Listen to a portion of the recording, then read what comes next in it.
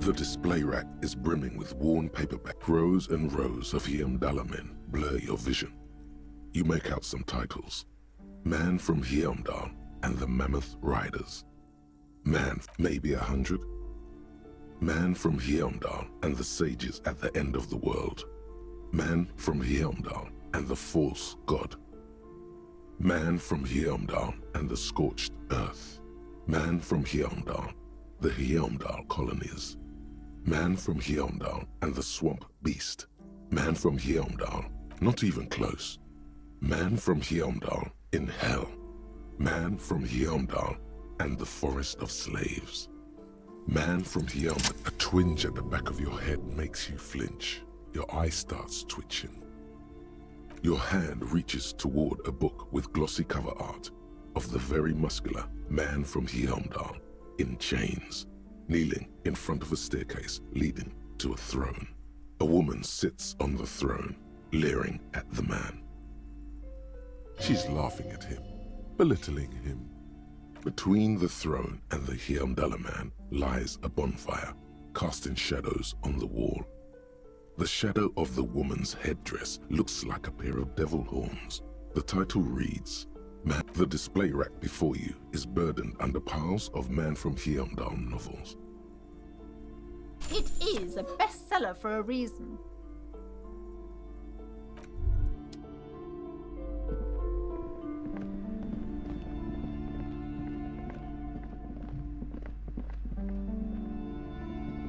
Several maps. The maps look old and faded. Your eye catches a map. It's not really a map. It's a tourist thing. A picture postcard with buildings on it. Drawn, still, it's detailed. Could be pretty useful for scouting ahead. You see the jagged boxes. I'm sorry, officer. The map of Martinez is the only one available. The other two are not for sale anymore. And besides, you could scarcely afford them. They're quite valuable, though they might not look it.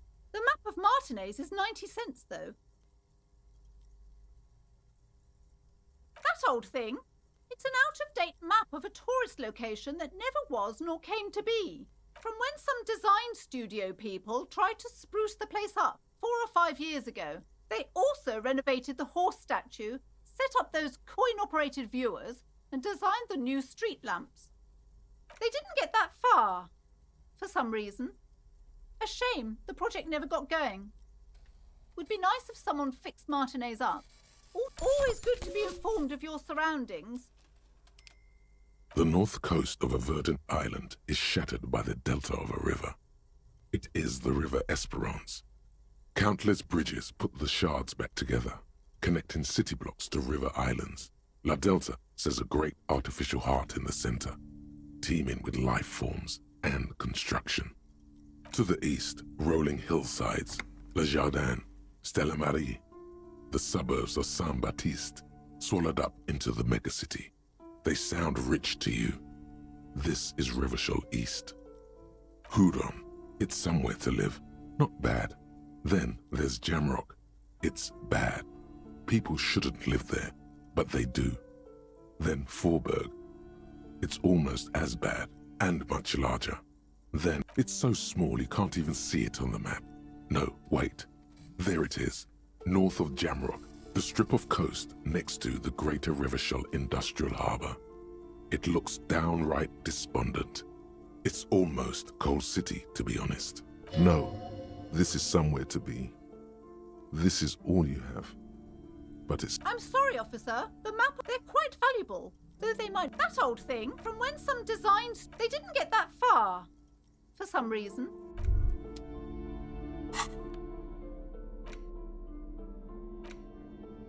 The worn map features the patchwork grid of the streets of Martinez, with directions to appropriately touristy locations. Your finger moves through the various streets, across Rue de Saint-Ghislain and Rue Saint-Sipar, over Saint-Brun and Martinez North, finally coming to a halt on the spot where you are currently standing, although the map gives no such indication itself. For a more detailed view of the map, go to your journal and select the Map tab.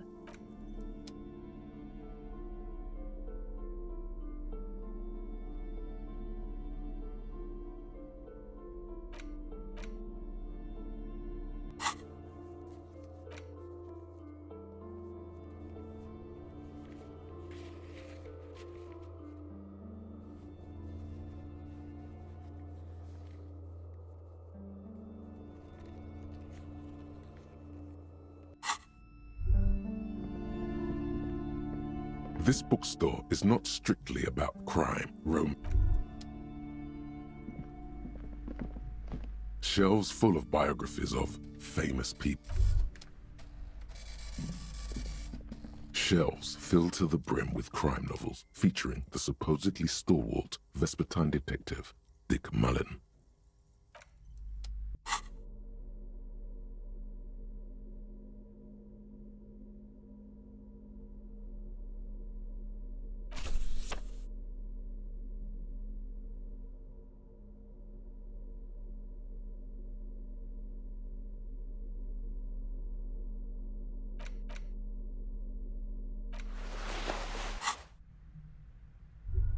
Shelves filled to the brim with crime novels feature crime fiction. These books great. What's more, not a single mention of all the stress this work creates upon the office. Shelves filled to the brim with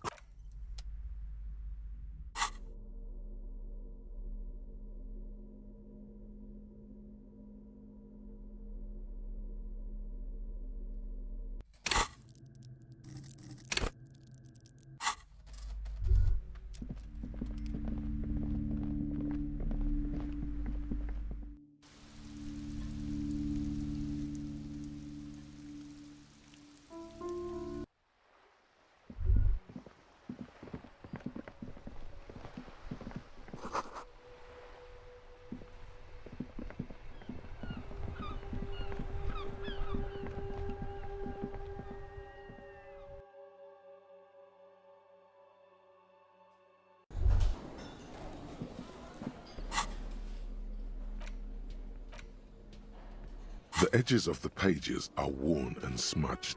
A lot of the jacket copy proclaims, "Man from Heimdall returns in his most exciting adventure yet. After crashing into a strange jungle, cannibalistic natives abduct his only surviving comrade, Noble Tyribald. Before Man from Heimdall can mount a rescue, he is ambushed by a tribe of female warriors and taken to the ancient citadel of Cloud City, where a mysterious and wicked queen rules supreme. You open the book to a random page. Man from Heimdall, wielding his two Zweihanders, is carving through a sea of savages. His visage fixed in grim, his arms whirling like windmills, are soaked with the blood of his enemies. Mangled corpses litter the battlefield. You flip to the copyright page. This book was written in 38. Berserker rage burns in his azure-hued eyes as he brings glory and honor to his long-lost Heimdall tribe. From the village of Heimdall, the ivory giant roars like an ice bear, and the winds of Gatla howl out his name. Man from Heimdall rides on a gilded griffin, his golden mane billowing in the steel muscles of Man from Heimdall gleam in the humid jungle air. Yet the man does not sweat. In meditation, his soul drifts in the frigid northlands he calls home. A passage reads, "The man from Heimdall looks up, his eyes blue as the mountain lakes of his homeland. He rarely speaks, but now his voice booms in the darkened throne room. Do not try to sap my masculine essence, wicked temptress. Son of Heimdall will never succumb to your seductive wiles. Thine spells are no match for purity and strength of will. Brothers of Heimdall, stand above the vices of flesh, for it is weak and corruptible, yet mine is forged in gore and strife." Queen Lydiana just laughs, a sultry and salacious sound, then says, "I have grand plans for you, Man from Heimdall." She gestures her diabolical hand toward an array of potions and unguents. "First, you shall please me. Then lead my armies against the vicious cannibals. Not a muscle moves in the face of the Man from Heimdall. Yet inside, there is turmoil." In the final pages, Man from Heimdall mounts Galavarin, his mighty griffin, and turns his gaze to the horizon. Queen Lydiana is dead, but an army of cannibals is storming the gates, and still there's no word of trusty Tyribald. To find out what happens next, you'll have to pick up Man from Heimdall and the Three-Eyed Skull. Available in fine bookstores everywhere. Spring 39.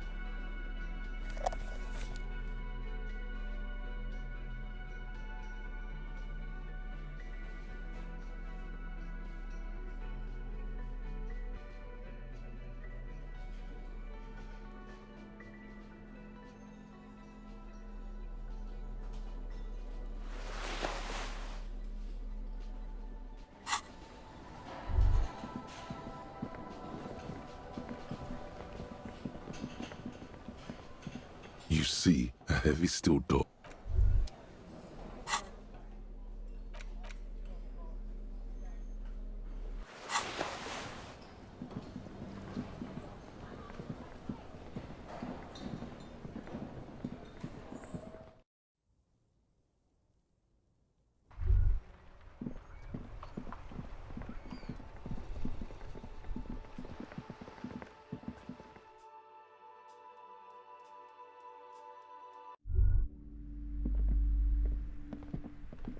Hello again, esteemed officer, and welcome to Crime, Romance, and I already told you, it's just a storage room for employees. I don't just let it go, officer. Go buy some goddamn books. You're supposed to be drawn to the books. It's just for decoration. Okay, fine. It's just because this place is cursed, just like everyone said. They don't call it the doomed commercial area for nothing. Are you happy now, officer? Happy that you've ruined everything? Host of hosts, she prays. Guard me and my honest business venture from the curse that lurks behind the curtains. Take it easy. You've broken her resistance. Pushing her further will gain nothing.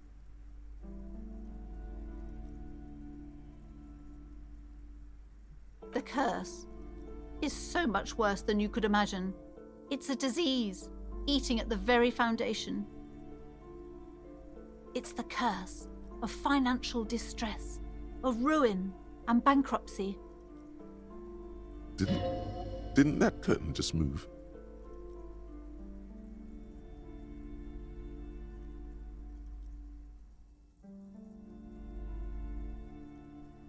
But officer, there's nothing natural about entire companies declaring bankruptcy. I'm talking about cacodemons feeding off bad business practices and disappointing income statements. There's something wrong with this building, I can tell you. Ever since I arrived, I've sensed an eerie, lingering presence, as if I was... Sounds familiar.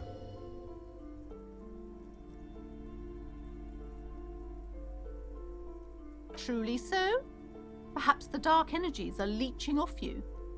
You shouldn't stay in the store too long. It may be dangerous. Yes, I've contacted numerous parapsychologists and even a pair of Simonese mediators. They provided me with the wards. The wards help to keep the doom at bay and protect us against the darkness that lies further in the building, even though now I fear it's not enough. Oh, this? No, it's a special Himian amulet, blessed by desert pygmy shamans, with a spell of compulsion.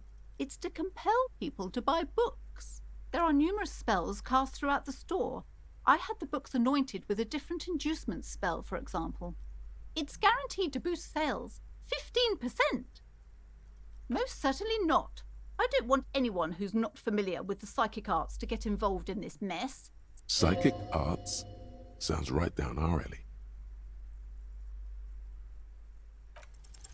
Time to fire up the old lie machine.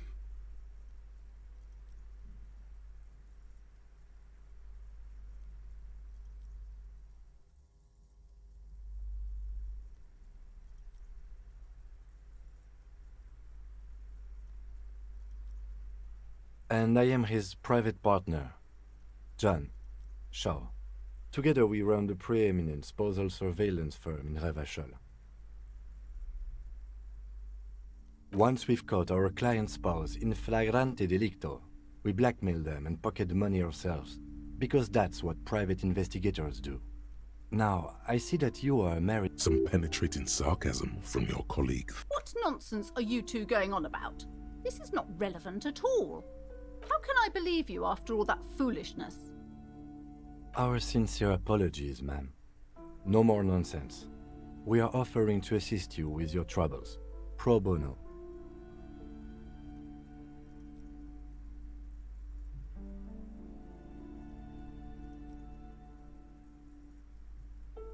That's right.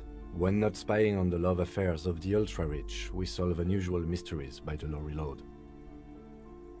Oh my God! Will you stop with that incessant yammering? It's too much. If you wanted the key to the back door, you could have just asked for it.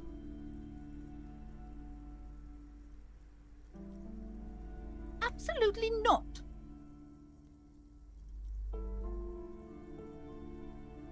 Okay, but please, only a few questions. It's not good to talk about the curse, not in detail. The negativism. Wow. Void raves. You have new words. The woman before you scans the store, her shoulders rigid and tense. Every now and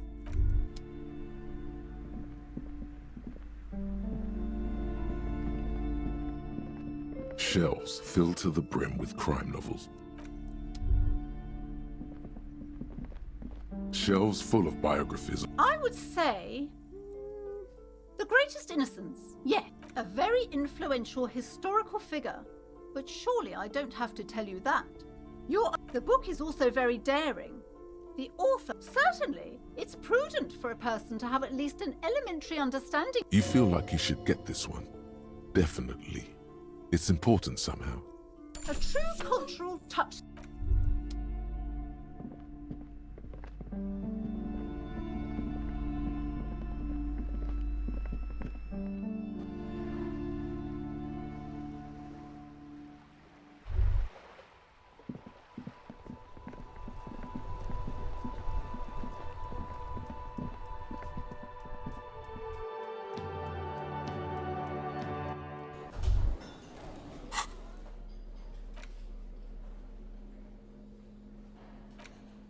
The Greatest Innocence by João Paulo Salomão Lopes de Fuego.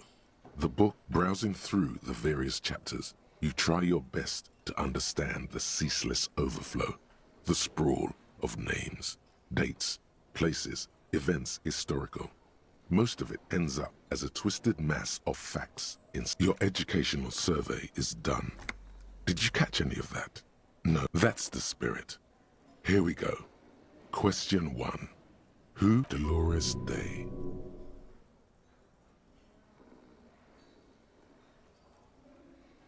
Incorrect.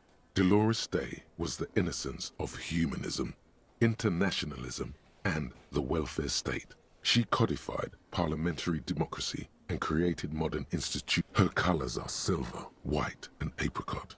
And when you think her... Steer clear of this one. There's something terrible about this one. A strange sensation of loss. When she left the earth, the dust, and the ice, and the humans. That is unimportant to the quiz. Stop thinking about this. Yes, the quiz is impersonal. Incorrect. Sola was anointed during the previous century and even lived to see the current one. She was an urban planner who spoke her mind and largely left history to its own devices, encouraging people to excel on their own rather than prescribing to a deified model of history. Sola resigned after an assassination attempt by a Yugo nationalist who blamed her for not taking the side of the left during the turn-of-the-century revolutions. Innocences don't usually resign. Care to try again? Correct. Nothing much is known about him. It's not even clear that he was a he, but Franco Negro presumed as such and called him Pius. He's depicted as a young man with molten gold pouring out of his mouth. All he spoke was gold. It said he invented God and equality of men before God. He also introduced the gold standard as a way for measuring people's love for Aurum. As the first innocence, he declared that there should be more of those like him. It is presumed his disciples were the beginning of the Holy Party, the founding party. Question 2. Who was the strongest innocent? Easy. Everybody knows the answer to this.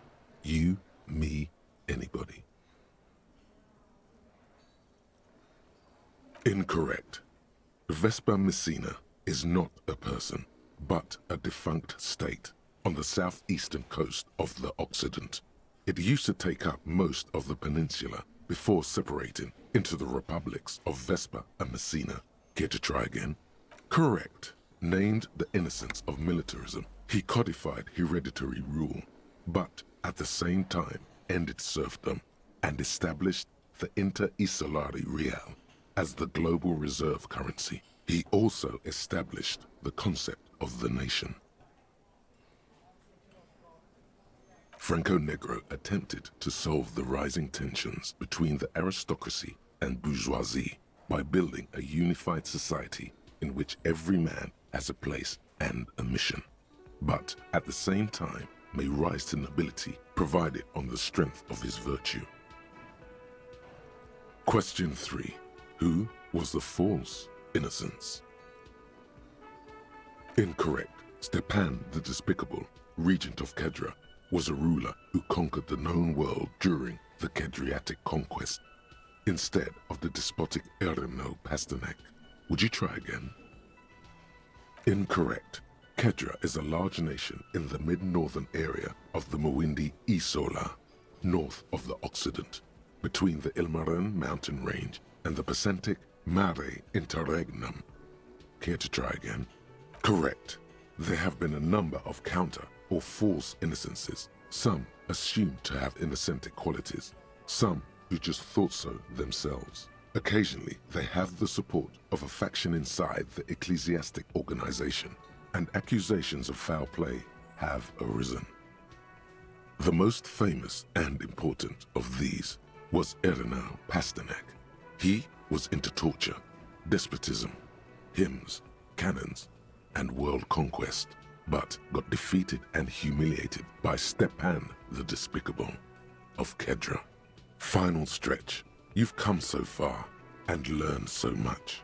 This is the most important one. Question 4. Who was the greatest innocence? The most incorrect. While Franco Negro built concrete churches and cathedrals, and while many people, especially the Mesque, consider him a father figure, due to his militarism and nationalism, João Paulo Salomão Lopes de Fuego argues differently. Another incorrect. He was a violent bastard, out to torture. Correct. The Mesque might see Franco Negro as the father of nations, but as of this century, there's been a great shift in attitude. Dolores Day has become widely regarded as the greatest innocence, a most radical change to the whole fabric of the world. Everything from inter-isolary travel to the connected world to 3 consecutive scientific revolutions can be traced back to her. Every decade that passes, she seems less human somehow. Congratulations on finishing the test. The results and your subsequent an F for failure. Ha ha ha. You would have done better if you just left Dolores Day for the end. Dial the Dolores Day down a bit.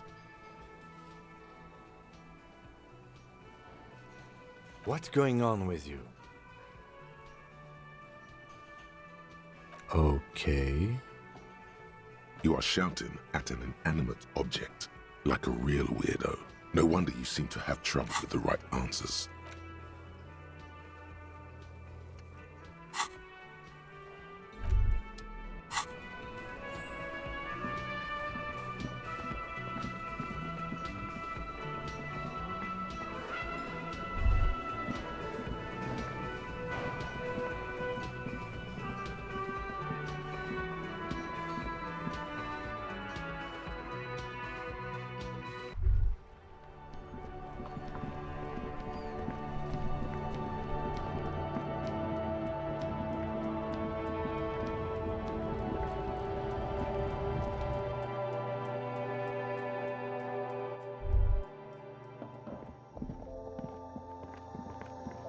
The tear machine stands in the corner.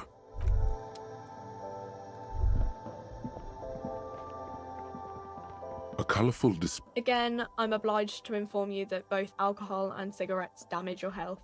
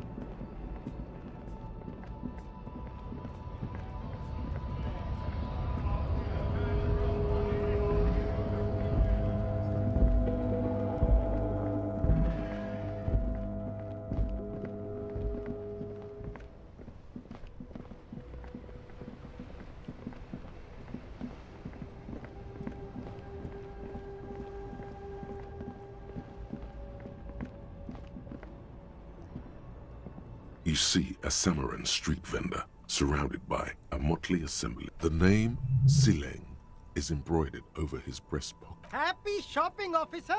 Everything's cool here. Everything's cool. The goods are cool. The customers are cool. You're very cool. Bang, bang, bang, bang! Oh, yes! You got style. You like premium menswear.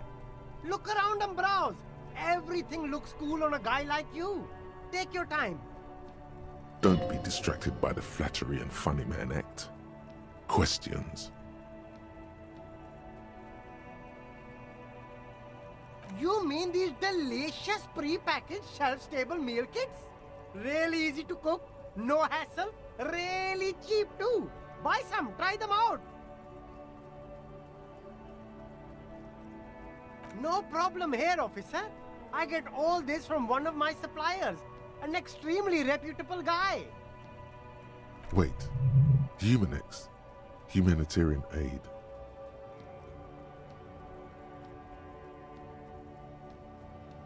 What? Look, officer, I'm just a retailer. You'd have to talk to my supplier if you got questions. Interesting. We'll need more if we're going to pin this one down, he thinks. Good question. Only the coolest goods in Revachol. I've got sneakers, speakers, extremely comfy pants too. Try them on right here. Good joke, officer. Here we don't have permits. Just economic freedom. You glance around the decrepit buildings, the miserable weather, the sidewalks strewn with sunflower seeds and a dust-choked air. It's beautiful. Beautiful freedom.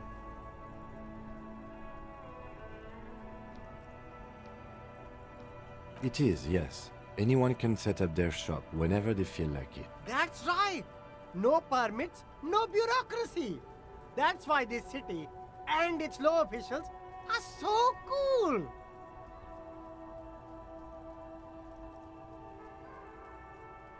Hyper cool.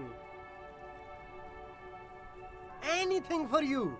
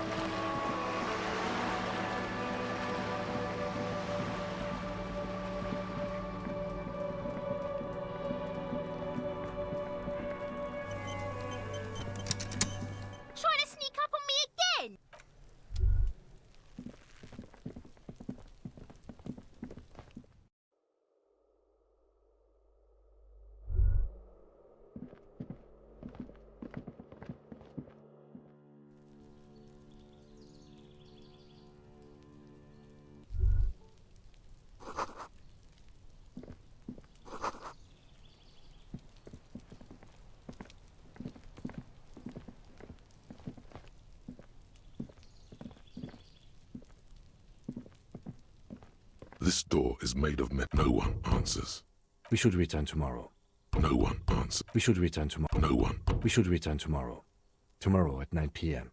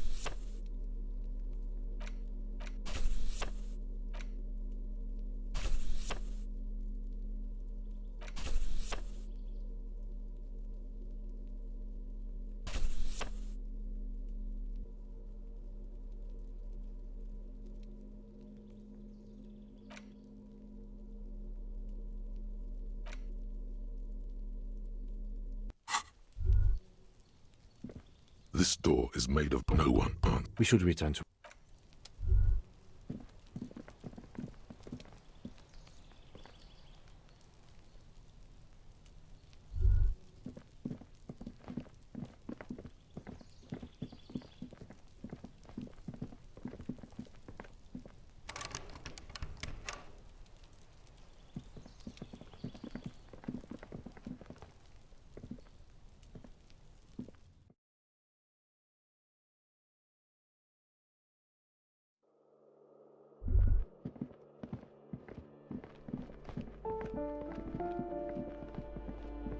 This door has been closed with a padlock. A chalk-drawn number on the board says, Number.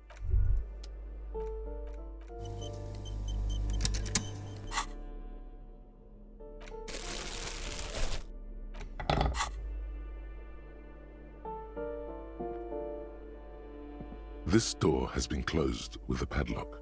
A chalk-drawn... What are you doing?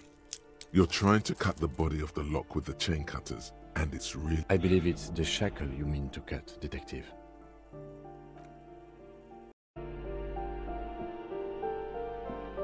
This door has been closed with a padlock. A chalk-drawn number on the board.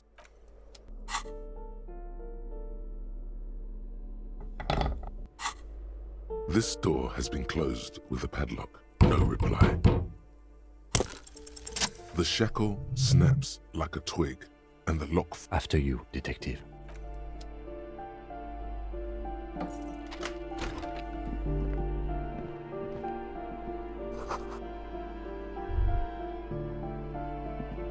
A plaster cast bust depicts a middle-aged man with impressive sideburns.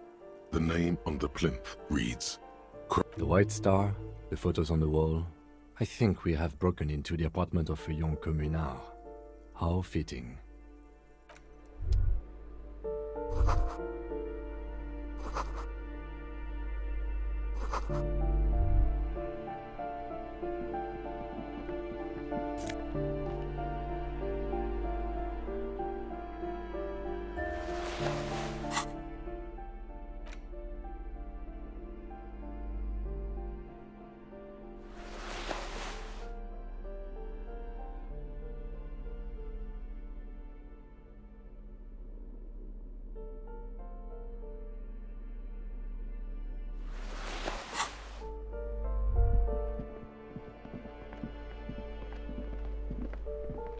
You hear someone. The walking stops abruptly, but you can feel tension on the other side. A poor communard, from the looks of it. Do I have to open the door? Do you have a warrant? I'm not. Let's go. We don't... It's generally easier to do things if you have literally any...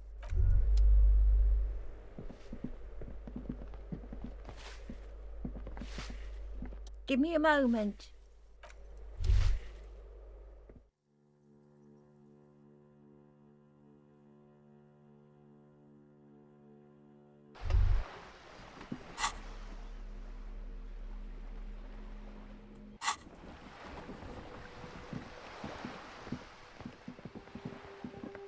Hello again, officer.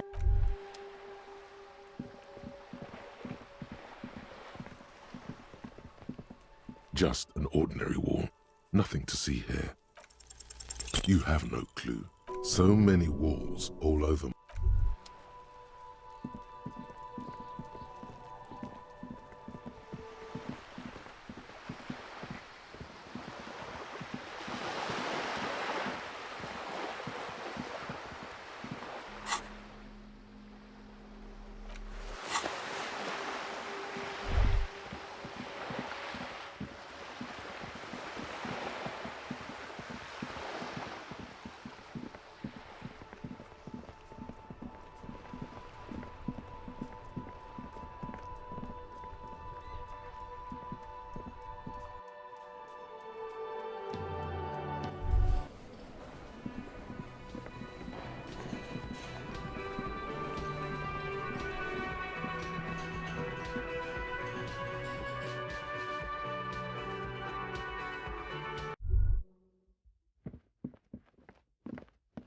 The door is closed.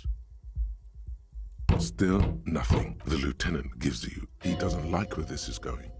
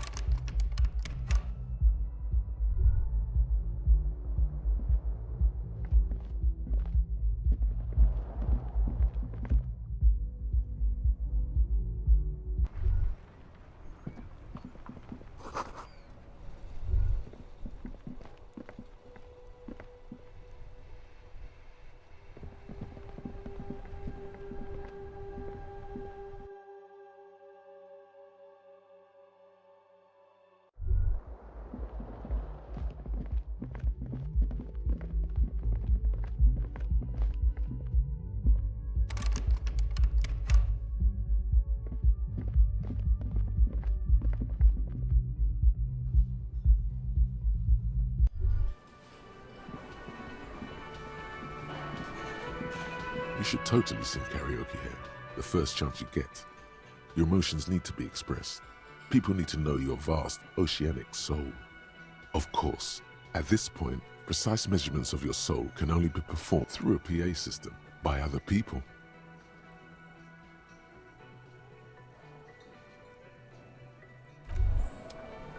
Can I help you?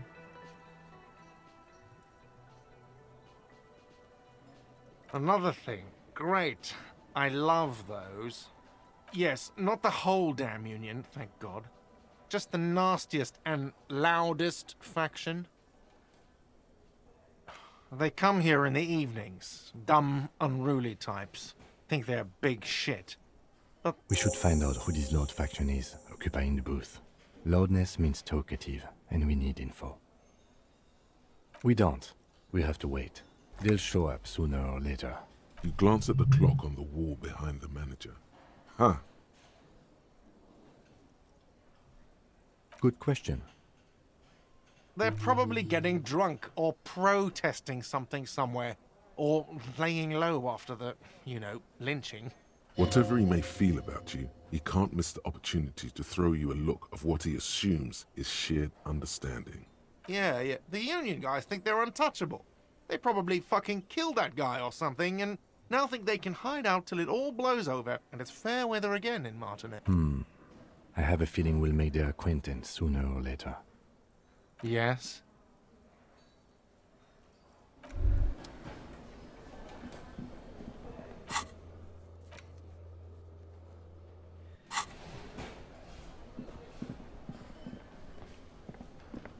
Hello again, sweetie.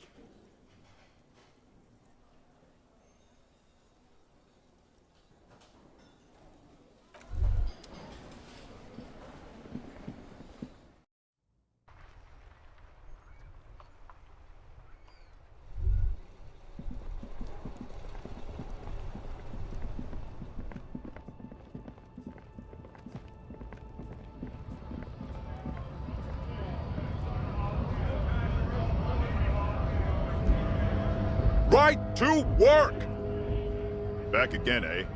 Here to show... Maybe you should ask them the question. We have families to feed, you piece of shit. So do we, Scab.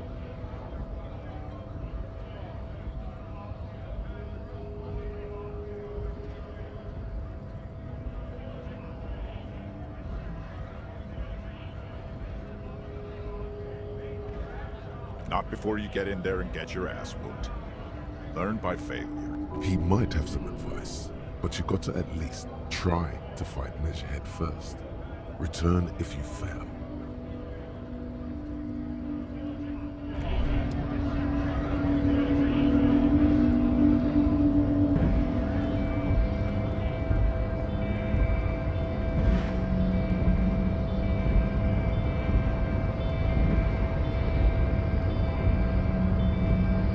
Your race descent has only worsened since I last saw you. You have really let yourself go.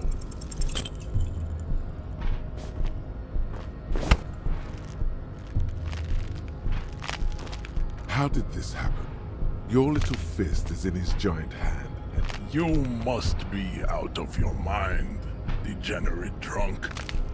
Say it. your fist cracks in his hand like a ripe apple. Pain shoots up into your brain as he's twisting it. The words to the song have changed. Your hand twists in his grip, and the pain blinds you. Still, you press the words out of your swollen mouth. Good. Now leave before you humiliate your homoerotic organization any further.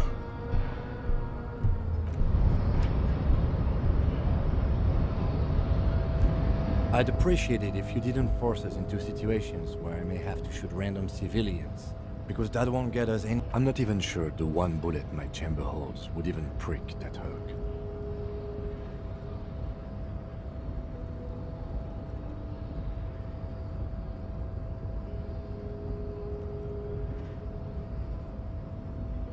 The lieutenant. That's right. You should do it again.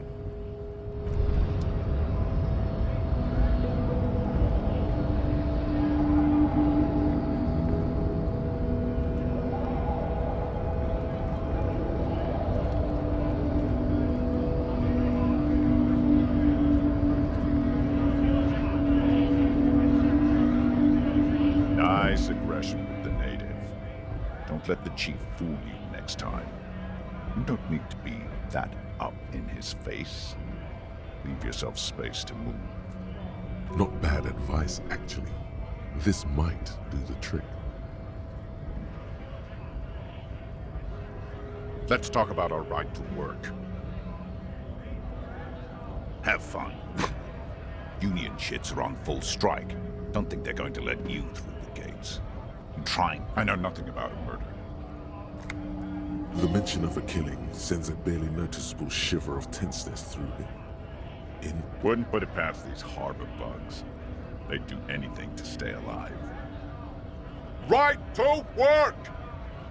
It's shameful. Cops doing nothing. You should bring backup. Open up the gates for us. Blockading gainful employment for workers is a crime. We are not picking a side in this just yet, sir. Pity. Let us work! We were promised work.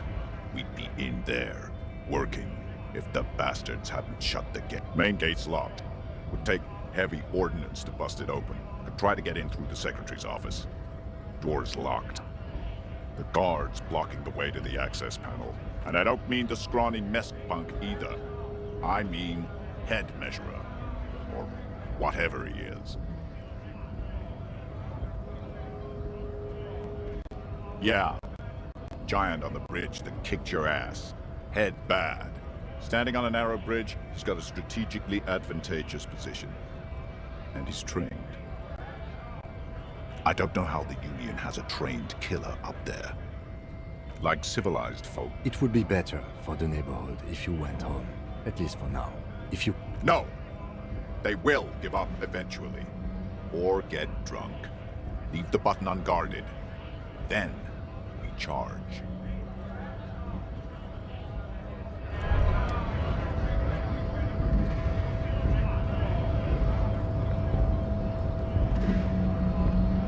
I guess getting past the man ain't that simple after all. So, what now?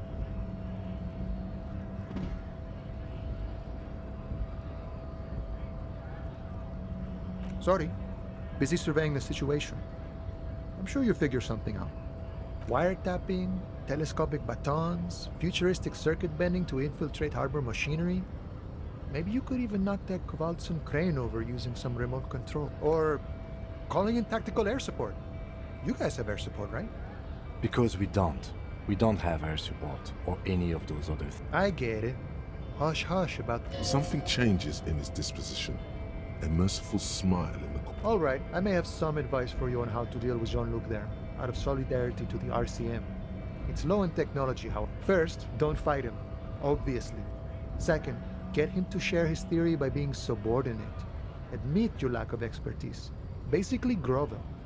That's how I do it. You're welcome. Maybe that would work. We'll have to see. Murder, huh? That sounds like a lot of hard work. You'd never see me investigating a murder. That's okay. I have no idea what I'm doing.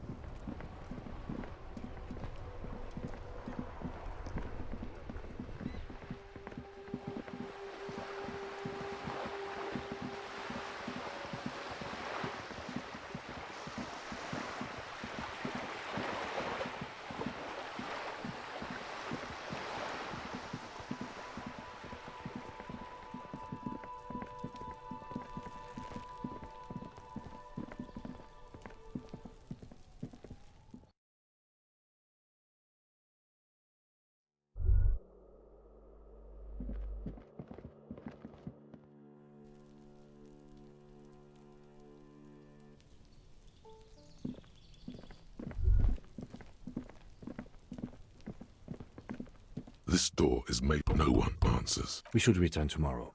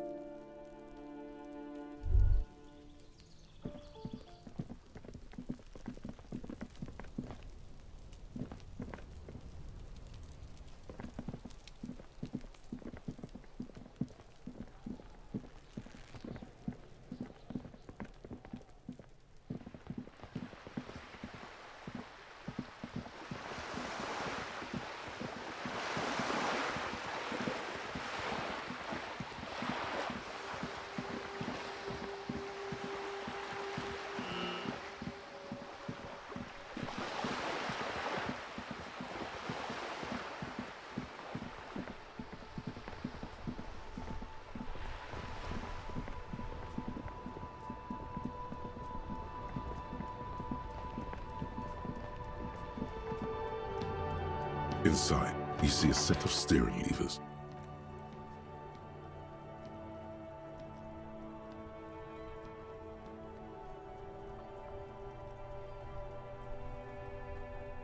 As you tap on the gauge, the indicator... There's no use pressing the heat button. It won't start without the ignition key. Translation. We're not going any alternative translation. Don't even think. The white suede feels luxurious under the touch.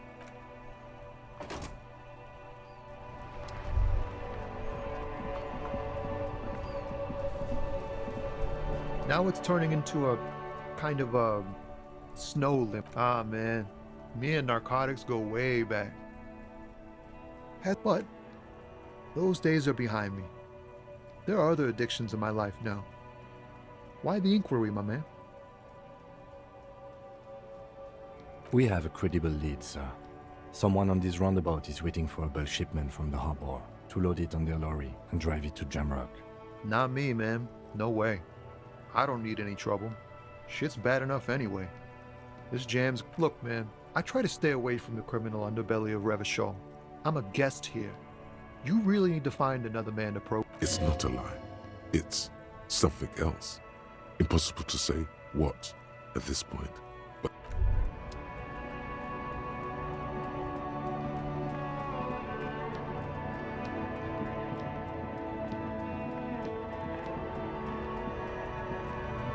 looking for something, Hunt? Come to tell me to fuck off? Drugs? They're shit, man. I don't let anything pollute my body. You know where that shit comes from?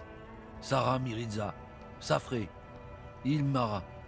They take the money from our local junkies here and then use it to outcompete us in the They know they can't beat us in a fair fight, so they have to get us to weaken ourselves. he eyes you warily, unsure how to respond.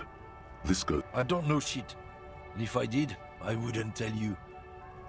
What do you think? I can't leave the lorry unguarded. Stuff's been getting looted lately. It's those little kips sneaking around at night. If they touch my stuff, the bosses will be on my ass. There was a bunch of spilled boxes in the back of a big lorry nearby. Yeah, I knew that guy. He was an honest driver who loved this country. We were having a good debate about genetics at the Wheeling in Rags when some kip boys smashed his lock and took damn near everything. Lost his fucking job over. Since he left, I haven't had anyone to talk to. It's a fucking travesty, is what it is. Isn't it obvious? Fucking Sealang, that beady-eyed South Samaran. That's the one. His tribe are natural liars. It's in their blood. Is your man alright? 100%. He's a lorryman selling his employer stuff. Broke the seals on his Humanox lorry. No doubt he's selling drugs. I wouldn't be so sure about it. Not until we've heard what Sealang himself has to say. Guess so. Oh, not much anymore. I'm here to pick up some cargo, but the dock workers are on strike, so it's a sit and wait on your ass situation. The strike? Oh, they've been at it. Apples. Yeah, He's given you the runaround. Let's be honest, you were bested.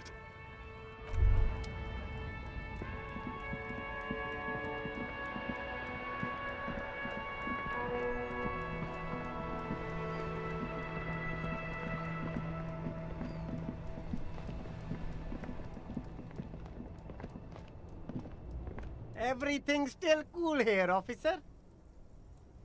Drugs? I don't go in for that, officer. Unless you're into drugs, of course. In which case, drugs are excellent. Mwah! Tasty, tasty drugs. That's so cool. You investigating the local drug trade like some cool narc? But I am not a lorry driver. Who said that? It's the fat racist, right?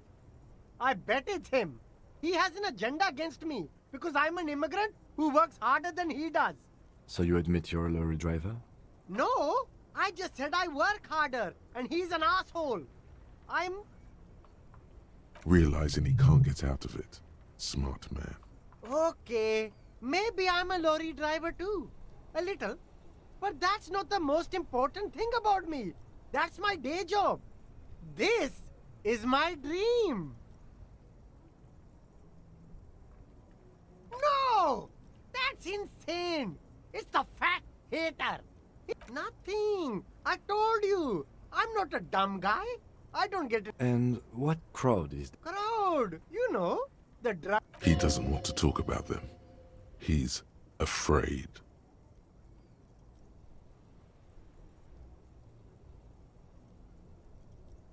No use. He's not telling us. He's too... Okay, look. There's bad people doing bad things here. That's all I know. Please don't get me into this mess. I spent 15 years working my way up. Here we go. There's a tiny bit of truth on the table. Zoom in on it. It's a she, okay? The other drivers call her the lady driver. You're better off staying away from her. The way they talk about her, she's no lady. I don't know. Maybe. If she is, I haven't gone near her. I don't get... It could be. She was strange. All right. I scored. Let's cap this off with a purchase. You can...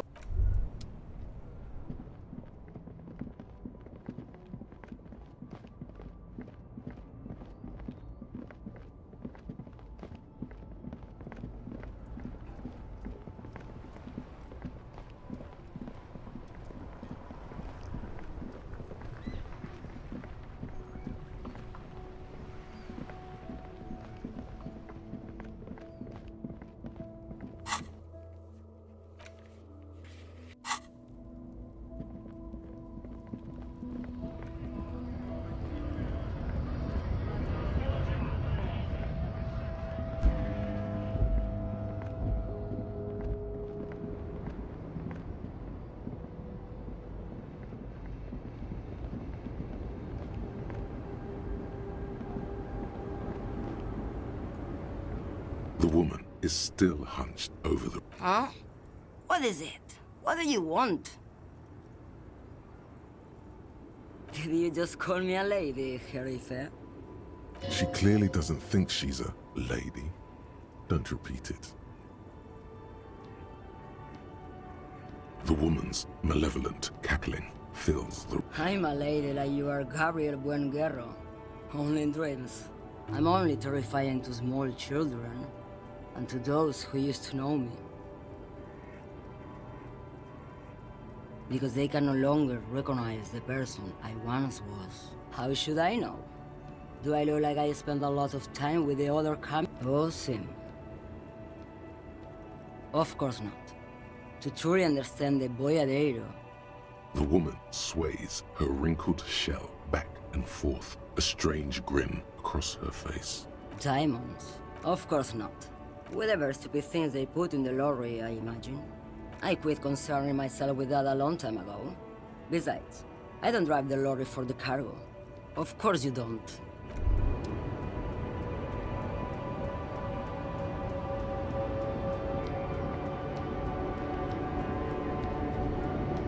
The woman is Huh? What is it? What do you want? What do I need drugs for, Lowman? What I see, what I feel, the great adversary, no drugs can compare. If you don't know,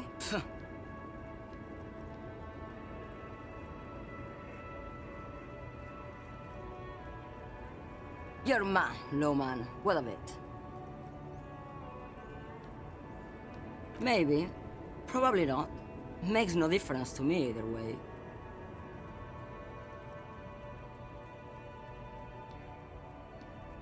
Just this month, I made half a dozen trips from Saramiriza to Grad, and the U41A. What do you think they take? No, Lowman, diamonds.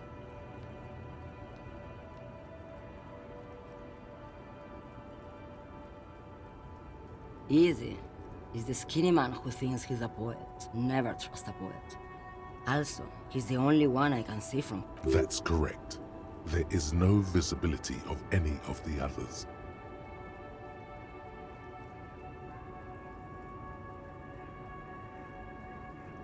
Diamonds are good for you, Loma. Where do you want me to go?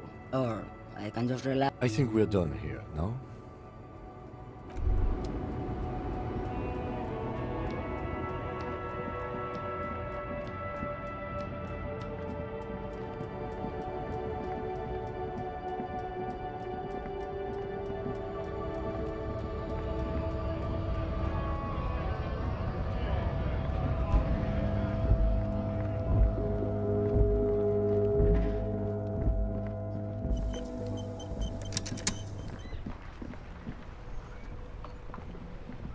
Hello again, my man.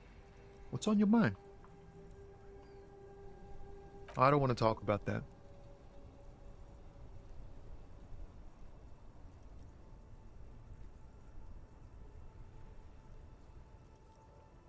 Man, I was hoping it isn't going to be her. All I can say is, she isn't around here anymore. She isn't some evil drug trafficker. And I don't know where she is. Thank God I don't know. People here call her the Lady Driver. She kept her name a secret. From me too. Now I see why. A friend? An acquaintance. I don't know. She was the only person in this damn jam I could talk to.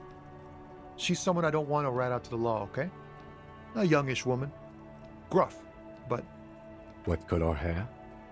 Blue and violet. Died. It was violet when she got here. Blue before she went. Then she may have dyed it again. I didn't, man. I told you I was hoping it's not her. That she wouldn't be mixed up in it. He still is. Hoping. It's just wishful thinking on his part. Not trickery. Damn, I don't want to... Please just let it go. Whatever she did, it can't be that bad. She's not a... We can't just let it go. It's part of a police... That's how it always is with you, isn't it? All part of the investigation. It won't come to that. We won't pursue her on this. This is information only. I don't believe you. She's got the darkness in her. That young person's darkness when you think it's all over. And you're looking for a way out. She shared this with you? Yes. Which is why I don't want to snitch on her.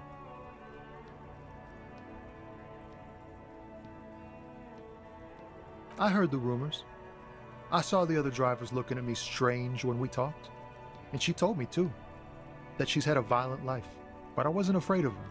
More like for her. Did this violent life include drugs? Well,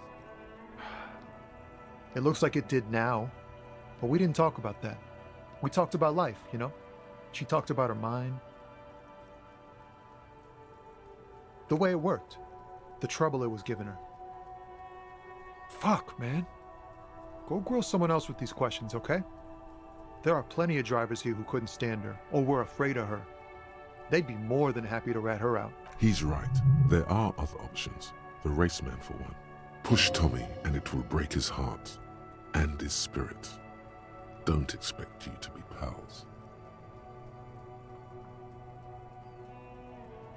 Thank you, friend. Wow. We should think about calling it a day, maybe.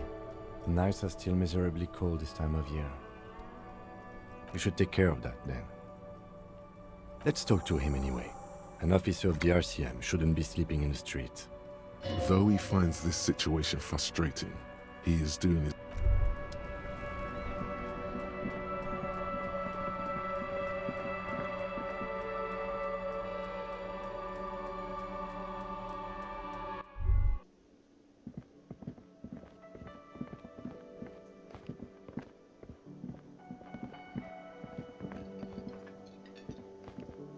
Can I help you?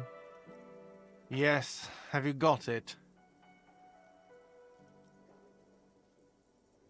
Does that arrangement include you paying me what we already agreed you owe me?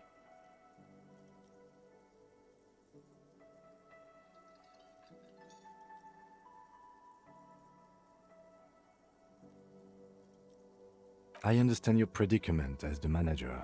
However, I feel I must remind you that we are here to conduct an important investigation that also affects your business. Forgive me for saying this, but your colleague seems more committed to drinking, and... I mean no offense. It's really nothing personal. I just have to protect the interests of this establishment. Good luck trying to use it. All the locks have an electronic component. They have to be unlocked down here with a master key before your guest key will open the lock. Not until you bring me the money. Okay, I might have something in my motor carriage we can use when you're done here. I really didn't want to resort to this. The man is thinking. Oh, Lieutenant, we're done here.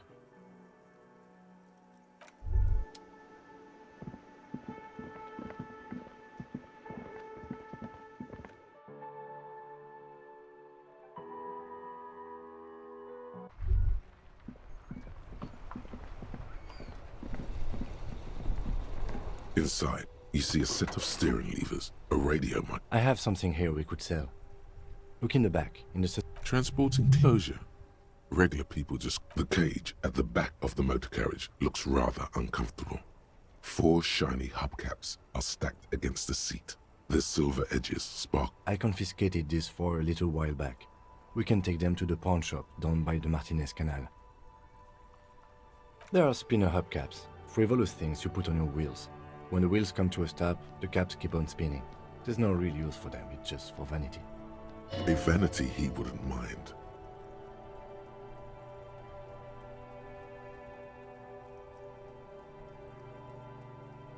The lieutenant nods as you take the spinners.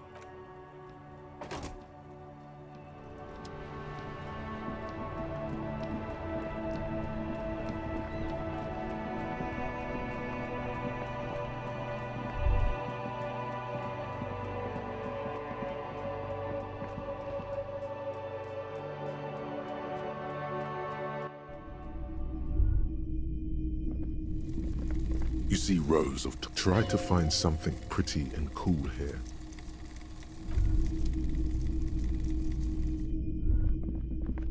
Wow, a very large red T. Oh yeah, the print depicts a... It's not often that I see officers. What can I do for... His courtesy is not insincere, but he prefers being alone with his projector, just watching the movement of light across the walls of the shop. I haven't had any problems myself, though some of my customers have complained about it. Who are your customers usually? All kinds of people come through here. Locals, travelers, people looking for a deal, people looking for a keepsake. As you can see, I have a wide selection of goods for everyone to choose from.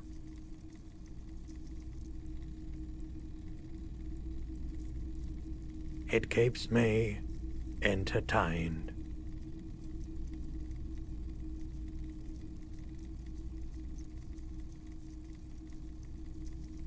I doubt it, but I can try and answer any questions you may have. I do my best to keep my distance. The pawnbroker's gaze is already fixed on the dancing. Yes, we'd like to sell these hubcaps.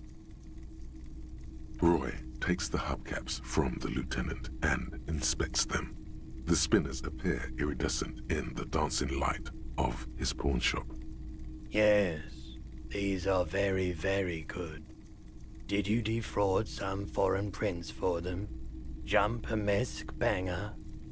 No matter. I'll give you 200. No one was defrauded or jumped, I assure you. Of course. I meant no offense. 200. Thank you.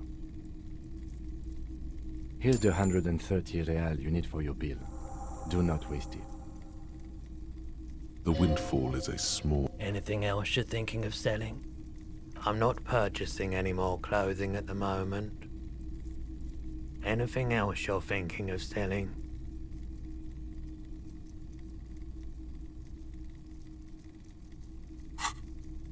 Another time, perhaps.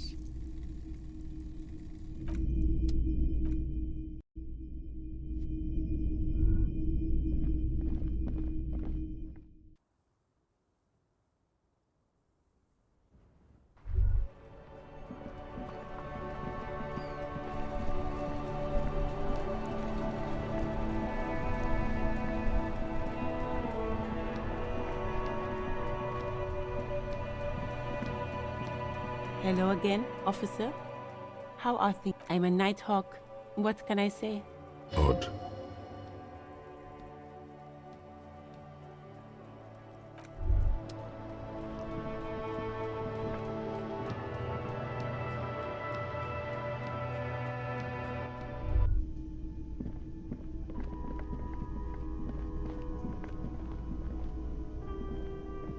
Can I help you?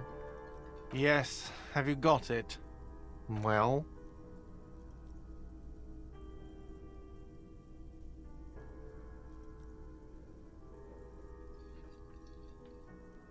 Great.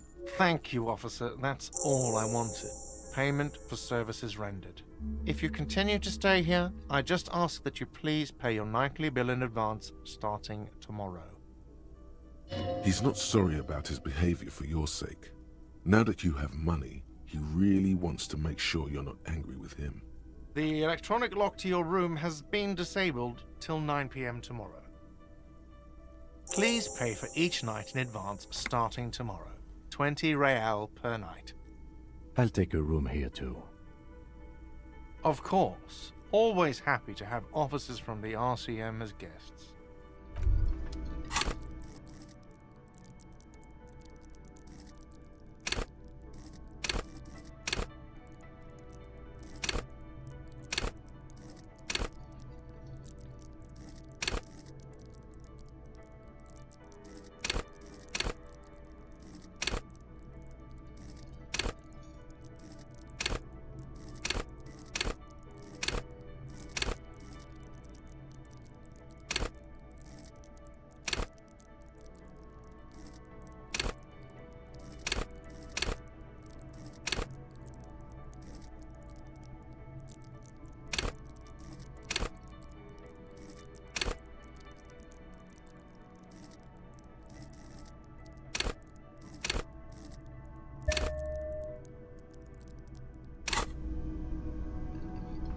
Hey, so we've been monitoring you internally, and now we know you're cop. Guess.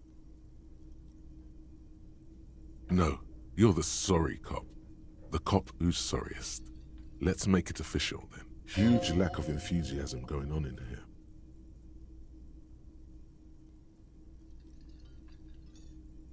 No, you don't. Come on. Wow.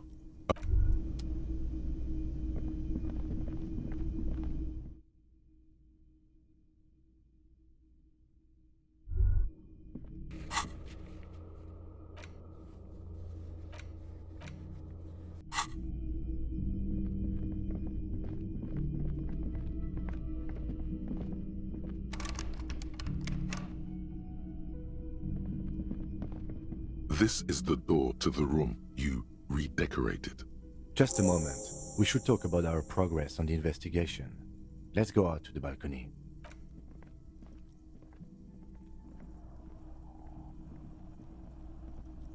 The air outside is brisk. The lieutenant is silent for a moment. He listens to the traffic hum. Then... Now then, we should talk about the investigation. But I also feel you're a bit hazy on the RCM. Our role here, our rights, our jurisdiction, basically. Well, we didn't even look at the body. And there's still much to do at the crime scene too. We didn't search it thoroughly enough. He would have put all of this more harshly, but he doesn't want you to feel completely discouraged. Probably because he's afraid that you'll just get... We're both doing our best under the circumstances. Just don't drink tonight, please. We weren't able to find the union leader, Evrard Claire, much less interview him. So that's on the to-do list. We tried to interview the Wild Palms rep, but she asked us to do something for her first. I have a feeling Joyce knows how dangerous the situation really is. We have to get her to talk to us. Above all, though, today was exhausting. What's with all the running? You run a lot. Is that a standard Precinct 41 practice? It's impressive, especially for a man your age, and in those hills. Nice shoes, by the way. I like the green. Goes with the orange.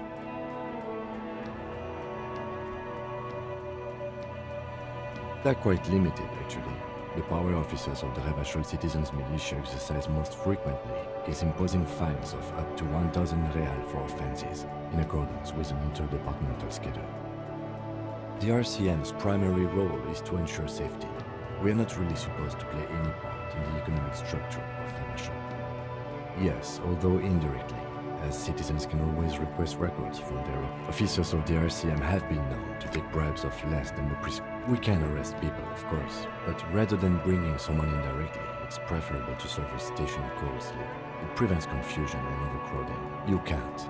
Those who don't show up become fugitives, though, and have fewer legal rights when they are eventually caught.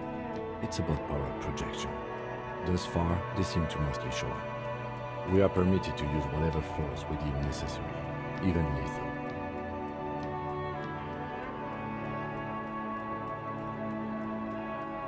That's an improbability, perhaps even impossibility. Perhaps, but Precinct 41 is known for a higher than average rate of kills. We don't convict. We arrest and send them to coalition government courts in Courant and the coalition government. The RCM was formed by the coalition government to restore order in the international zone after the revolution. So we did. Now we attempt to maintain that order. No more, no less. Or perhaps it is better to say we were allowed to form. It's a point of contention whether the citizens of Relachol or the coalition government founded the RCM. Silence. A great comment to such a conundrum.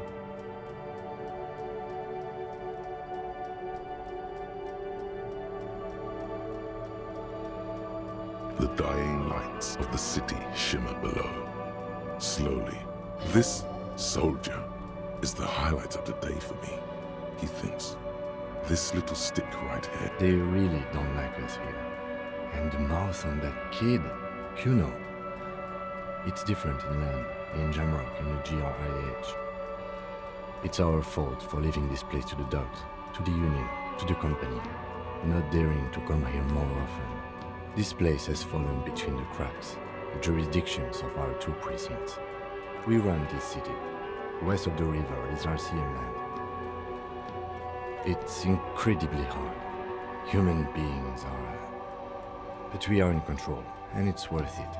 The organization works, our systems work. If they didn't, the city would disintegrate. Night. Captain Bartholomew Price steps into the yard. A piebald horse waits by the motor carriage, chewing oats out of an oat bag. Seagulls fly overhead. The sky is black. Captain, rows of houses on either side, hunching over the sidewalks, and Precinct 41 with its stone roof growing distant. Around him, the streets are silent. A kid on the corner waves at the captain as he Thanks, kid, he thinks. He's grateful. Me too. But I wouldn't count on any drastic changes in our lifetimes. He is very tired, but the dark circles under his eyes make him look younger. Yeah, it's getting very cold now. Let's go.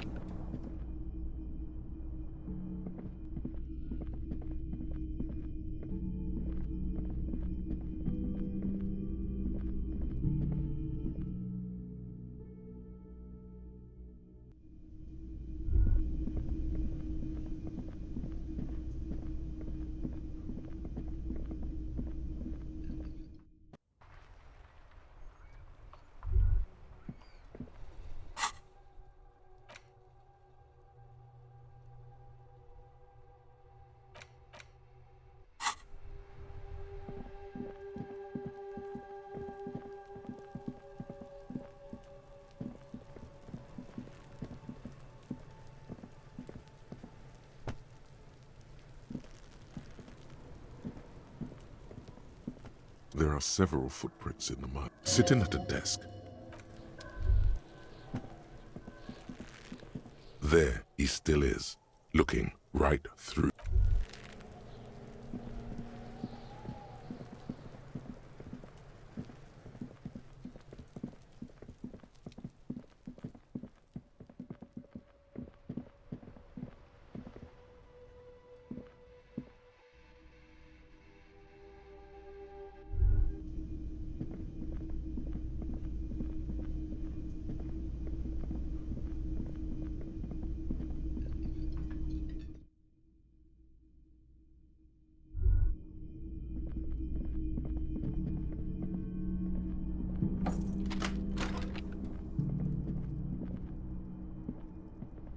This fan has or has it been consigned there as punishment?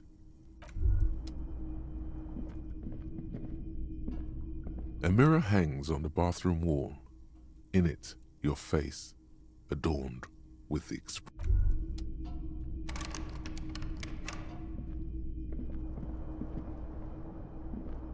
The bed is cold and the sheets feel at once coarse and clammy against your skin.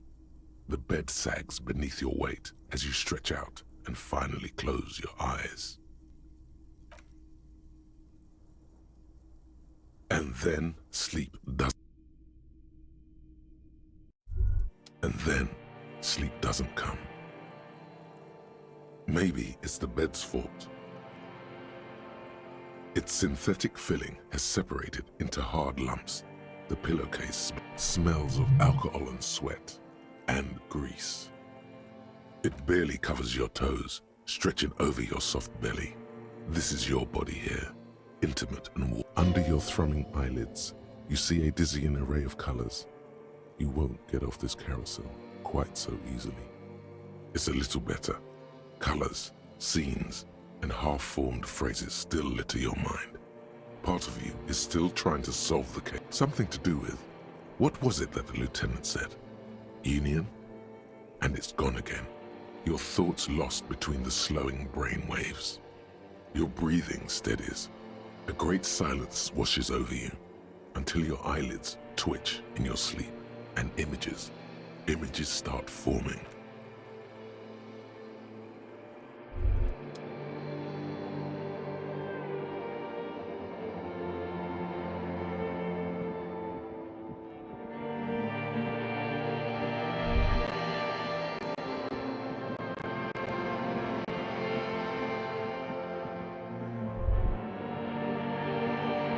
Do you remember the scent of your childhood? What it says on the can, Harry? Answer the question. Do you remember your wife's hand on your face?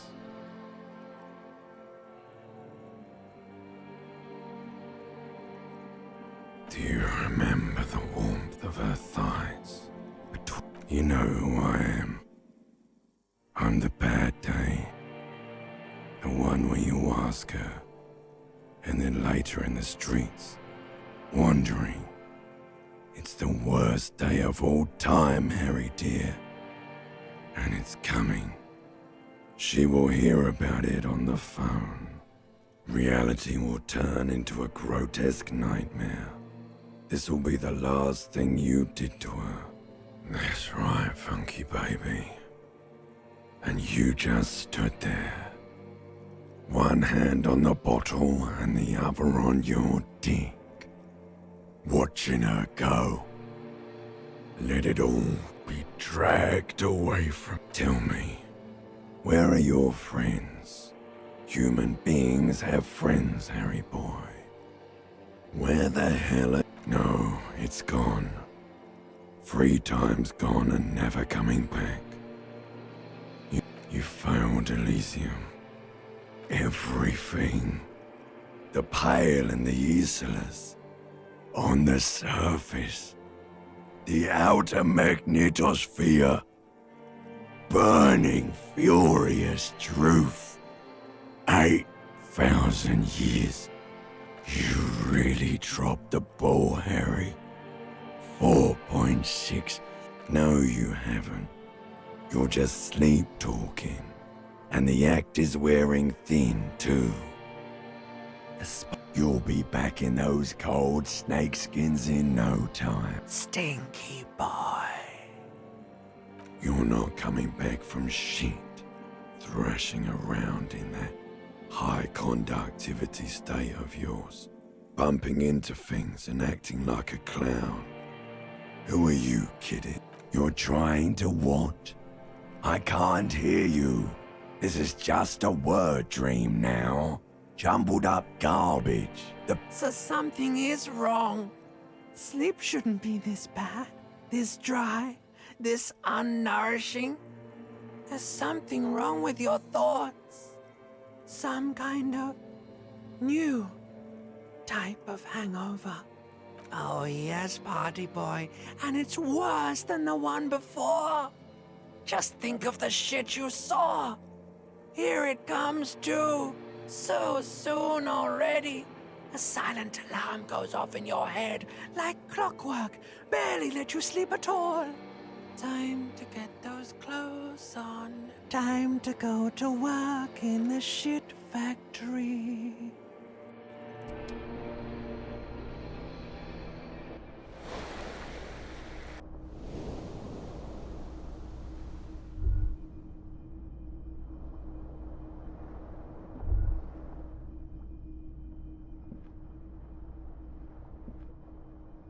Good going, buddy. Oh, just a dream.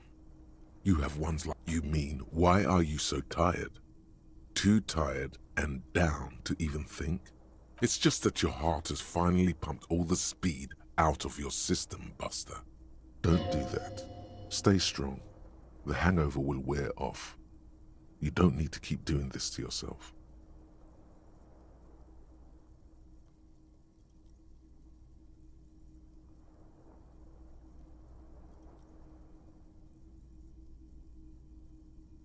Speed is a potent central nervous system stimulant. It kept you propped up all day yesterday, despite your debilitating hangover. How else did you think you even got up from this floor? You got up from this floor because of a holy vow you made 16 years ago. With me. To wake up exactly 7:30 every morning until the day you die. Don't be silly. There was no vow. You were high on speed. That was the only reason. Are you sure? Ready to live as this pathetic shell of yourself for days? Basically, a week. Let's be honest, 2 weeks. Maybe 3. You won't make it.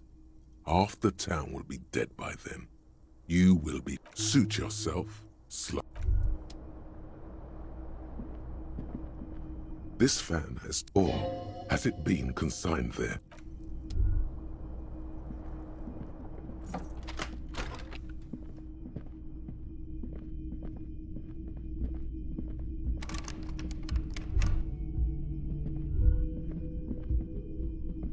The door is closed. Still nothing.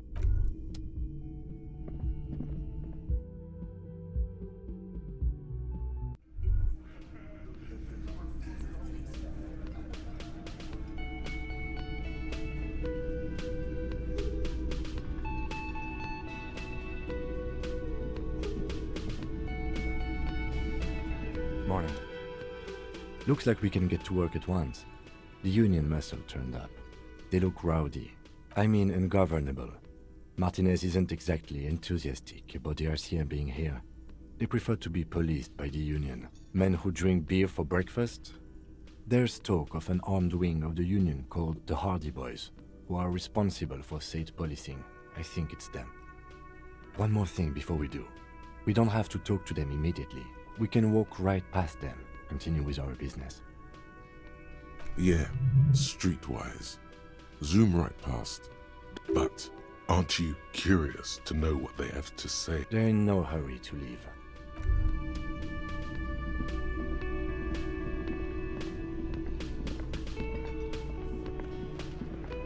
Let me handle this.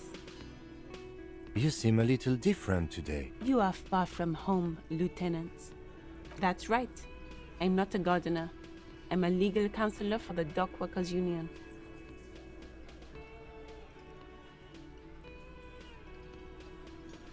Not a muscle moves in her face. You are looking for Titus Hardy, who you think has information on a murder the RCM is investigating.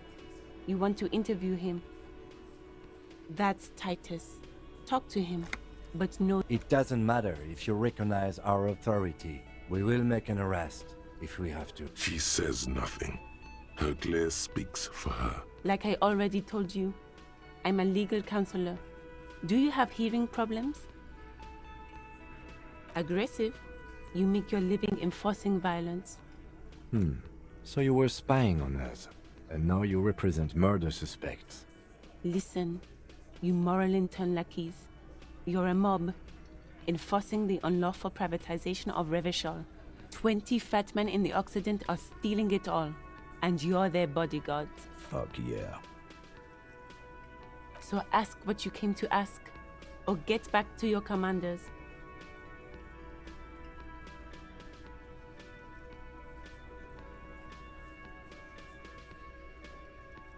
Let's.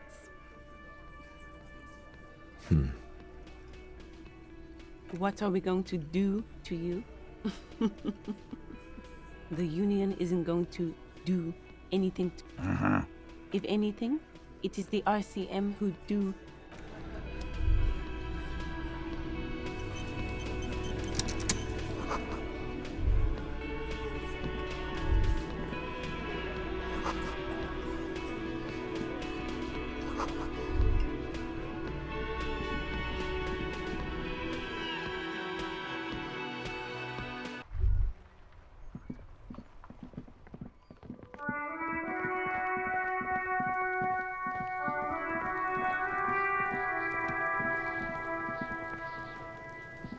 I'll die before I squeal, pig.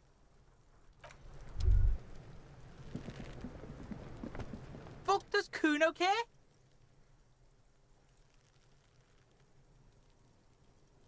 Kuno doesn't.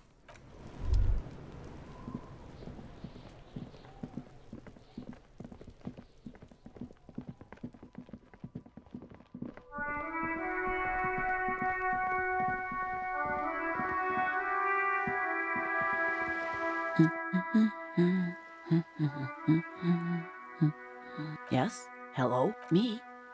No one. I'm just a... She doesn't really want to be disturbed. If she's such a working class woman, why isn't she working? Not all the time. Right now I'm browsing books. Even though it is. I know you are. What with?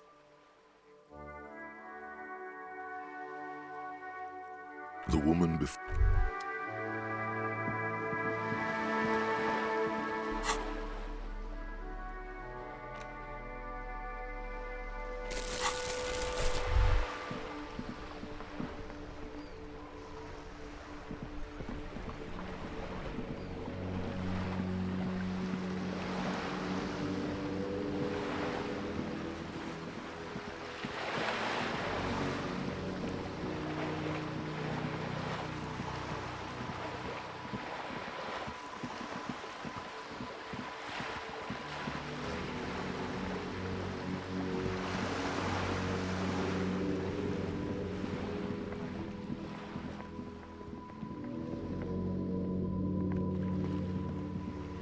Hello again, officers. Have you...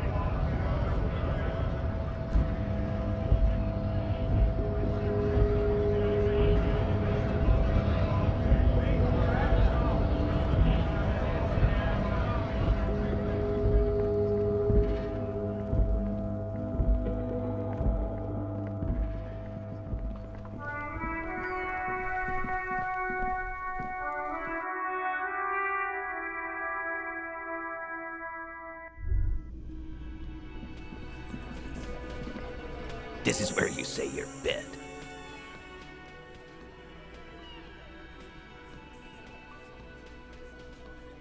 Detective. Precinct 57's finest scans the room, leaving the speaking to you. He trusts you, maybe against his better judgment, but he does. Hey, dipshit. You hard of hearing or something? The boss man's talking to you. Oh, this is about him. A real looker, that one. You're sure taking your time, waiting for him to get ripe and pretty for you, huh? Oh, he was a real pretty boy by now. Real hot stuff. Letting out that pretty boy smell. Time to go to work in the shit factory! Easy, boys. These janitors have a hell of a job cut out for them. I mean, I wouldn't go in there for $1 million. You might want to start asking your questions now. It's not going to get better. These guys are so macho, they're ready to confess to first-degree murder. Ask if it was them.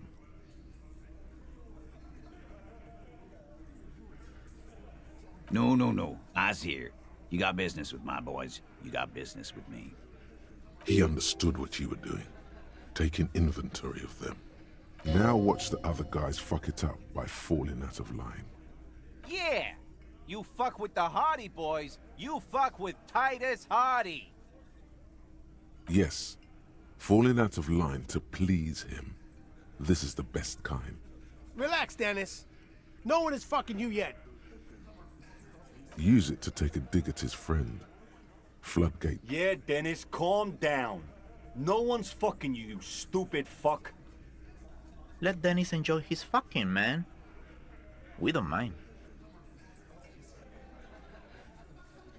This one knows how to keep things going. He's a hothead, but not one to be taken lightly. Yeah, you're not even being fucked, Dennis. Easy, fellas. We got company. Let's see what brings the cop around. Too late. You already got a pretty good picture of these guys. You can use this. Fucking say something already! The pretty boy. You guys really love talking about that pretty... Funny. But my partner and I have a serious matter to discuss with you. Well, maybe you should just fuck off then. Don't worry. We are resourceful. We'll find a good topic for us to discuss. No. I's here. He understood what... Now... Yeah! Yeah. Relax! Use... Yeah. Let Dennis... This one... Yeah. Easy. Too late. You already got a pretty... You could take another look at the tracks in the yard. See if they fit with the characters here. It could be incriminating.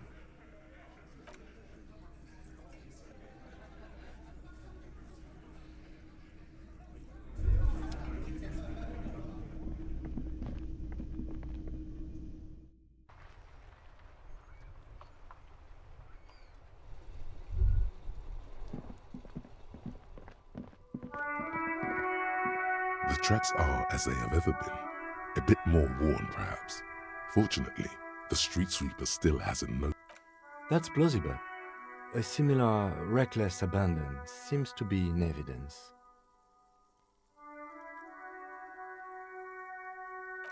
You are correct. Somehow that makes you feel scared. You don't...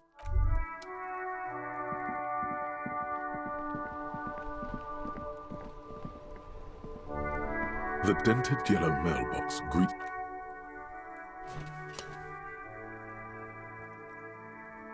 The box seems happy. Eat shit, pig. Fucked by the coon. And St. G with a crown have been scribbled on it.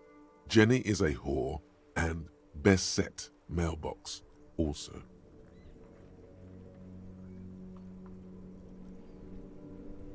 The mail collection box seems cathartic, thankful even. So do you. You shudder. Then...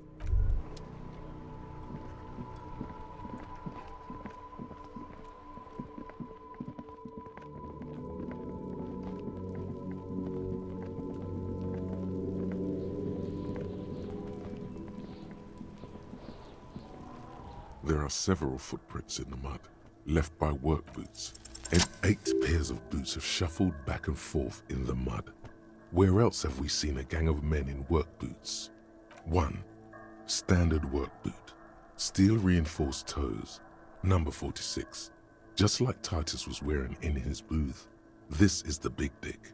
Type 2. Standard work boot, steel reinforced toes, number 44. Either the blonde muscular guy, Glenn, or the young guy with a plectrum around 3. Hobnailed work boot, steel reinforced toes. 4. Standard work boot, number 45 or 45. Another standard work boot, reinforced toes. Number 6. Light as air. Same make of boot, but number 41. 7. The glowing outline of a standard work boot, number 46. The imprints are twice as deep as the others. The weight exceeds 200 kilograms. Fat Angus. Carrying something? 8. Another standard work boot, number 44. There's an aberration in the pattern of the sole. The right sole is smoother, more worn. Curious. 7 sets of tracks, right? The Hardy Boys were here. That's all? Interesting. Then one of them seems to be missing. Anything else out of the ordinary? 200. This could be the combined weight of 2 people, one carrying the other who's tied up. Let's say a heavily built worker carrying a similarly built armored man. Maybe it was a fat Hardy Boy, the one sitting in the middle. He might be right. 200 kilograms of living weight is unlikely.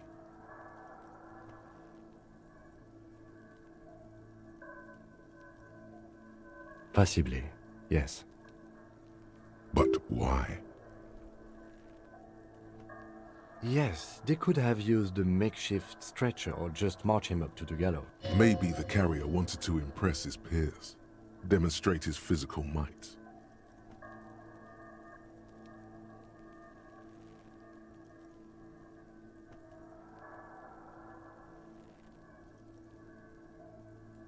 You mean a display of athletic ability meant to belittle the victim?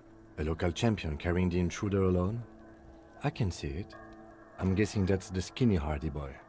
The one with his front teeth missing. Yes, well, he did look a bit like a rat, you're right. Do you think I could still be wrong? But I'm probably not. Interesting. Let's name it the Old Soul. I wouldn't be surprised if this was the missing Hardy Boy. Wonder who he is. Someone operating a workbench with a pedal? Like a joiner at the harbor. Or maybe a drummer? He regrets it the moment he says it.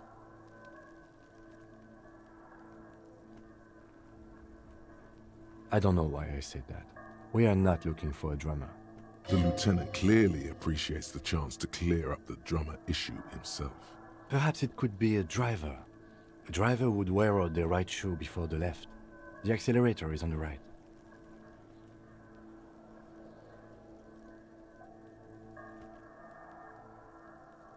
He doesn't seem to hear you. Looking south. We should keep our eyes open around the traffic jam. See whether anyone strikes out as a potential suspect. Seems prudent, no? Mm-hmm. A week, maybe? 7 days would fit the time frame provided to us by the caller, who reported the hanging. It is not impossible. I pulled last week's forecast for coastal Havashol. 7 days below freezing.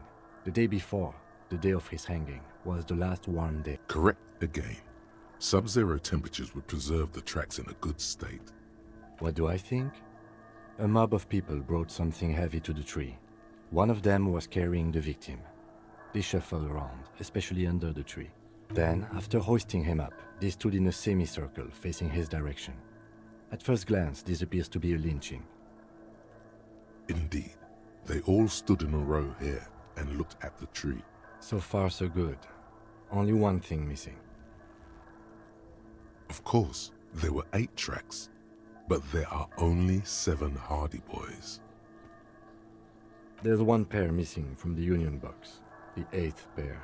I'm going to say it was our old soul. Yes, I doubt the Hardys are going to tell us who this person is. For now, it's best if we just keep our eyes open. I'm sure our investigation will eventually lead us to the old soul.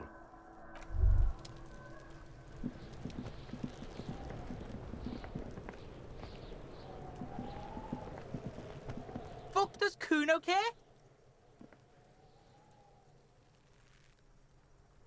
The fuck about it? Your test. Get lost! Kuno doesn't.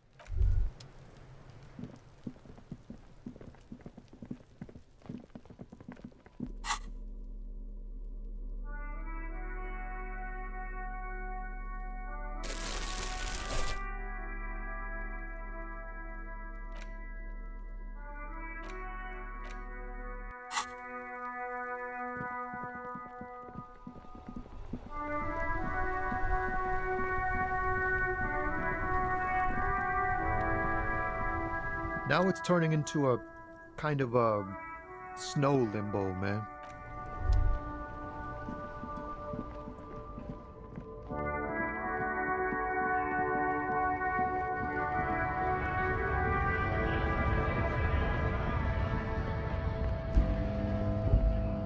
A lorry stuck in the trap. The windows are clear. Fumes of heavy fuel oil waft over you. The driver, as a large metal pendant hangs from the back end. Racist, nationalist, likely, yes.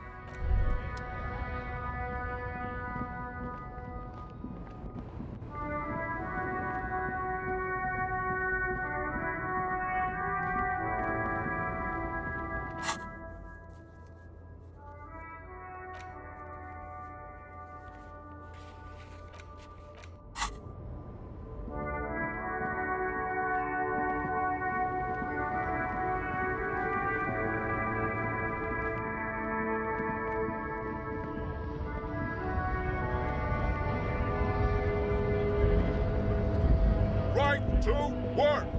Right to work! Shame on you!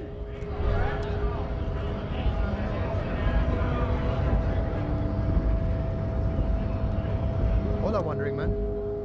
How can I help you?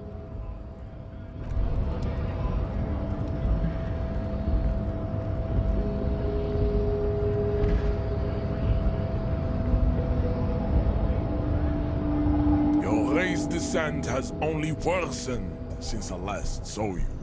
You have really let yourself go. I am not the first line of defense. I am the last. In addition, these so-called Hardy boys are an effeminate clique of bodybuilders. Their company is spiritually degrading. The Hardy manlets are on the pay of the company. I answer to the union alone. And I do this out of race heroism.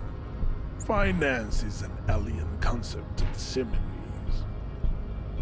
Now leave me be. I must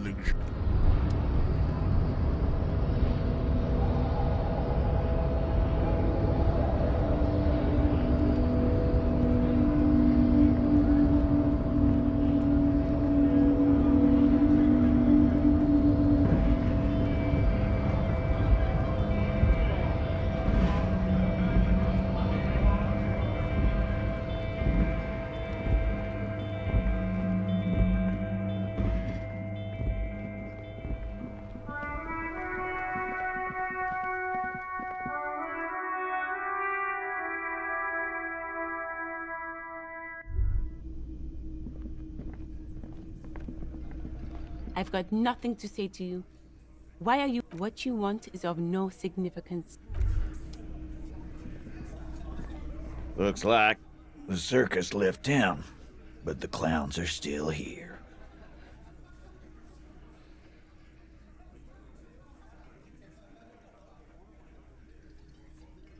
What are you talking about, madman? There's no 8th Hardy Boy. There's 7 of us and we're all here.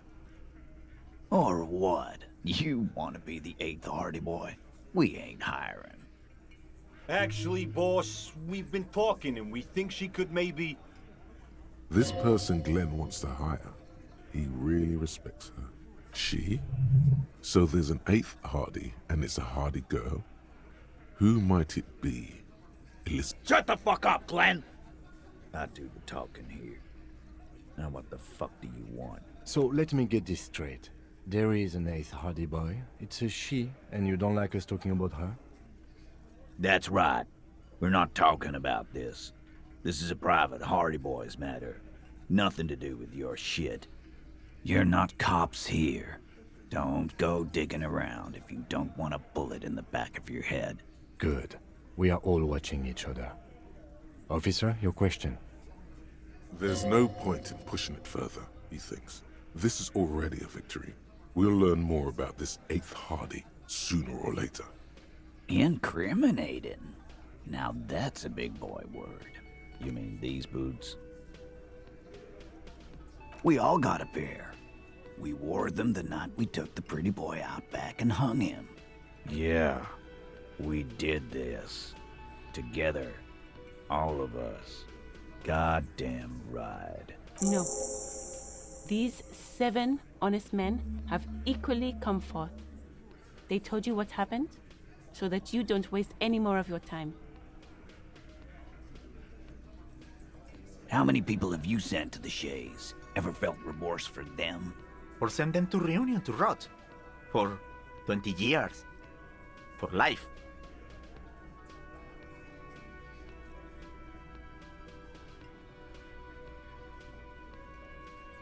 But you see, a lawman, is something people agree upon. And here in Martinez, we agreed that this man had to die. Are you deaf? There will be no singling anyone out. You can't arrest a Hardy boy without arresting. Do you think you could do that? Do you think you could arrest them all? That's for the courts in Les Jardins to decide. Not for the officer making an arrest, which we all know you won't be. What you can do right now is go back to your station and... No. We'll stay here and discuss what happened that night. You don't have to keep answering his questions. I know, Lizzie. Relax. We killed him last Sunday night. Seemed like a good way to end the week. Known him? We don't associate with scum like that, asshole. Yeah! Who do you think we are? Quiet. He came around about 3 weeks ago when that Pines cow first sailed into town. Happy? By the Pines cow, you mean Joyce Messier? A representative for White Pines? The same company you're striking against? No. I mean the Pines cow.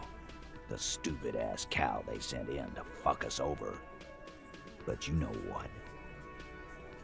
Why don't you ask her about the pretty boy? I'm sure she has interesting things to say when you ask her hard enough. That's enough insinuation for today, Titus. Officer. Why? 'Cause he was worthless mercenary scum. And he stepped out of line. What kind of mercenary? The kind that shows up when you start a strike. The experienced kind, too. Had Cohoy and Seminine written all over him. Ex-Oranese Special Forces. A live grenade. Right here in our bar. This one has a special gripe with him coming here. I can't prove it, but I know he was sent by the Wild Pines. They hired merc shit like that. Story of every strike from here to Samara.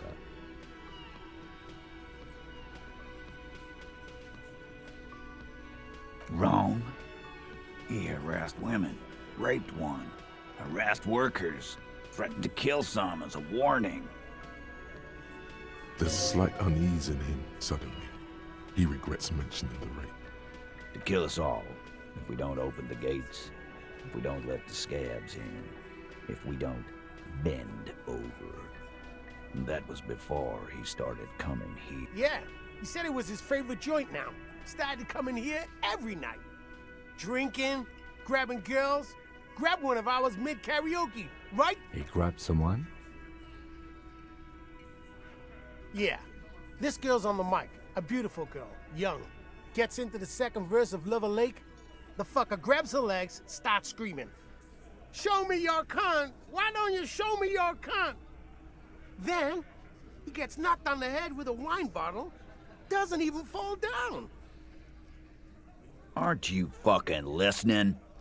My man is talking to you. He took care of it. They got the girl out before anything else could happen. Yeah, me and Eugene got her out. Aren't you fucking listening?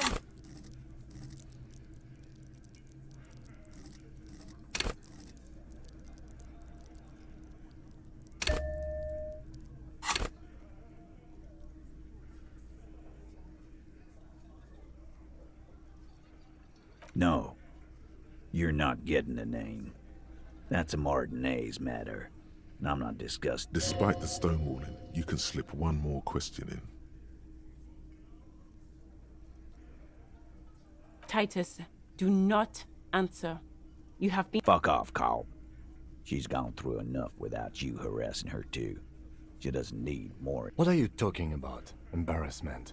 If someone has been sexually assaulted, we— What you need is to get the fuck out of my face. I've had enough of explaining myself to you fucks. He's dead. It's done. As you can see, these men can only take so much baseless scrutiny. I'm doing my best to keep the situation civil, but... It's true. She was the only thing holding him back. We hanged him up by his neck until he got real still.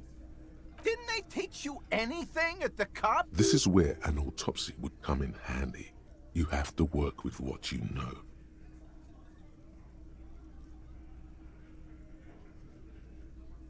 Titus, you don't have to... We overpowered him, dragged his unconscious body to the tree, put a noose around his neck, and hanged him till he was dead instead. Then we left him for seagulls, maggots, and you fucks. Make them a bit more uncomfortable first, then see if it all adds up.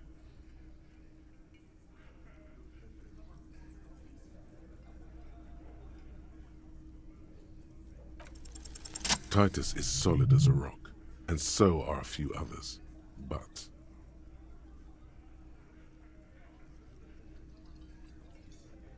Elaine, who looks like he might be Titus's right-hand man, the least antsy of the bunch.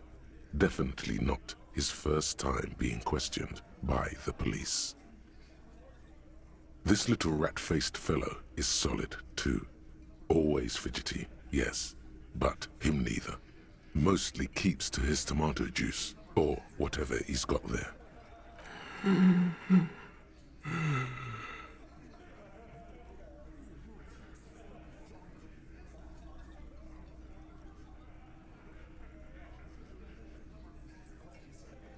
No.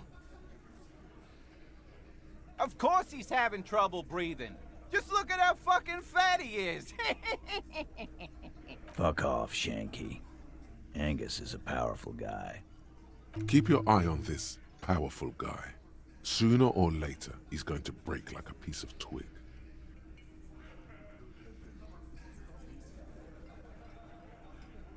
And fuck you too, copper.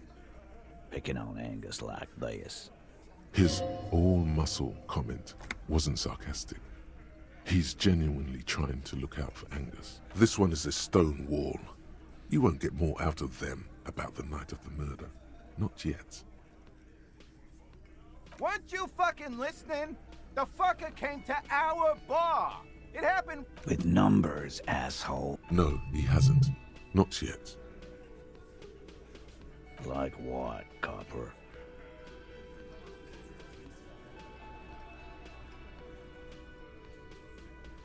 Nothing. Your investigation here is done. Leave Martinez, go back to your stations where you belong. I think we're going to stick around, thanks. I've done this job for long enough to know that people don't just confess to first-degree murder. Even if it is a group responsibility, we're good. Good luck with that. You've heard everything a rent-a-cop is gonna hear. Rent-a-cop? So that's what this is about. He doesn't see you as his equals.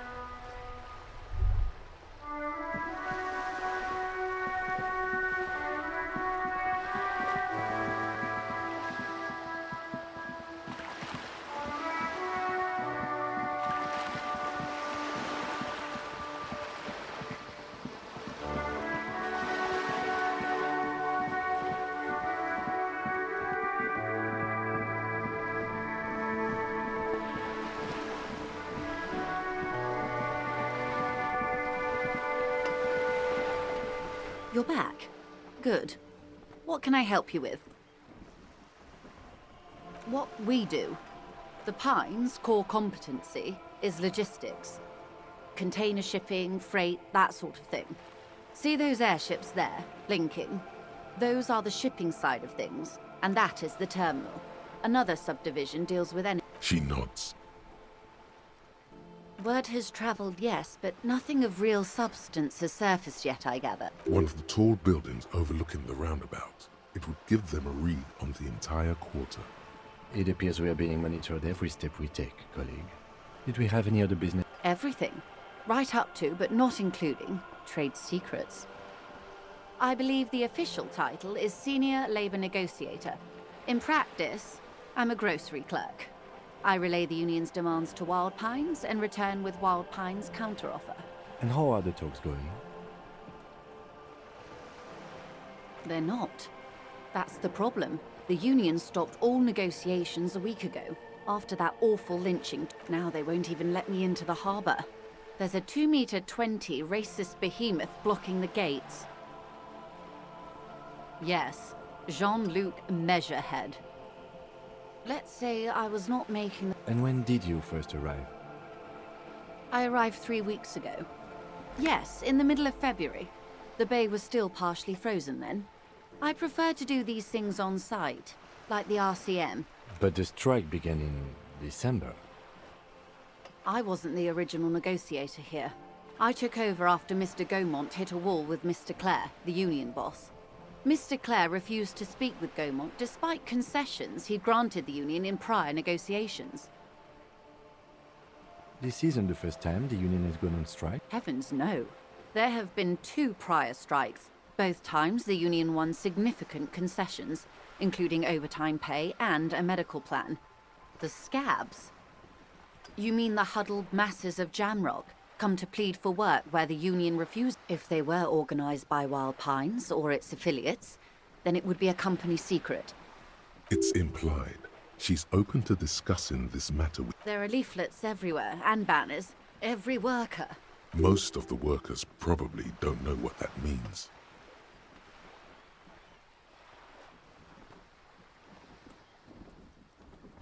In its defense, another said, demand democracy. Pretty tame stuff compared to... It's quite simple, you see. Every time the Wild Pines group makes a decision, about what? About anything really, it needs the signature of each of the 2,200 workers in its Martinez terminal. Just so you understand, this is but one of 22 terminals owned by Wild Pines. Essentially, not only are they kings of the company, they are also kings of the 72,000 employees of Wild Pines Group. I'm not sure. Naturally, I assume that was just their opening position, a hard-nosed tactic with a side of mockery. But there's been no follow-up, just the same nonsensical slogan repeat. And now, people are getting lynched, I hear. Behind the whirling in rags. Excuse me, From whom did you hear about this lynching? I first heard it from the boyer at the gates. The one whose very name advertises his aversion to work. I think he said it was, "Call me mañana." This checks out. Mr. Clare told him to... how did he put it? Fuck off, midget. Gaumont is short of stature, you see. Yes. Keep in mind, this is a negotiator. Miss Everard Clare is a man of the utmost integrity. If you can say one thing about him, it's that he always puts the interests of the workers first. Of course not.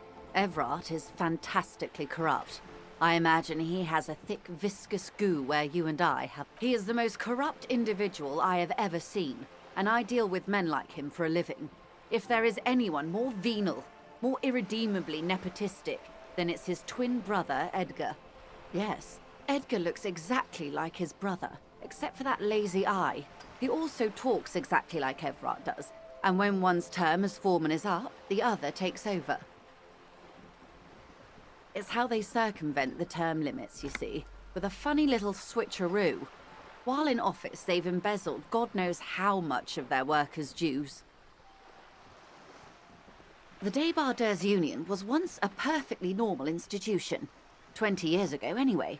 It must not have been easy to establish under the Emergency Act, but they did it. I can respect that. Organised labour at its best, as they say. Then something happened in the local chapter elections. The brothers Clare came and transformed it into a... how do you say? A mob. The Débardeurs are a crime syndicate. Sad as it may be, I suspect we'll be forced to cooperate with them. Refreshingly honest, officer. The company has tried appeasing in the past, but I'm afraid our concessions have only emboldened Everard and his brother. And your opinion, detective? If I may ask. I'm a curious and talkative person, you see. Would you say the Débardeurs Union is... Of course, officer. I'm glad you asked. There was a woman, the previous forewoman of the union. Disappeared? Yes. On the last day of the local chapter elections, her daughter phoned in and said she wasn't running anymore, or coming to work. Ever. End of story. Downright haunting, if you ask me. The Wild Pines suspected foul play, but what could they do? It was a union matter. The point of the presentation is, these kinds of things happen around the Clares. Watch out when you're dealing with him. Thank you for your concern, ma'am. We'll be just fine. Of course.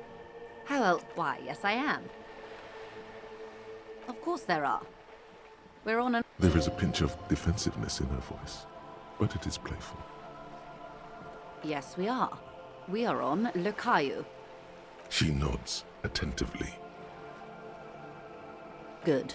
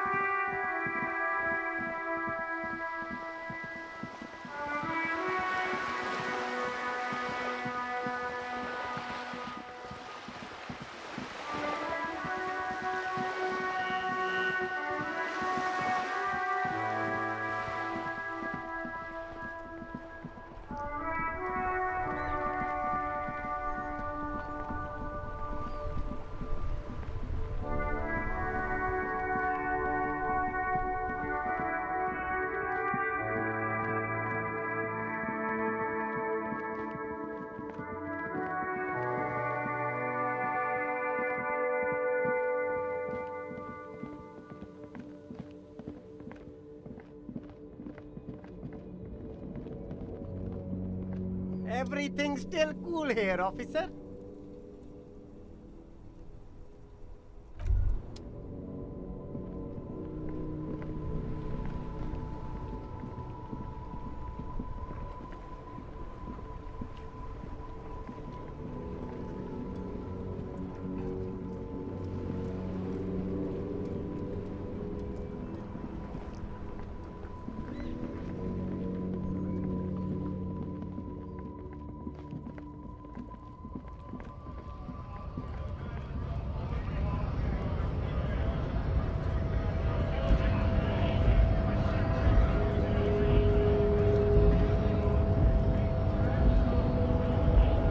wandering man. How can I help you? You know, serious. He's a chatty guy. Wants to talk about the strike.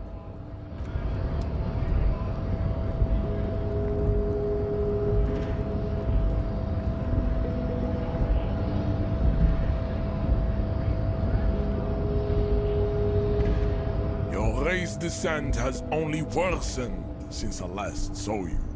You have really let yourself go.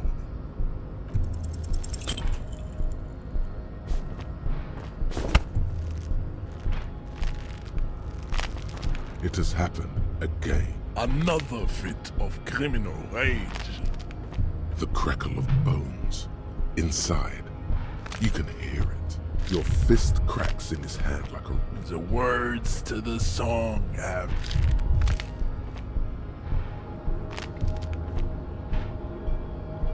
Your hand twists in his grip and the... Good. Now go before you enter cardiac arrest.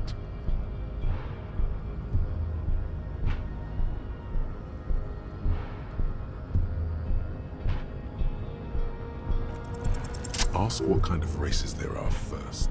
Classification is core to this stuff. Do you?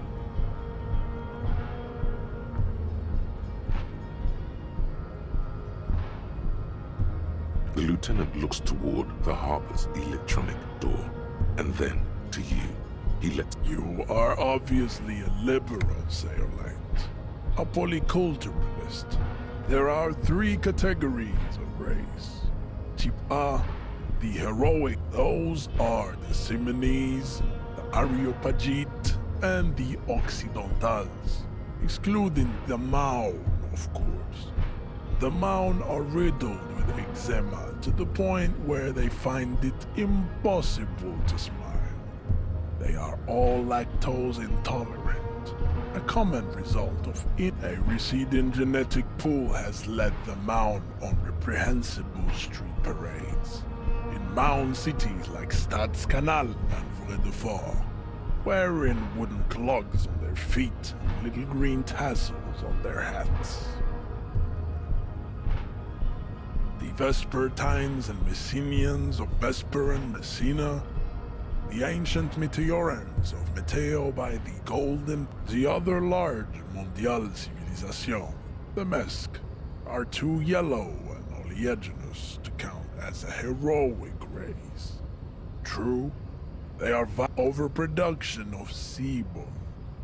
Sebum is leaking into their brains, making them listen to El Mariachi music and eat toxic minced meat-based food, which in turn only produces more sebum. As proven by the Maun and the Mesk, Occidental Type A is in retrograde.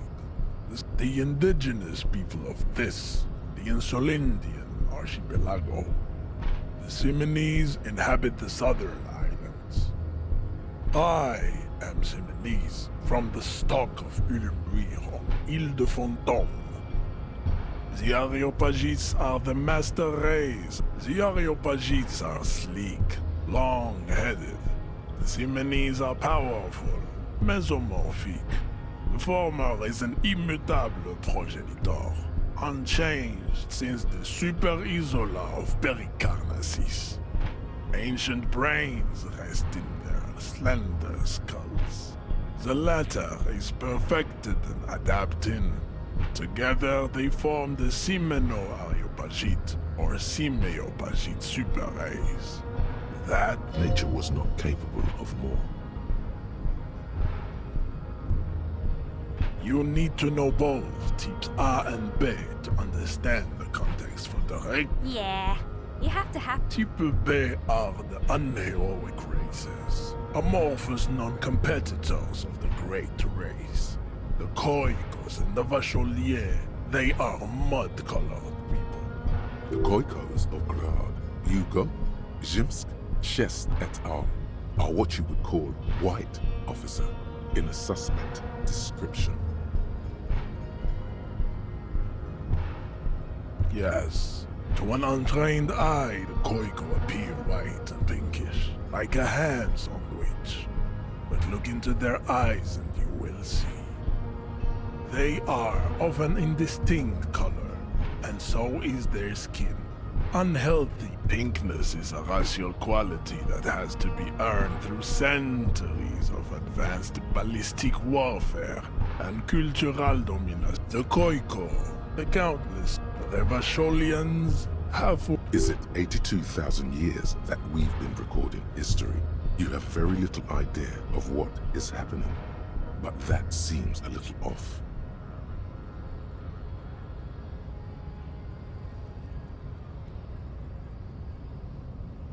The mysteries of the people of this planet are a tragedy that has played out countless times over, like a fever dream of skin, hair, and bone.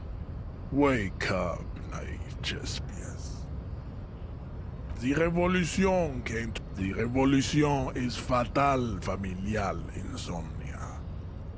Enough of Tibet. Tips CF are a museum of failed chimeric experiments and tragic maladaptations.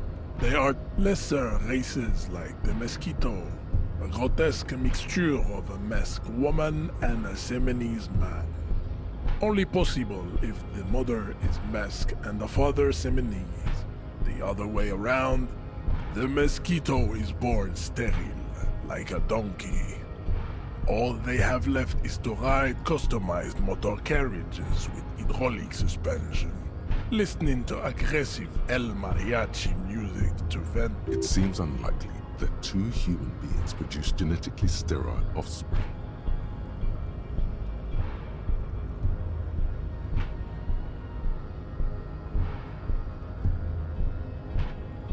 You are right. You have misunderstood. You lack basic phylogenetic education. Then there is the Simino Koiki Chimera. Are you sure you wish to know of the Simino Koiki Chimera? It is not an aesthetic sign. The Koiko, as you know, are very servile, especially when they meet the rich man. Racial scientists have toyed with the idea of crossing this. This will never happen. The Simonese and the Koiko may have similar interbreeding problems as the Mosquito. There is a strange sadness in his tone, a less than heroic melancholy this time.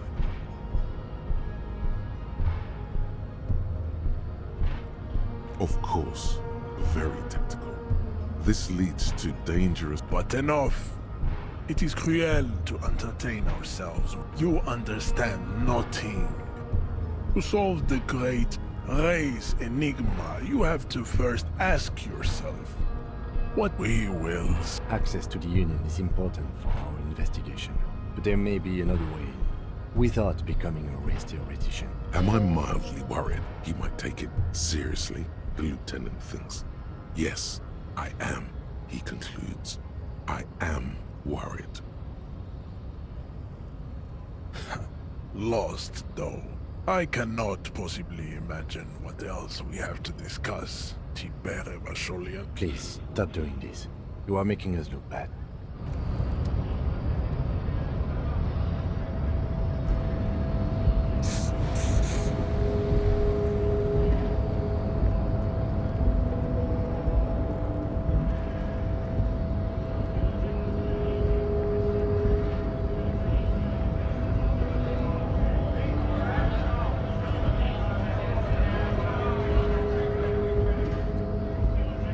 Right to work! Right to work! Shame on you! When a bunch of ungrateful beats me. There's something odd in the way he carries himself. His set of clothing looks vaguely mismatched. The different pieces of the attire seem ill-fitting. His shirt is far too small and an unpleasantly tight fit, while the overalls, held up by a belt, seem to fit a man with much more corpulence. He ignores your question, choosing instead to turn to the emaciated workers. Silence is the answer. There's something off here, but he won't say what. Honest men and women, we came here to help the harbor run smoothly in time of crisis. if Union fucks don't want work. I have a question. Why do all these men follow your leadership? You think they follow because I'm big and loud? No. You've been talking to him for quite a while now. Something is off with this guy.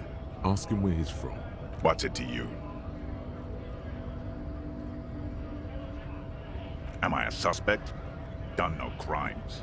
I only fight for the rights of people. We're all workers, right? Workers stick together. Came from the eminent domain, in Jamrock.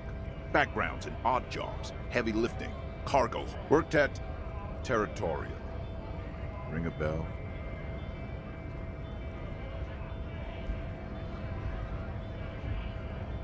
Uh-huh. It was a long time ago.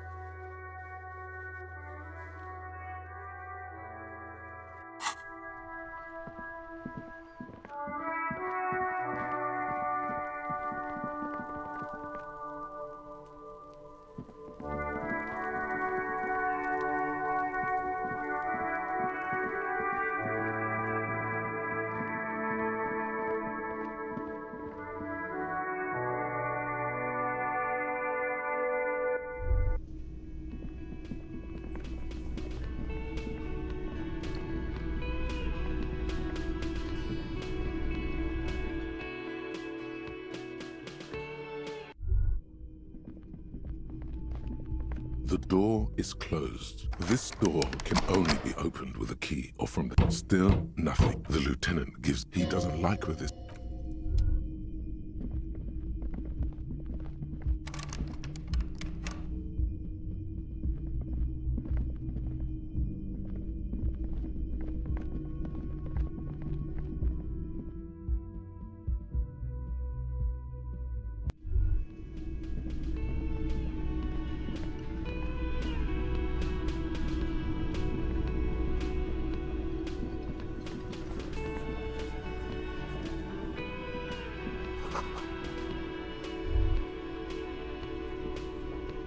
The man ponders his cooking utensils. He looks up at you, then looks away quickly. Shrugging is an international sign for, no, I don't know what's behind that.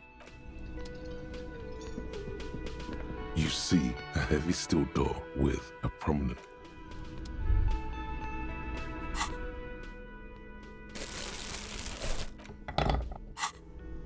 You see a heavy steel door, the cobalt blues.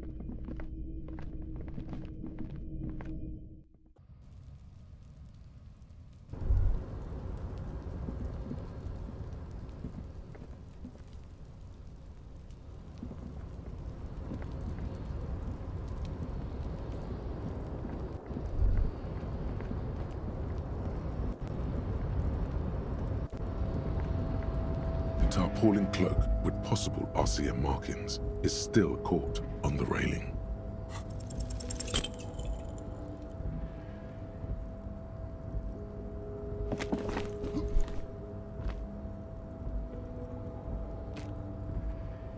No, no, that's still too high. What were you... Sure.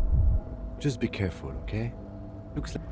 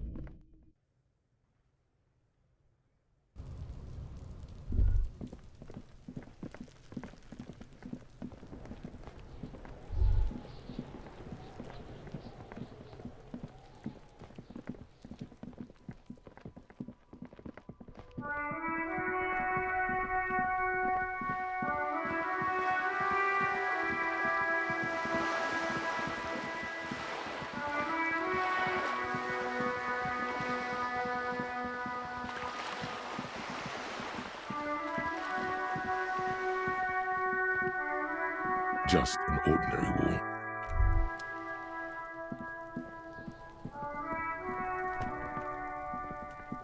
Trying to sneak up on me.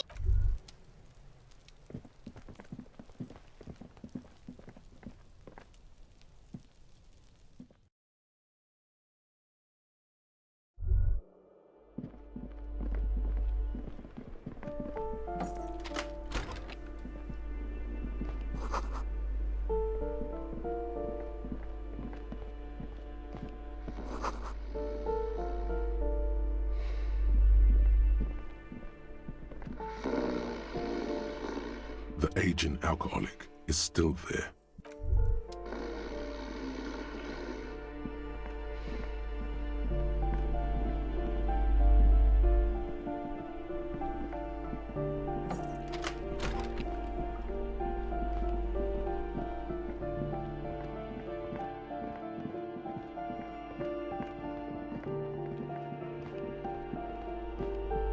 You hear someone walk.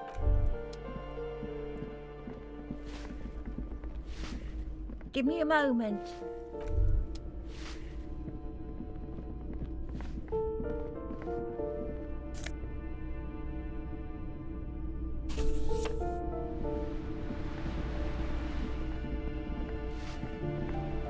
What happened here?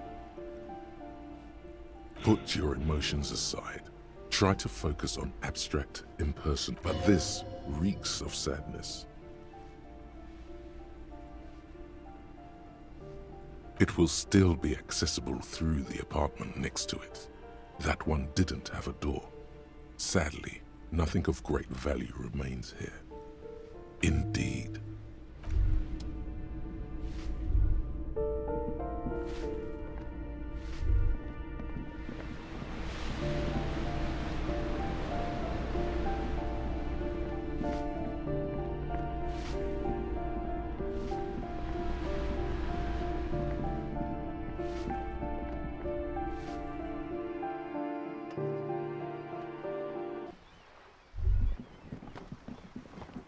Ruination has come. A great force from the northeast fired into the city. The tenement acted as a defensive wall against the worst of the shelling. Until it was destroyed, those arches acted as support for something great. Only 3 stories stand where 9 to 12. A fleet, the combined armies of Occident and Grad. They massed airships further down, and many are still there to this day. If you squint, you can... The coalition. But that... He does not like talking politics. The waves of the Martinez Inlet. What didn't fall into the ocean?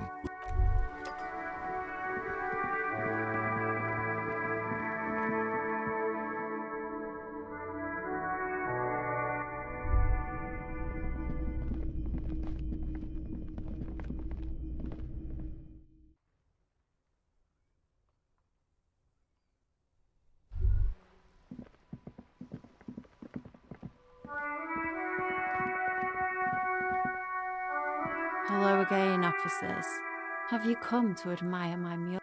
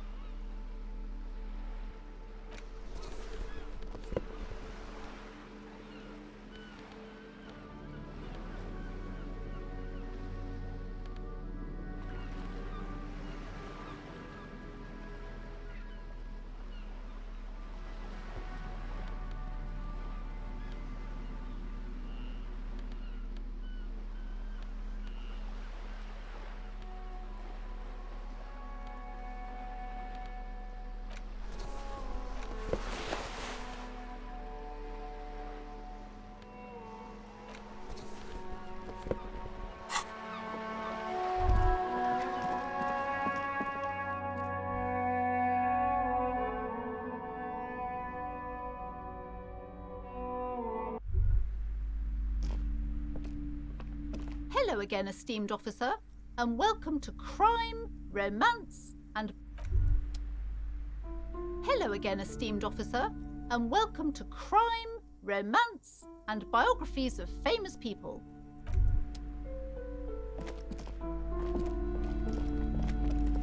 A small mountain of colorful books and endless variety. There's also a large hardbound tome. There's a box that says, that price is steep. But then it's the 3rd edition mega set.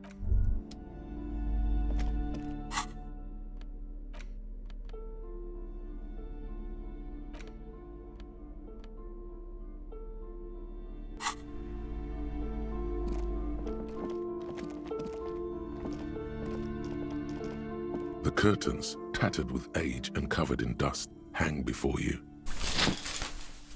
You see a dimly lit room. I warned you!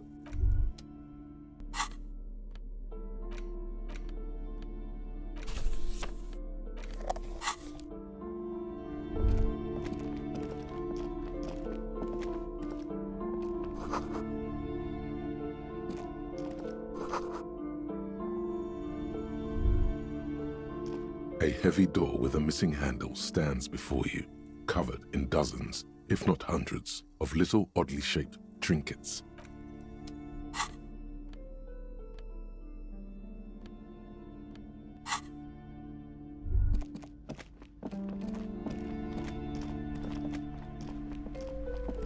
I wasn't kidding when I said we're parapsychologically done. You clearly don't care about the consequences. What gives you the right?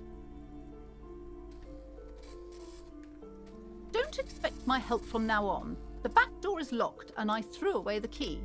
I won't trifle with such forces. Do look at the books, though. The books compel you. You may be able to make up for this by buying a lot of...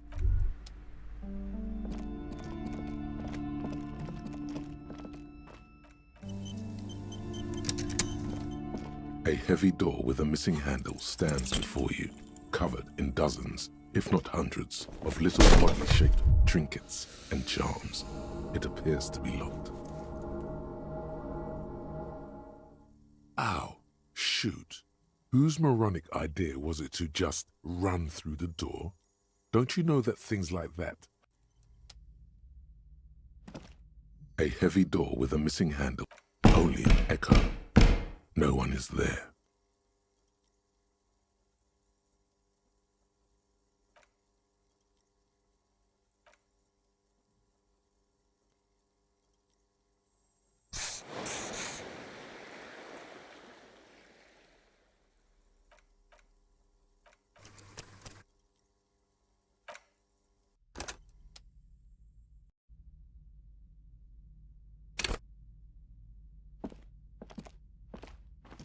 A heavy door with a missing handle stands before you, covered in dozens, if not hundreds, of little oddly shaped trinkets and charms. It appears to be locked. You smash into the wood and see a small crack appear on the doorframe. It's going to take one more try to break through to the other side.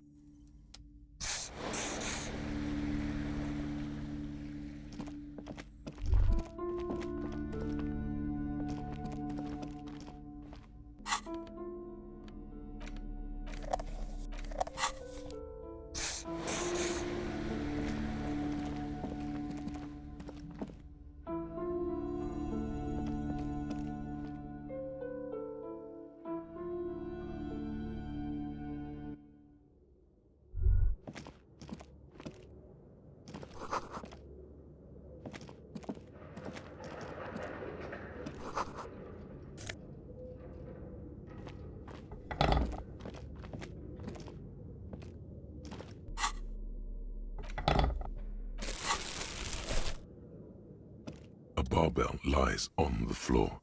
The color has worn off its weight plates.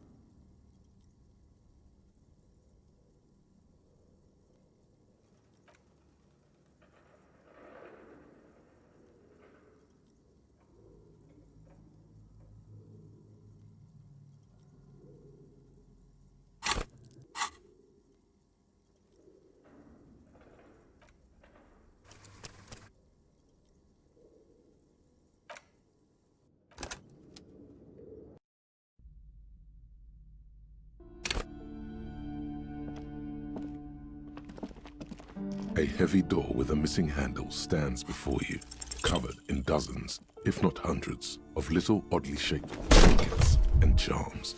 It appears to be locked. Ow!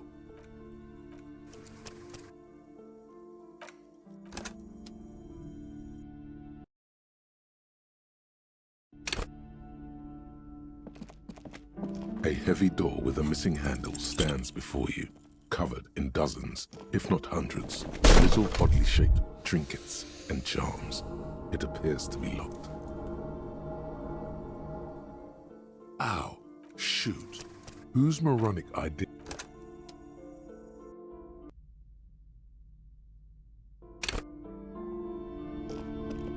A heavy door with a missing handle stands before you, covered in dozens, if not hundreds, of little oddly shaped trinkets and charms.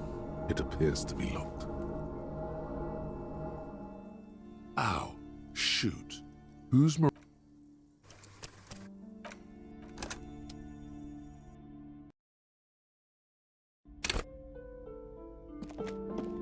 A heavy door with a missing handle stands before you, covered in dozens, if not hundreds, of little oddly shaped trinkets and charms. It appears to be locked. Ah.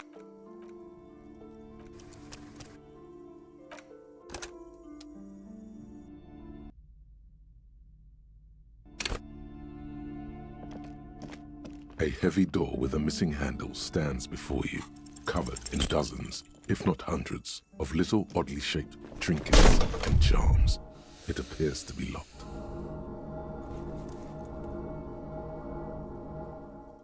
Ow!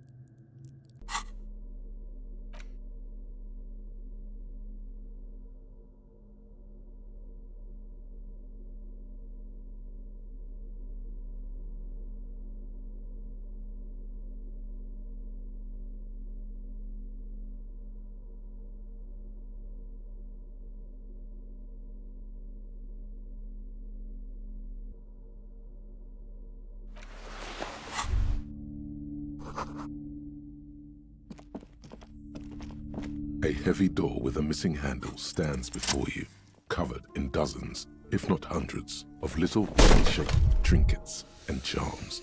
It appears to be locked. You smash into the wood and see a small... You're not thinking of trying again, are you?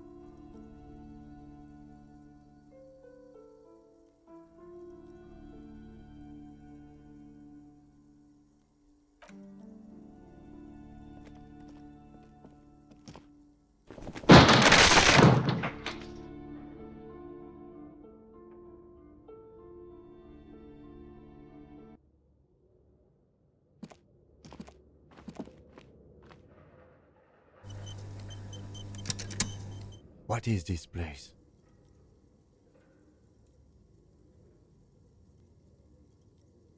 Yes, but no one's been here in ages. I doubt the electricity still works. Good thing. Some specks of dust shimmer in a faint beam of daylight falling from an eerie feeling rises in your chest. Yes, because it's closed. No need to look for supernatural.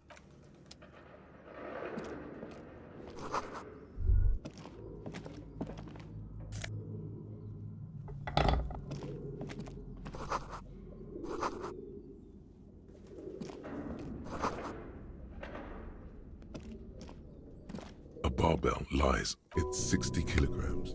Your triceps hum at the sight of these weights. There are no collars on the barbell. This is a safety hazard. Why does it feel so familiar?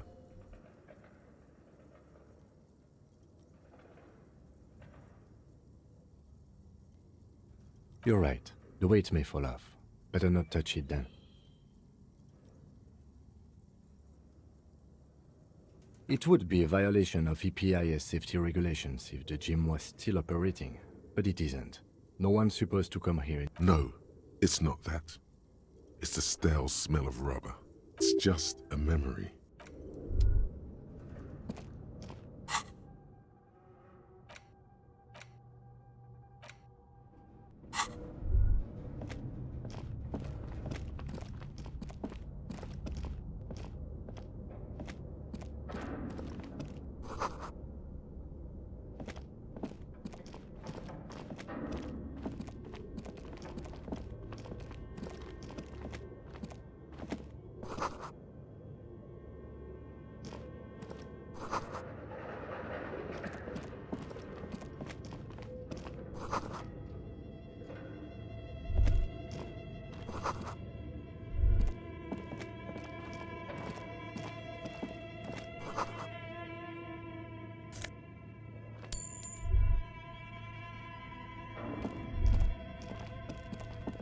Your flashlight slides over an old green chalkboard covered in scribbles, sketches, and schemes like some ancient cave mural.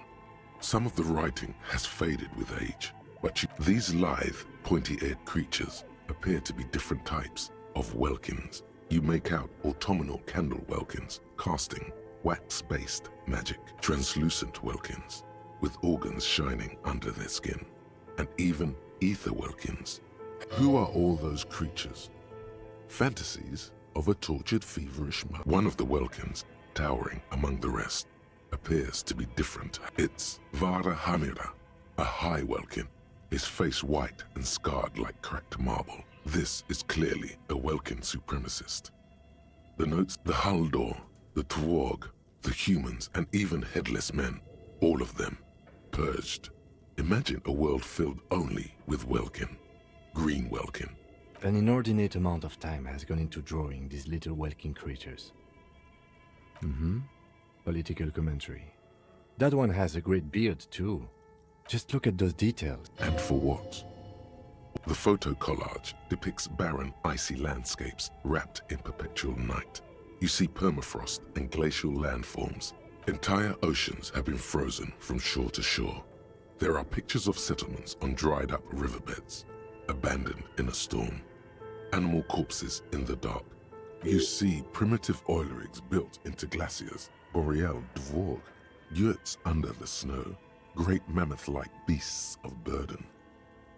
A pinned postcard reads, "This is a monthly calendar from the year 50. Cryptic words like sprint, date. It looks a bit like an academic calendar, only much more brutal. As time goes on, the numbers in the boxes grow rarer and rarer. The board becomes an empty snowfield in the final days. Looks like they didn't make it. A note in the bottom left corner of the handwriting is only partly legible, but you can still make out 3 slogans: call in, tune out, Wirral untethered, and heat death of the The full text reads, heat death of the universe is the new black. Another. This appears to be some kind of machine with a cube-shaped heart and a wired framework. The keyboard has a radio computer. Just sitting here without anyone inside. We have one of these down at the station. The machine lights up like some prehistoric animal stirring from its slumber. It's empty like a beehive without its brood. Some cables have been left. This is where the memory should go. Nothing happens. Nothing happened.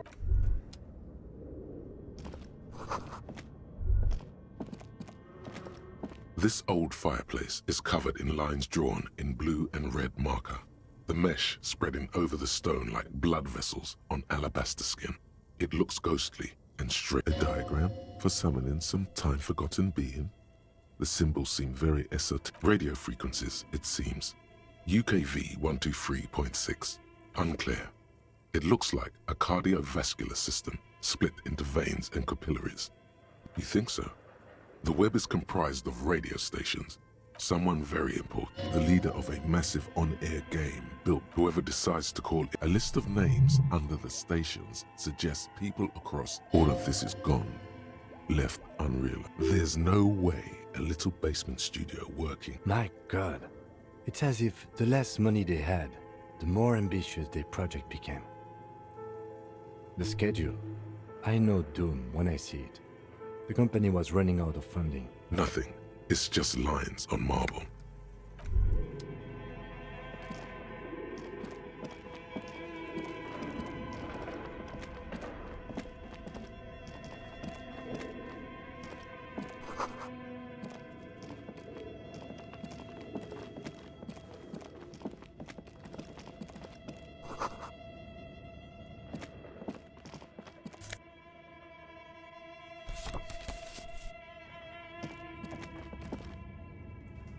Okay. What do you think is going on? Or that? No, that's not it. I think it looks like one of those popular pen and paper role-playing games, only utter madness, he thinks, as a compliment. Through call-in stations. None of the players have to be physically present. Anyone in the world can participate in the game, as long as they have. Then there's the game master frequency that listens in on the smaller call-in stations. Not to my knowledge. They make it, but I don't think anyone has attempted to create an No idea. They stopped filling out the schedule on the chalkboard. Indeed, those Welkins are a dead giveaway. Indeed, it's ambitious and untethered from reality, but...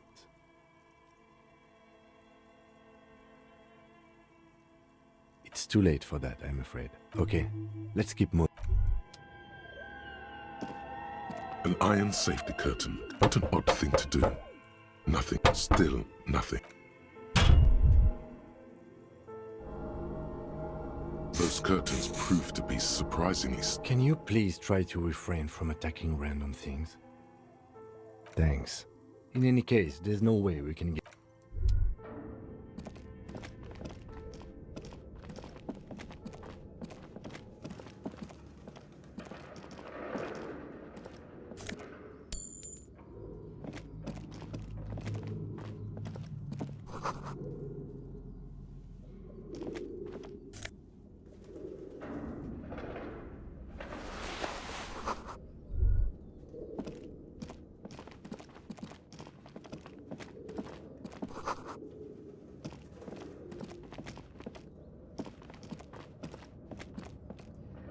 Tiles on the cube are like a smooth draw. The filament slides into place. On the keyboard, the plate, a bar of fabric right above the keyboard starts producing a soft hum. The static gets louder, slowly filling up the abandoned hall. Good morning. Fortress accident en rue de Saint-Ghislaine. Please repeat. Is this the production schedule? The filament you have inserted into the reader? Yes. Is that the production schedule? Good. Please repeat. Password. Of course it would have a password. That's why you should ask her for a hint.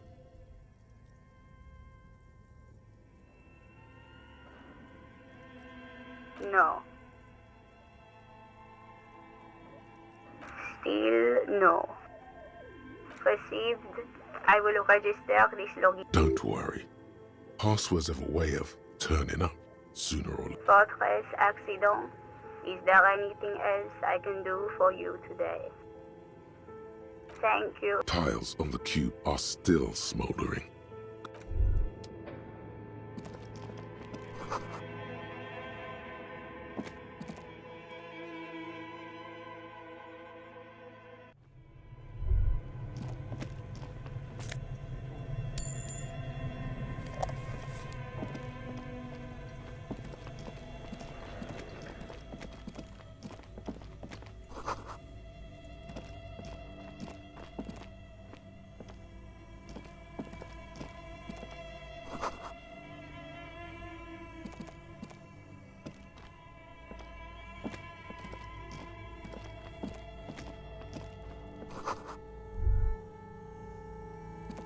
A few bricks have fallen off, revealing a compartment behind the wall.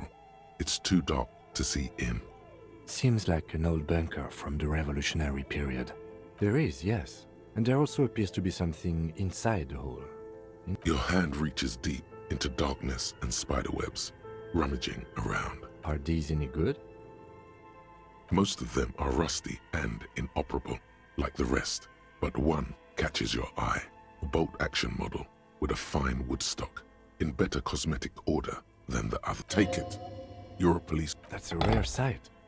Seems to no longer be functional, but still, beautiful thing. It means there are firearms, albeit inoperable, still lying around in Martinez. It's an interesting... He likes this find. A few bricks of fall.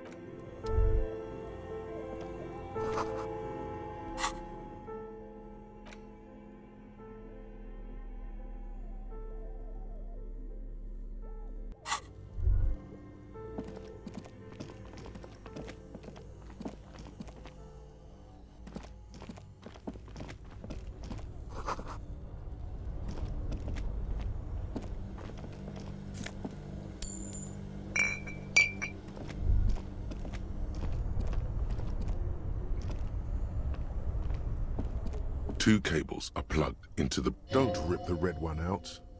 You'll awaken the ghosts.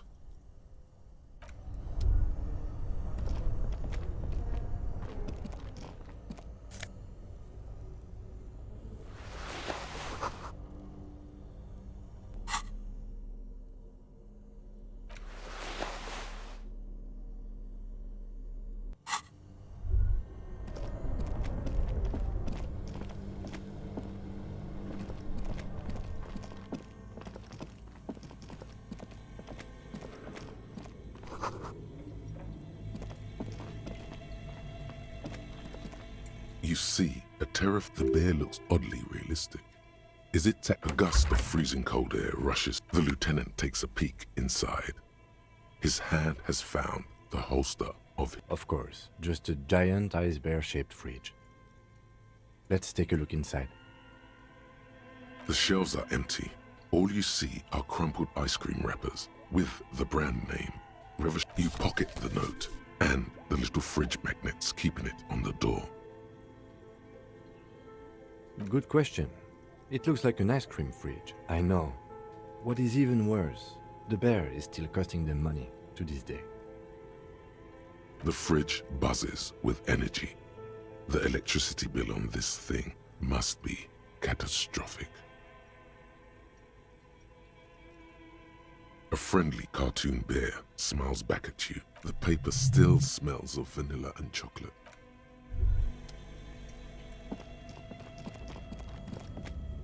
A thick layer of coal dust covers the furnace.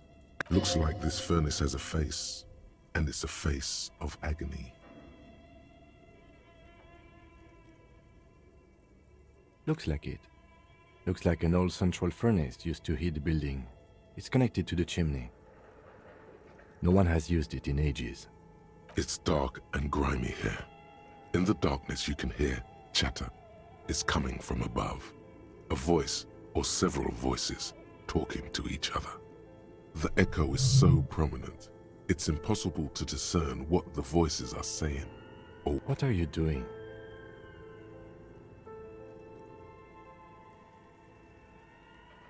Wait, really? Maybe it's coming from behind those safety curtains we saw upstairs. We should ask the lady in the bookstore what's going on with these curtains.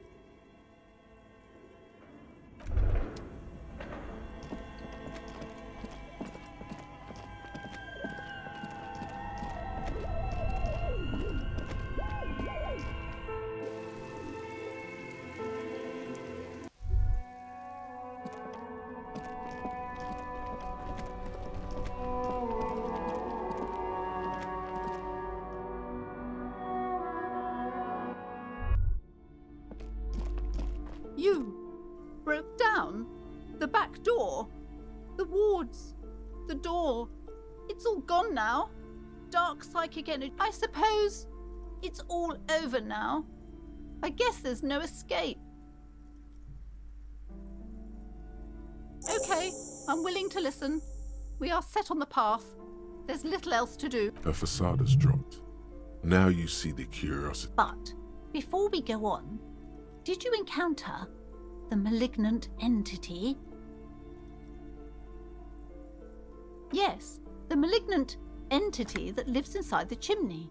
It takes the shape of a woman, a witch probably. I've suspected that she knows more about the curse than she lets on ever since I first saw her. Yes, I've heard that. It's enormous. She has barricaded herself behind some metal security curtains upstairs. God knows what, some unnatural magic, I assume. You should go find the entity and ask what happened to all the companies in the building. And do... If you're really interested in cracking this mystery, then we should go back to the furnace. Maybe you could yell into it or something. Despite his cool, the lieutenant's interested in solving this mystery.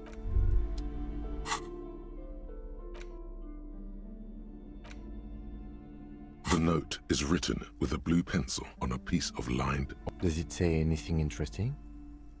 This is tangential at best. Someone has scribbled, S. I can't believe the off-site copy is still here. The illiterate ginger kid keeps stealing stuff from the studio, so I had to hide it. You'll find the filament memory with the off-site copy in the frozen ice cream maker. Please take it home, ASAP. It's important. I'd do it myself if I lived in a civilized place with a freezer. Take care, Sully Swaff. Really? You don't have a thing? Oh, I'm sure that child would love to get his hands on the filament memory. Even if he doesn't know what to do with it, he'd probably try to pawn it for speed, based on our encounter. I don't know. Didn't you see one right next to the breaker box? It belongs inside a radio computer, storing its memory. It's like a tape. You listen to disco tapes, right? Looks like someone from that radio game company upstairs. I'm a little surprised they just left their... That's implausible.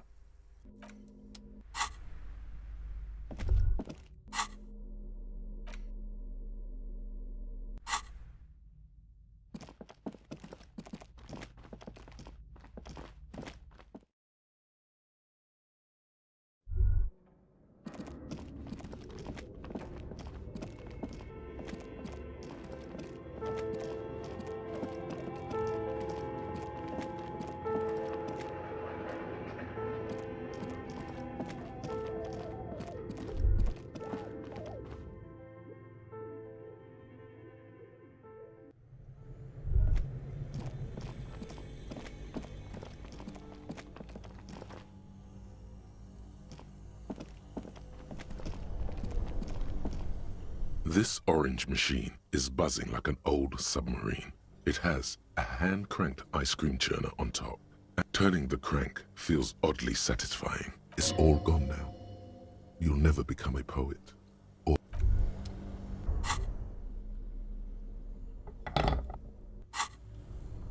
This orange machine is buzzing like an old submarine.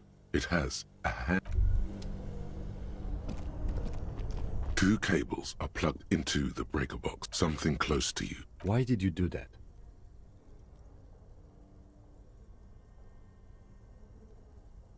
The lieutenant... This orange machine is dead still. Turning the crank is all gone now. Only the red cable is plugged into the breaker. Somewhere, a machine hums along.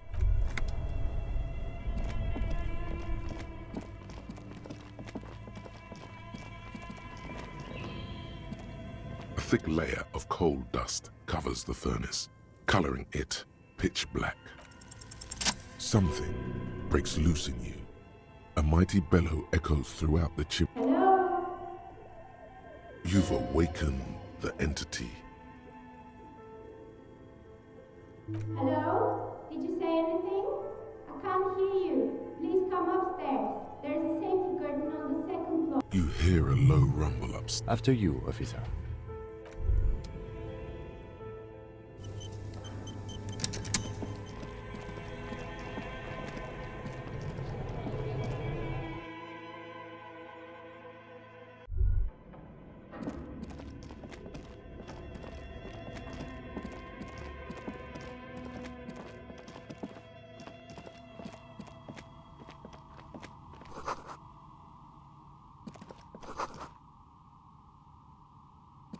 Hello, I'm Nia. Did you try knocking on my window? I must have missed you. I've been listening to my Milius. So what kind of die are you looking for? Could this be the malicious entity? Perhaps it's wise to go along with this mess. She's got a direct view to the backyard. You should interrogate her about the lynching.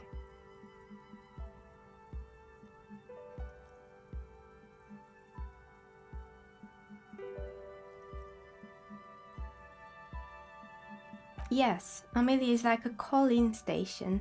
You need a two-way radio to access one. That's why I have these. Mostly, they just teach you to swear in different languages. But some of the stations can be quite interesting. Then how did you get inside? By the south entrance? You know what? It doesn't even matter. What matters is that you're finally here. Let's talk dice. Did you have something specific in mind? I'm a novelty dice maker.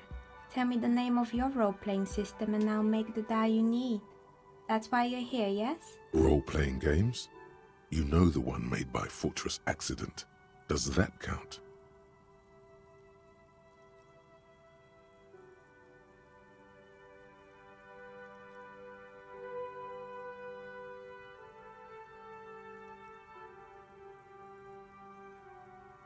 Very good.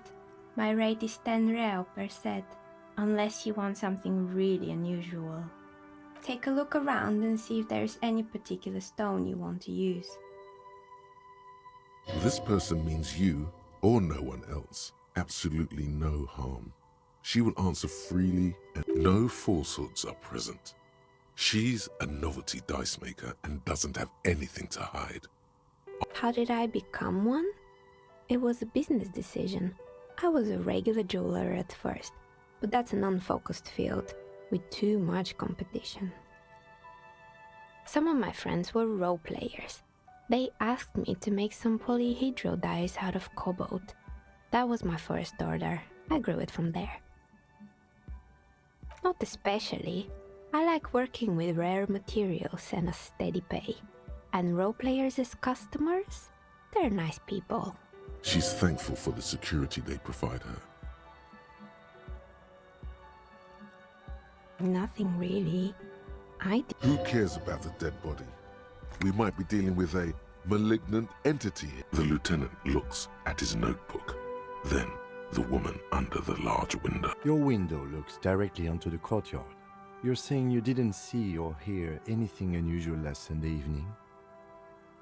I'm sorry, detective, but as you know, I usually have my headphones on when I'm working.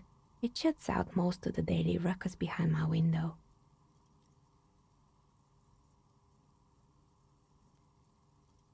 It's an odd profession, making dice for people, but I like it, and I prefer doing this to sitting at home. Well, there's always something going on in the Whirling's backyard. During daytime, there are usually those kids, and lately I've been seeing a lot of drunk workers hanging about. Must be because She's heard of the murder, but did not see it. So she's not sorry to disappoint you. Informing on someone in a murder investigation would intrude upon her focused. But I never saw anyone during that fateful Sunday night, I'm afraid. I might have, but in this case, all I would have seen is my own reflection staring back from the darkness. It's really hard to make anything out in the yard when it's dark outside. Besides, I rarely get up to look out the window when I'm in the zone. This person values focus above all. She keeps her sharp sight on the instruments before her. She nods. Anything else, officer? We're inside the chimney of an old central furnace. It's strange, I know. But when I arrived here, all the other rooms were taken, so I had to build myself a makeshift home. Besides, I don't really have to pay any rent here, so that's a plus. Plaisance was right. There's an entity living in the chimney. You should ask her about the curse. Creative.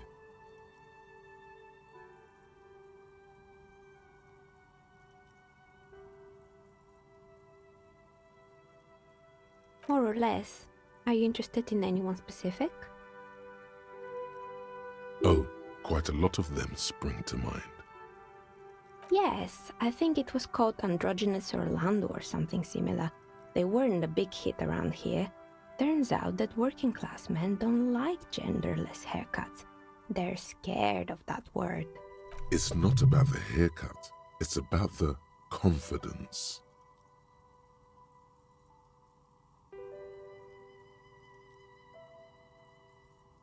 Me neither. I just wanted off my face. It wasn't merely a gym, it was Artemiteps Boxing Club, a community project created to steer at-risk youth away from drugs and crime. Kuno. Who's Kuno?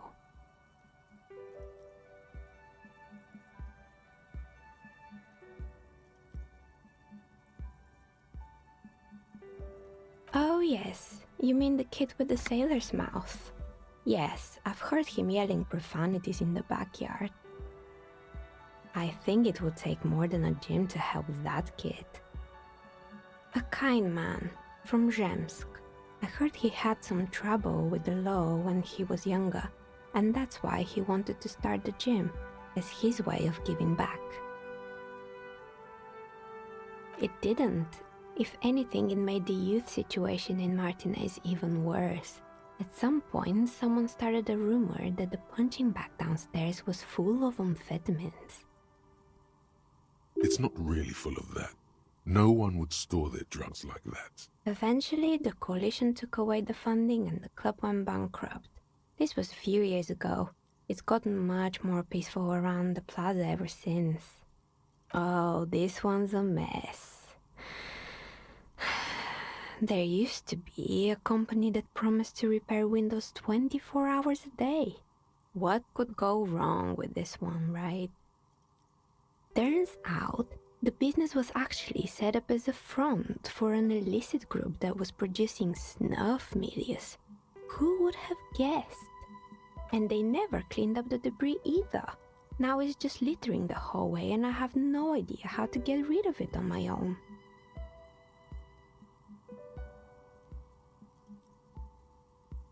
It's a sub-Rosa radio station that broadcasts real murders with real victims. Some people pay good money to get off on it.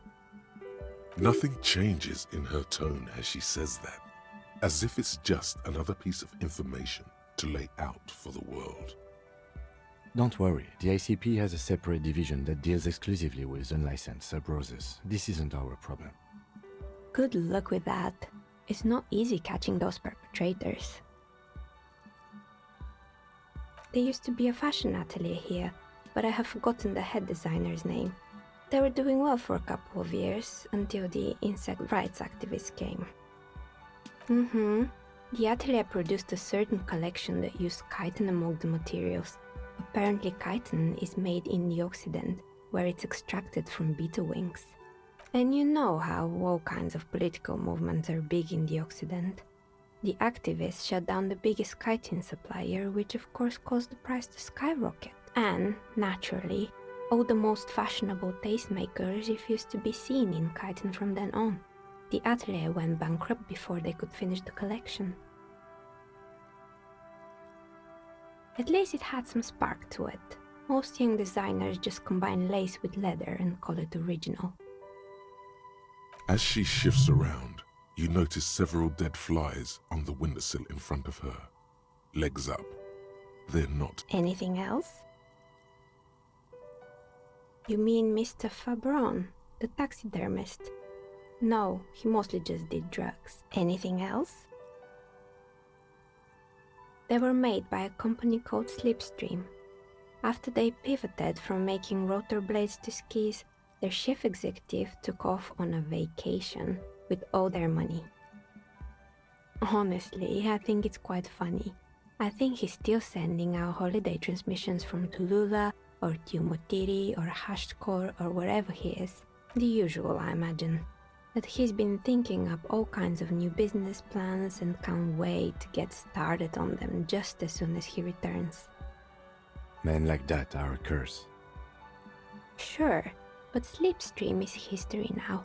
All their remaining assets got seized. I have no idea why those skids and blades are still lying around in the house. Not much. They were just props. Why return them? Fortress Accident, the radio game studio. She liked them. They were an interesting bunch. We talked about role-playing systems every now and then. Once, I even saw two of them get into fisticuffs over Wirral. They certainly took their work very seriously, even if they seemed to be chronically liberal with their schedules. The usual, they ran out of money and couldn't get the project done on time. Well, I did hear them talking at times. They seemed to believe they were historical individuals on some grand quest. She sounds almost mocking when she says that.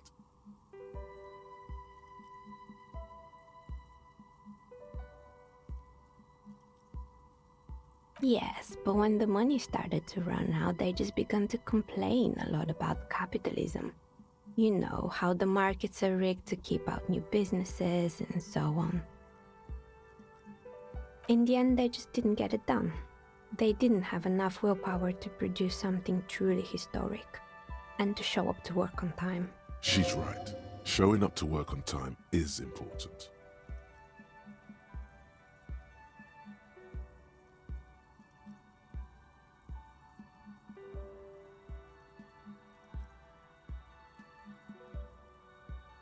Still, not everyone is going to make it. That's the nature of the game. The result is 1 on a 20-sided die. The dice is black and filled with little silvery flakes, like snowfall. Anything else? Oh boy, the fabled Revachol ICT. You're in for a treat here. The place was owned by two guys who had some rather innovative ideas about marketing. The bear was one of them. Now ask me about their other. There was really just one, and it involved picking out the prettiest girls in the neighborhood and paying them 20 cents per hour to man the booth. And by man the booth, I mean slump behind the counter with a face that could maim you if you ever dared to disturb their bored magazine browsing. Sounds like she really didn't like those girls. Fritta does the same thing.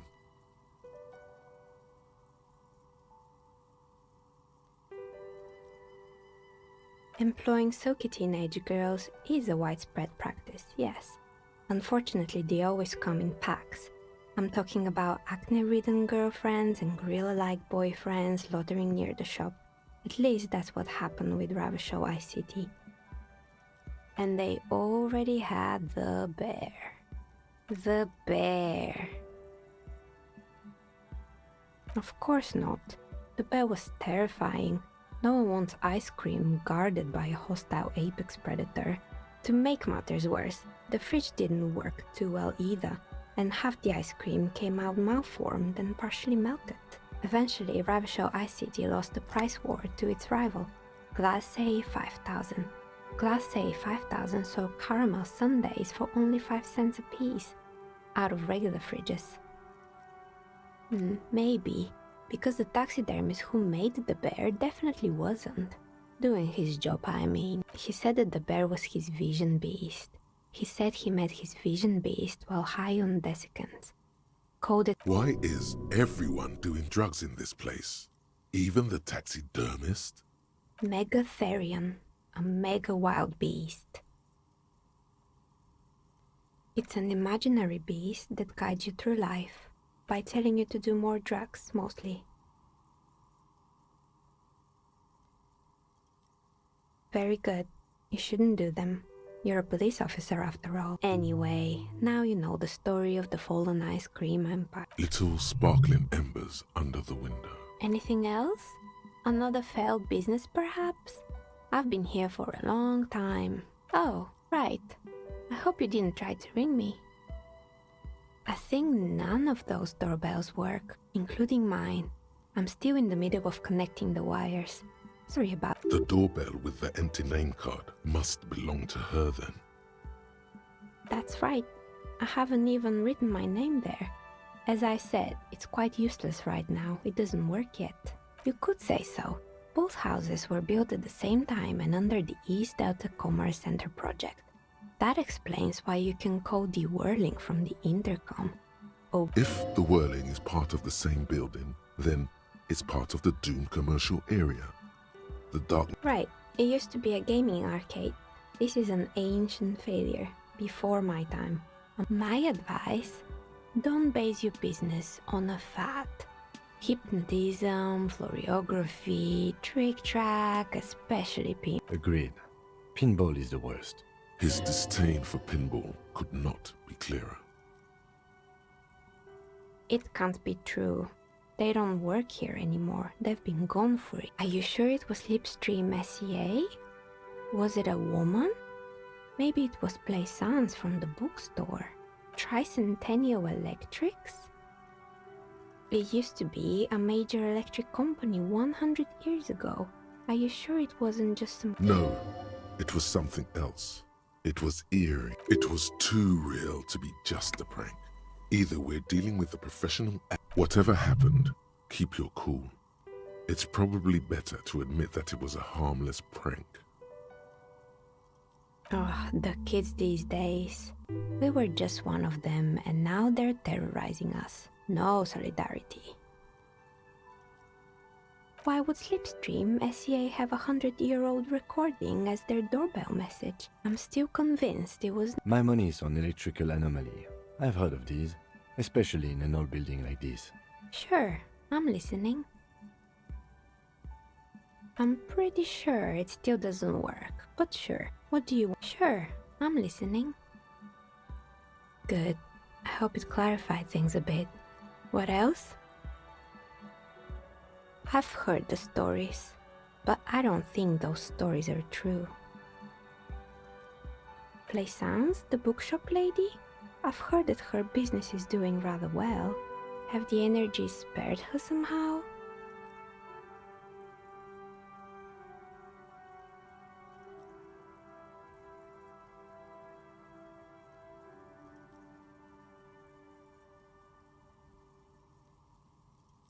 Oh, right. But it's not just the bookstore that's still up and running. What about the whirling in racks? Some people say it's part of the building complex.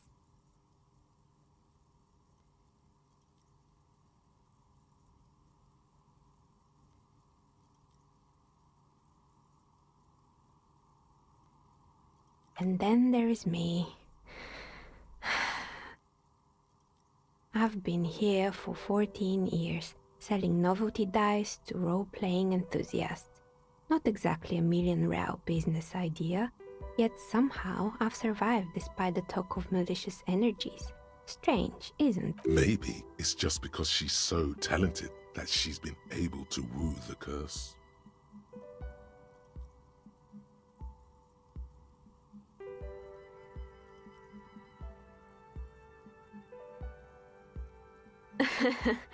What, so the curse only affects people with poor work ethics? What you're describing isn't a curse, it's capitalism. Time has come to face the source. Fear not, for the forces of the universe are supporting you in this psychic quest.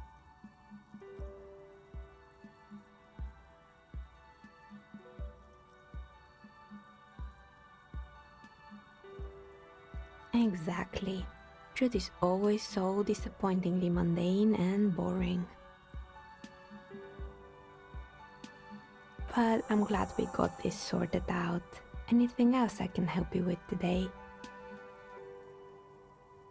That's all she has to say on the subject. Plaisance is not going to like what you have to tell her.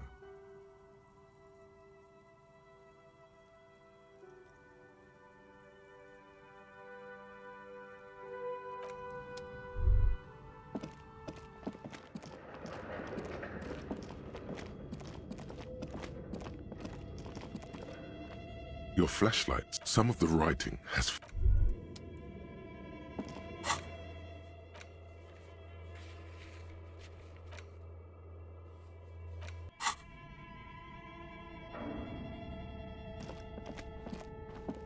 tiles on the cube are still The speaker comes. Good morning.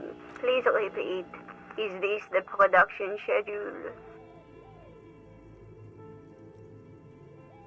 Fortress Accident is the company on whose name the terminal you are currently using has been registered. One moment. Fortress Accident SCA produces revolutionary interactive calling. Any other questions? Good. Please repeat the password. Proceed. Don't worry. Fortress Accident. Yes, I am alive. She repeats passwords. Programming people are all paranoid. They are merely cautious. It's my job to protect their filaments as a password repeater at the East Insulindian. I work as a repeater at the East Insulindian repeater station. It's my job. As for me, well, I am sitting in my cubicle, surrounded by a wall of radios. Doesn't it get lonely, sitting there all by herself? Lonely? Why would it get lonely? I get to talk to people. That's why she does this. Now, please tell me if there's anything else. Thank you. Tiles on the cube are still...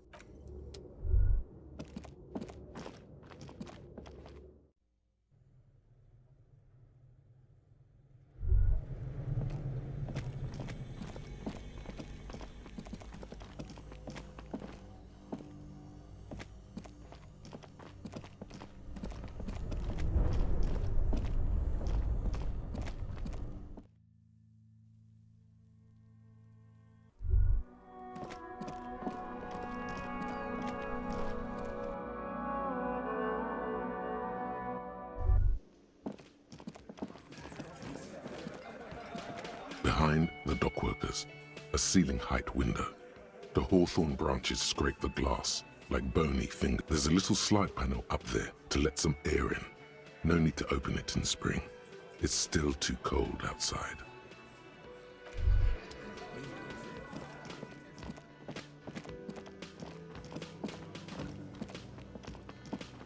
You see ahead. The man ponders his cooking utensils.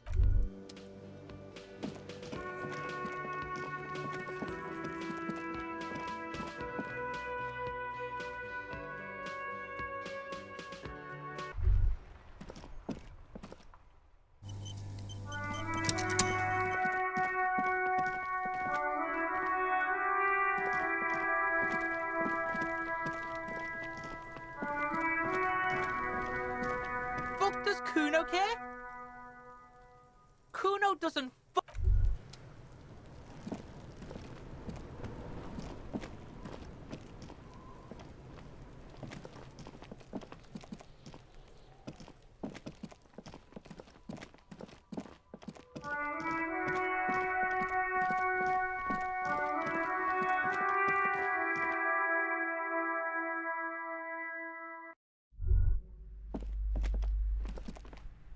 What have you found? And also, do buy the books. There may be a novelty dice maker. Well, spit it out. Why does she need the dice? For some kind of sorcery? Sometimes they use the ankle bones of sheep. I don't understand. If it's not her, then where is the source of the doom? How did The narrative she's built herself. She's squeezing on the pendant too tight. Just don't say you don't have any answer yet. That to hell with it.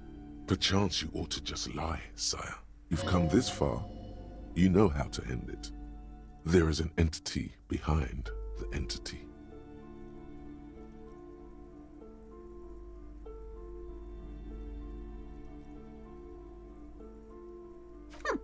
Too many inconsistencies. What kind of talk is that?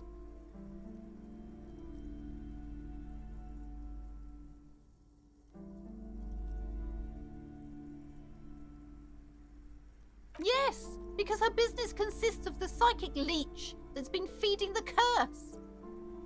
I see that you've fallen for her manipulation, Detective. The investigation is over. Thank you for nothing. Please, do buy some books, or be on your way.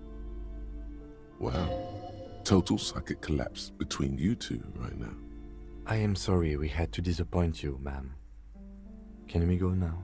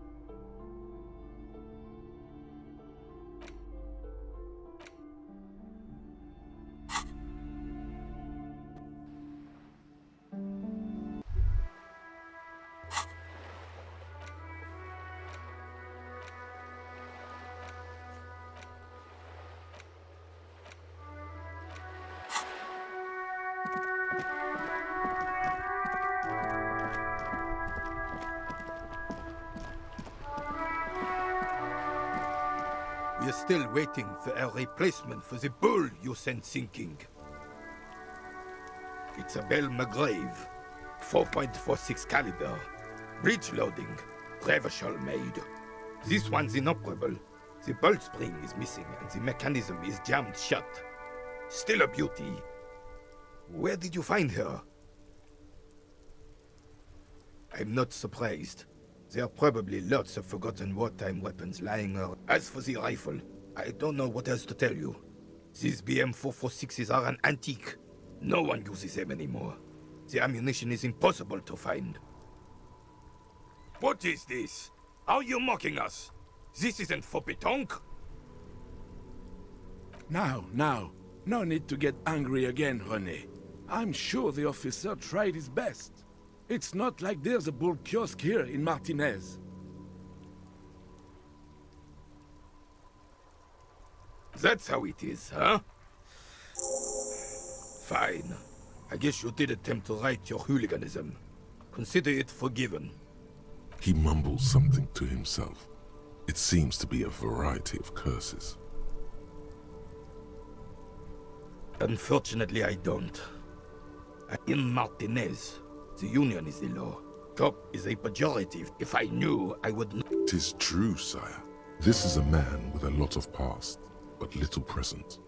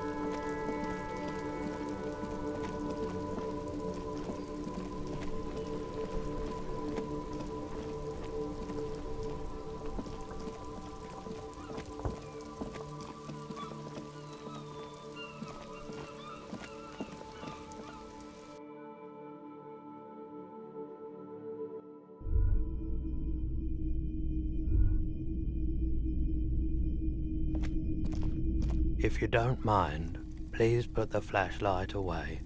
Some of us have photonic sensitivity is not generally acknowledged by the medical establishment. I do appreciate it.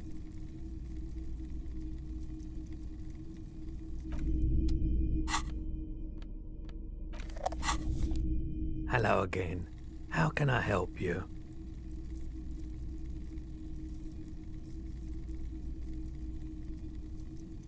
Traffic? I'm sorry, officer, but I don't drive. Now that I think about it, I do remember hearing a thunderous noise the other night. Some kind of powerful electric vortex hitting the shop, and then moving on. That sure narrows down our list of suspects. Yeah, it was pretty wild. I didn't really know what to make of it, but I know it meant something. Someone else came here earlier today asking the same question. I promptly sold her the gun you pawned a couple days back. This is a pawn shop, and it did feel as if you've met before. The lieutenant shifts from one foot to another, alert. She didn't seem like a policeman, although she kept referring to herself as a pig, which was odd. I found her interest in the gun a bit obsessive, but I was just happy to get, truth be told, she was... Right, so let me get this right. You sold your sidearm, issued by the citizens' militia, and now a civilian is running around the streets of Martinez. Miraculously, his face does not reveal what's happening inside.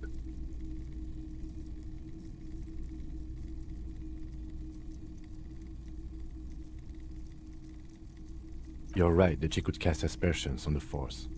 We have to find her. You were adamant about getting rid of it, officer. Said you were undeserving of a service weapon of the Rever shop, and I don't like keeping guns around the shop for long. Off the charts photon emissions. He's not telling you the whole story. It seems he's trying to spare you. You weren't quiet yourself, officer. You were very distraught.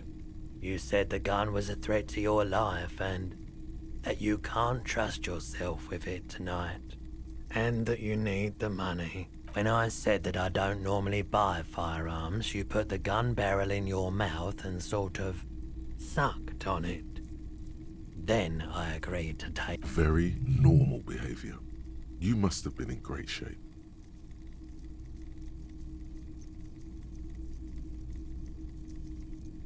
$15 real. The lieutenant looks from you to Roy, and then back to you. It's clear that he hopes this tableau might still turn out to be a bad dream. This has got to be the most. Wow. There's pity there too, in case you didn't notice.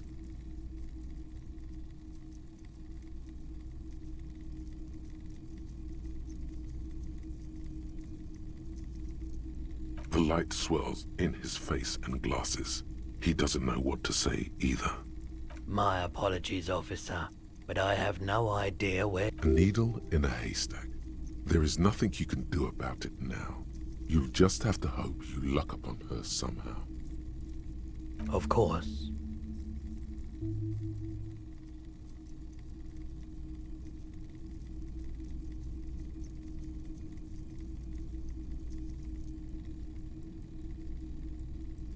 Sure, let me have a look.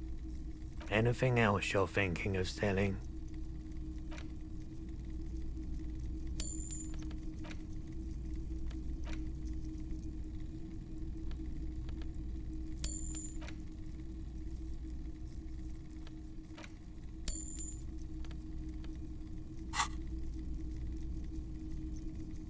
I'm not purchasing any more clothing at the moment. Another time, perhaps.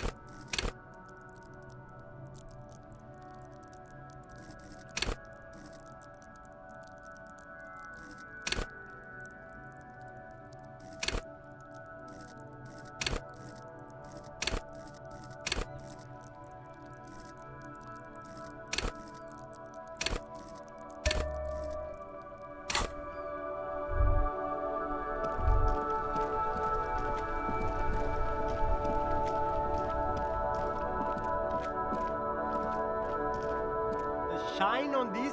These are all boring. Those UV stickers are all... These are all first-rate sunglasses. Premium design, superb material. The speakers below are banged up and worthless. The sneakers triumph over them. They're the star of the show here. You keep coming back. That's good, officer. Keep browsing those clothes. Keep saving that economy.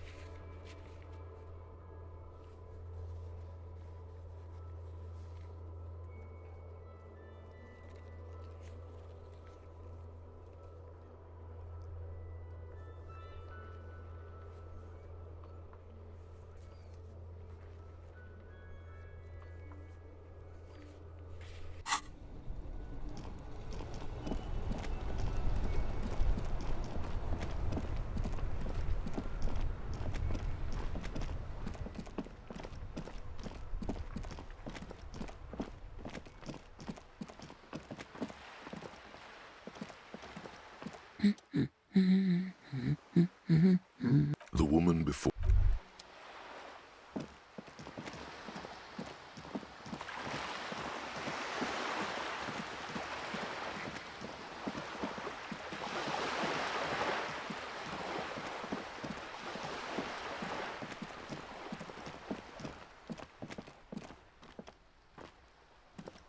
Hello again, officers. Have you come to admit...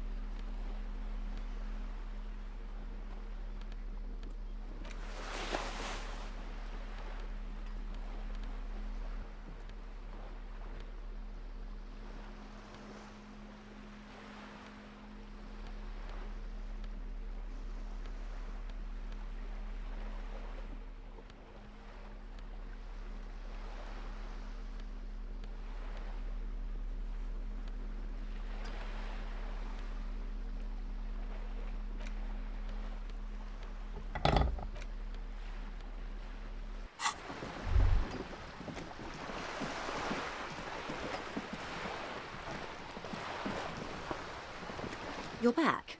Good. What can I help you with?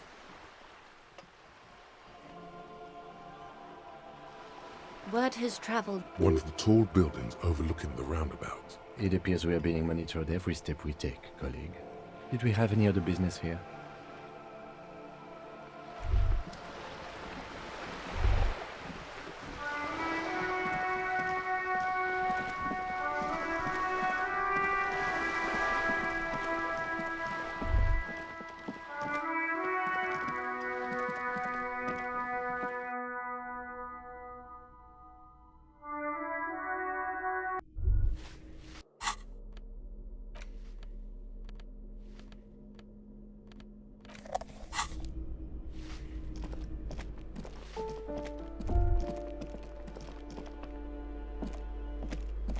You hear someone.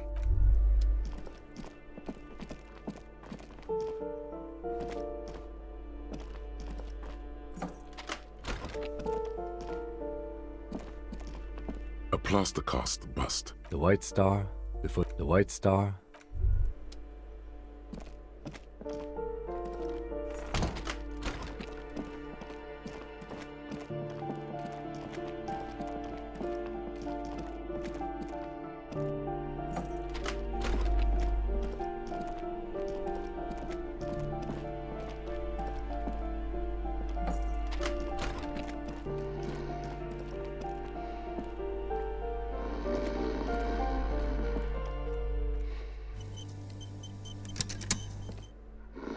raging alcohol. Silence. Only heat emanates from the sleeping body.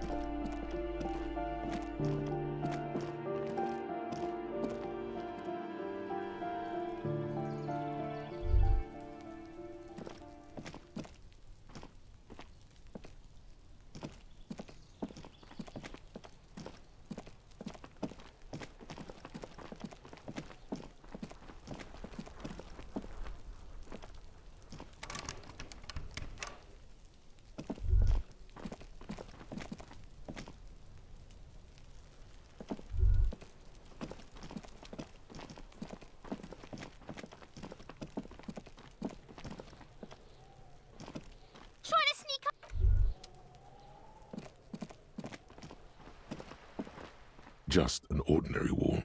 Nothing to see.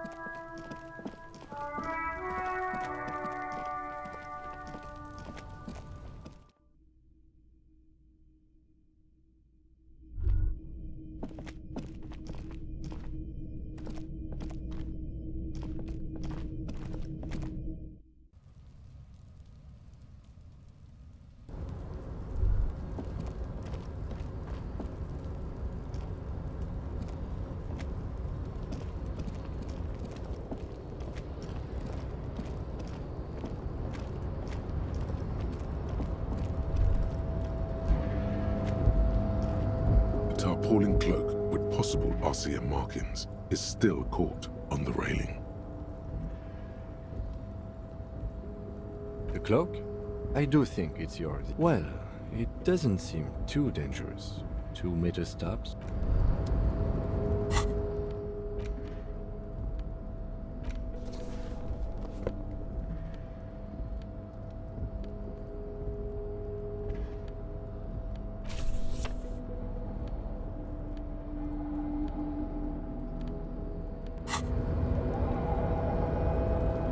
Tarpaulin cloak with possible RCM markings is still caught on the railing.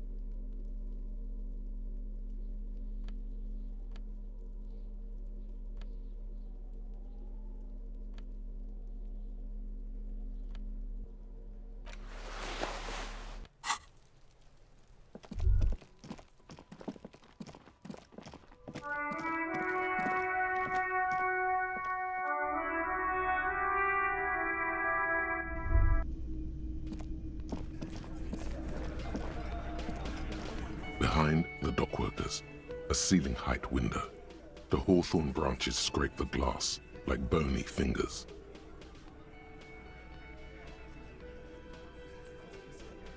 There's a little slide panel up there to let some air in.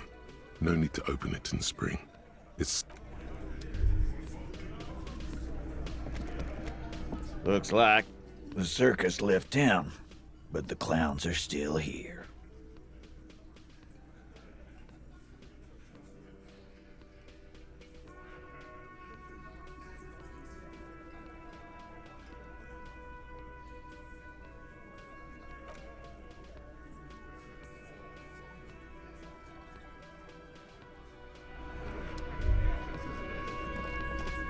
I've got nothing to say to you. I am not. You could be, Liz. You could be anything. You could even... Even a mod? Glenn, I went to law school. I am an attorney.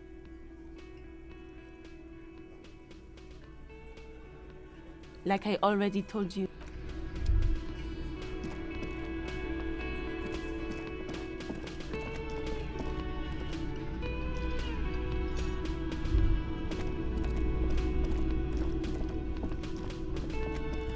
Just a moment.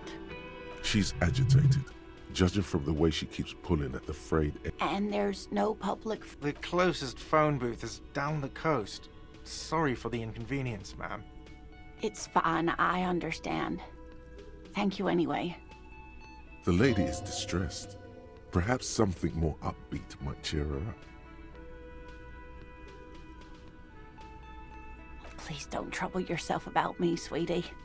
I was just hoping to make a call, but the Whirling's phone line isn't working. The union office probably has a phone, but I can't really get there. Or to the phone booth down the coast. The manager was vague about it. Why would he be vague about phone problems? This is something to look into later. Ask God, maybe. To let the young woman who's house-sitting for us know that we may be delayed. Morel, my husband, and our friend Gary were supposed to get back by Monday night, but they're still missing, and I haven't heard from them. I was also hoping she'd heard from Morel. You hear that? Someone's missing.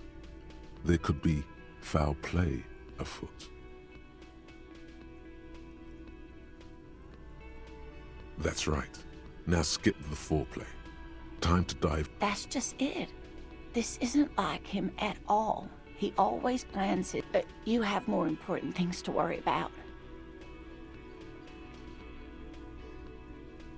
Oh, yes. A zoologist. A cryptozoologist, to be more precise. It's a pseudoscience that attempts to legitimize research into mythological beasts and urban legends. That's one opinion, yes. And she's used to playing off such insults casually, but they still affect her. My apologies, ma'am. I did not mean to undermine you. It's not a hobby, dear. It's a subfield of zoology, one specializing in animal species that are so exceedingly rare that many assume searching for such species called cryptids is difficult and often thankless. And frankly, many scientists are too lazy to do it. Universities these days are rarely interested in supporting real research. She's completely internalized her husband's struggles. They are her own.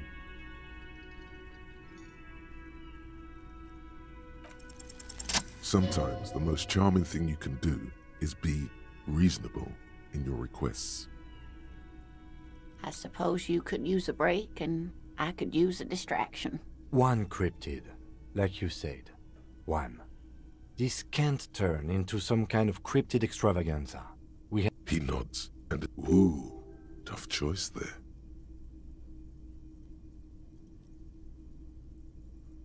The gnome of Jeroma. Oh, it is. None of his victims survived. Grieving relatives never even found their bodies because the gnome's venom dissolved organic tissue. It was reportedly a small creature with webbed fingers and a protruding forehead and a ungainly little thing. Quite scary to look at. A couple of campers found it when it was already dying. They heard an odd wailing in the woods and followed the sound. They were scared and wrapped it in tarpaulin to suffocate it. It still took the gnome of Jeroma an entire day to die. If the body of the creature was found, why aren't there detailed illustrations of it in science textbooks, confirming the existence of these very little species? Alas, the first scientist who got his hands on the creature's corpse put it in a jar of formaldehyde, thinking that would detoxify the gnome's venom. Instead, all the venom leaked out of the creature's teeth and into the surrounding liquid, dissolving the creature itself. A poetic end, perhaps, but a real loss for science. Of course, dear.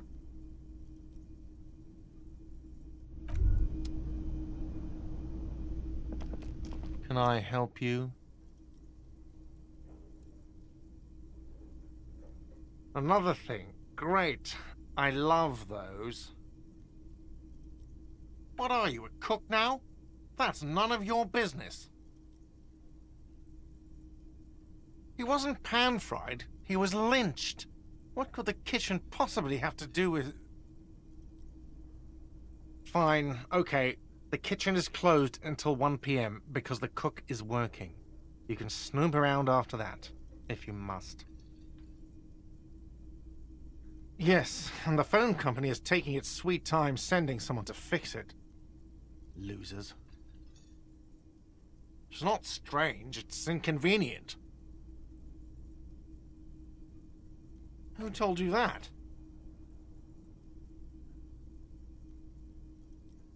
Fine, yeah, it looked like someone had messed with the wiring. It was shortly after the hanging, but I don't know if it's at all related. Plenty of arseholes around here who aren't murderers. If you do find out who cut the line, though, let me know, so I... Yes?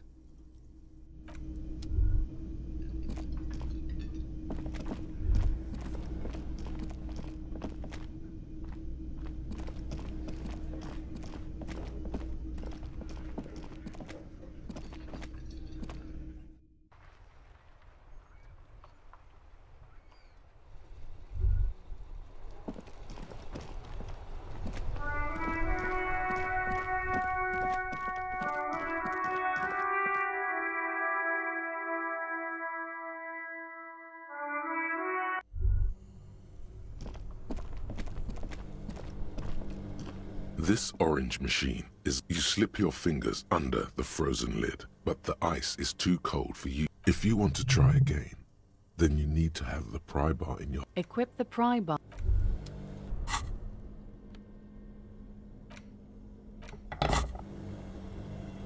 This orange machine is buzzing like an old submarine. Turning the crank is all gone now. You'll never be...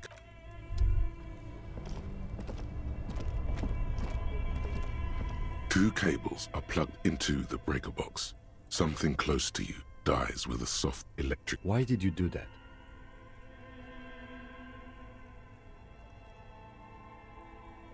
The lieutenant raises his brows, but... This orange machine is dead. This orange turning the crank feels oddly satisfying, like stirring your childhood dreams. It's all gone now. You'll never become a poet.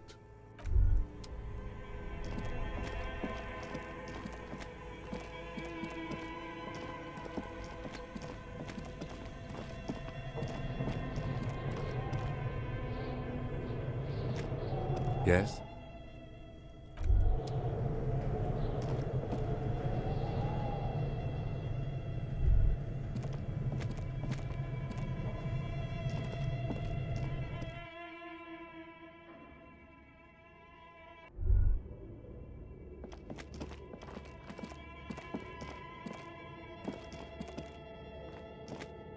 This old fire, a diagram for summoning radio frequencies, it seems.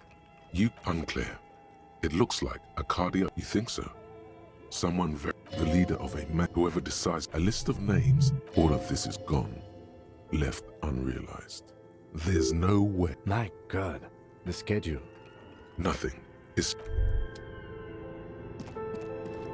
Your flashlight, some of the writing has faded with age. These light translude. Who are all the... You should adopt one of the Welkin. It's Vara, the Haldor, the... An inordinate amount of time has gone into drawing these little Welkin creatures. Some people really like building a world. This looks like concept art for a project. It's not really real. Just look at those... And for what? All the handwriting is... The full text reads... Heat death.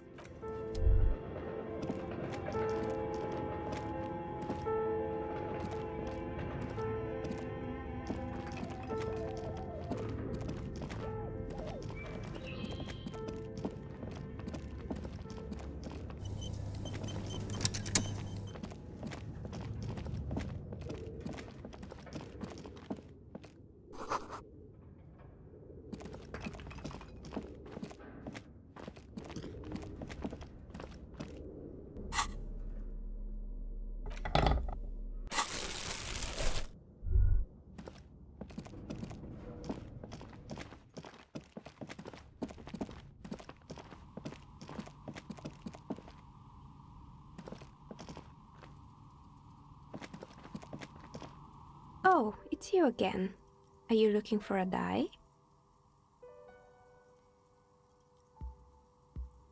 I'm listening. Good. I hope it's... Of course. Tell me what you have in mind.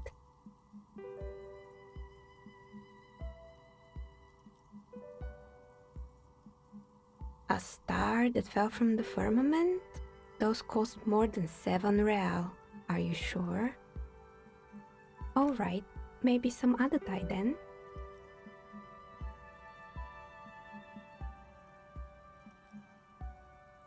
I think I have just the right one for you. Police colors. Not the most original, I know. But sometimes... Here, catch. They're a gift from me. Mr. Smooth Moves. You snatch the dice out of the air with one hand, just like you're in a movie. Oh, what are the odds? The red one is made of bloodstone with a lapis lazuli inlay, and the blue one is the inverse. I believe these dice are your lucky... She winked back at you. Can you believe it? You definitely need luck in Martinez. Was there anything else?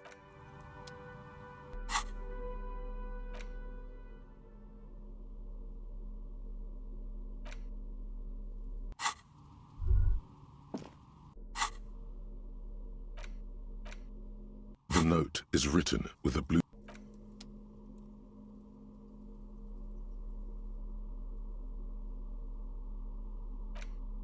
In your hands you hold 16 Days of Coldest April by Yekaterina Dahl. The cover image shows a row of concrete apartments. Indeed, the book is unusually heavy in your hands, as though the cover were lined with lead. It would do that in Grad. You flip through the book. The pages are thinner than you realized, and the type quite small and tightly set. It's nearly 600 pages long. The back cover is dominated by a black and white photograph of the author. She can't be much older than her mid-30s in this photograph, and yet, from this cover, the eyes of a sad old woman stare back at you. In cold, detached prose, the author describes a scene from one of the Yugograd riots in the 20s. As ethnic tensions run wild, a pair of young lovers meet each other on the street. It would physically hurt you to keep reading. Are you sure? They go through a brief and somewhat awkward love affair, and in the end, they betray each other and succumb to the absurdity of Gradian life. The man becomes a lens grinder, completely abandoning his former existence. He toils through the daily drudgery at the Lenka Polyfabricate. Happiness and fulfillment have eluded him his whole life. And, in the end, he has nothing to do but dedicate himself to the craft. She She spends the next several decades standing at a conveyor in a Sosnovo fish processing plant. The smell of fish guts slowly seeps into her hair and skin as every single one of her dreams dies, one by one. The memory of their short time spent together tortures the former lovers ceaselessly until the end of their days. Years pass in solitude, their bodies growing ever more decrepit. As life leaves their remains between the soil sheets, their final thoughts are filled with regret.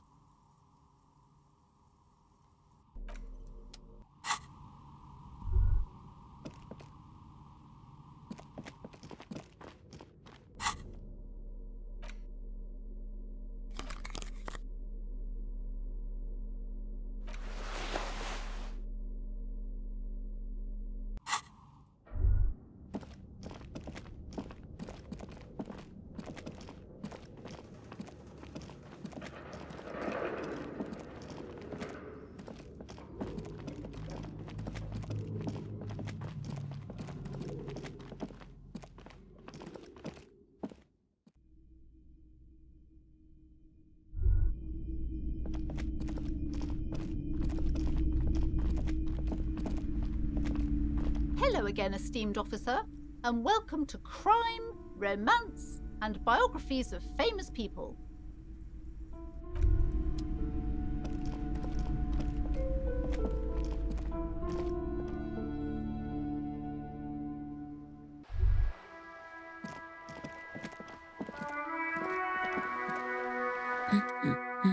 Her hands move over the book covers. The woman before you. Hello, sir. How is the investigation going? Found any curses yet? Oh, that's great! I hope exciting adventures lie ahead. And maybe you can help Mother become less afraid. Oh, that's Auntie Billy. She's nice if a bit distressed. I think she is a bad husband. Not very nice or helpful. Oh, kings and queens and I think that's why people read them, to find the secrets of their fame. Seems like most people who read those books fail to get more famous from reading them. It's the type of book where there's a rich lady and she has to choose between the good man and the bad man. Or there could be a story about a poor lady getting a rich man. It's about man and lady business, sir. Maybe some about other books?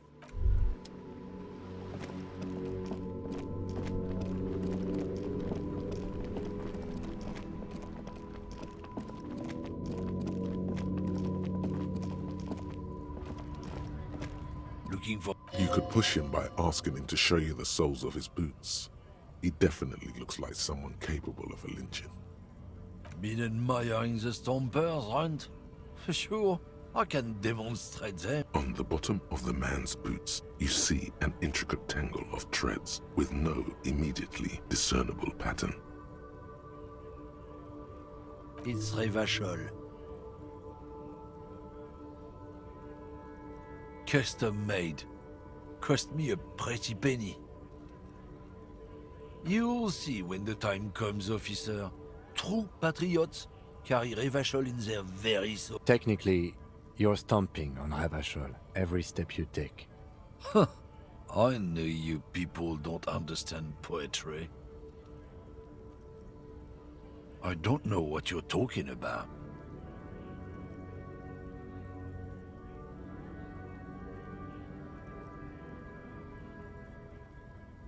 Listen up, fuckwits. You don't scare me. You cops don't run Revachol West. You don't run Martinez. You don't run anything.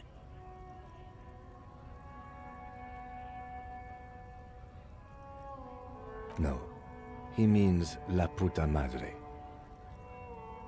The name resounds like a bell in the air, a dark gong. Looks like the lieutenant has a plan. Let him do this. Yeah, him. The lieutenant looks at you skeptically, but does... I ain't saying nothing.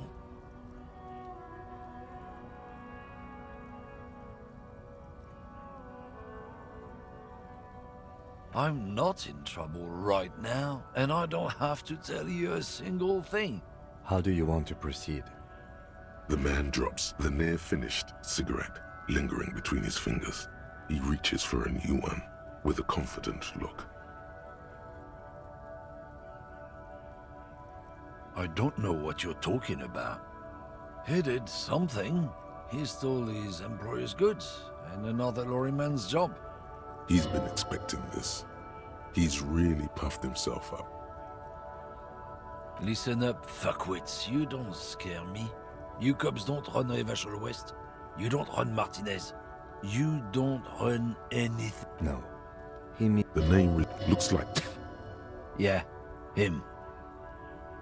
Then I presume you are familiar with his peonies. Yeah, they're his little bitches. He's good. Not just the unions. He has peonies everywhere. Some say he even has them in the RCM. Dirty fucking... The lieutenant adopts a rodentine quality. Be cool, sire. You're not peonies. You wouldn't be investigating a drug thing if you were. No, of course not. We are not peonies.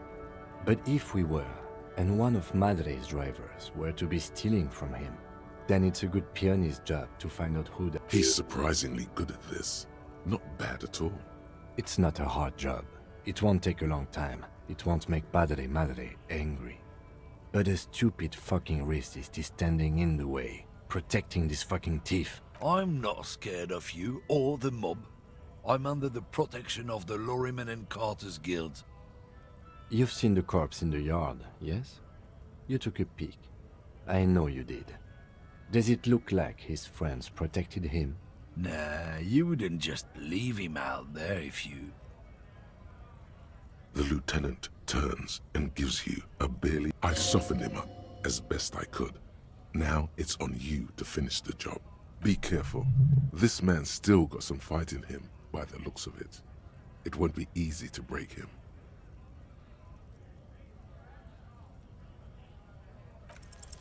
Men like this only respect two things: strength and fear. Fuck you, I told you. There. His voice grows smaller as yours.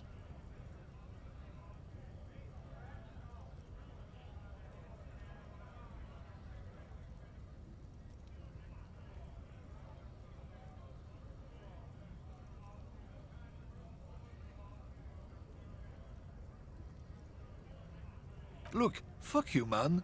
It's some lorry down there. Green, banged up thing. I don't fucking know who she is. When did she go away? I don't know. I don't even know her name. She just rolls with the fleet and acts like a big shot. Some dyke, probably. I haven't even seen her for days. Now it's not a big deal for him anymore. This is how he saves face. Past the monument. Down there. The Green Temple. Now leave me the fuck. A small temple by the monument. Green. Let's get into that. Looks like he got his adrenaline up.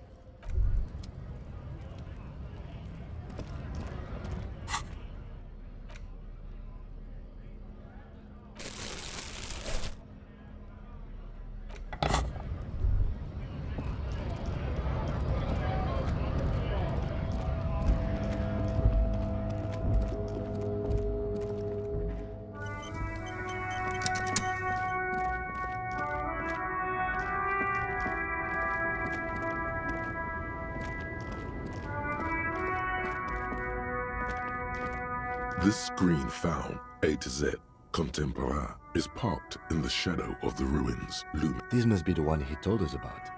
Unless... The glass on the side windows is tinted and covered with dust.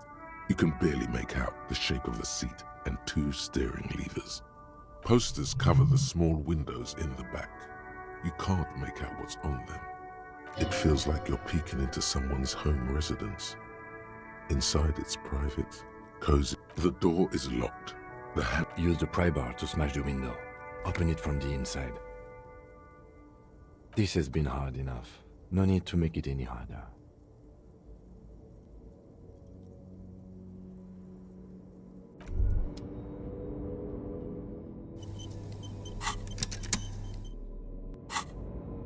This screen found A to Z, content pry-bar in hand. You take a hard swing at the window. A loud thunk looks like the window might be shatterproof. You may have to rethink your approach.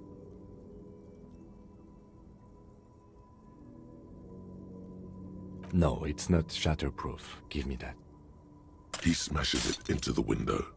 Droplets of glass fly everywhere, shattering over the lorry floor and pavement. The smell of cigarettes and perfume welcomes you. The cabin inside is plastered with old movie posters. Actresses smile from the walls. There's a radio transmitter in the front and a toolbox tucked under the driver's seat. Some tools lie scattered near the pedals. There's something odd about the passenger seat. The seating fabric has been pulled tight over the lower side of the seat where the toolbox should be. These are movie posters featuring starlets from long-forgotten films from the 20s, the teens, even the 90s. One of them particularly catches your eye. A centerfold of an ingenue attached right above the back seat. There's definitely perfume in the air. It's spicy, with a hint of... The actress is draped in a sheathed dress, one of her shoulders bared. The faded remains of an autograph run across the poster. She's looking past the camera. A feeling of tenderness washes over you. The remnants of a sweet June. The actresses and the rare actor all smile you a warm goodbye. Looks like the frequency dial is absent. It requires a key to work, but the key has been removed, likely by the missing lady driver. Strange. There are so many radio stations saved here. Must be over 100 at least.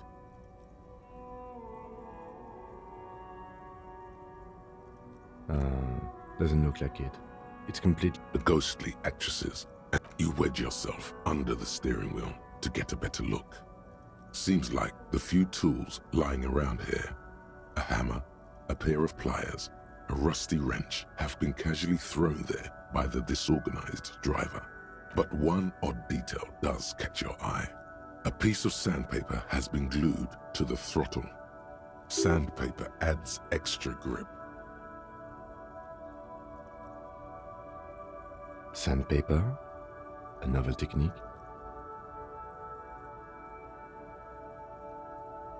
Yes? Do the honors, he thinks. Connect it yourself. Which means that the missing lady driver was present at the lynching.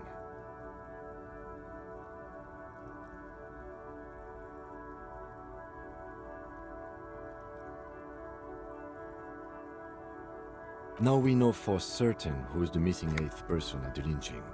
Do you think that Hardy and his boys could also be involved in a drug operation?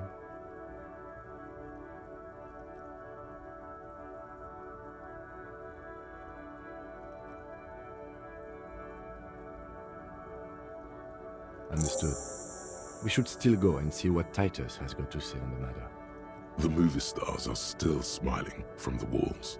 The radio transmit, voila, a stack of neatly folded papers has been stashed behind the seating fabric. You see 3 maps depicting a large metropolitan area. It's Revachol. Some of its routes and highways have been outlined with a pen. Bonne prise. This large map displays the elevated motorway called 881. The intake leading to Martinez is marked with a blue X. There's another X on the off-ramp at a place called the Old Toll Booths at the intakes are marked with a circle. It looks like there are scant few ways of getting onto the elevated motorway that runs over Jamrock, and this person knows them all. There, hundreds of thousands of motor carriages roar on the 881, high above the mass of brown and red roofs that is Jamrock. The commuters don't even look down. To Couronne, through the middle-income neighborhoods there, by the river, and then to Stella Maris and La Delta for work, while the men and women of Jamrock scuttle to their fates below the road. This municipal map from the 30s displays a complex system of storm sewers underneath a sub-district called the Pox. Old military hospital, right adjacent to the 41st precinct. No storm will ever drown Revachol, the great solution to the riddle of history. The final map displays a labyrinth of service tunnels left over from the construction of Motorway 881. A few routes have been marked with a pen, where the tunnels and sewers surface near the eminent domain and a traffic island in central Jamrock by the lake. Looks like the smugglers have infiltrated the road network belonging to East Motor Tract. So it would seem. The RCM patrols most of these auxiliary roads, though apparently not all of them. Hard to say. This distribution network looks certainly large, yet still vague enough. It doesn't reveal much about the Besmerti behind it. The Besmerti is a Revacholian crime syndicate. They see themselves as the inheritors of the 14 Revacholian Indo-tribes, but really they're just violent gangs vying for control on the west side of Revachol. With cool names like La Puta Madre and Aura Mazda, it's a dark parody. It's definitely not the Union. They just do some logistics. This operation has spread everywhere in Jamrock. If it's that widespread, then Madre remains the most likely suspect. Here's bad news. There have been attempts at a serious investigation before, but they haven't ended well for those involved. Best not to disturb the scene. I'll have forensics go over the lorry and pick this up later. The stack of maps looks just like before. A metallic drawer slides out from the seat. It's empty, except for a folded newspaper. It's an issue of Périphérique from last Wednesday. A piece of paper falls out from its pages. It looks like an article ripped out from a radio enthusiast magazine. Complex mathematical equations explain the basics of something called the Ulan frequency system. The Ulan frequency system? I've never heard of that before. I know of FM, AM, UKV, but... The pull-out toolbox slides back into its nest. The rest is as it was. You close the rusty old... Great. I think we got everything. A word, detective? All right, we've finished here. Let's quickly debrief and go over what we found, so we don't do it in front of the company rep. Honestly, I'm quite worried by what we've seen so far. The evidence seems to point to a rather extensive and well-organized operation. I'm especially intrigued by that radio transmitter, particularly the sheer number of stations it can connect. Looks like this alleged drug trade casts a wide net. This means it's well-funded. Technology like that, a major player must be financing it. I'm not sure what the Ulan frequencies are all about, but they may hold some significance. Perhaps it's a better way to connect between fleets while avoiding frequency bleed, or maybe it's used to tap into RCM networks. Oh, and the maps we found. They reveal the geographical extent of the operation. Looks like they've used abandoned tunnels and access roads to stay hidden. This is useful info. And last but not least, it looks like the Hardy Boys knew this driver, as we know that she was present at the lynching. This may be the Union connection we've been searching for. The probe and the case converged, he thinks. This was quite the find. As elegant as they are, I don't think they are relevant to the drug trade. Yes, well... Unimportant. Like Joyce told us, yes, logistically. But don't expect to bust this open during our stay here. At best, this is an angle we can use against them, to other ends, as extra ammunition. We should return to the murder case, see what Joyce tells us about the lynching. When we are done for the day, I call my station and suggest our narcotics department look into it. There are more than enough grounds to start an official investigation, sometime later when we are done here. The fact that one hasn't started already gives me pause. An investigation, I mean. Especially if the Madre grouping is involved, and I can't imagine they aren't. It's certainly worrisome. All the same, I don't like the idea of internal affairs descending on the matter. That won't help anyone either. Debrief over.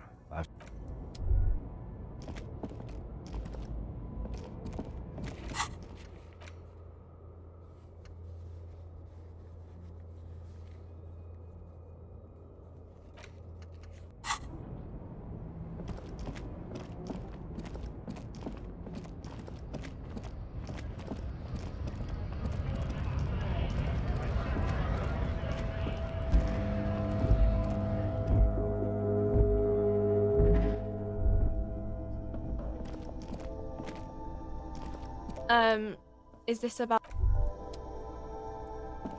A colorful display. Again, I'm obliged to inform you that both alcohol and cigarettes damage... A small cabinet on the wall is filled with various medicine bottles, nasal sprays, and blister packs. They all bear the Saint Baptiste Pharmaceutics logo. Okay, here. I hope Saint Baptiste makes you feel better. The tear machine stands.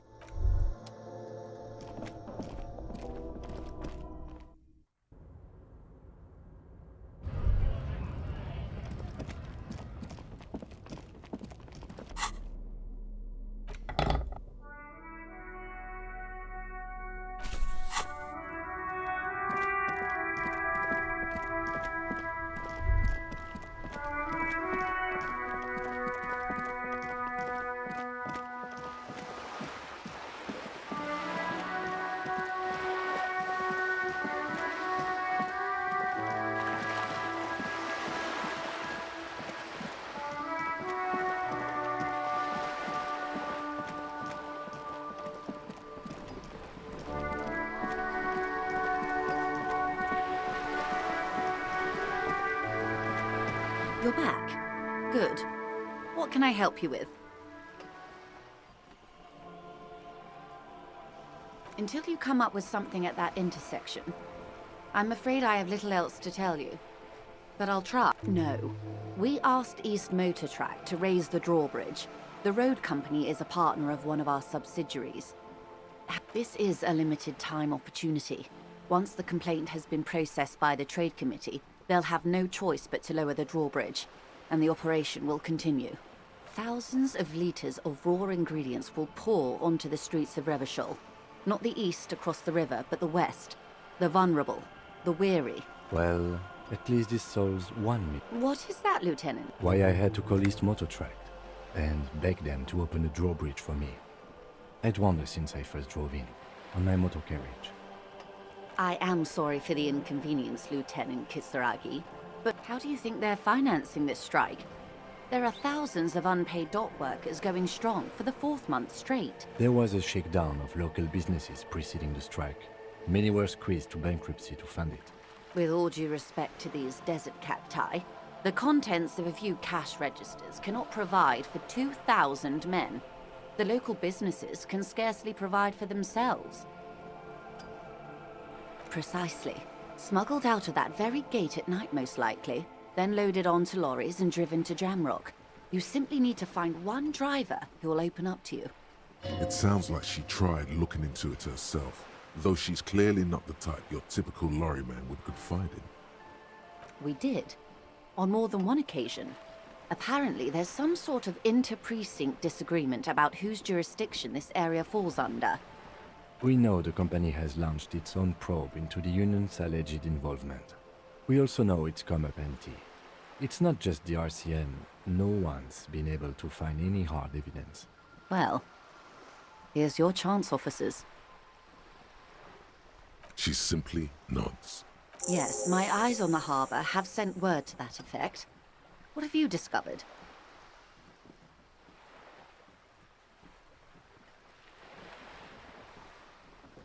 It doesn't really matter. And in any case, it's a relief to know someone has looked into it. If She's trying to conceal her excitement, but the slight glimmer in her green eyes tells you otherwise. If there is an investigation, it will be part of an ongoing operation, subject to confidentiality. I'm sure you understand. Of course, detectives. In any case, you've held up your end of our arrangement. I trust you with the rest. Now it's my turn. I wouldn't normally break protocol like this, but the situation demands it. If you don't solve this murder, I'm afraid we may have a bloodbath on our hands.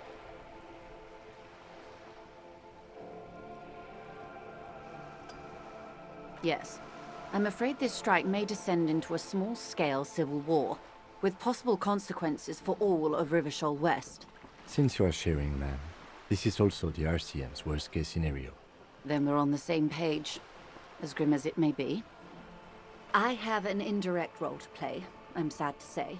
My employer experienced a momentary lapse of faith in me. In that moment, they elected to deploy a private military contractor, as an insurance measure. They called it my security detail. They were dispatched after I relayed the union's initial offer. Every worker... A member of the board. I tried to convince my employer it was simply a piece of rhetoric, or a joke. They did not appreciate the humor. Absolutely not. These mercenaries are muscle, pure and simple.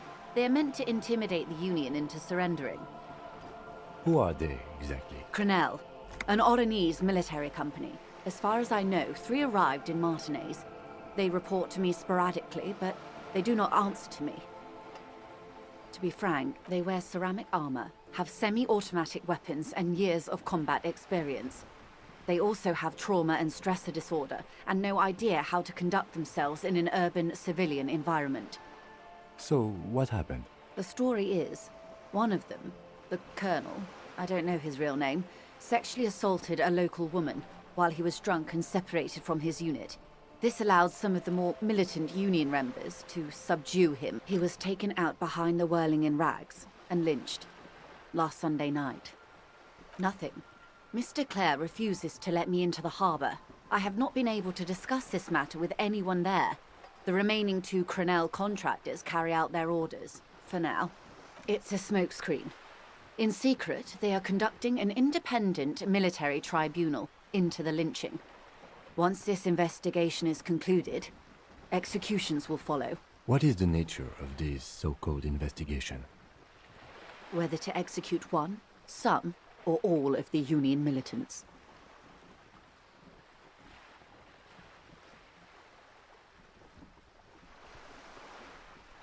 It's not good, no. My only hope is that you provide a single concrete suspect before the mercenaries indiscriminately pick theirs. Simply put,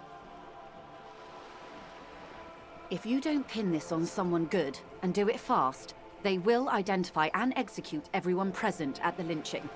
This in turn will force the Union to respond. The Debardeurs have over 2,000 men. It will be 1,000 to 1. Have you ever seen a Hornet invade a beehive, Lieutenant? It's not. These men work in tandem using semi and fully automatic firearms. Their armor is virtually impenetrable to muzzle-loaded weapons, even yours. Most Union workers don't have guns at all. As I said, a bloodbath.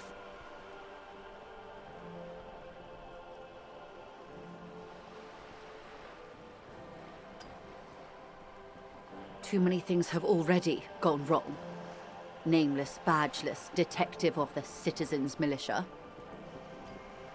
All we can do is keep that which is not from following suit. One single concrete suspect delivered into civil court, and I may be able to defuse this situation. Not much. Their public resume is relatively good, as far as private military contractors go. I believe they were once called Downwell. Down a deep, black well. They boast a long list of clients. Saint-Baptiste, Welchman-Lorenz, Eintracht. A warning sign, however. The operations concerned all take place in third or fourth world countries. Guarding facilities, escort missions. Meaning they're used to operating in war zone. Yes. All the good conflict corridors. Supramundi, Yesut, the Seminese Islands. Countries that don't have a good record reporting atrocious military conduct on their soil. Sadly, no. Before this happened, I had little interest in them. Now that I do, I don't have the resources. If you still have access to the ICP's database, you could run a better background check than I ever could. Do you know a lot about the inner workings of the RCM and the ICP? In my line of work, it pays to do your research. I was prepared to deal with the RCM. I did not think I'd be dealing with a group like Crenel. I have, and they will. However, these orders take time to reach what is basically a rogue unit out in the field here. Until they do, it's all on us. She's being truthful. She is pressing them as hard as she can. Or he didn't. This is information passed on to me from some teenagers loitering around the canal. I cannot... That the man was killed because he assaulted a local woman. I've asked around a bit. This seems to be the accepted story around Martin. The lieutenant consults his notebook, his eyebrows knitted. Odd. We haven't heard any reports about an assault in connection with the lynching. Where did it take place? And when? Last Sunday night, at the Whirling in Rags, the hostel by the gates. Supposedly, the colonel was drunk, maybe on narcotics. Either way, he's alleged to have sexually assaulted a woman. Sometime later, a group of dock workers got their hands on him. That's a good question, officer. I don't have the slightest idea. As I said, it's a rumor about a rumor. In any case, it's what the colonel's remaining colleagues believe. You meet her soon enough, you feel. If you mean did I see him alive, yes. But I did not know him. You don't know how you know. It's not written on her face, nor in her voice. But she had sympathy for this man. Lely, his service name, a nom de guerre, most likely. He wouldn't divulge his full name. Only one of them did. A bad sign if there ever was one. He was 40. Or 50. It's hard to say which. He had a combat injury on his lower jaw. It made it difficult to estimate his age, or gauge his facial expressions.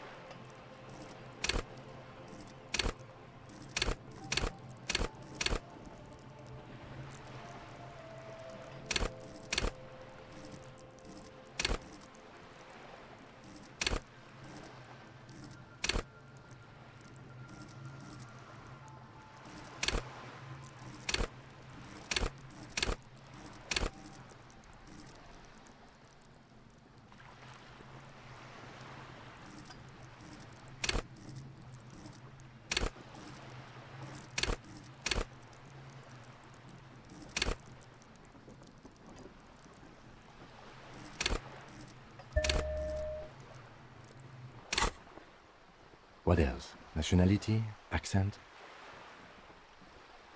He was, Occidental, I think. Light brown hair, a mixed accent, Oranese, or Messinian, maybe.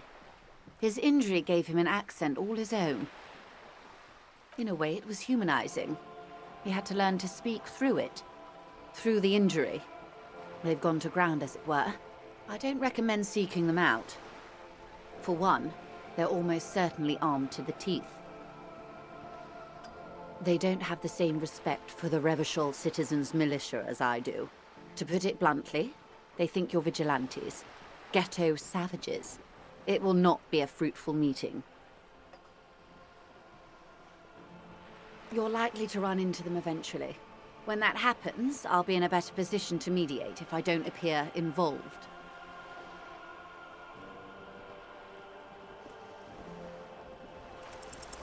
One is obviously the scat leader at the harbor gates. The one chanting the idiot. The other has a vantage point in a building south of the roundabout. They were keeping tabs on you while you were canvassing the lorry drivers. That may be so. I still hope you heed my advice. There's no need to kick the hornet's nest. For all your talk of averting this catastrophe, the situation at the gate is a powder keg. Does this not bother you? Of course it bothers me, Lieutenant. But my hands are tied. How would my employer react if it appeared I were intervening on behalf of the Union? Your concern may be appearances. Ours is keeping the peace. That would afford a good vantage point. In any case, it's practically inaccessible. Where is your radio for contacting them, if I may ask? Heavens no. I'm not an undercover agent. There's a shortwave at the ship's wheel. I hope I can answer it better. Until the executions start? Truthfully, I don't know. It depends on their progress identifying the members of the lynch mob, and their impatience. They don't report their progress to you? Not on this matter. I'm afraid they consider this a personal initiative. 5 days, not more. Maybe sooner. It's a matter of days, not weeks. I am sorry to have been the bearer of bad news.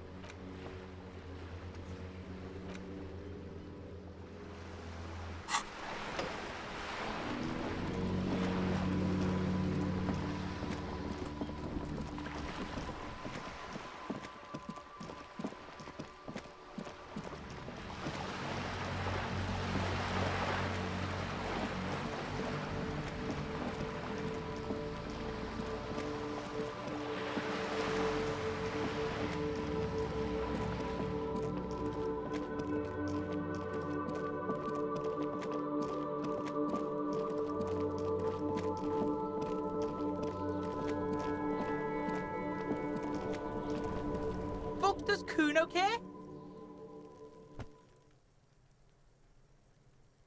The fuck do you want with it? Good call, Pigmeister. Don't come in. Yeah.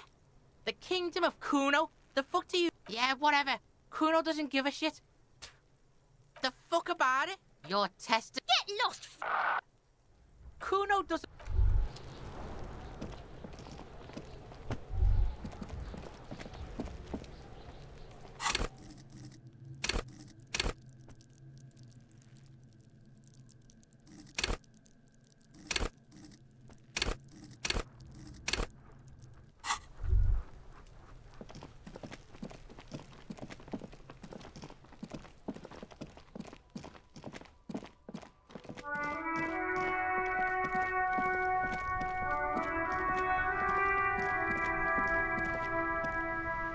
Inside, you see a set of steering levers. This is Precinct 57. How may I assist you? Just a second.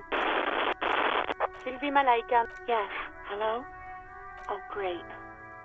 What else do you need, detective? Yes, I know who you are. You're a police officer. The law. Oh. Real policemen have uniforms too, by the way. Where's yours?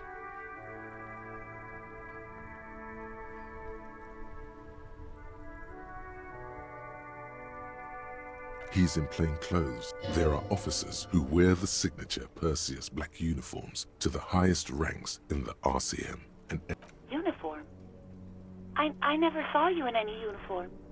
somewhere in a dank rental apartment, two police officers stand. One of the men, trying not to slip on old newspapers, makes his way to the window and pulls the curtains apart. God damn. Officer Michelle. Please, no. Not this again. Everyone saw your cool gun, detective. You were trying to impress some people with it. Everyone was eating, and you were waving it around in everyone's face, begging them to describe it. You said it calms you, and then you started making suicide jokes. Oh, those again. When you put your gun, your actual gun, on your temple and pretend to shoot your brains out, off of that, people don't like that. Some poor sod was trying to eat his pudding while you were screaming, spit flying, imitating the mercy shot right next to him. Spat some in his food. Me neither.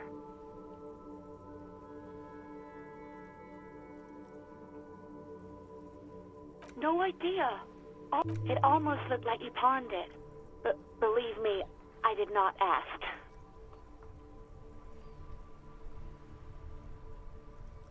You hear the call. Anything else I can help you with, officer? 57. In the cabin, you see a set of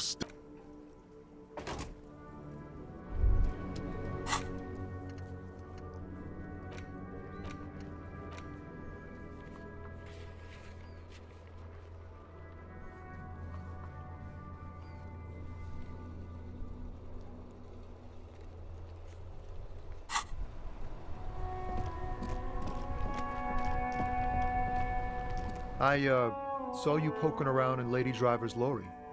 She in trouble?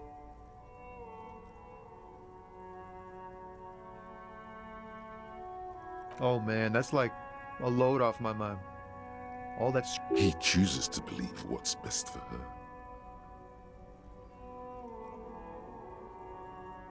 Oh, you know. Tommy Leham's gonna be a musician. Sprechgesang, but with beats. I've got a lot of free time on the road to hone my craft. Tommy Lam was taken. My real name's Jerry Lafitte. Tommy's way better. It's more him. The man taps his fingers rhythmically against his arm. Huh? Oh. No, I ain't got the bosses, man.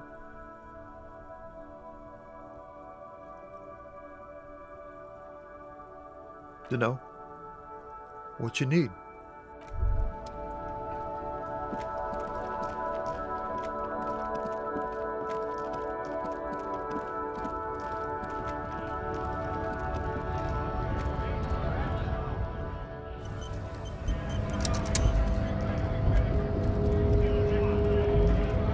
Right to work! Right to work! Shame on... No, I'm not a fighter. I'm a worker. Hell no. I'm just an honest scab. I won't have talk like that around here. It just has to be said. That was not a convincing line.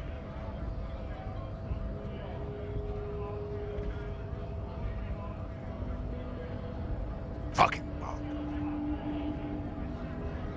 You hear a tiny rattle, a small radio, cracking somewhere. An earpiece. How about you fuck off now, huh? Okay, of course. There could be weapons aiming at us right now, somewhere above, in the buildings.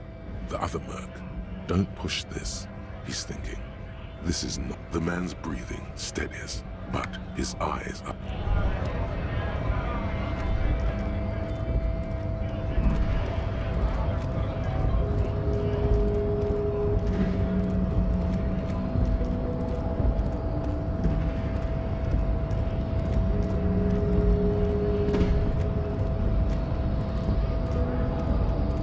Your race descent has only worsened since I last saw you. You have really let yourself go.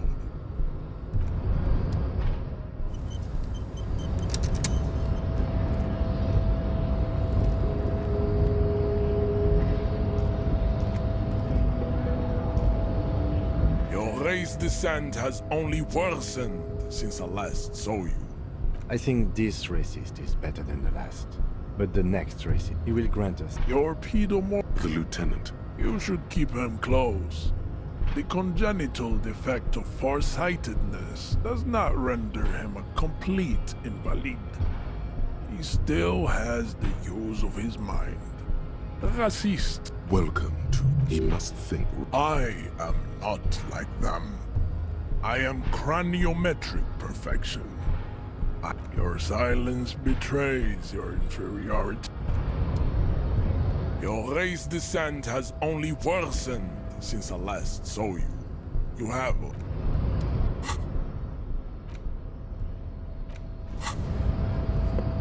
Your race descent has only worsened.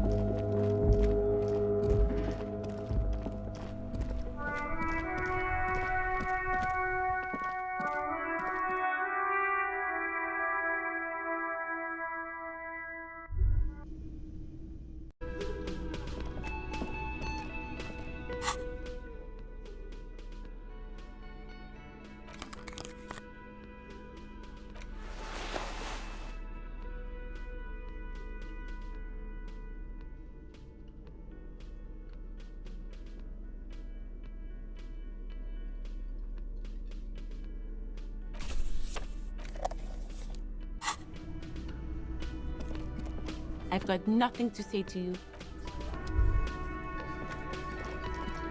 Behind the dockworkers, a ceiling-height window.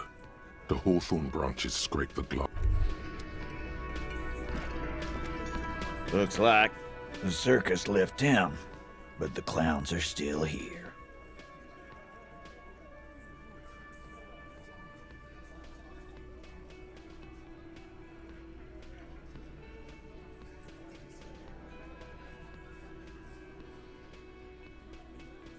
Like hell you have. There is no local drug trade. This place is as clean as a rifle. Go back to Jamrock. We'll do that. In the meantime, did you know that there's an abandoned lorry at the intersection that was used to move raw ingredients for drugs from Terminal B to Jamrock? The person driving it was present at the hanging. It was one of you. We've connected the footprints. Detective, do you want to deliver the coup de grâce? No, the thunder is his. Leave it to the lieutenant.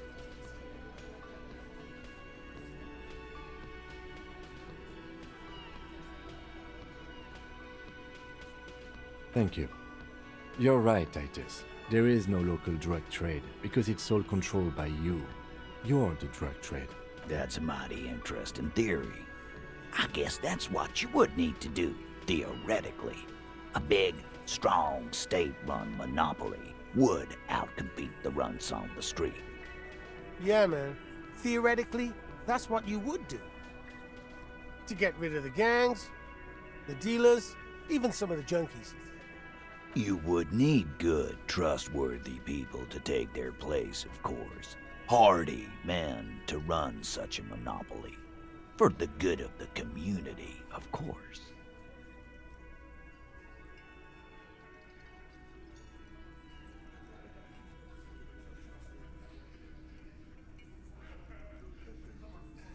Boo fucking who.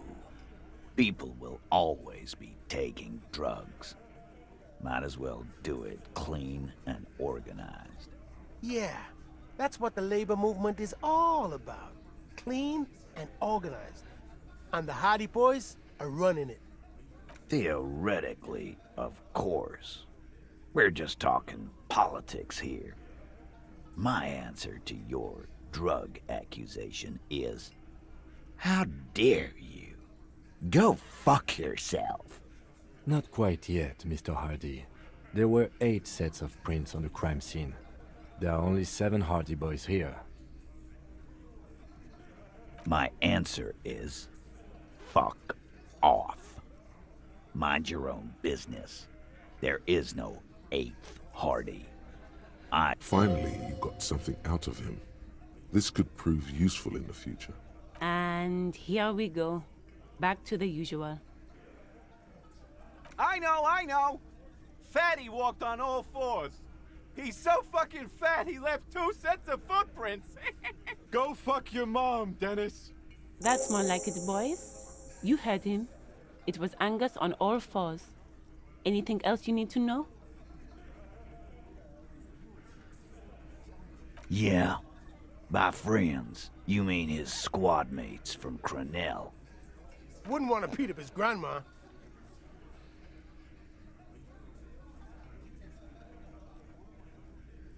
This is what happens if you take the law into your own hands. Other people start doing it too. Let them come. The Hardy Boys are right fucking here. You heard the man. Right here. We're armed. We got the whole district behind us. And Glenn. Glenn is fucking crazy. Yeah. A well-oiled murder machine.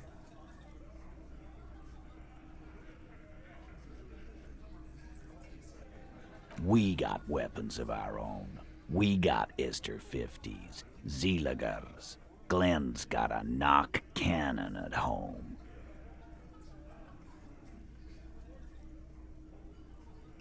I guess we're gonna see, aren't we?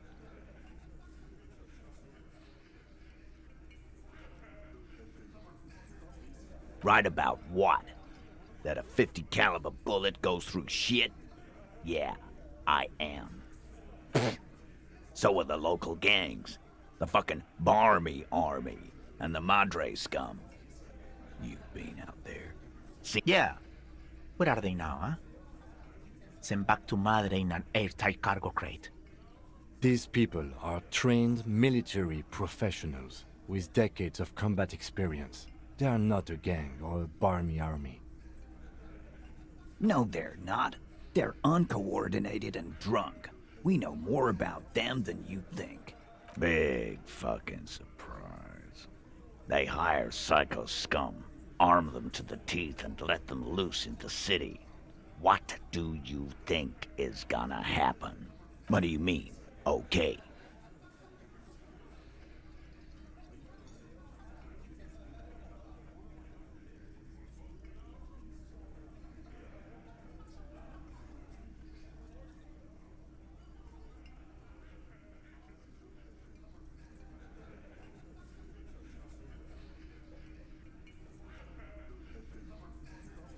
No, they won't. Get out of here with your negative energy.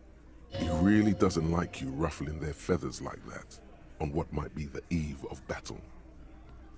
All he means is that the situation is serious. No wonder you cops get shot to shit every day. Can't go to war with an attitude like that. Again. Good one, Titus. About fucking time.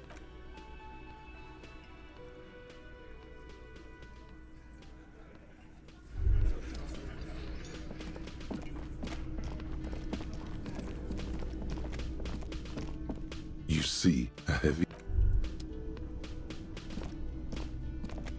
The man ponders his cook.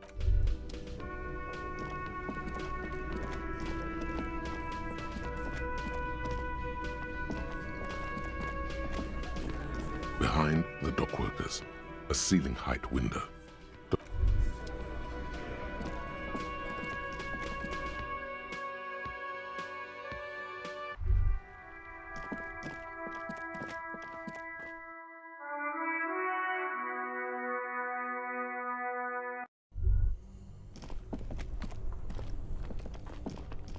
This orange machine is dead still. You slip your fingers under the frozen lid, but the ice is too cold for you to get a good grip. If you want to try again, then you need to have the pry. Equip the pry bar.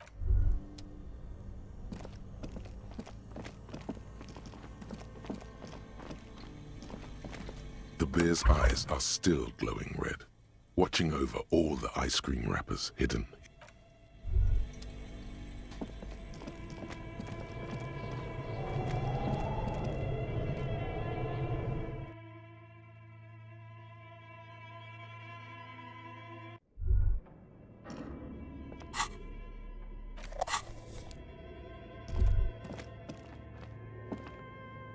Tiles on the cube are still smoldering.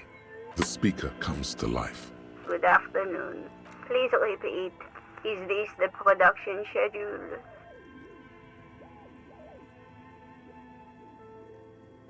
Fortress Act. One moment.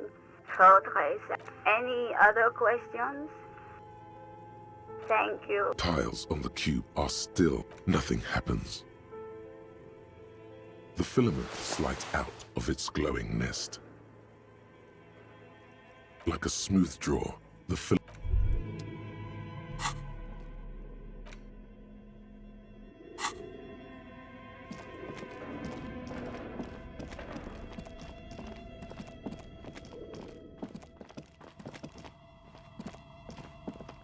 Oh, it's you again. Are you looking for a dye?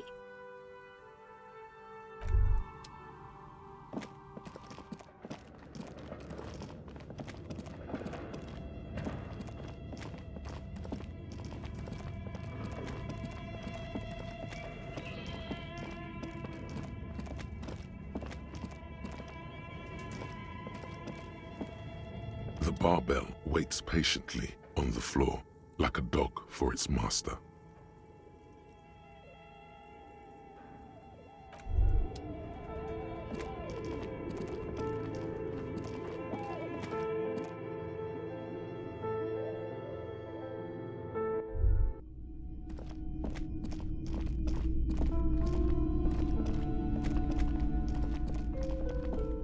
Shelves filled to the brim with crime novels featuring the supposedly stalwart Vespertine detective.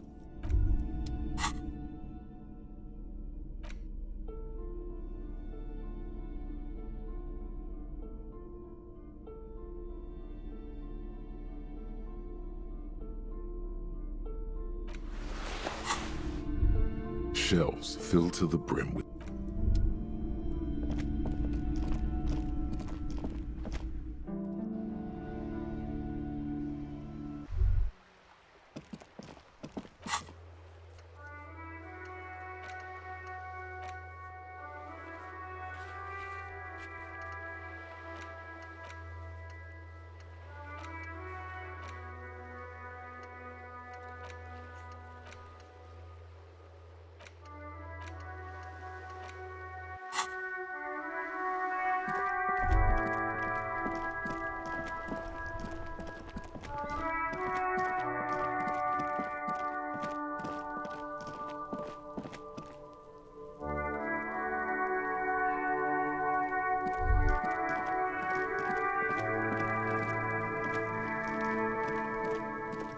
the trash containers. The smell of rotten food rises to greet you. You see soggy cartons, dirty rags, and organic waste.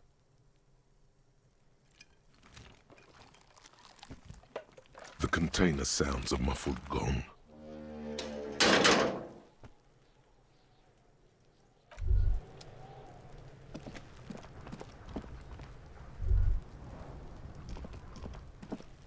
What do you see?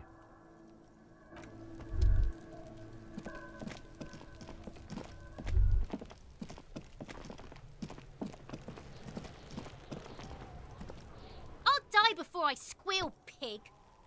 You don't want to fuck with me. You can still...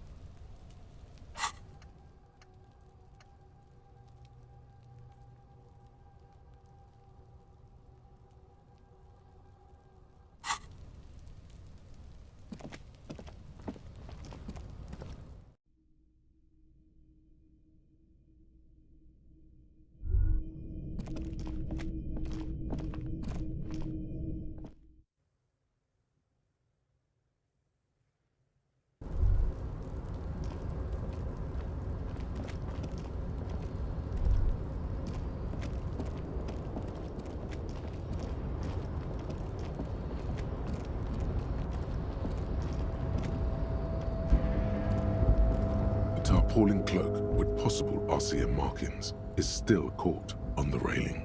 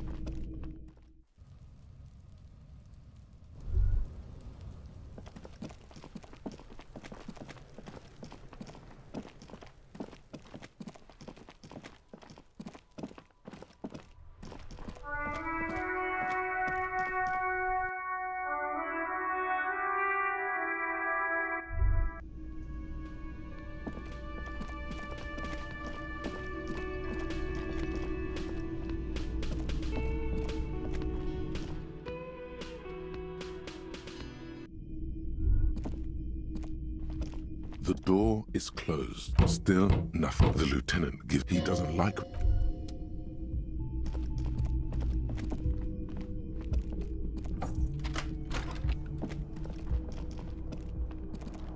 The bed is still.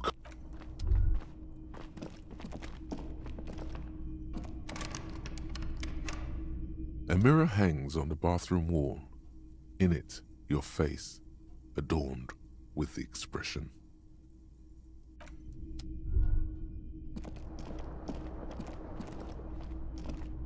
This fan has it been consigned there as punishment? You feel as though this. The window stands, the morning light.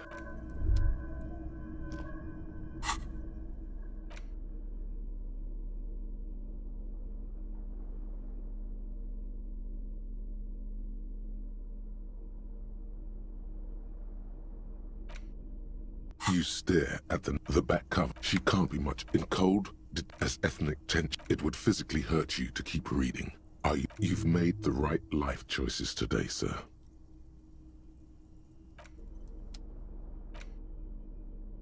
The greatest, browsing through your education, it seems right. A pop quiz is thanks Dolores.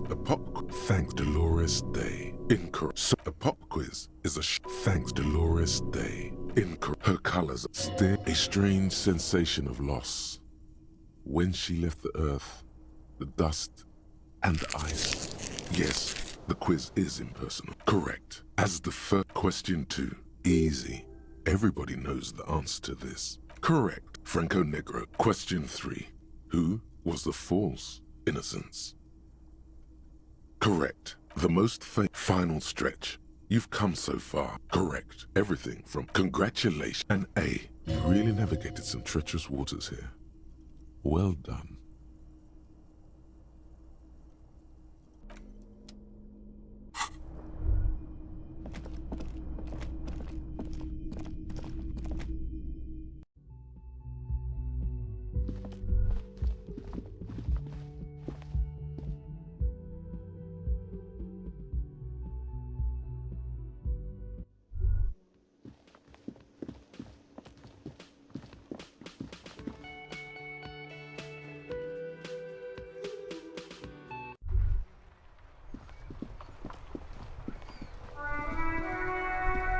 The worn and beaten wooden planks of the bench do not look. We can sit on benches after we've solved the murder. Let's go. You can revisit the bench if you ever need to pass the time when Lieutenant Kitsuragi is gone.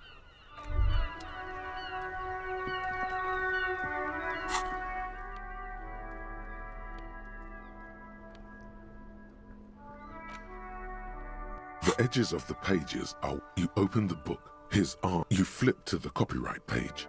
This book was written. Berserker rage burns in his azure-hued eyes as he brings glory in. The edges of the pages are warped. You open the book. His arms. You flip to the copyright page.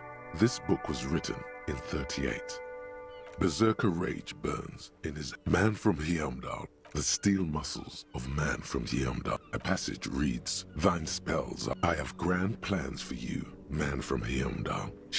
What do you even know about literature? This is not just another book. It's the jacket copy. He is ambushed by a tribe of the jacket. He is ambushed by. You open the book. His arm. You flip to the copyright page. Berserker man from Heimdall rides on the steel muscles of man. A passage reads, "The man, thine spell, I have grand plans for you." In the final page, to find out what happens next, you'll have to pick up. You open the book. His arm. You flip to the copyright. Berserker rage burns in his azure. The edges of the pages.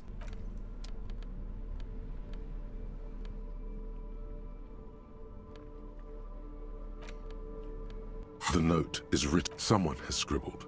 S. I can't believe the offsite copy is still here. You'll find the filament memory with the offsite copy in the frozen ice cream maker. Please take it home, ASAP. It's important. Looks like someone from that radio game company upstairs. I'm a little surprised they just left their property lying here. That's a plausible hypothesis. Really?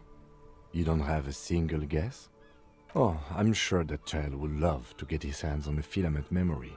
Even if he doesn't know what to do with it, he'd probably try to pawn it for speed.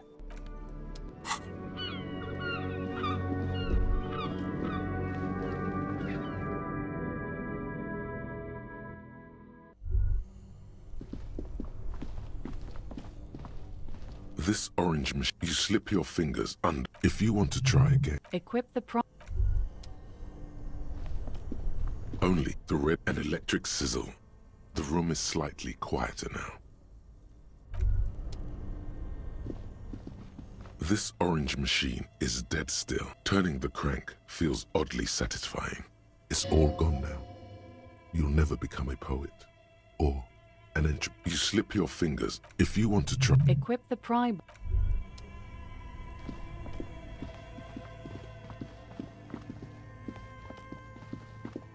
The beer's eyes are dead and empty. Ice inside the fridge, slowly melting.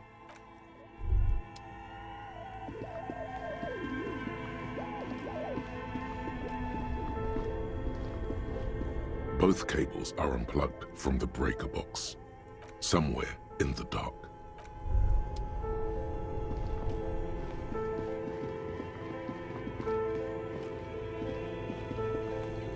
The bear's eyes are still glowing red.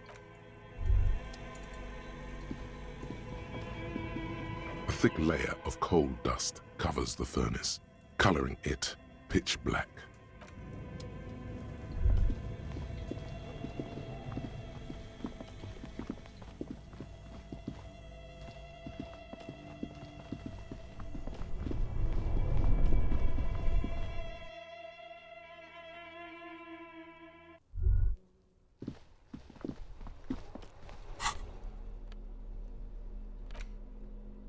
You stare at the now in cold as ethnic tension. It would physically hurt you. They go through a brief and somewhat awkward love. He toils through the daily drudgery.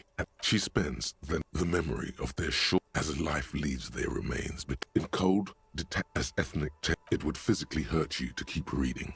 Are you sure? You've made the right life.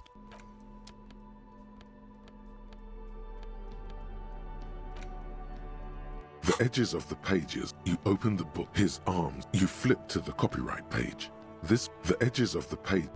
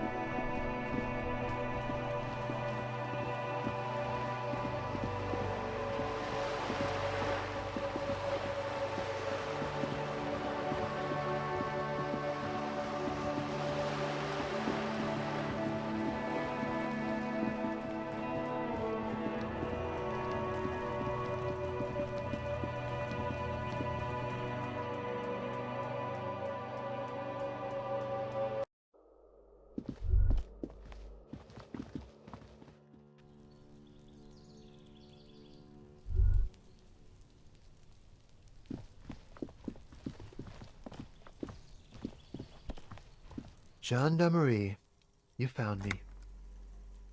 It feels like a Friday. He seems to be in a good mood tonight. Beautiful. So tell me, are you here to make things right again?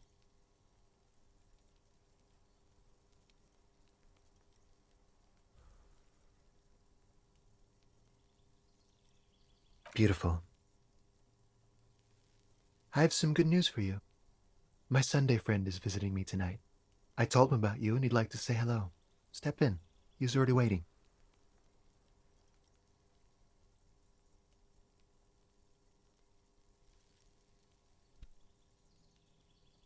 Trust me. You do. That's nice, but I don't have anything to tell you. It's my friend you're looking for. He takes another drag of his unfiltered cigarette and looks around. It's getting dark and the neighboring windows have lit up. Downstairs, a cat crosses the yard, disappearing into the bush. Besides, I've got to run. He's going to leave you alone again.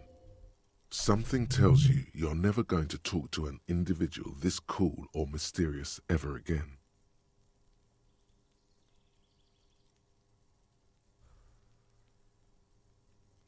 Just look at it. It's a beautiful night.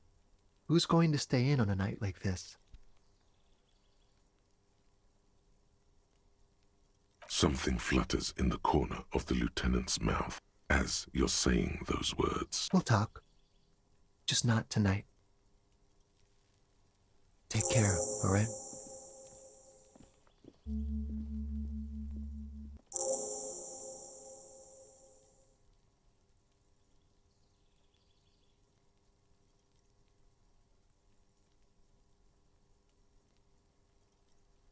Different, of course.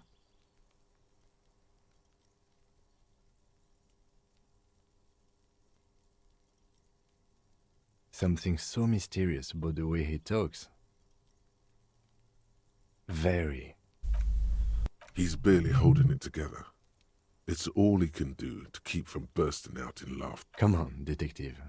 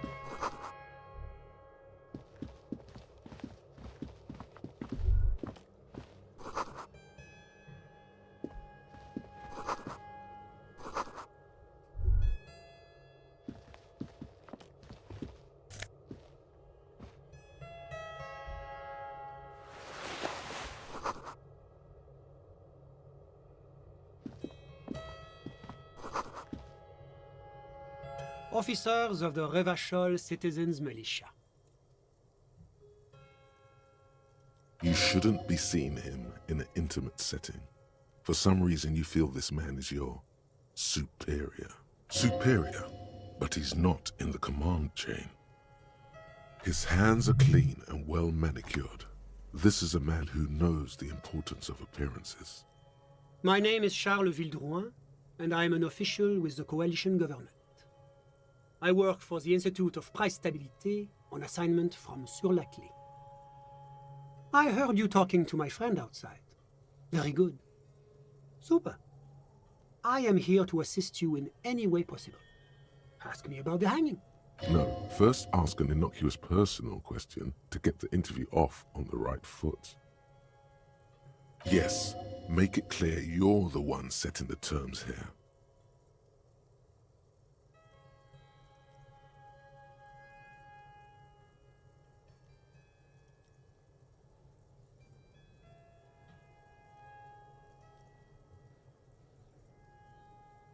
Oh, we got it from an atelier in the East Delta Commerce Center.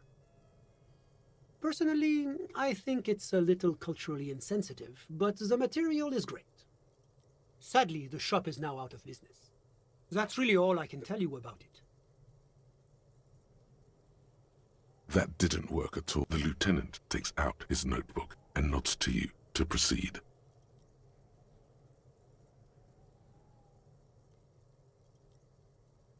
I'm sorry to say I did, officer.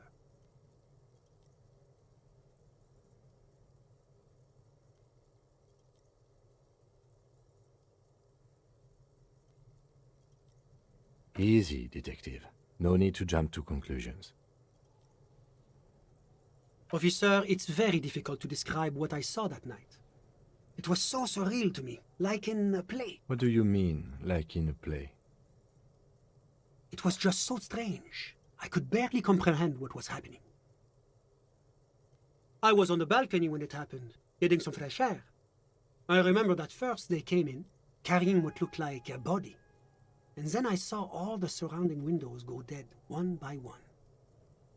That's when I understood I should not be seeing this. Sounds like the victim was unconscious, or at least incapacitated. Interesting. I couldn't see their faces well, and there were quite a few of them.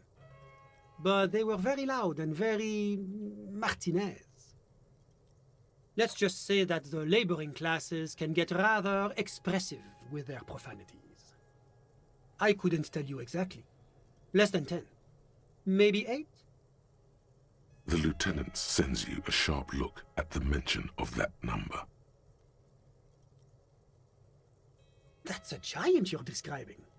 No, they were all quite human, as far as I could tell. I went back inside. Were you able to see anything from inside? Officer, the yard was pitch black. There was nothing to see, but I could still hear their voices. They were threatening to kill that poor man. All men, I presume. But again, I could... But we are fairly certain the lady driver was present. It's possible, officer, but I cannot say for certainty. It was... I believe they were mostly white, though I believe I saw 2 Areopagites among them. And I am quite certain that one spoke with a Mesk accent. Well, that's the strangest part, officer. Nothing happened. It was oddly quiet for a public lynching. Eventually, their shouts died down, and that was all. There were no gunshots, no celebratory shouts, no anything. I'm afraid I don't have anything else to add.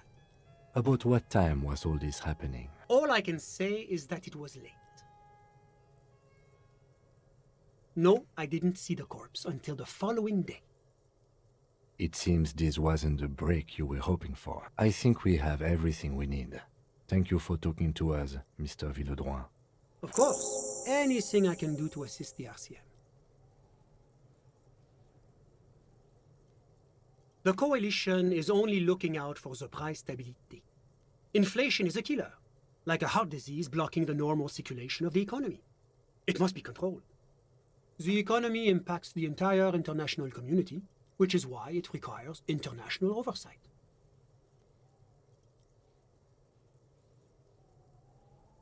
Whatever you wish, officer. Ah, my friend. My friend is a good young man.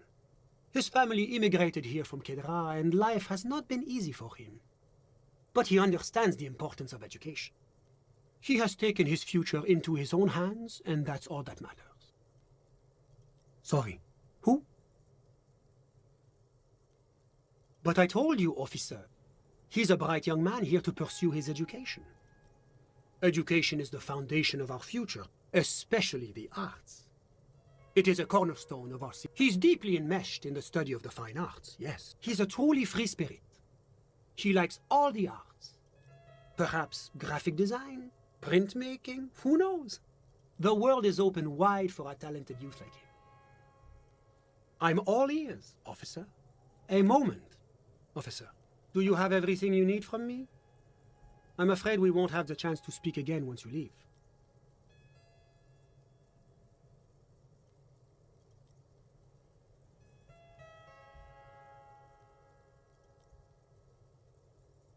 Of course.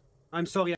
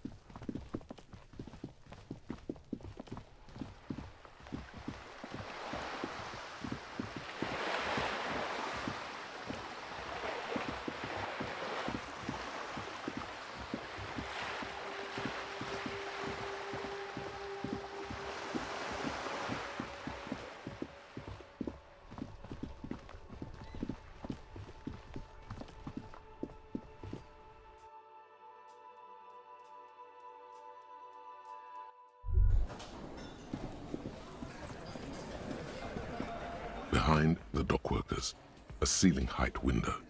The hawthorn branches scrape the glass like bony fingers. There's a little slide panel up there to let some air in. No need to open it in spring. It's still too cold outside. Nothing. Just black tangles like the hair of an old woman. Motionless. The wind in the yard doesn't reach the hawthorn, nor does the light come in from this window.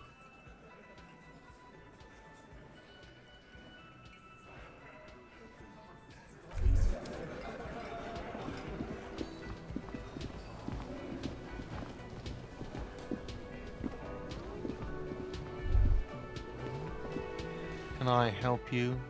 Got the 20 real? Good. You got the room for the night, but remember, you'll need another 20 real tomorrow.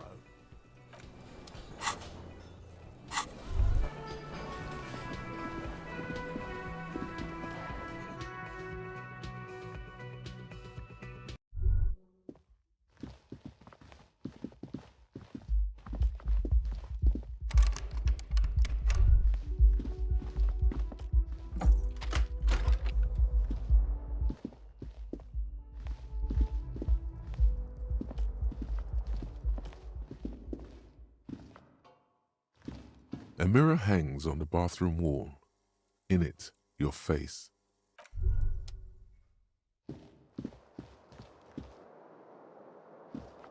This fan has it been consigned there as punishment? The bed is still cold from the bed is still cold from the wind blowing in from the broken window. The mattress creaks as you close your eyes. Here we are again, my broken bud. The waves are coming, carrying you away. But you can't go. You're not cooperating. It's your disgusting body. Even through your sleep, you feel a vague discomfort suffusing it. Your belly and your sides are unpleasantly tender. You wish you could curl up into a fetal ball of safety, but you cannot. That pain in your right side is your enlarged liver, by the way. As for your kidneys, you've really been compounding the damage lately. Every cell in your body is moaning in agony, asking, what did we ever do to you?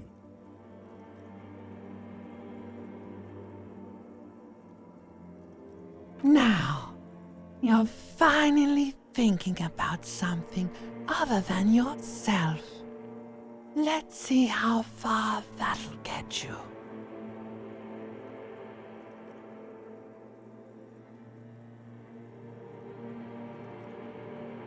Oh yes, they'll check you out, give you some pills, make it all okay.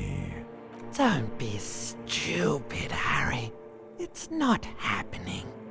They don't make new kidneys and livers in hospital. All you've got to do is pray to God it passes and stare at the flickering darkness.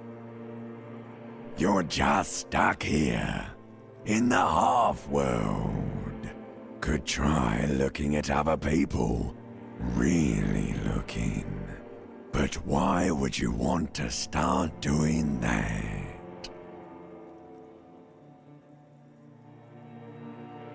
Sure you do. They're all so friendly, aren't they? At least they're interesting. Each one has a process just like yours, running in the space between their ears, full of secrets. People are beautiful, statuesque, parodies and tragedies of themselves, a great democracy of creatures. What do you think you're doing right now? Coming to some greater awareness? Look at all these lights, blinking in and out of existence. Thoughts! You're just pretending that you're asleep, even to yourself. while the world goes on without you. Let it. Let it. But it never seems to let you go, does it? Time to rise and wipe that shining sweat off as best you can. Gather your bearings.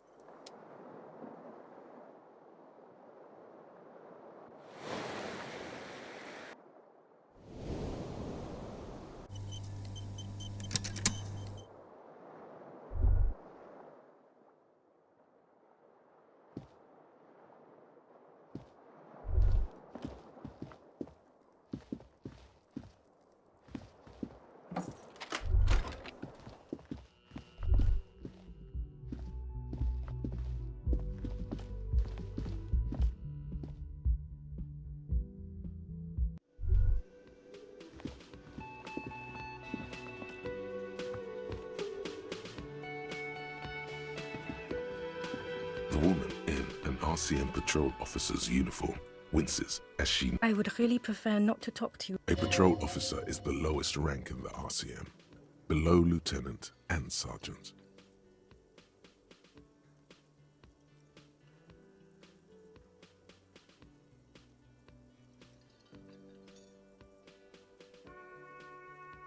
I don't know. I mean, why would I want to talk to you?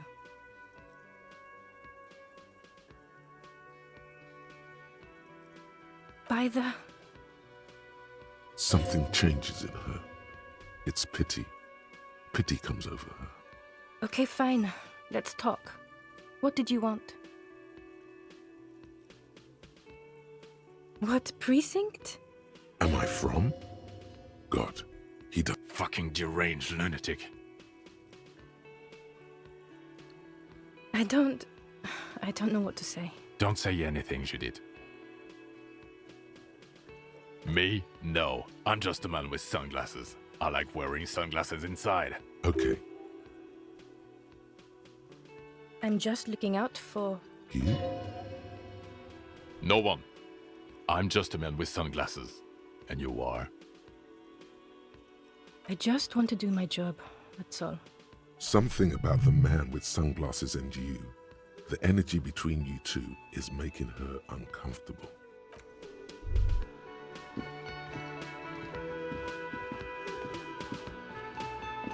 Hi, gendarme. Another rendezvous. Hello, hello. So what brings you here? Admiring the atmosphere. What about you, officer? Convenient. But what are you doing here? Talking to me? You did? And how did you like him?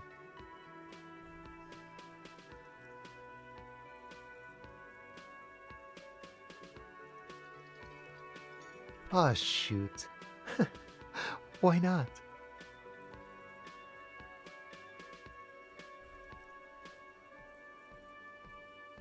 Hmm? What about me, gendarme? Oh yes, let's see. He knocked on my door a few days after the lynching. I think he was going through the entire building, asking questions. Nothing. That I didn't see anything. Why shouldn't he?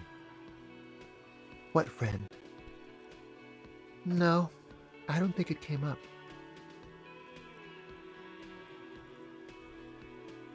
Muscular, handsome, strong.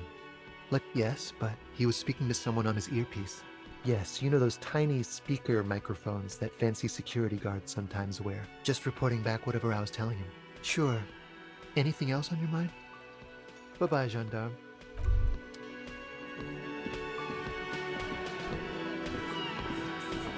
Behind the dock workers, a ceiling height.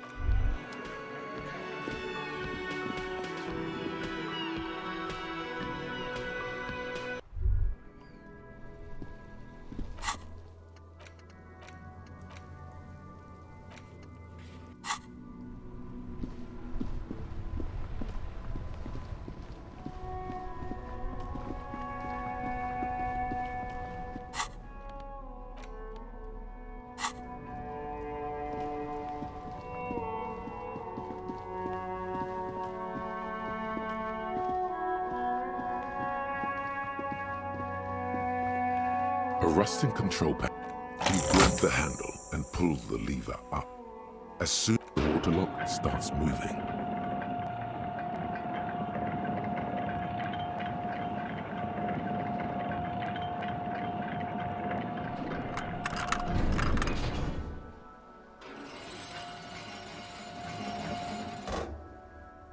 Okay, if we ever need to get to the coast, then this is the way. But please, contain your wanderlust for now. I don't want us to get sidetracked, not with everything that's going on. focus on one thing, achieve it, then the next, he thinks.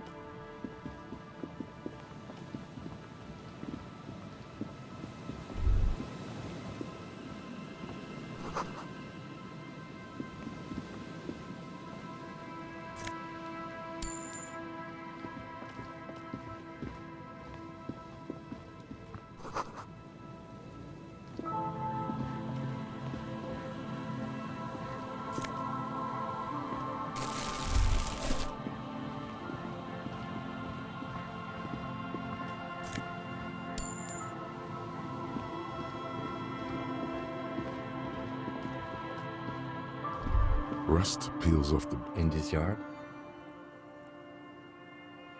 He's assessing the situation. Someone thought they could have a summer house in a bloc obscur, for cheap. A black bloc, a part of the city left unrenovated after the war, or one that has fallen to gang violence. Practically, it's not an official term in any way, but look around.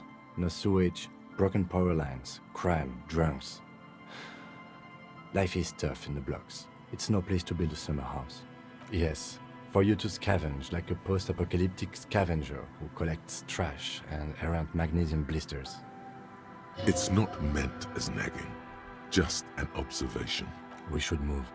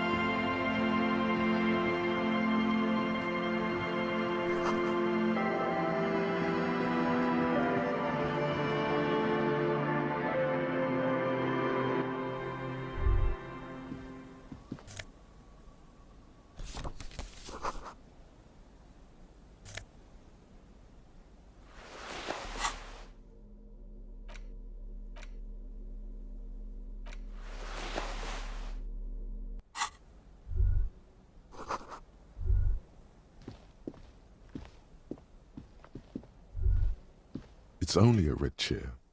Just a red chair in an empty shack. With what looked like an investigate the blood red chair. You're going to leave it alone, Harry.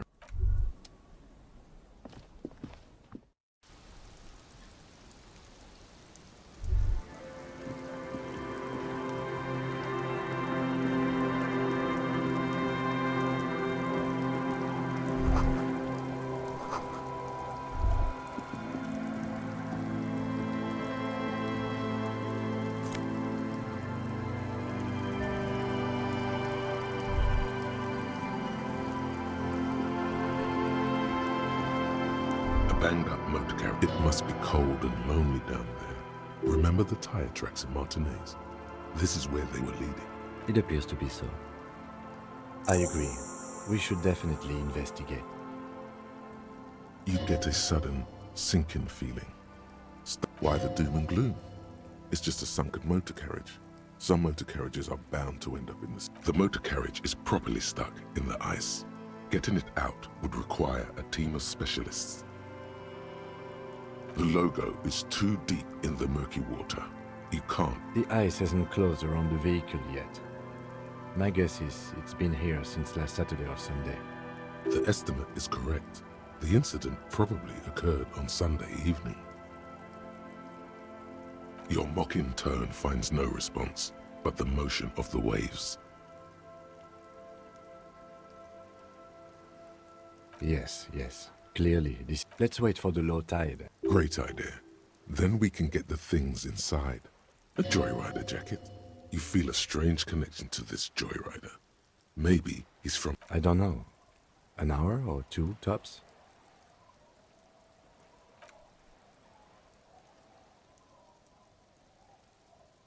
As you sit down in the hinges creak under your weight. Nothing but the sound of seagulls high above in the sky, echoing like the tune on your lips forms a strange yet undeniably beautiful contrast with the surrounding bleakness. The lieutenant gives you a quick glance, then, still looking straight ahead, the clouds pass in the sky and the shadow of the swing moves like the hour hand on a timepiece. 30 minutes have passed. Looks like this might take a while. Time to present a good topic for discussion.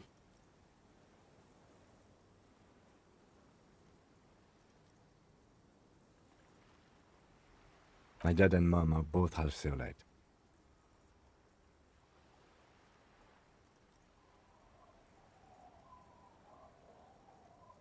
Clouds on the horizon grow darker, and the shadow of the swing set keeps climbing. You hear the distant rumble of the city. 30 minutes pass.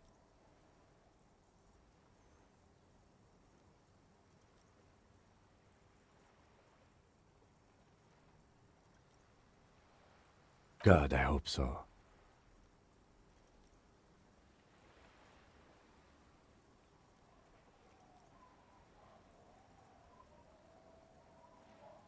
Your voice echoes on the water, strange and out of place in the environment. 30 more minutes pass.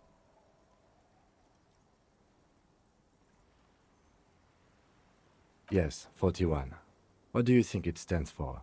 Does he know something about the driver of this vehicle?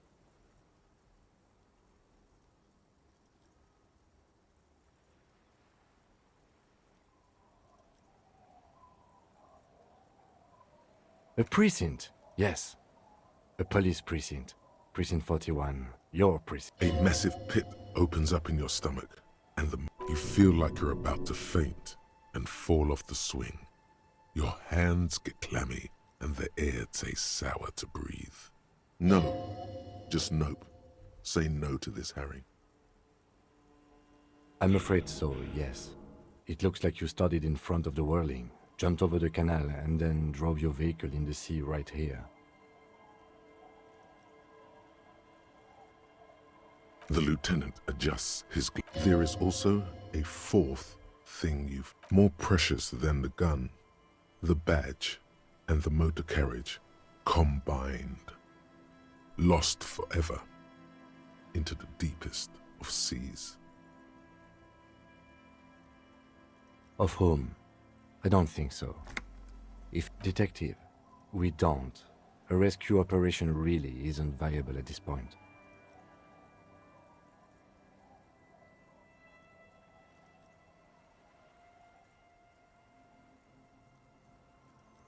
I'm afraid it will have to be there like that for many years.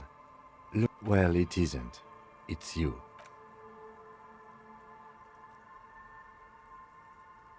Yes, let's go take a look.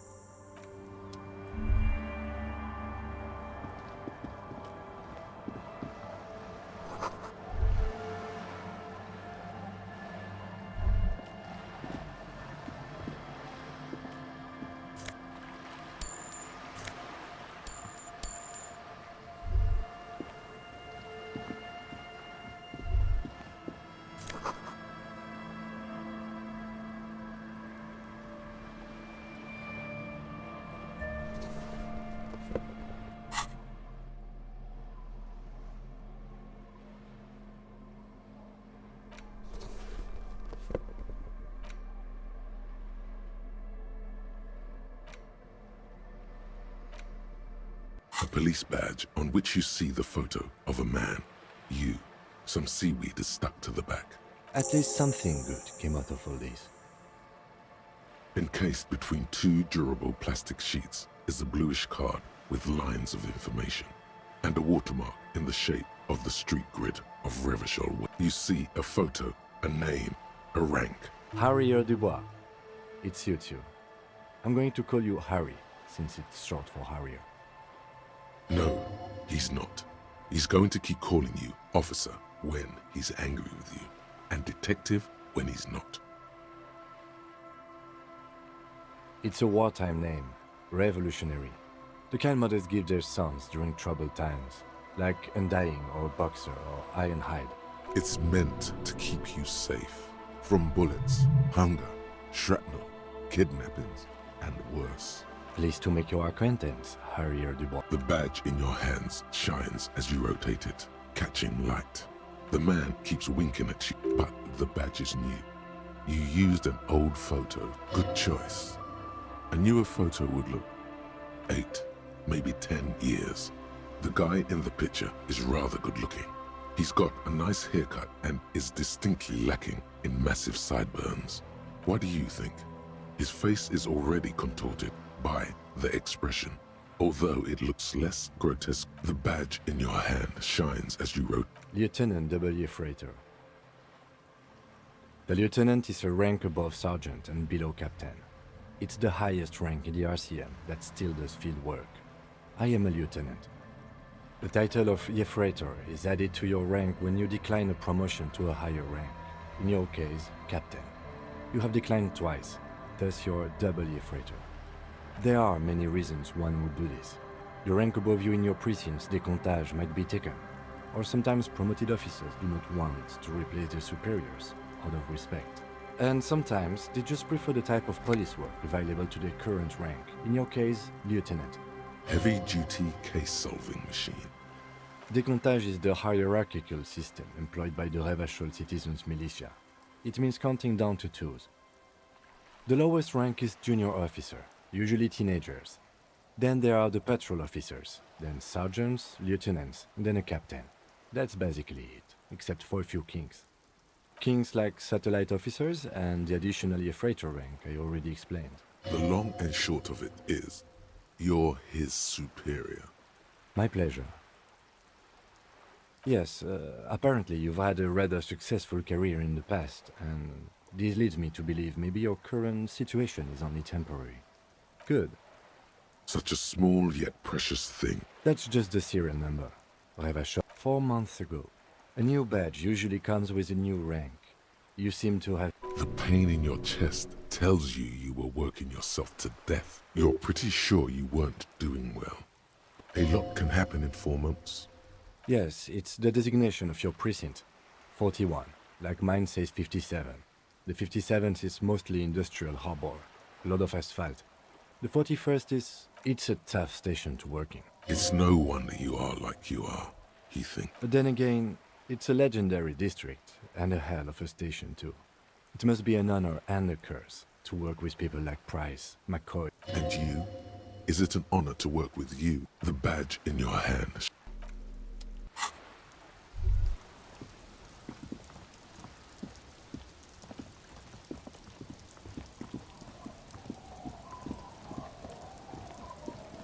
Great news.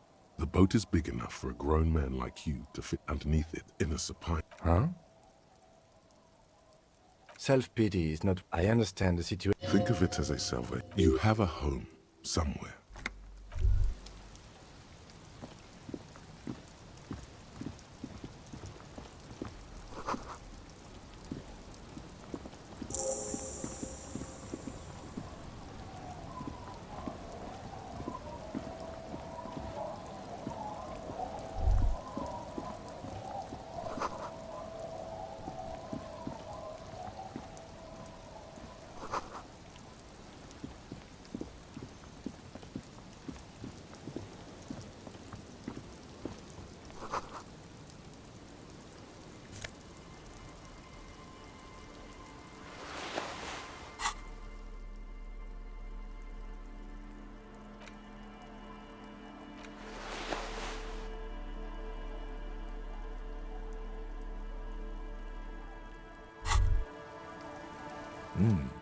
These are some wonderfully regular pants. Not too tight, not too loose, moderate in every sense. You're a little more moralist now, buddy. What's this? We're getting reports of normal, reasonable, temperate, political opinions. The air suddenly feels calmer. More, it's time to become a citizen of the Kingdom of Conscience. It is not a place. It is a moment in time that can only arise in the right circumstances. In all of human history, it's only been achieved a handful of times. It is. History's greatest catastrophes have been brought about by people trying to make the world a better place. Too quick. That's the genius of Dolores Day. She recognized that progress is meaningless if its gains are lost because of instability. Real, lasting change can only come about gradually. Increment. The kingdom is difficult to comprehend and even more difficult to describe, partly because humanity will need to discard many of the categories that define and limit it today. The Kingdom of Conscience is post-capitalist, post-national. It's also post-industrial, post-ideological. Slow down, Mr. Reasonable. Did you miss the part about compromising and taking things slow? That's right. Remember, real democracy is just around the corner for Revachol. When that real democracy kicks in, along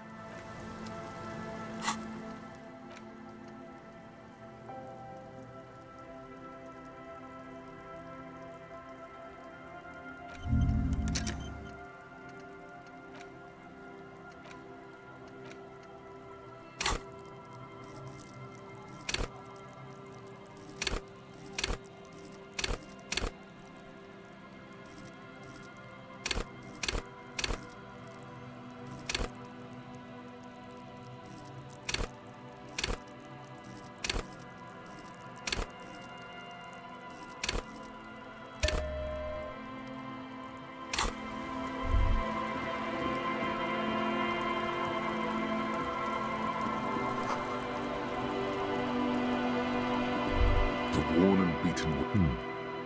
We can sit on... You can revisit the...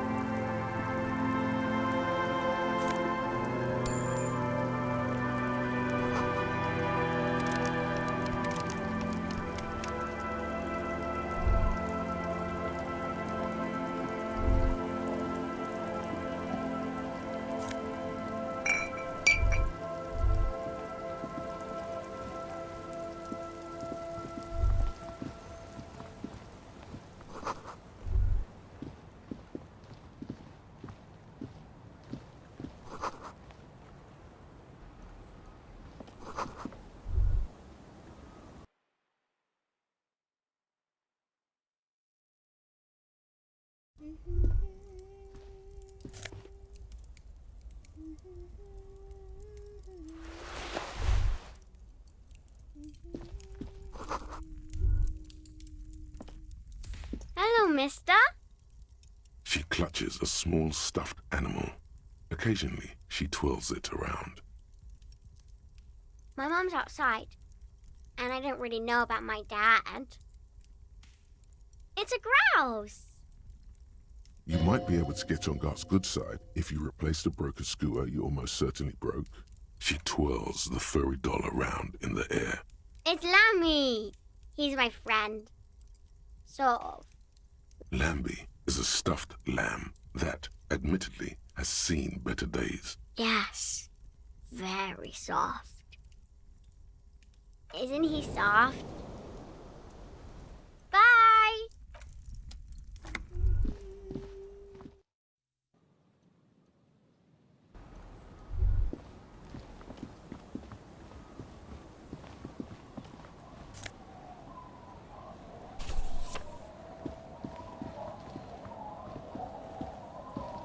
The scruffy-haired little boy kicks at the other one, looks indistinguishable from him. Yes. Yes. Yes. The stone-kicking one becomes He looks just like me. The boy doesn't answer. You're bad with kids. Don't worry, everyone is. How about...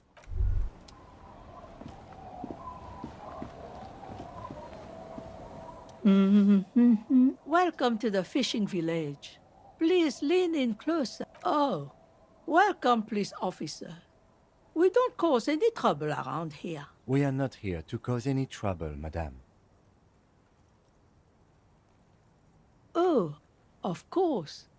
Last time we saw you around here was 12 years ago. You also came to take care of trouble then. Wish you did.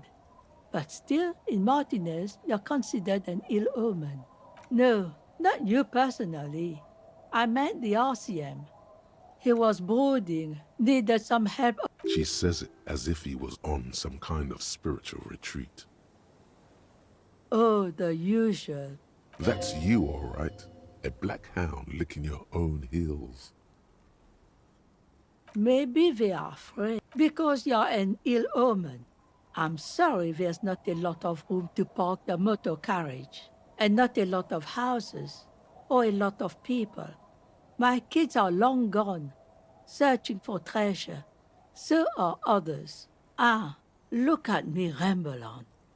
What brings you to a stay? Most people here are trying to leave. That said, if lodgings is what you're looking for, I've got a free room in the shack. I won't charge you for it. Take it as a gesture of goodwill from the village to the RCM.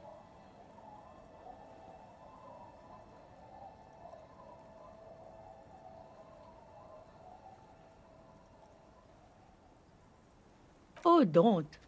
It's your choice. No skin off my teeth. Aye. The room is pretty bare bones, but it's got a bed and roof over it. That's more than some folks have around here.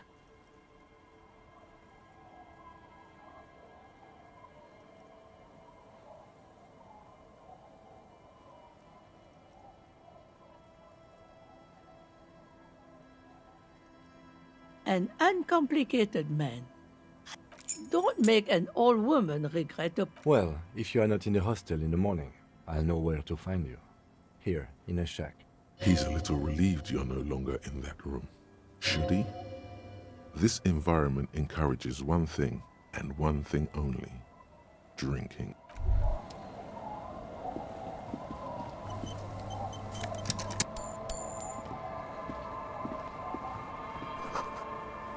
The door has seen better days. I'll wait outside to give... After we are done with the day, I'll still be staying in the whirling in rags for the night. The key turns.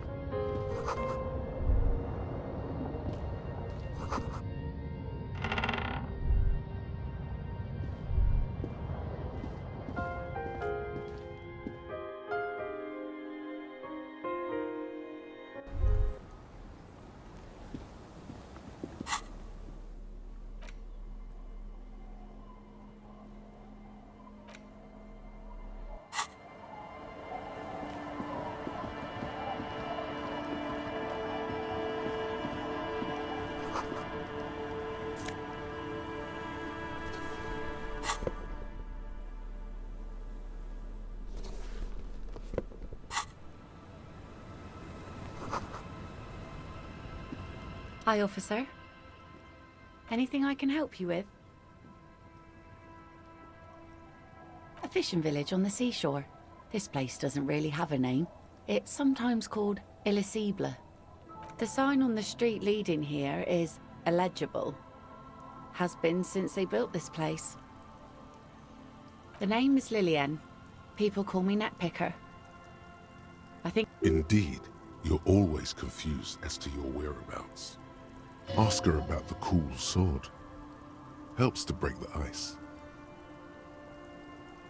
Unfortunately, the factory sold this one with a 3-year warranty instead of a story.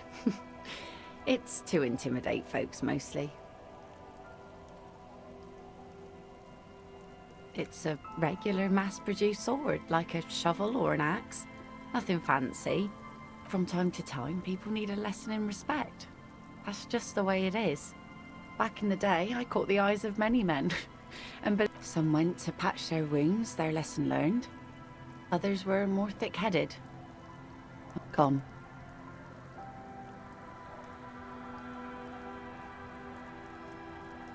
It absolutely does not. We are not going to... No. There's nothing to find. He's dead. Lost to the waves. He didn't respect the sea. Went out there, drunk like a skunk, and sure enough, one day the boat was found floating empty. The bloated corpse turned up 2 weeks later.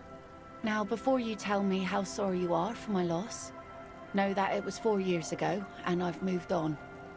There's only so much mourning you can do for a drunk with sinewy muscles.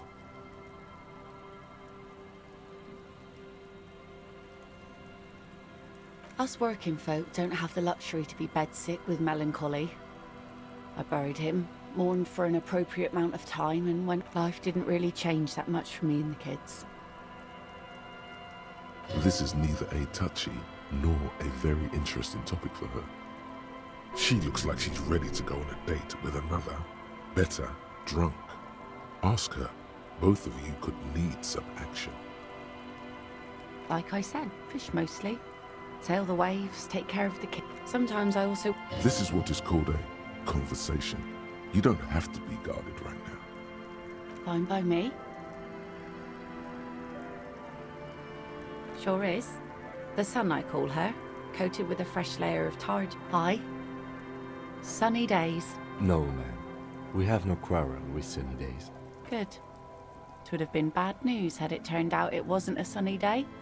Bad news for... There's a moment's silence. She looks at the rain streaming down. Go right ahead.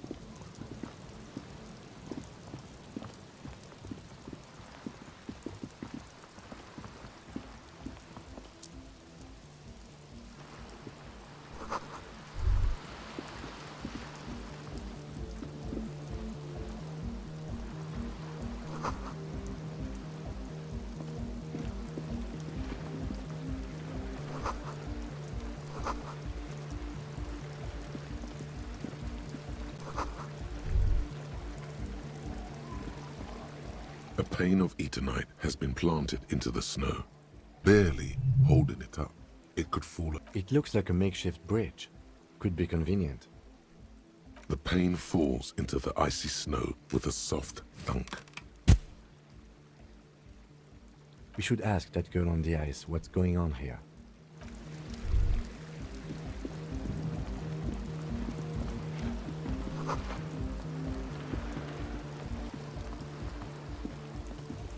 A shaggy-looking girl in her late teens or early 20s kneels on the ice with an electronic contraption in her hand. Oh. It's cold out here, but she's not wearing a hat. She must be... Huh? Maybe she didn't hear you. A little louder. So should you.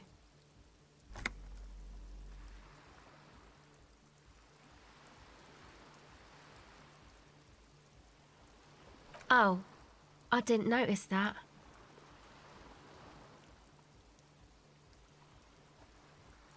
Yeah, well... Look, man, fuck the hat. What did she just say? That's not how a civilian is supposed to address an officer of the law. I'm sorry I said fuck the hat.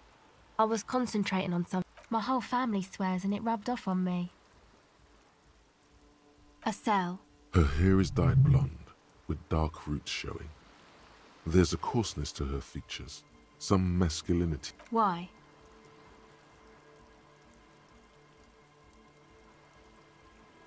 Okay, it's Burger. A very common name. You have little reason to doubt that's her real name. But she's not all that surprised. This is a portable recording device. It's for field recording. Low quality, but still. Actually, just one wire. I picked on it till the braiding came loose. The wire leads to a contact microphone. A contact mic records sounds from inside things, like this ice. The mic? I don't exactly know. Somehow it doesn't pick up vibrations from the air. The book said it only picks up structure-borne sound, if you like technobabble. Same place I got the recorder from, the Elysium. Oh man, you haven't been to the Elysium? It's the coolest place in this whole drug-addled shithole. It's a music club and a synthesizer workshop on Boogie Street in Jamrock. Musicians live there, like real musicians. I once saw Arno van Eyck. Thinking about it really cheers her up. It's a long way from here, though. Oh yeah, guess you wouldn't know Van Eyck, or really be a Elysium-going kind of person.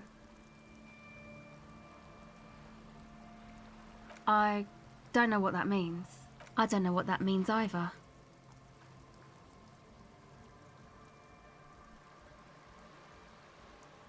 That's cool.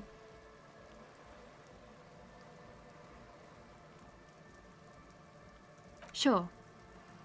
Okay. Recording, I guess. I think I'm recording cracks in the ice, but there's no way to tell. Not without headphones. I think I just recorded your footsteps too. Not sure how that will sound.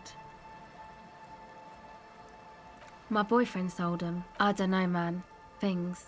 Just stuff you need for life. A lie. They were probably pawned off for something suspicious.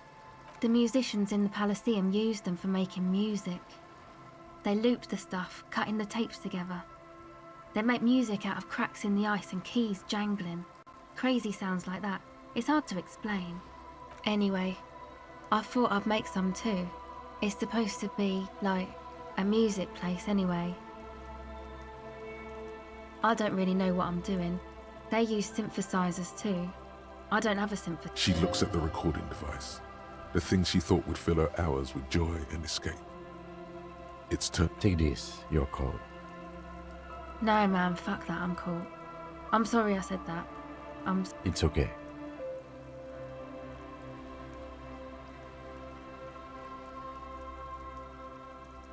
Go ahead.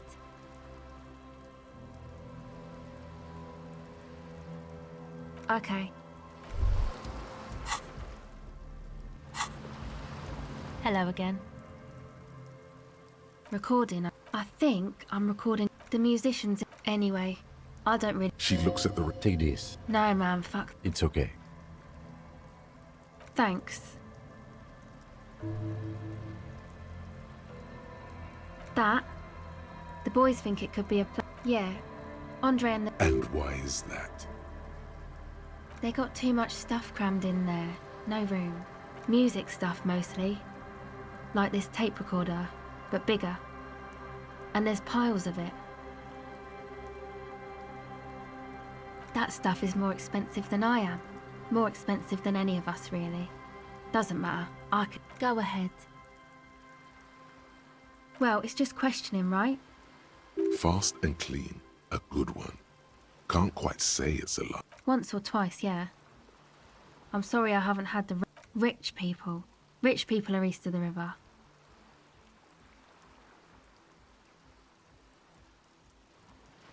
Yeah.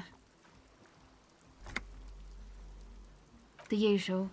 I had a shitty run as a teenager. You know, drinking, getting into fights. The ugly stuff that happens when you move out your parents' place at... My dad was a drunk. Plus, I guess, I just wanted to drink too, you know. Get my party on. Go ahead. It's supposed to become, like, a club. For Nordic dance music. Like that new style of synthesizer stuff they play at the Elysium. Except that... Yeah. I know. It's not my idea. Andre and the boys found the place. Hey, you two are cops. Okay, well... Maybe you could talk to Andre and the guys. Because there are some strange things going on in that church. If you're police, you should look into it, right? They're inside that thing there. Would be cool if you did. You know, anodic, cathodic, music that's made with electronic instruments. What do you need to know? Go ahead.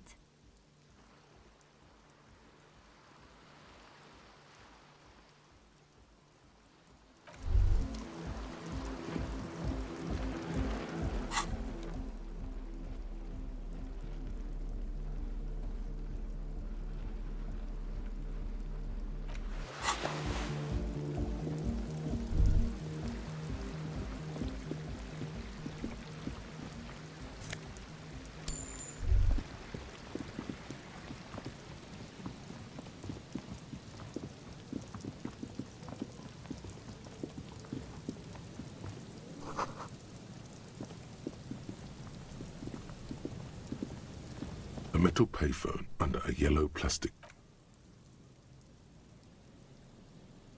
You hear the tone. The machine is inoperable.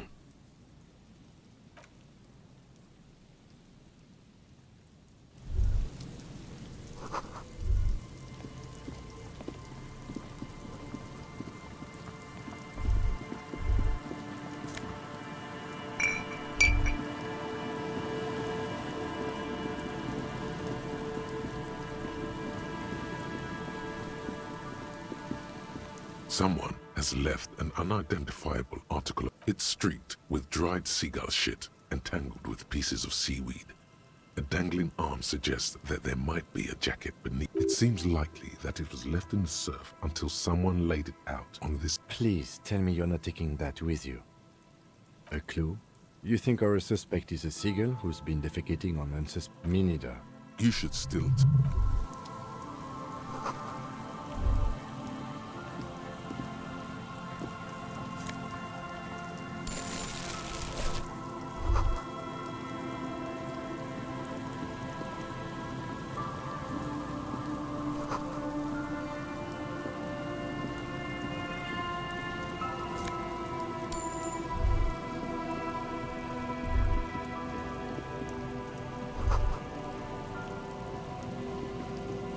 The smell. It's awful and familiar. It doesn't help. Keep it in now. Don't overreact. Don't you recognize it? That hideous pun. The lieutenant has already brought... Eyes up, detective.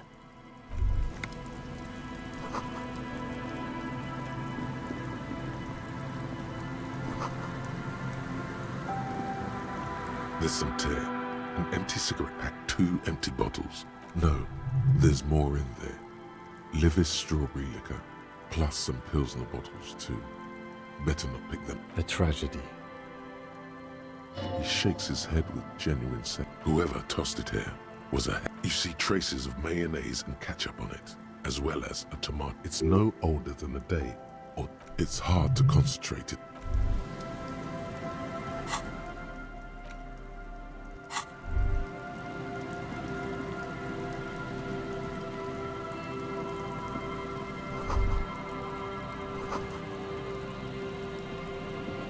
A man lies on the boardwalk, his limbs bent and neck turned at an unnatural angle. Right now, the smell is not as bad as a 2-week-old corpse, but it's definitely heading there. Hold on. Lividity is faintly pronounced. Whoever this is has been dead for 2 days. No longer.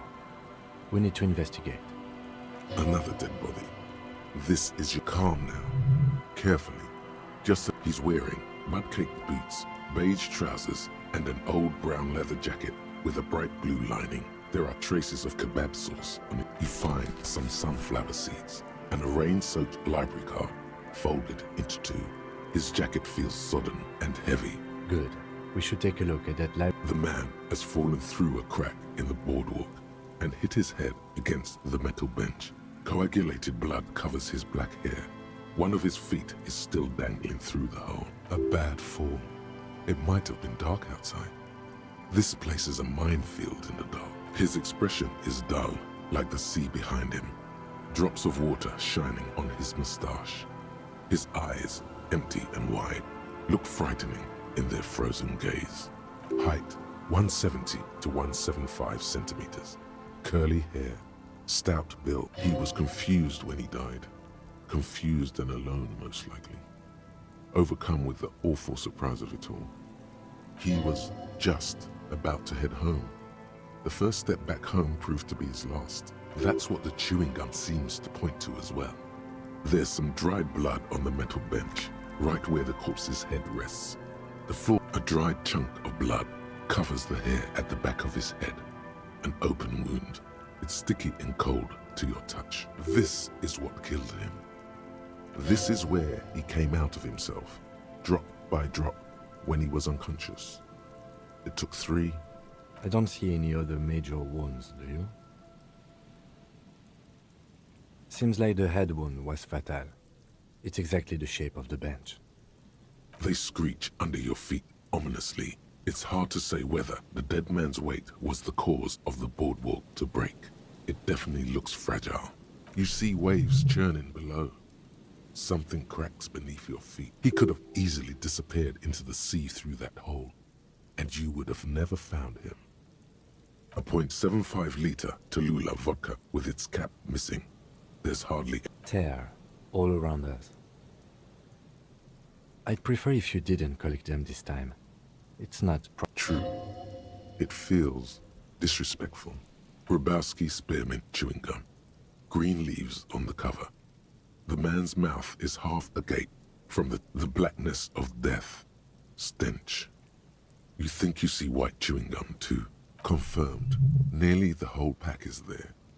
Solidified on his lower rear teeth. He ate the whole pack, right?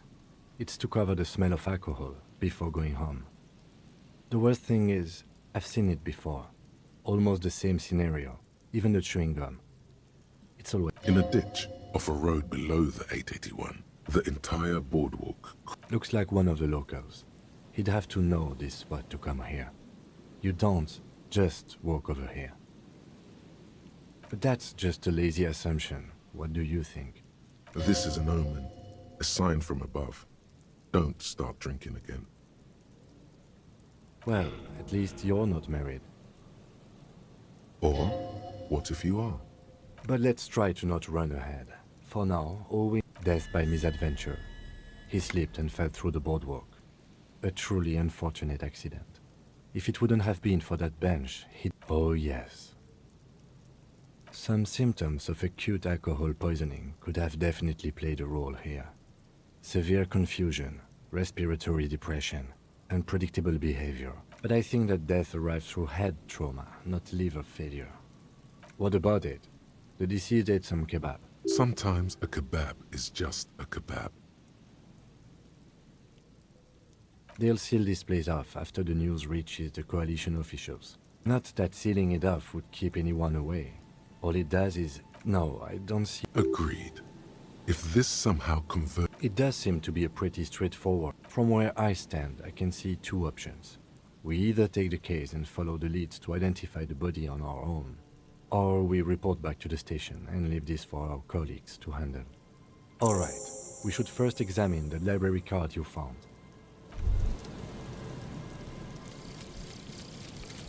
Kingdom of Conscience. The Kingdom of Conscience will be exactly as it is now. Moralists don't really have beliefs. Sometimes they stumble on one, like on a child's toy left on the carpet. The toy must be put away immediately, and the child reprimanded. Centrism is a...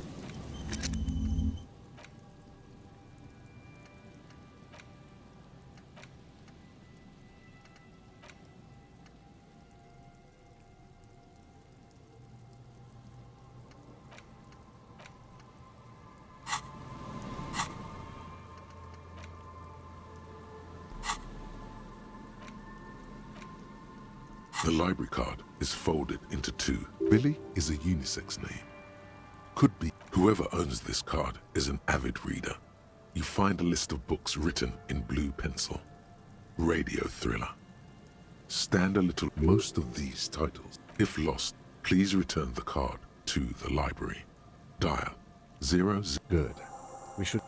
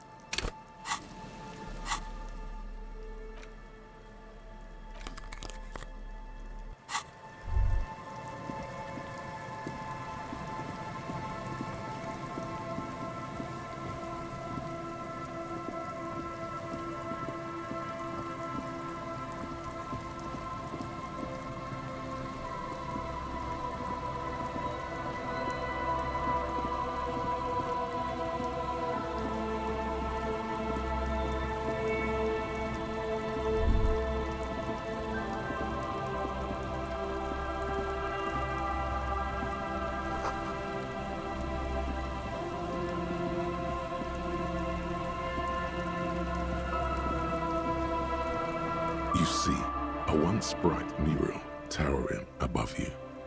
A slogan used to intertwine with... Looks like tomorrow never came. And Mikhail noticed the windows, especially with how there are no windows on the south side. This was to deal with. You officers, come to investigate the historic subtext of West Martinez? Nice to meet you. Yes, hypertext, young carp, and the collection of cultural hyperlinks. Oh yes, so Mikhail? No, I can't say that. Mikhail's a little tired today. We spent all... The man speaks in the artificial cadence of a professor. Or... But I assume you're not here for giant worms when there are so many real things to see. Just as... This man is your half-brother. You feel it. Well, get a load of this guy. He really enjoys his trivia. The Orbis... No, thanks.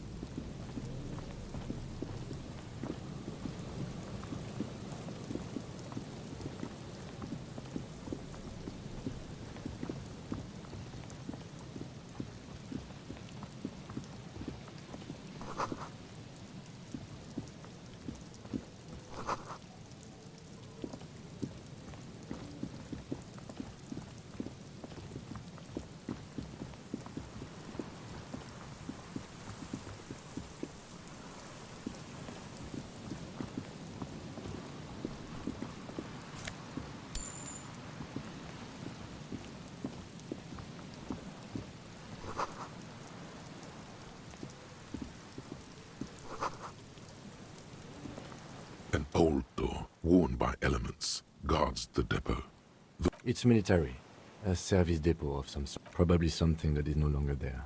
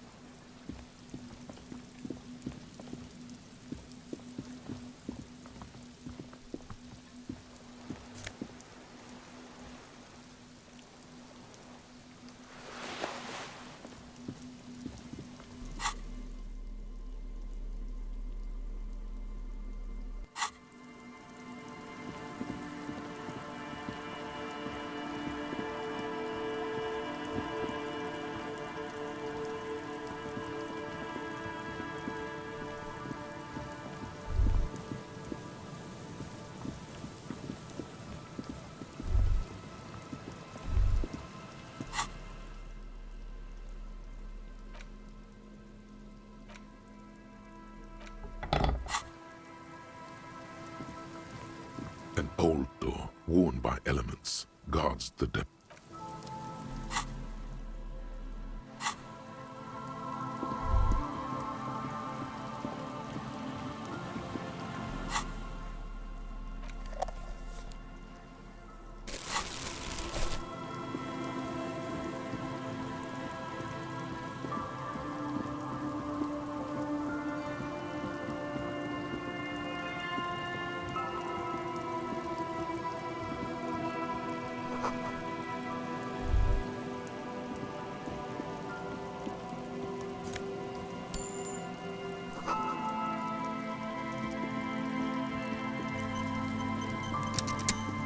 Heavy wooden doors, more than twice your... Nothing happens, only the sound of the padlock. I don't think that's going to work. The carving on the door is block-like and angular, like the surface is smooth from the wind, but moist. This cheap-looking padlock is sturdily built. It shackles together a hasp and a staple screwed into the wooden door. You see a yellow circle with two X's and a big curve below them that looks like... He takes off his glasses and uses a blue handkerchief to thoroughly wipe. No. Looks like a dead man smiling. Suggests junior delinquency. For Revachol aussi, the moral intern defined junior delinquents as minors between the ages of 10. These acts aren't called crimes as they would... I haven't seen that sticker before. And Thus, it must be made by youths. There's nothing like the sound of a sticker unpeeling. Now it's stuck to your thumb.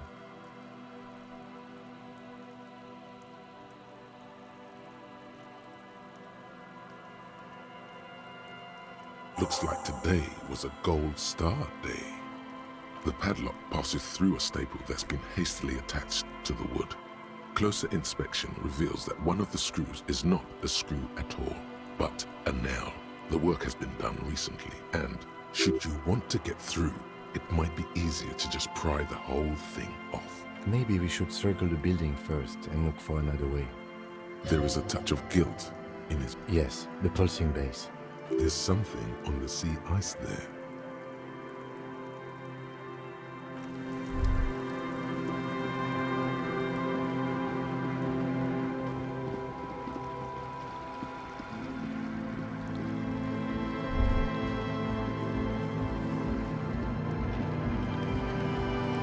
The tent is... Come on! Get in and close the flap behind you. The warm stuff's getting out. It's safe to assume this is their lead. Sorry, we barely have room for one. You go ahead. I'm actually not, he thinks. I'm sure you will feel right at home. I'll keep...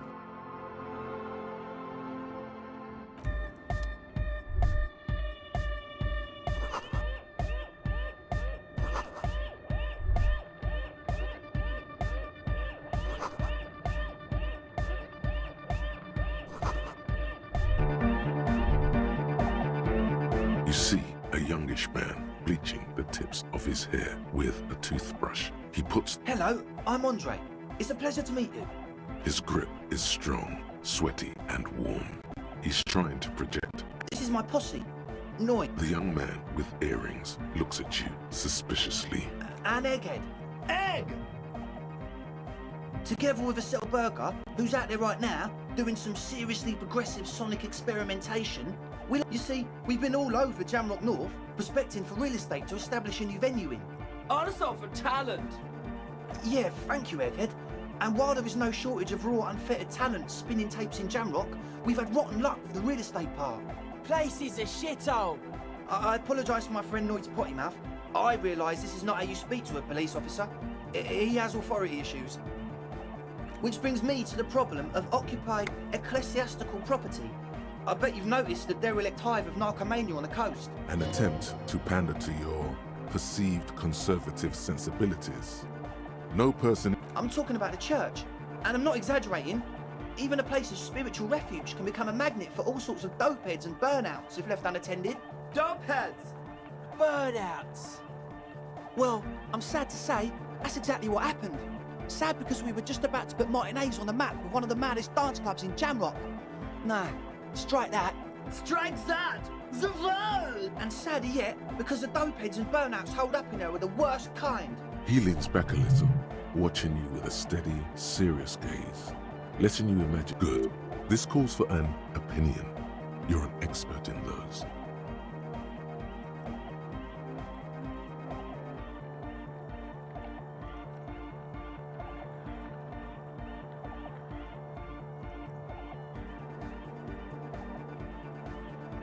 Yes. And the worst part is, they're also spooky.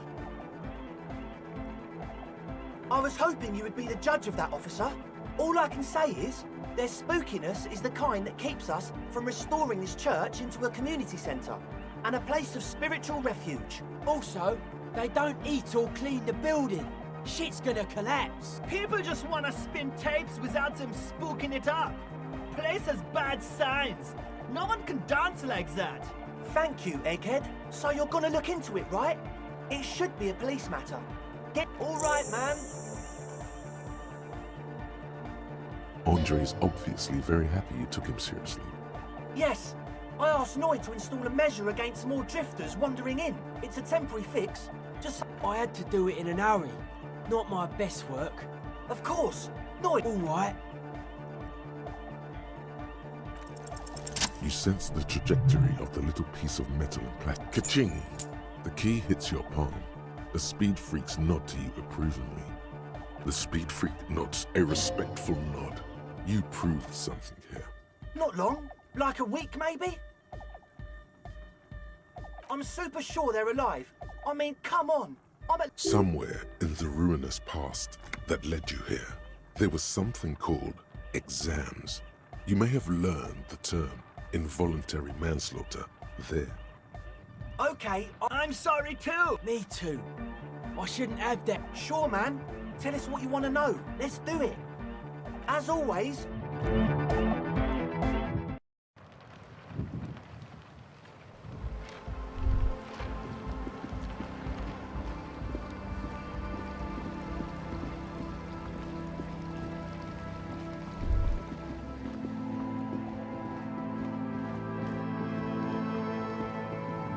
Heavy wooden doors. The lock turns. Let's go.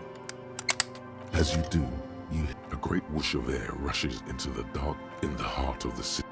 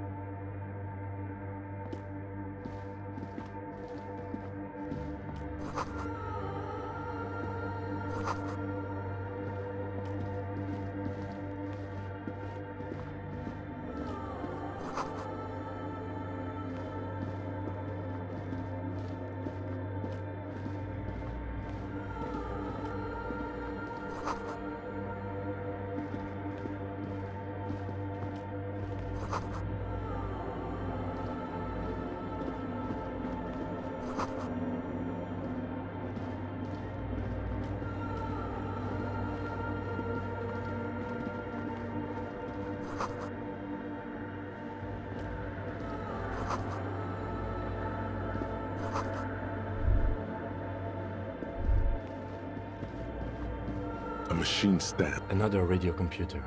These machines sometimes harbor traps, he thinks. We should leave. I doubt this place bears any connection to the case. It's also quite similar to the one we have down at the station.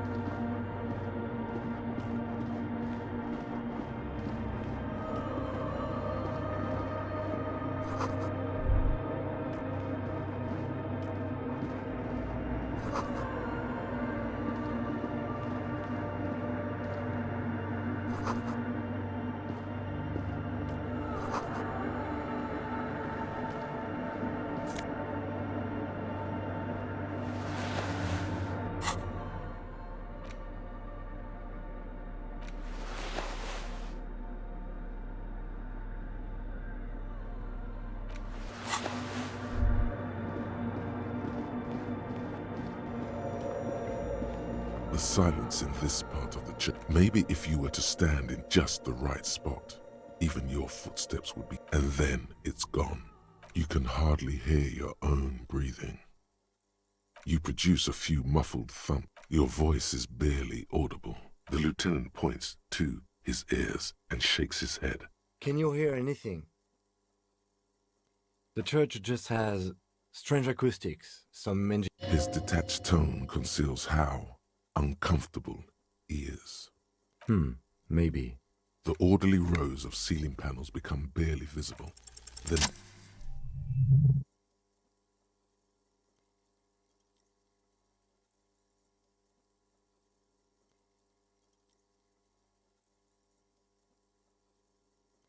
it's like there's something moving up there. A shadow. Yes. It's not a shadow anymore. Becoming more substantial as it... Officer, is there something up there? Oh no. You've lost sight of it. Where...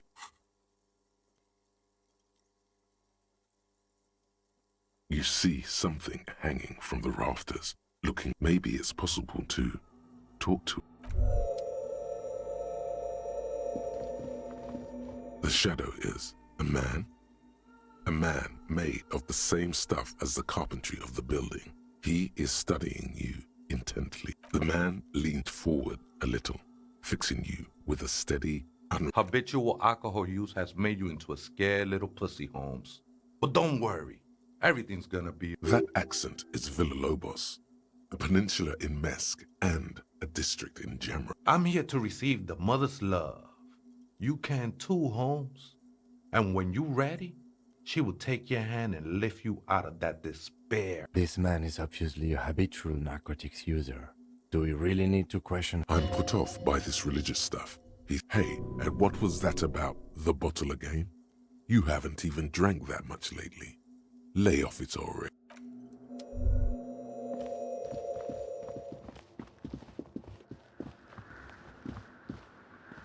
In white, silver, and apricot faience, the young mother of humanism stands above you.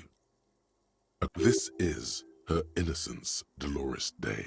Cradled in her arms are a pair of glowing lungs, clearly visible from underneath her flowing dress. Cold wind seeps in from the crack in the glass, snowdrift as if under a microscope. The woman looks down at you standing there. She towers among her followers as that soft word passes through your mind. Your fingertips touch your chest 4 times as you stand in the apricot-colored light of the window. Above you, the woman still smiles, her distant smile. Despite the damage you've done to yourself, the title appears lodged in your... No amount of Commodore Red can wipe her sad smile from your brain thing. It has survived the deluge and haunts you still, and will haunt you forever, as it the highest category of historic individual, an embodiment of the world spirit. More. An innocence is elected to office by the fact an innocence is infallible. The decisions, no, we are alone.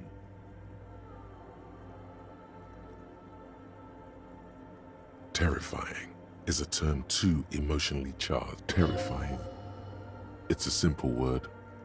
She was bad for humanity, and you shouldn't have started thinking about her. Good. Now back out, but she was not hell. There you stand, below her once more, with your hands on a jigsaw of broken shards falls into place in front of you. A ghostly reconstruction of the stain. Unknown. The escutcheon on her throne says, Irene the Navigator. She is depicted as an older woman wearing thick-rimmed eyeglasses, holding a golden Reichsapfel in one hand and a scepter in the other. This is the queen her innocence day advised. Above, she small figures of wise men, common men. Worshippers walk up the stairs to stand at her feet. Below both women, in luminous black letters, Après la vie, mort. Après la mort, la vie de nouveau. And then along the left side, Après le monde, la gré.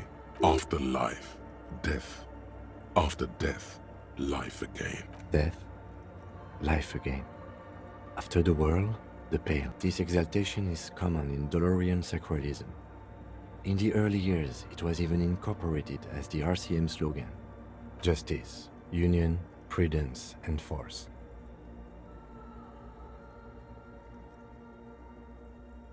So do I.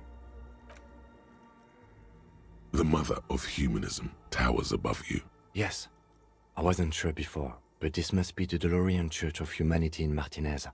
It's a minor landmark. On the coast of an uninhabited archipelago. There used to be 7 stave churches on the coast. Les Sept Sœurs, they call them. The 7 Sisters. Only one remains. The rest were burnt in the revolution or used. We should be respectful here. There it is again. A small pang of guilt. I have a theory, yes. Well, your station. 3 precincts were involved in the raid, and people say Precinct 41 was one of them. I am pretty sure it was a clandestine operation. I don't know anything more about it, why it was conducted, or who participated. Good luck. It happened a while ago.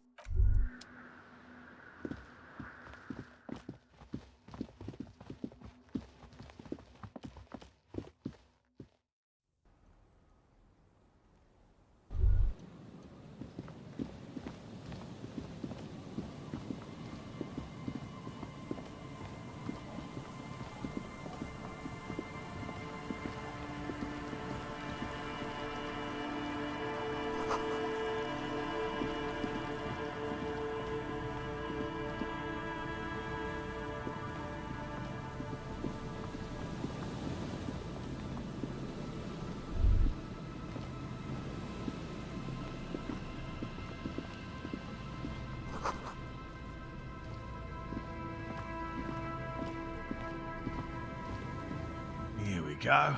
No. There's a cylinder on the ground in which the... Who's there? Is that the police? Why are the police here? Don't worry, Gary.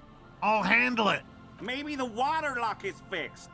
We were supposed to go back to Martinez a couple of days ago. That damn water lock is broken. Oh, good. We should really be getting back. Did he say we can go back? Yes, Gary. We can go soon.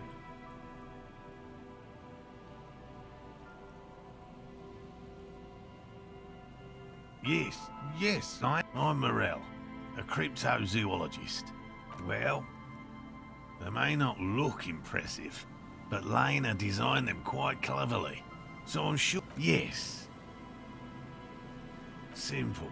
Attracted by the locusts, the phasmid crawls down the funnel and, having eaten its fill, can't get back out. At least, that's the intention. Locusts. Nearly... Inside the traps, a number of locusts crawl and tumble over one another in a tiny, meat-eating stick insect. Does it pretend to be the Reeds as part of its ambush behavior? This seems unlikely. Thank you for your opinion. Not a big fan of skepticism, this one. They'll work, I assure you. Yes. What? And I'm eager to return to her. My wife understands that just as well as anyone. Come on, Morale. We've been soaking out here. And leave the traps? Absolutely not. I won't let Lena... Come on, she wants us back. I'm soaked up to my nuts over here. We'll both catch reed crabs if we don't dry out. I'm doing this for science. Of course it's important to her. She's seen it. A verified sighting. On record. One of only 4 this century, and it's hers. Yes, that's how we first came to know one another, in fact. But... Needless to say, you must ask her about... Suffice to say, it's long been our dream to find proof of the incident. No. The traps need to be monitored on a regular schedule. What would we do if the fair's... He's dead set on this. I didn't expect you to take such an interest in our work here, officer. Caught the bug, I see. It's easy. There are 4 in total.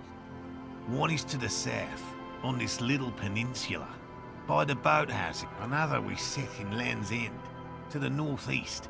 It's behind a small sand dune there, on your way to the old radio tower, after the church. The third is set near the canal, where you crossed, by a concrete slab. A big thicket of reeds going up the slope, and among them... You should check at least one of those before returning to this one, since I just said it. This one's... That's highly unlikely. It's made of musk and research chemicals. The pheromone should attract the insect to you, or at least prevent it from bolting at the sight of you. Your choice. But you feel you should have it on you. Something bad might happen. Don't mess around. Take the pheromone. It'll make you... Right. Which means you... Whatever he thinks about this deep... Finally! Thank you for your help. Gary and I will start break... If it's more cryptid-related business you want... But what if the information is vital? On the hunt.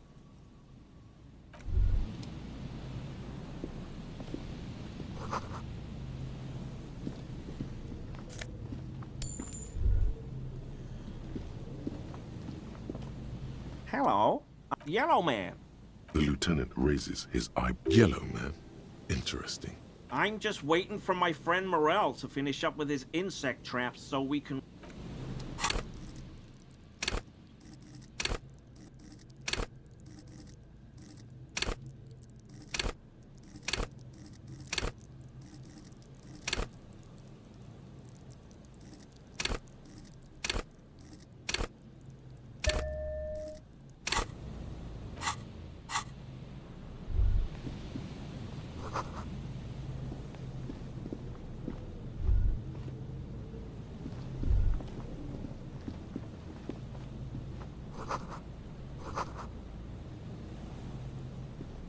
That patch of reeds over there, it's a great place to hide something. Kind of out of the way. Being so close. Nothing.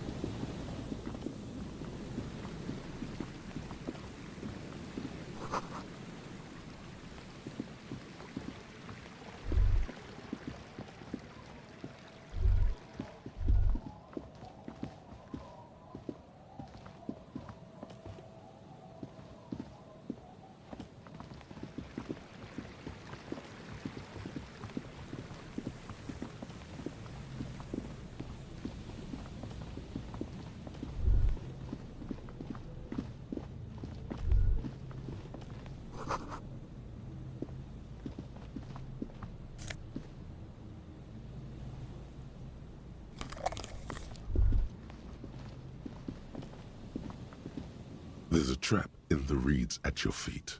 Behind you, the ruins of a residential building. Locusts are crawling around in the trap, confused but uneaten. You see... Big surprise. Anyway, one down. No, you weren't.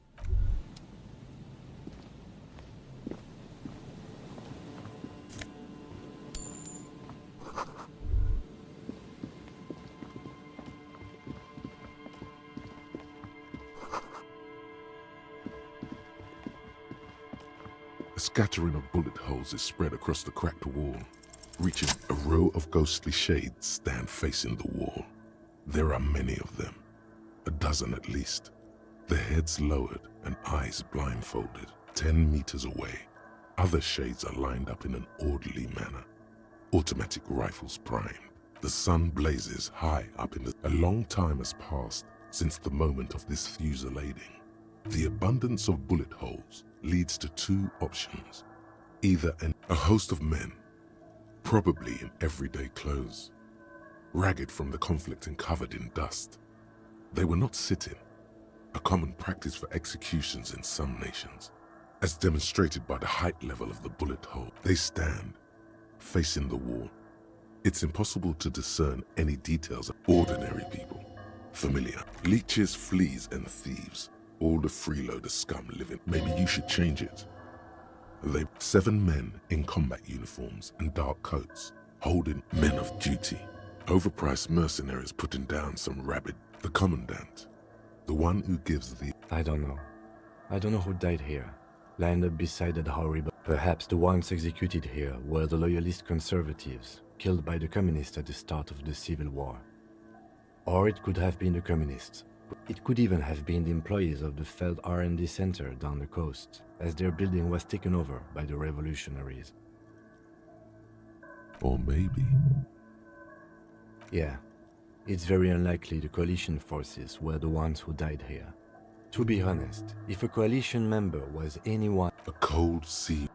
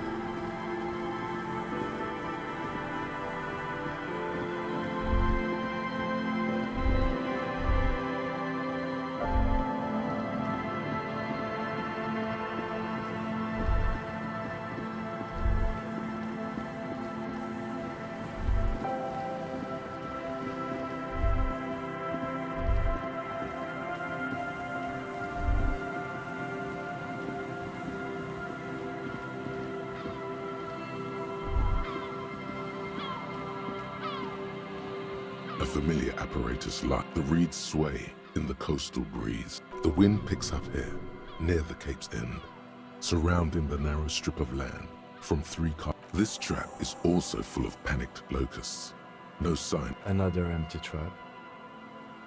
Neither.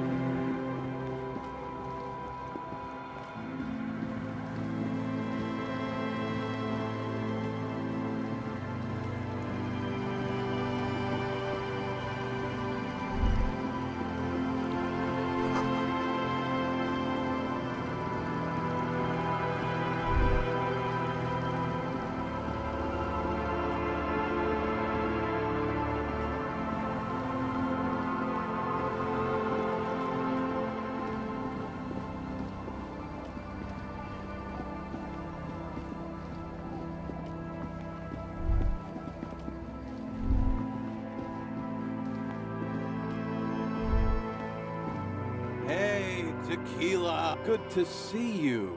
How's business? So what's happening? Yeah, Tequila Sunset. Good. These people know your true name. Looks like it has preceded you, Mr. Sunset. More. That's harsh. I'm like 3 or maybe 4 years into mine. Wait, no.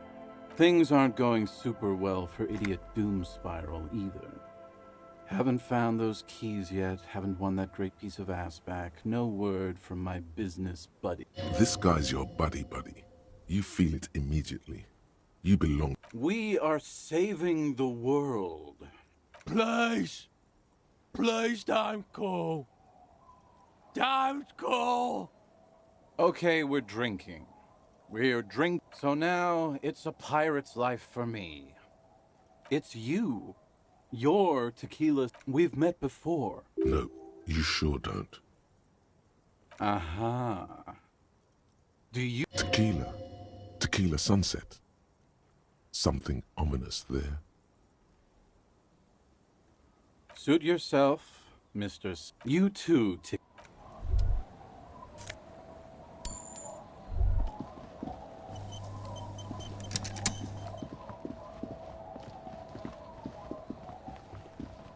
A drop in temperature and chemically sweetened. The road is smooth and motley. A tub warm with water, white with soap. A man bathes while radio. His boyfriend is on his way home. He brings tins of meat. Number 312D. The wind moves the aerosol.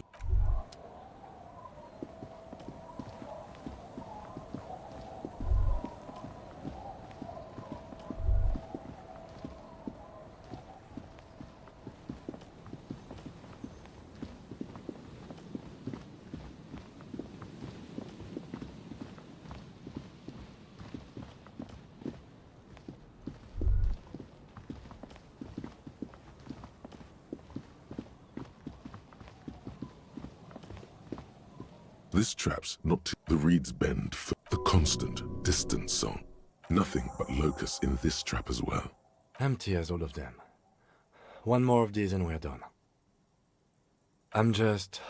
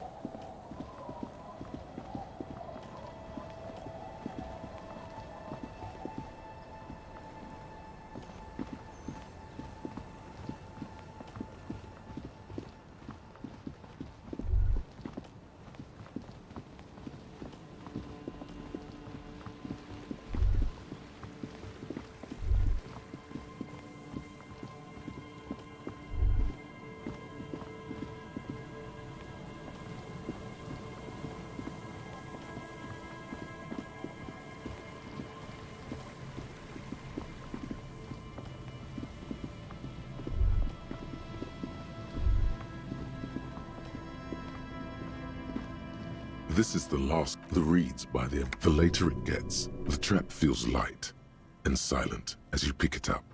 No locust. No phasmid either, but still. Well, the bait worked on something. This doesn't mean it was a reed monster, though. Unless you see one in there?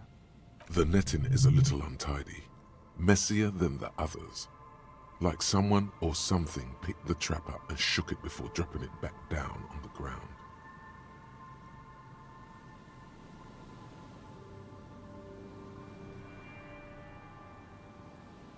Okay, but after that we get back to our own assignments.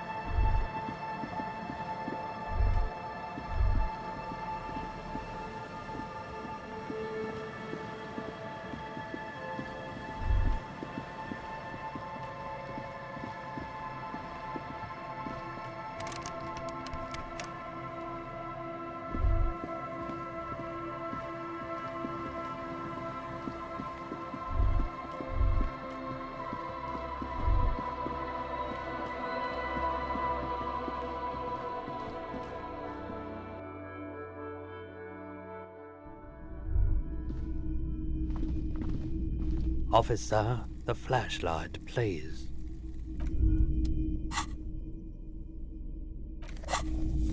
Hello again. How can I help you? Sure. Let me up. I'm not purchasing any more clothing at the moment. Anything else you're thinking of selling?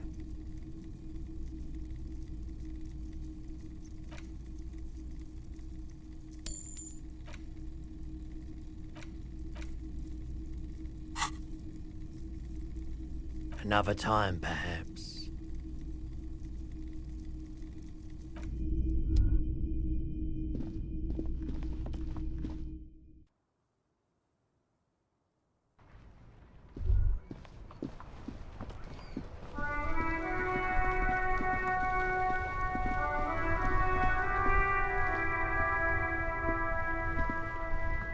Inside, you see a set of steering levers, a radio microphone, a pull-out. This is Precinct 57. How may I assist you? Hold on, officer. I've got Central Jamrock Public Library. Yes, this is Central Jamrock Public Library here. He sounds worried, yet ready to assist.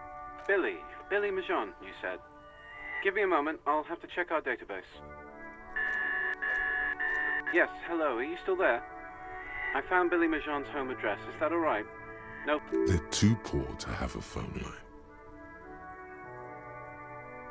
Here we go, sir. Rue de Saint-Ghislain, 33B, apartment number 20. It's in Martinez, I believe. Capeside Apartments, it says. That's all. That's where the smoker on the balcony lives, isn't it? It says here that they returned their last book just a few days ago, but I wasn't at work that day. Marie? Marie? Do you remember a reader named Billy Majon? They returned a Tybalt book the other day. Maurice, what? A woman yells. Yes, it was my colleague Marie. She said that it was Billy's husband who returned the book. He also asked for this new sci-fi release, Lowe's... Good. You have a name now.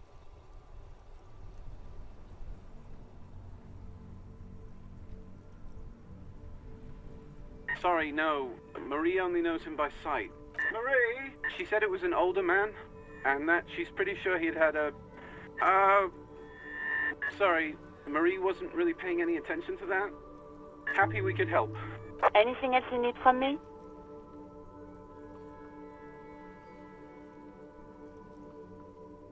One moment. Can you please describe the body? We suspect he might have been inebriated when he fell. There were bottles all around him, and traces of... Any signs of violence? No field autopsy necessary. You can hear her quickly typing in the background. What about his belongings? Did you examine his clothes? Any information on the library card? Good. You have a lead. Do you and Lieutenant Kitsuragi want to take the case, or should I assign it to someone else? I have assigned the case to Lieutenant Kim Kitsuragi. Please follow up on this library lead to identify the man. We'll send someone to take the body to the morgue. That's all for now. Thank you for reporting in. Is the 57th... In the cabin, you see a set of steering levers.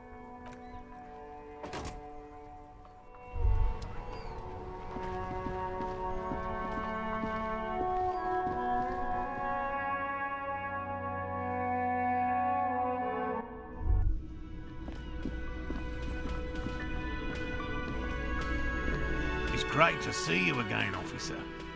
My wife can't wait to thank you. Go on, talk. Oh, sweetie, I don't even know how to thank you for finding my husband and helping him out.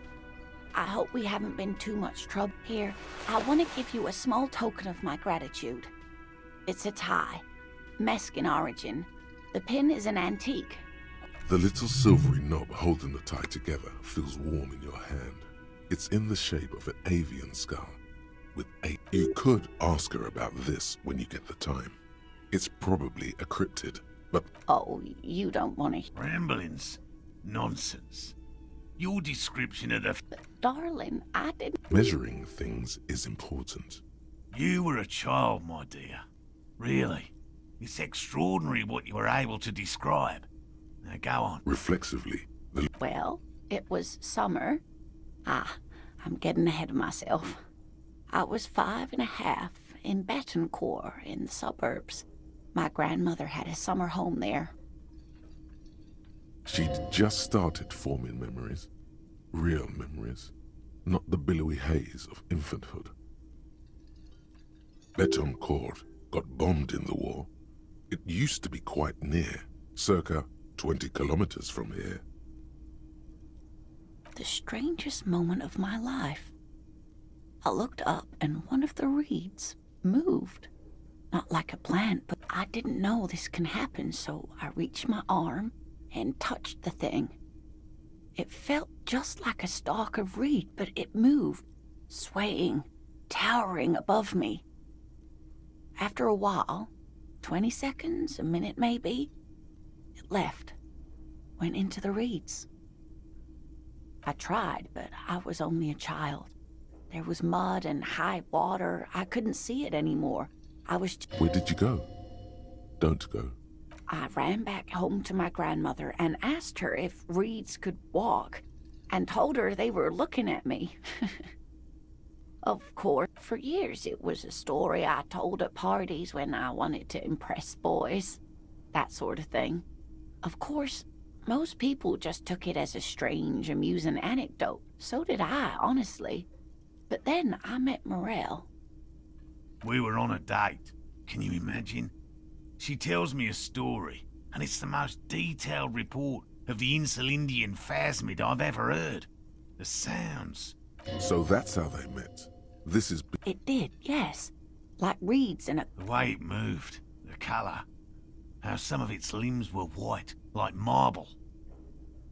If it weren't for Lena, I might have given up hope years ago.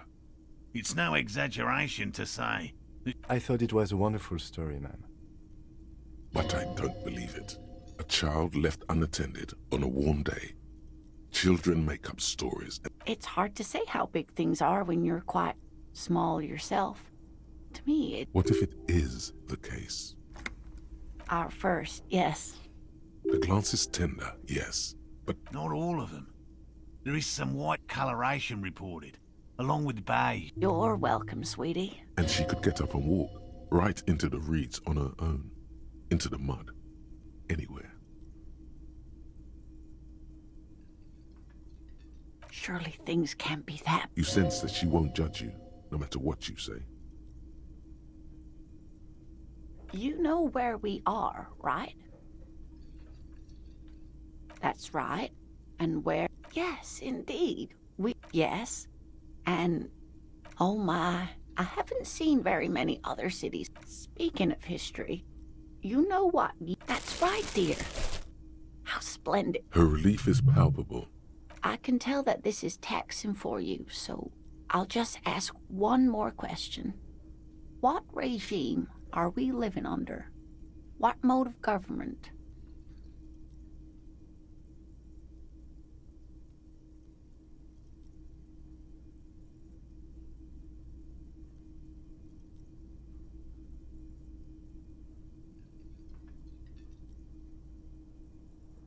No, sadly not. Revachol is what's called a zone of control under an alliance of foreign powers called the Coalition. We have... Oh dear. We should... She's scared now. She's realized you really are brain damaged. Someone more... No, I'm not an encyclopedia. Of course. Then, I don't know, someone rich maybe. But thank you, sweetie. You did... Nothing. He tries to play it cool. Remain Good. Okay. Completely empty? No locusts? That's not ideal, but... I definitely left that one stocked. Right from the campsite? Just means the insular... Of course, more clever. You're dealing with a subject near and dear to their hearts. Yes, the Phantasmadeia picked off the locusts and escaped.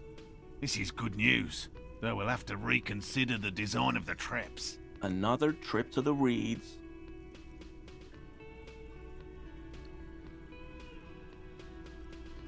Of course we have. Wait, Morel. He may have a point. We have an obligation to rule out other... You're right, dear. It's a fair point. Pardon me. This is a big deal for us. You've helped us twice now, and brought some great news too. My gratitude... Heartfelt gratitude. But does it... Thank you, it's an honor. We should probably... Helping cryptozoologists isn't really a priority for our organization, is it? The lieutenant looks out the window, impatiently. Consider the way the empty trap was disturbed, as though shaken. Most you should ask the red-headed boy. A little hooligan. But what would a child want with back? Oh, my dear Morel. You've been an old man for too long. Delinquents. Oh, you've been such a dear to us. Please... Well, I see you've got all the help you need. I'll see you tonight at my... This is a slippery one. He hasn't been particularly forthcoming before. He may well still be hiding something. Really, Gary? Lena, I'm sorry, but you're not getting anywhere. It was some kids. I know the little mutants around here. Leave anything out in the open and they'll steal it. Morel, it's been fun. Really. But I need a bath. No need to apologize, Geary. You'd be more... The first man to break formation is always a blow to leadership.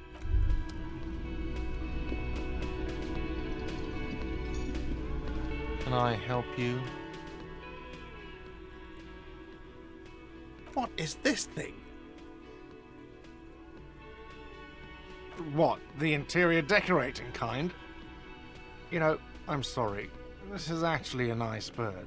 A competent piece of... I can fix it to the plaque and have a new bird in the establishment, I guess? So, I don't know.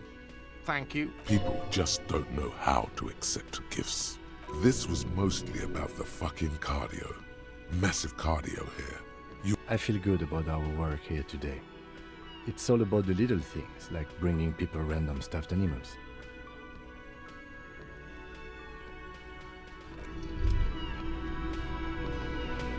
Very generous of you to help us out, officer.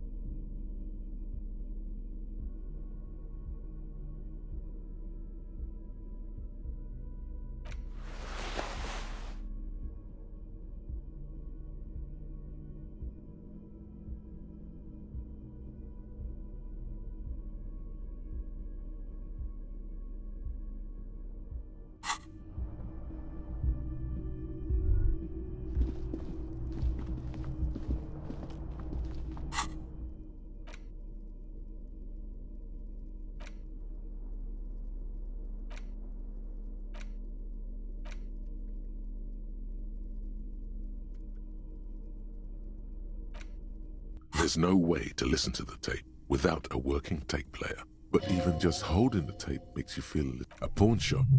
A pawn shop would have a tape.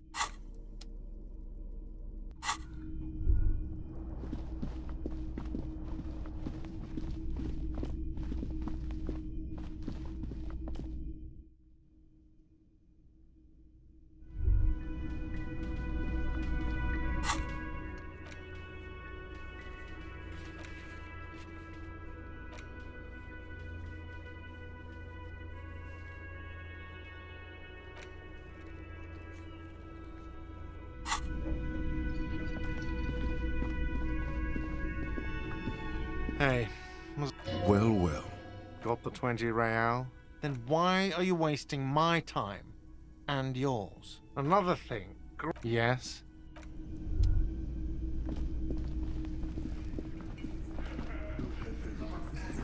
Behind the dock, the men are talking, but you swear you hear those black limbs tap on the window as the wind blows outside.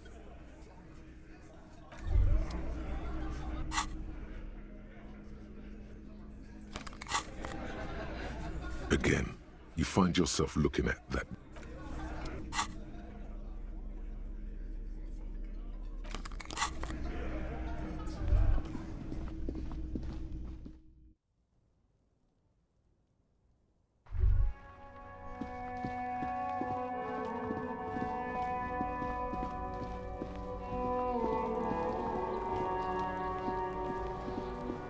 Kuno's like Kuno's dad? Kuno... No, Kuno doesn't... Oh my god, I told you that shit is lame! Shut up, Sid. Now they're gonna take you to lame prison! She sounds like she's about to cry, out of disappointment at Kuno's newfound lameness. Deny everything, Kuno. You need... Kuno's not gonna say anything without his lawyer present. Lame. That rings some bells. Could this be connected to Night City, aka the City of Rage? But it's not lame. There's definitely something going on here. Maybe he's got them stashed somewhere nearby. Kuno doesn't...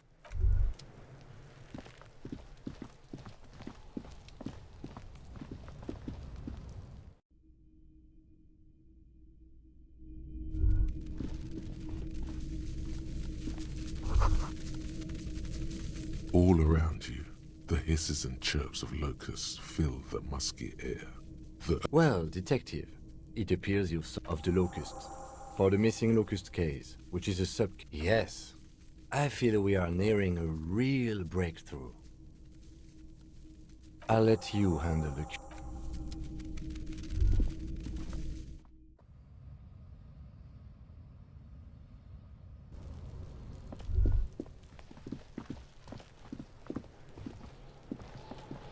Kuno's like Kuno's... Yeah? Kuno... So it wasn't the phasmid. A wave of disappointment washes over you.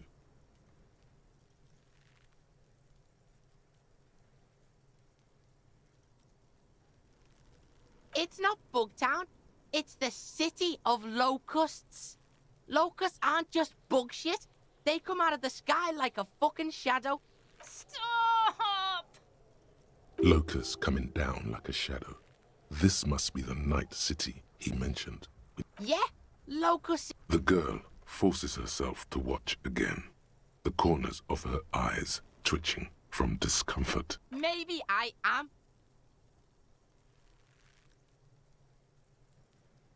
Oh, Kuno! It's so lame, even the pig knows it's lame. Yo, fuck you, see? Kuno can be what Kuno wants to be. Kuno's his own man. Kuno's free.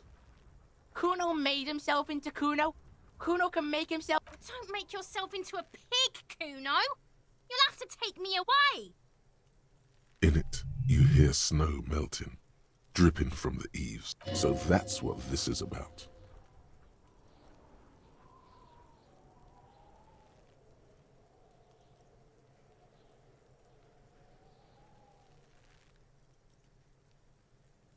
Without a word, she disappears entirely. For once, the boy is lost for words. He turns completely red now. Use this momentary confusion to take control of the situation.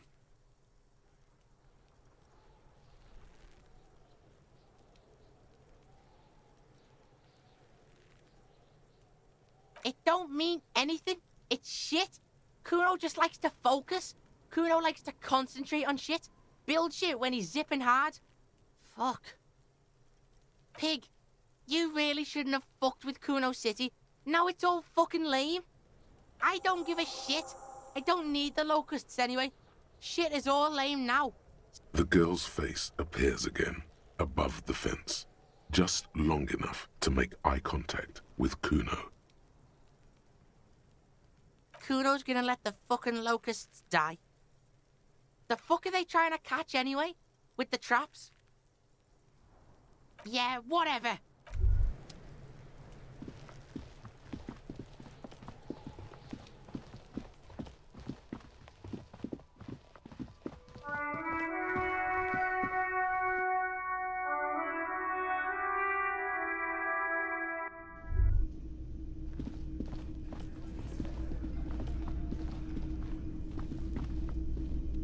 Oh, hello, sweetie.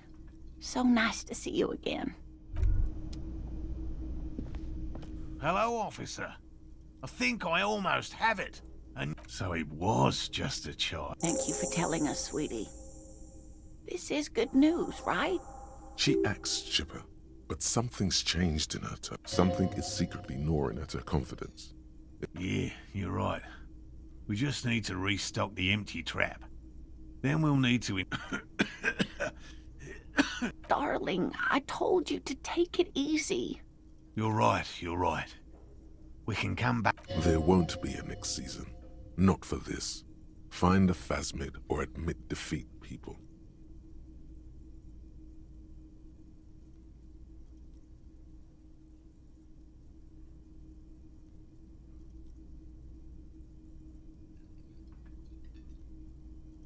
You can? Fine. He wants to see this tale through as much as you. Really? It's too much, officer.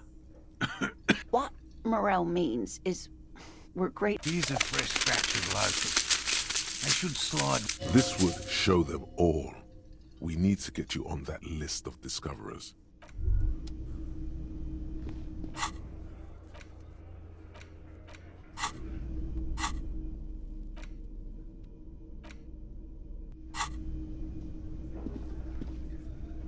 Hi again, gendarme. Bye-bye, gendarme.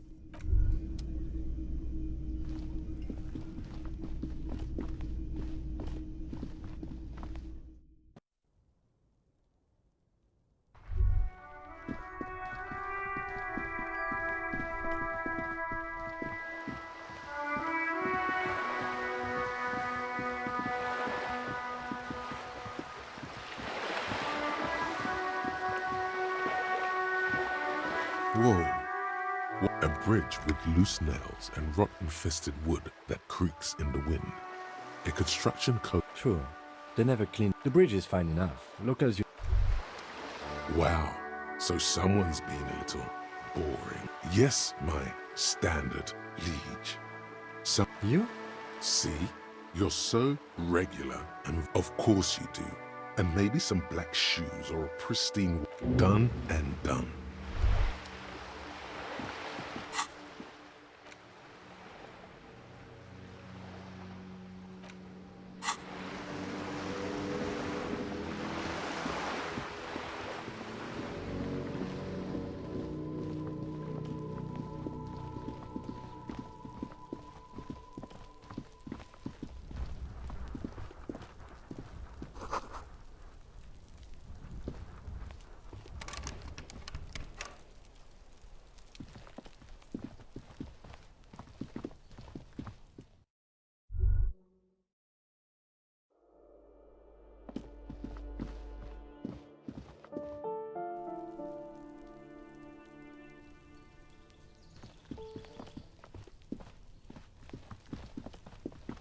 A weathered brown door. Something smells good. The lieutenant motions to you to go. This is the door. You or Hello? Who is it? and someone turns down the radio. The police. A moment, please give us a moment. Tidying up. There's fear in her voice. Come in, the door.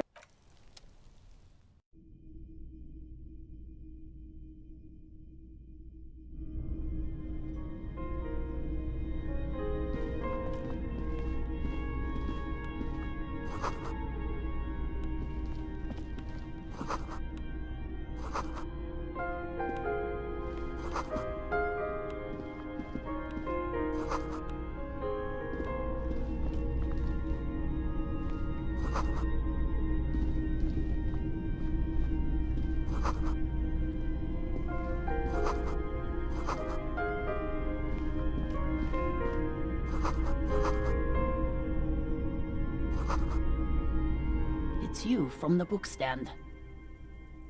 I don't think I introduced myself properly. I'm Billy.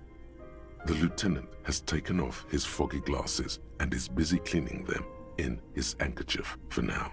Condensation from stepping inside. He must feel vulnerable without his glasses. Is this why he's letting you take the lead?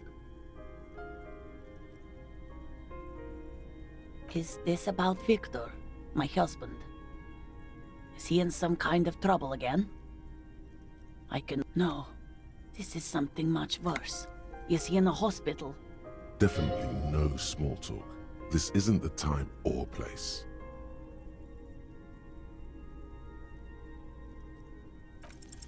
I don't want to.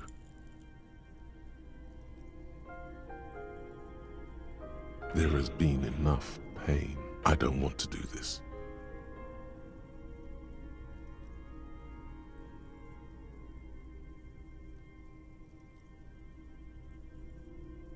Do what? Officer. Too late. You ruined it. Just say it now. Excuse me? What? What did you say? She's in pain. She's in so much pain. And so are you. We are very sorry to inform you, but your husband, Victor Méjean, was found dead this morning on the Martinez boardwalk. Oh. Oh.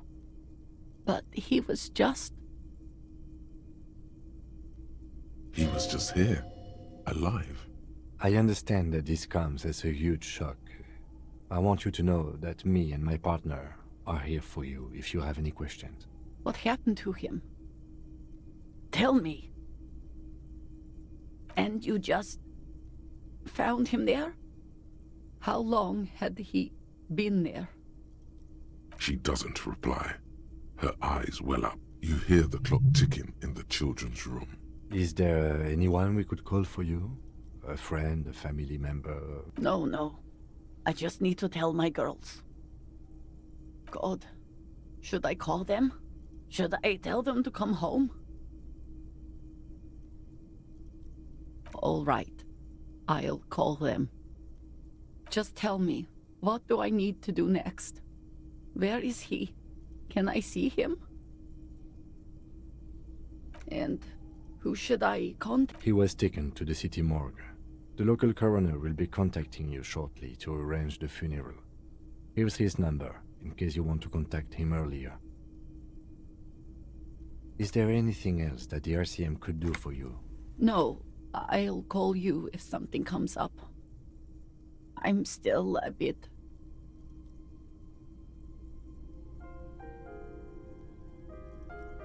Again, if there's anything we could do for you, then... She just nods, distant and inconsolable.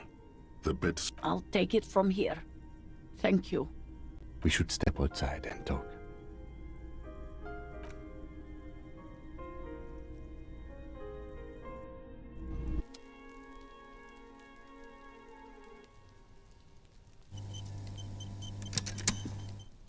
So, the death notification. He's avoiding your gaze. This is the time to say how sorry you are about how things went. It's all right. Don't worry about it. I'll call the station when we're finished with the day and let them know the name of the deceased. There's not much we can do for them. They have to. It's not your place to live their lives. And, officer, I've seen worse. This wasn't the worst I've seen, okay? Now let's go. I really have, he thinks. She was strong. She made it easy.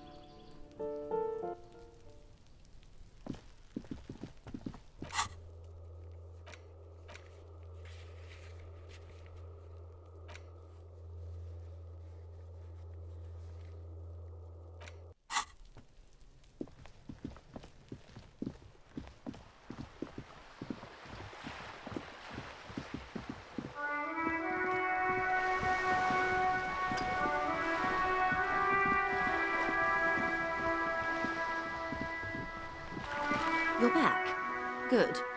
What can I... My love, you did. Pleased to meet you, Lieutenant W. Freighter Dubois. I am... What can I help you with, Lieutenant Freighter? This... reality? Yes, reality is your side case. How truly curious. A sort of... Are they now? a deep synthesis. I'll assist you however I can, then. Go ahead. All right, we're in.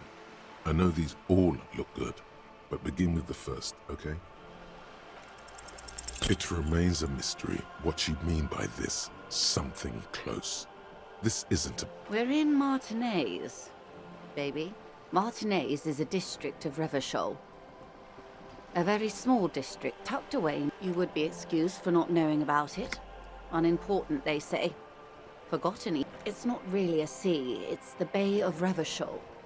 And the bay feeds into the ocean. Yes. Known to the early Revacholians as Les Immensités Bleues. Vast. Lukewarm. I'm not a good ambassador. This place used to be a province. A work Caillou, as you already know. It is clear this pebble is a... Revachol? The Great Cut. As if it's self-explanatory. History detective. The nations of the Occident. In the DeLorean said they say it's by that time. We are standing on a fertile, I think it's fair to... A collection of tall ghosts behind... 22 kilometers from the center... Silence. The water. The light. There is no recognition. We are where we are. I have no truer answer to give, unfortunately.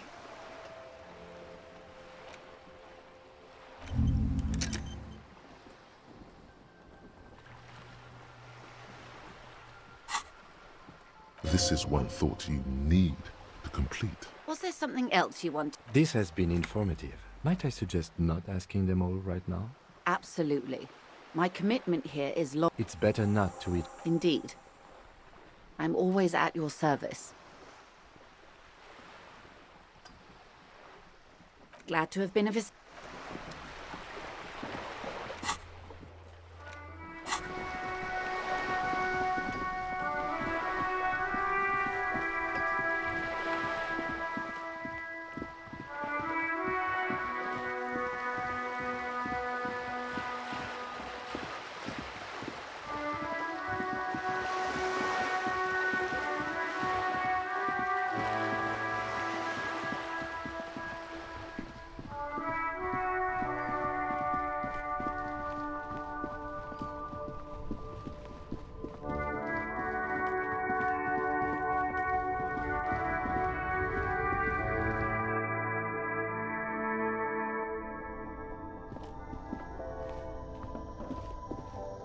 The tear machines, your bottles clunk into the machine, and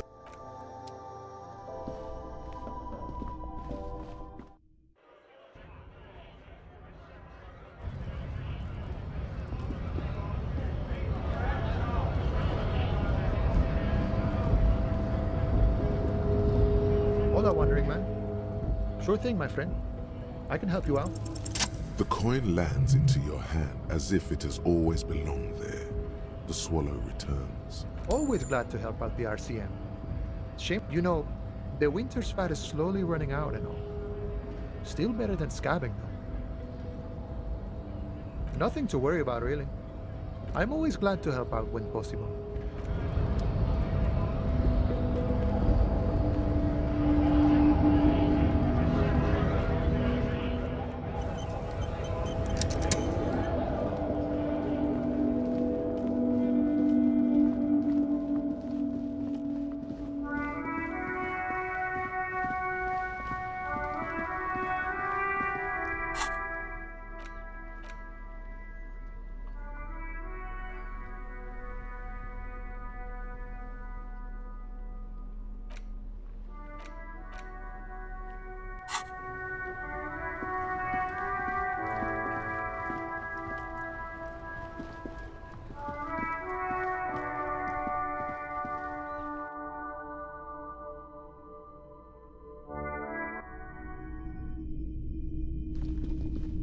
Hello again. How can I help you? Sure. I'm not purchasing anymore. Anything else you're thinking of selling?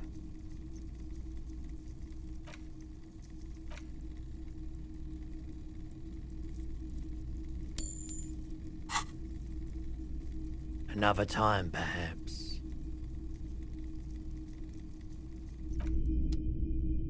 The boomboxes wait on the shelves. And your boombox, that gold and amber. Absolutely. I've tested each one myself with recordings of if police were Like a beach party. With sand and sun and seagulls dancing on. for sure. It's a consumer device with professional application. You see rows of try to find something pretty and they're not all blue. These figurines also wear gold. Which ones? Ah. What a shirt. All other smells like worn cotton with... Sniffing is a... You're not imagining it. Photo... It's the man from Hendal. Walking away from it. They're matter of fact. Lie, sire. For no reason. Huh? Oh, in fact, most people don't think that man from Helmdal. Hendal isn't a real... Neither is the man a real man. A typical Martinez streetlight sits among assorted floor and the light pole has been carefully cut.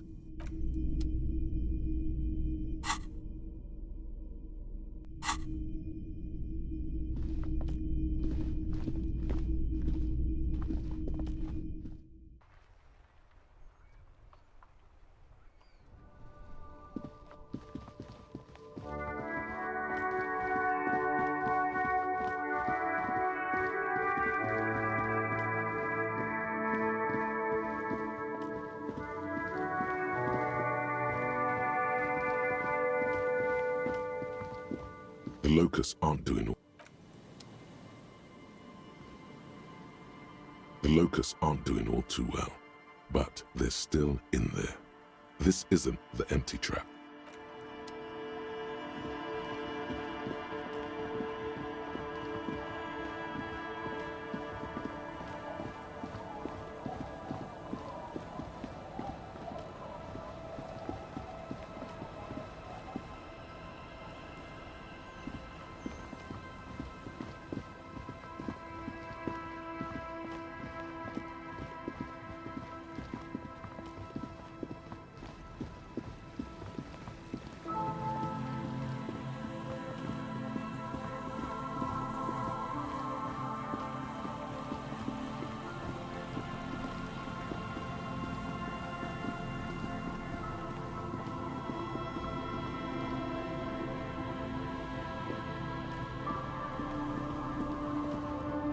The trap stands empty near. The locusts, dazed from being transported, slowly begin to acclimate to their new surroundings.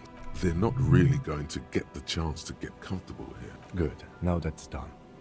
When do you think we will return to our impending apocalypse of a murder Don't answer that. It was... He doesn't want to.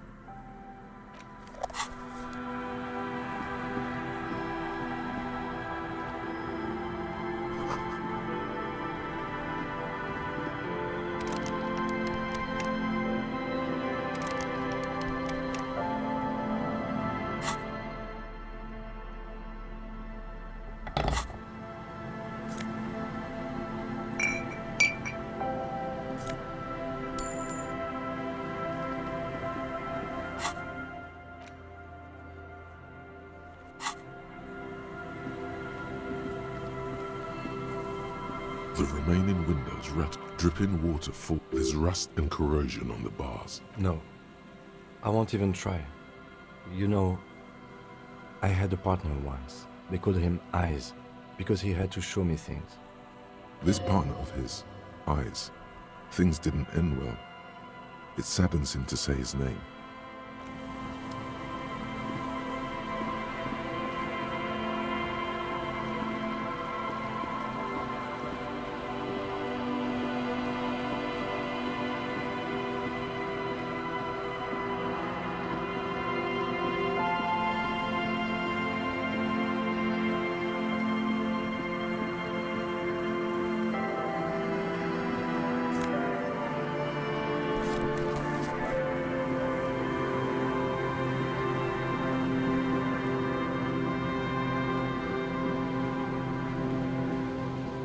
There's some tear, an empty cigarette package, and a...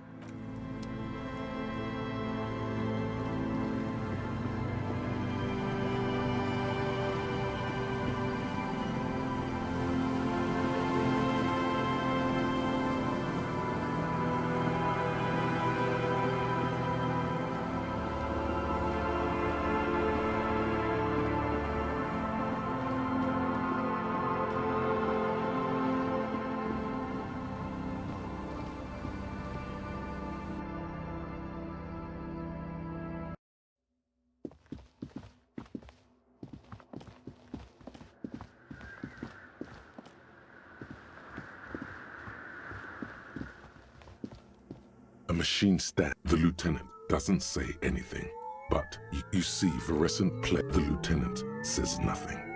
You see behind the hatch sits a cube-like crisscross of filaments. Small, another filament memory. Nothing happens. The speaker comes to life. Good afternoon. Fortress accident on San. It's the same old woman you spoke with through the radio. Good, thank you. Please repeat. Is this the personal log? Good. Please repeat. Let's look around. There's no use trying to guess the answer. Receive. Fortress accident. Is there anything else I can do for you today? Goodbye. The machine's keyboard is...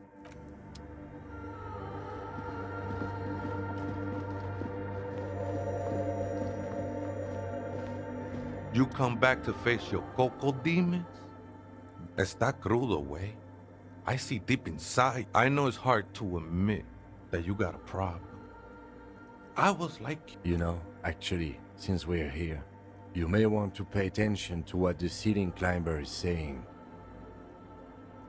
Don't trust me. Trust the mother. I'm only the messenger, Holmes. This is the Church of the Mother of Silence. You are welcome here. This Mother of Silence sounds like a serious player. You might want to be careful until you find out what you're dealing with. Other spooker? Oh, esa viejita es muy estudiosa. Don't know, Holmes. You just have to wait. Or search through her radio computer.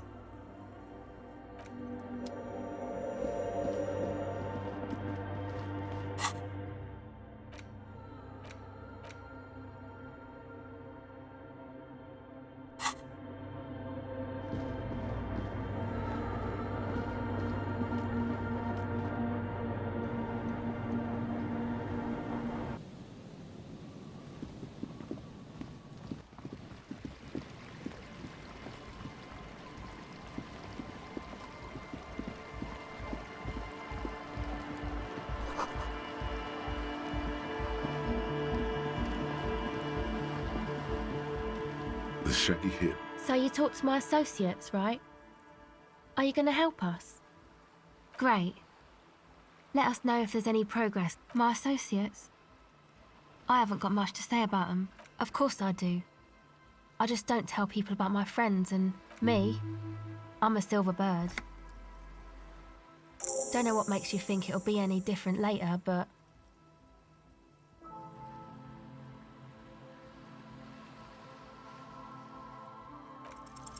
The device is cold to the touch. An angular Omicron logo.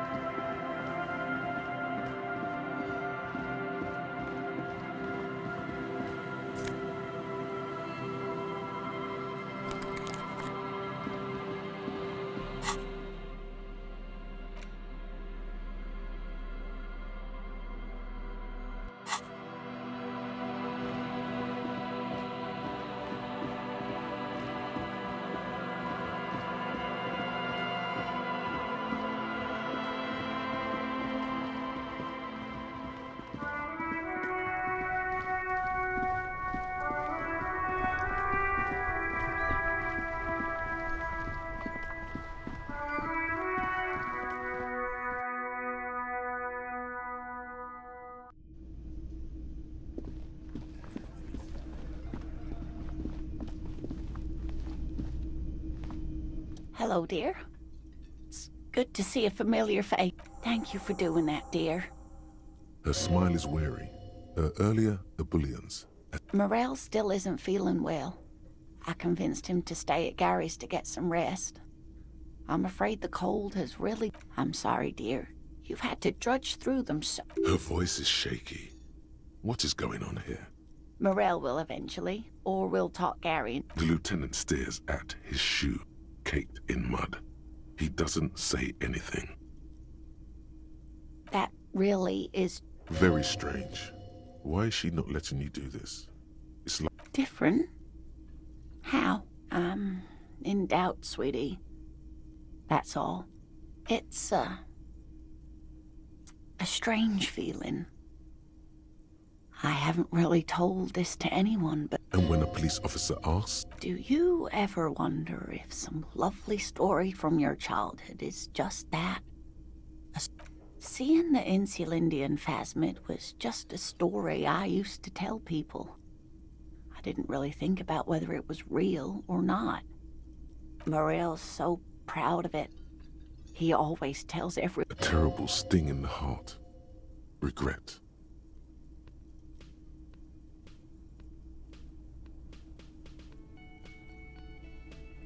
No, sweetie. That I'm some queen of the crypt. That I am a queen?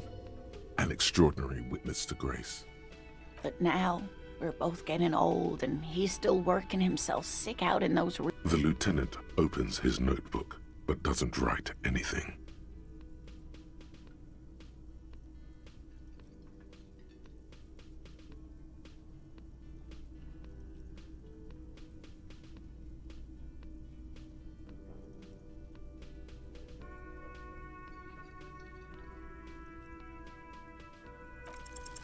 An acorn is not the same as the tree. That requires time, diligence, and care. But it is. If I hadn't let him down... You know, this reminds you of the Pericanassian theory of love. In essence, love is a relay out of death. Generation by generation, our... Oh, sweetie. I don't think I was a paraplegic before we met. He didn't know before I arrived. I've wasted... What you have to know is the Insulindian phasmid probably does not exist. Let us fools chase our ghosts. There are a million better things to do with your life.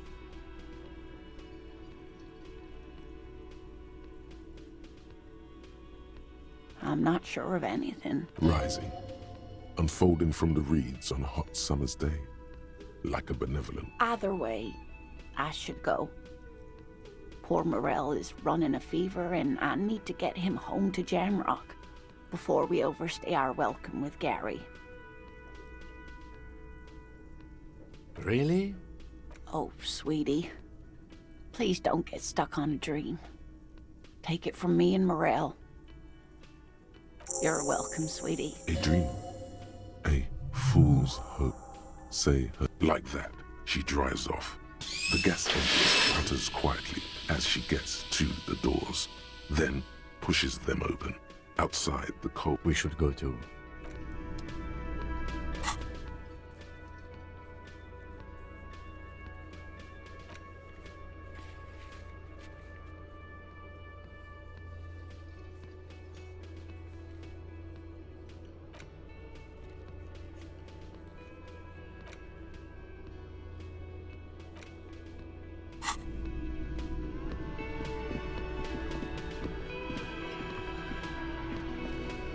Again, you find yourself looking at that big old...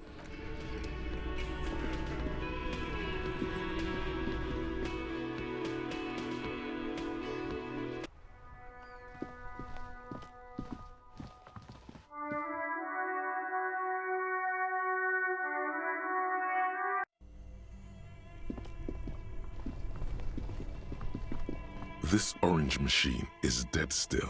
It has a hand. Turning the crank feels oddly... It's all gone now. You'll never become a poet or an entrepreneur.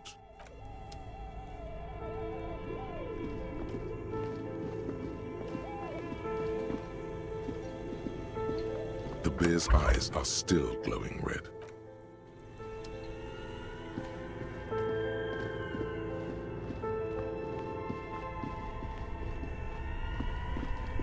Only the red cable is an electric sizzle. The room is slightly quieter now. This orange machine is dead still. Turning the crank, it's all gone now. You're turning the crank feels oddly... It's all gone now.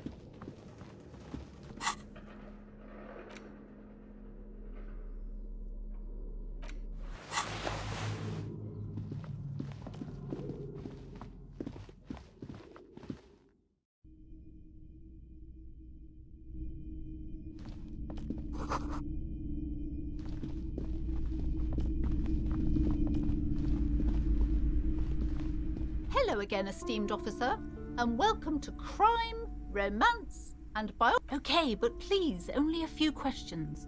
Yes, the Simonees are very crafty, and their wards are extremely powerful. The woman before you scans the store.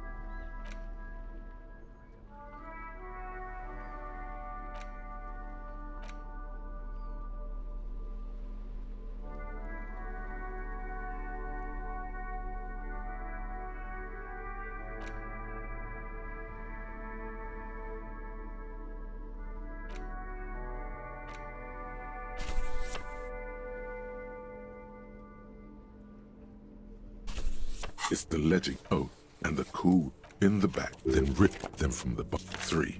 The topmost are a monetary penalization ranging from. These are quite all in a print, so a dozen pages of thin copy paper. Yes, all that remains now is to fill those forms and hand them to people. What delicious power hid within this pathetic mess. The rest of the stinking cellulose is much worse for wear. Being sandwiched without resistance or sound, the 2 panels move it's slightly. The acidic stench of rotting, like the bits they put into public. If you knew it was dunked in the toilet before getting, so you wanted to get in on the trash toilet stink collab, your nose is. The lieutenant observes. Excuse me, I just have to ask again. How could you have let this? I'm sad to hear. He's sorry for you.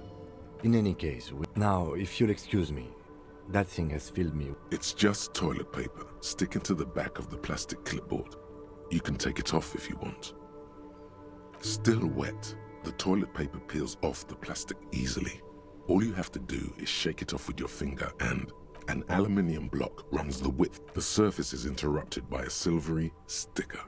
It's rectangular. Spark looks like an official mark, made to be low visibility out. What? That thing. It depends. Aside from an anti-counterfeiting stamp, mine has my station number and address. The information. Maybe yours will have how many years you've been on the force, he's thinking. Any capable light with the right wavelength will do. All RCM vehicles have headlights designed to reveal halogen watermarks. This means you can read the watermark. Okay. While a bunch of sodden papers, they're not exactly white. Once in a while, there's a red stamp that exclaims, "Work, strife." It's the middle of March. You don't exactly close them.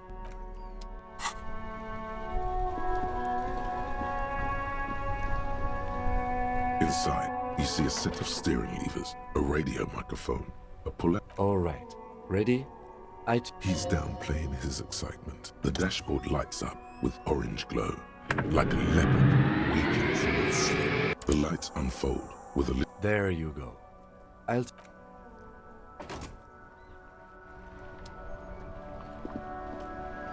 As you hold your ledger's clip under the headlamp, a shimmer. There she is. Revachol West. Around the borders of the rectangular watermark is overlaid with the logo of the RCM, and a rat brazenly darts past. Ah, Martinez. Let me see. Right here. No, it does not. The rectangular watermark is overlaid with the logo of the RCM. Let me see. Right here. It has its problems. There are many of them, and they are divided into 3 separate rows. The first row has 18 dots, not bad for what. The next is the longest. You count 216 perforations. The last row has 3 That's it. Those are perforations. They represent your record as an officer of the RCM. They are your statistics, as it were. I should have guessed you'd keep. The first row represents your years of service. 18 years. Okay, not bad at all. What did you do before you volunteered? That's what it says. I might have guessed even longer based on your age. What did you do all those blissful years of your youth? No shame in this next row, the one that wraps. Wow, more than 200. It's quite a lot, even for someone who's been on the force for nearly 2 decades. Usually, clearing more than 10 cases a year puts you in the 90th percentile of all RCM officers. Right. Those are your confirmed kills. You've got precisely 3 perforations there. For an RCM officer, especially Precinct 41... What's it feel like to kill a man, Mr. McCoy? A young woman asked the man across the desk. Honestly, babe, says John McCoy, crossing his ankles over said desk.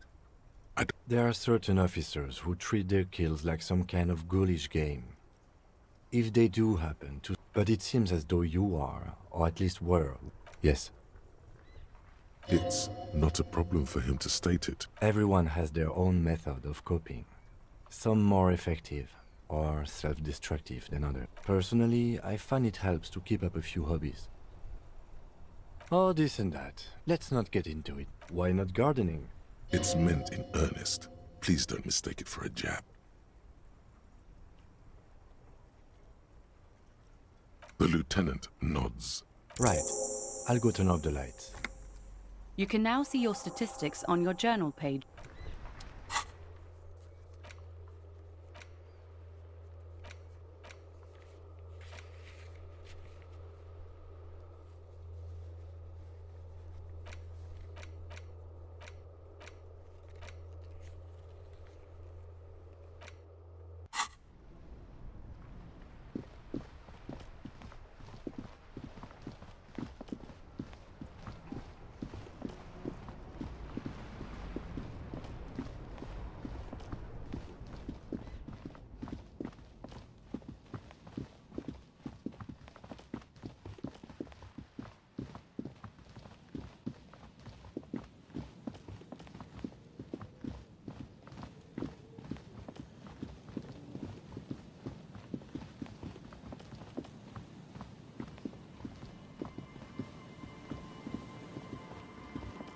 The trap is full of poor things.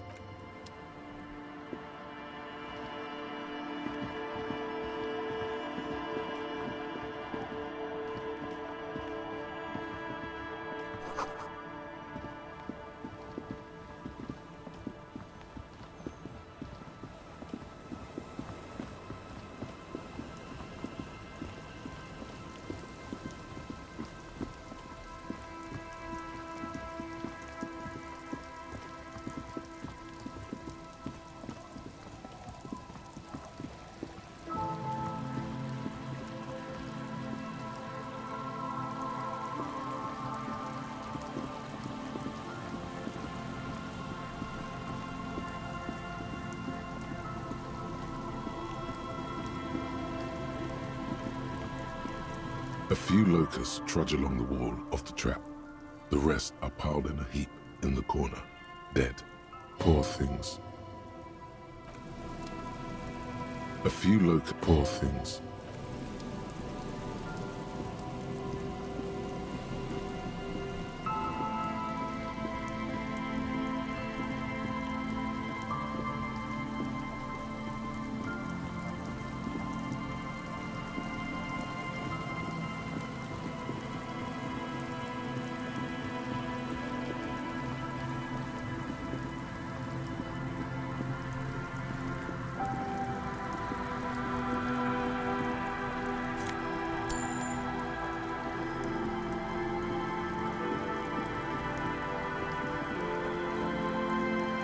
The trap is filled with dead and dying locusts. Poor things.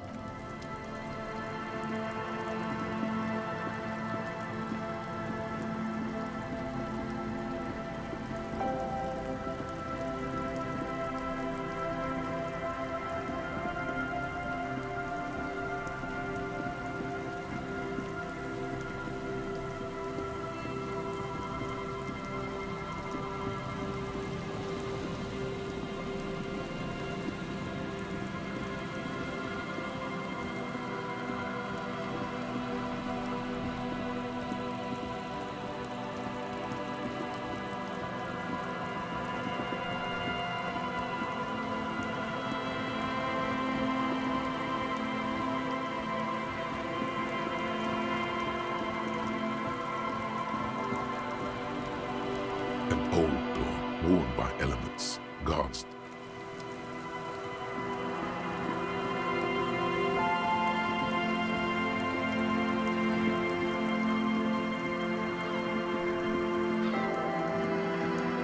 Just dead and dying, poor things.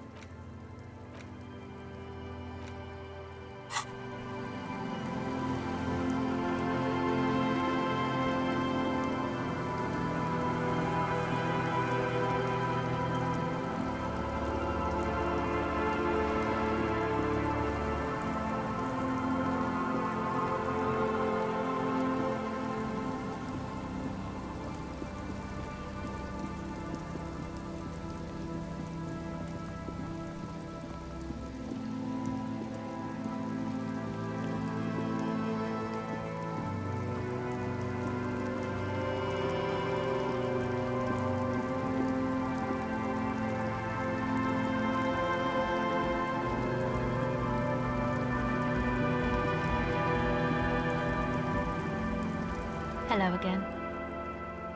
My associates? Sorry. I just don't tell people about me. Don't know what makes you think it'll be any different later, but... Well, it's just question... Fast and clean. A good one. Go ahead. Recording. I think I'm recording cracks in the musicians in the Elysium. Anyway, I don't really... She looks at the recording. Take this. No, man, fuck that. It's okay. Go ahead.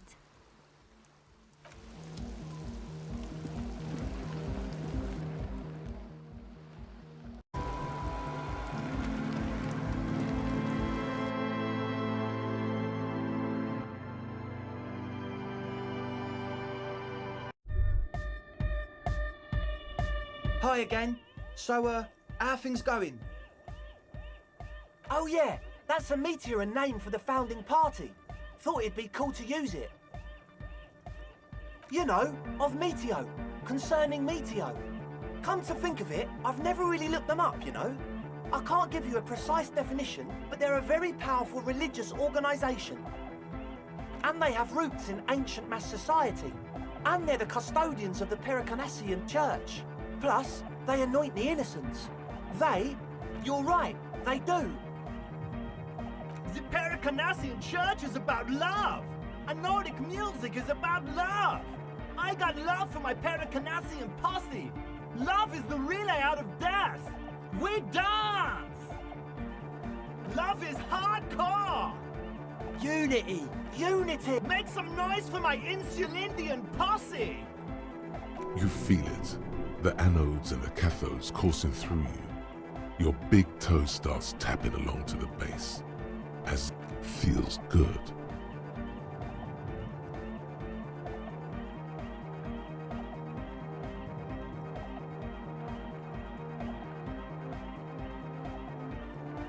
Yeah! Yakokata! He seems ecstatic that you share his vision of Do it for the masses. Do it for the crew. I didn't want to say it, but it was pretty lame of you to imply otherwise. Anyway, you got... The one with the large head is still looking at you, nodding his head. And? What happened? Oh man, the crab man you mean? Who is he? What did you think?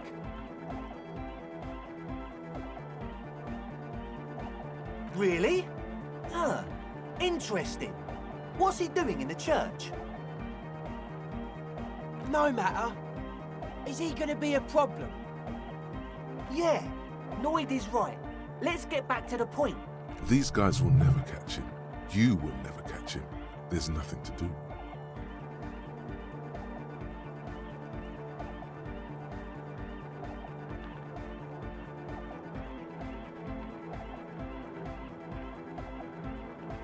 I dunno, man. Doesn't it feel like a major hindrance to you? A spooky guy climbing around when all the guests are trying to have nice friendly hyper time?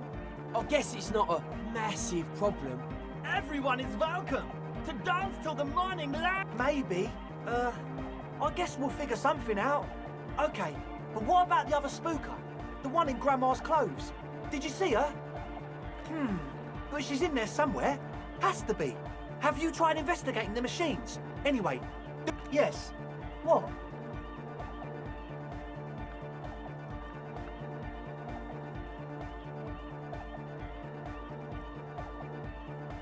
It does, doesn't it? Told you we have a smell problem.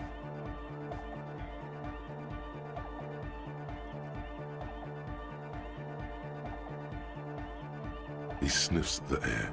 It doesn't take a forensic scientist to guess it's drug-related.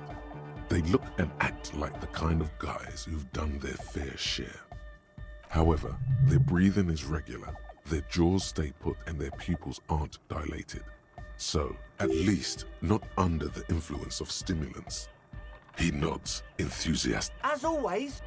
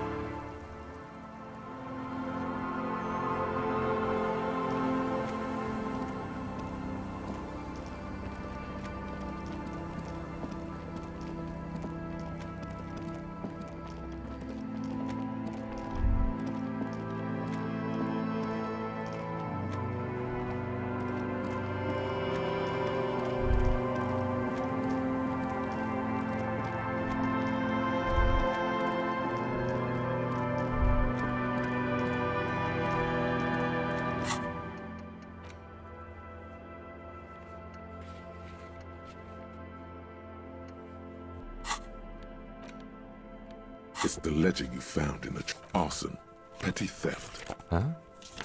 2 complex cases to undertake is a lot, yes. You really have to push yourself. That's a lot. This kind of caseload would explain your solved cases tally on the what. That's okay. Like a fan of gills, the checkered papers dry in your hand.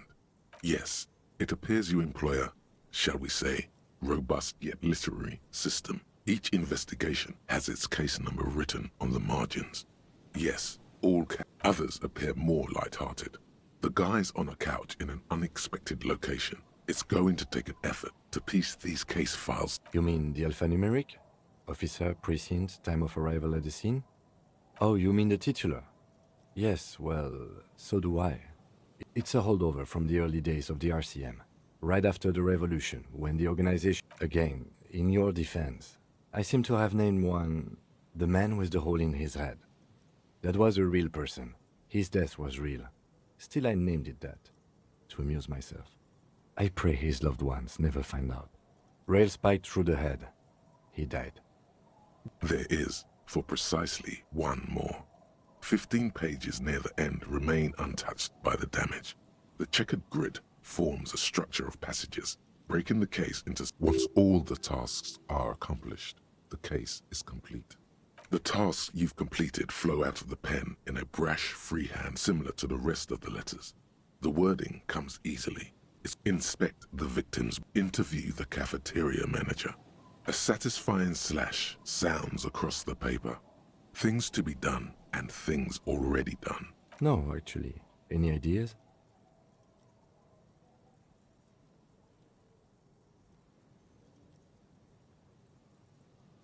Oh, well, then maybe I can suggest one. The Hanged Man. He really likes that name. Thank you. I think so too. I'm going to start calling it the Hanged Man. It's good we sorted this out. You don't exactly close them, so much as distance yourself from the smelly papers. They're a little further from your nose now.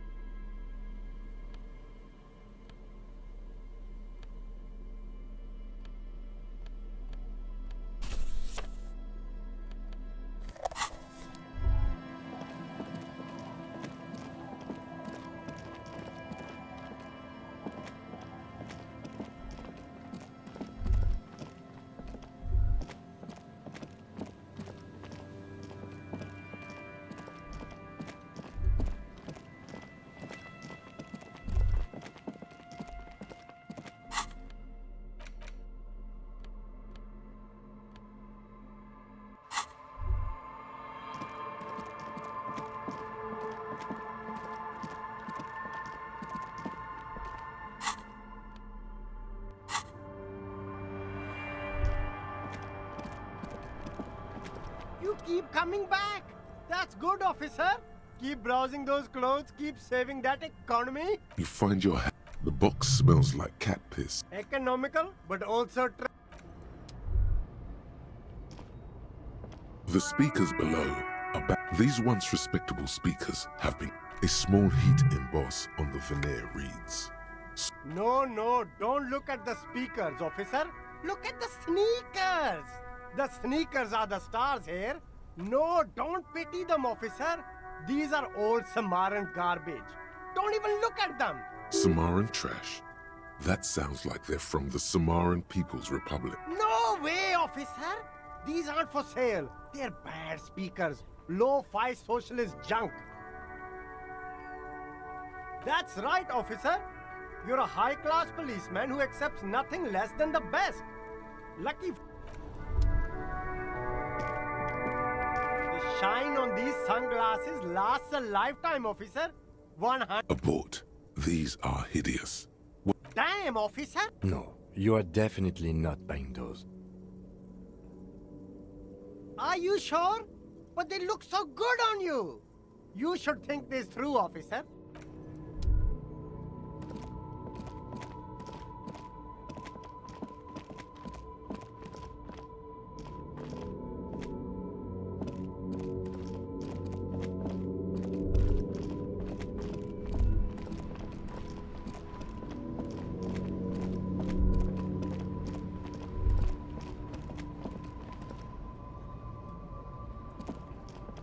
Stuck in the rain in a traffic jam, man.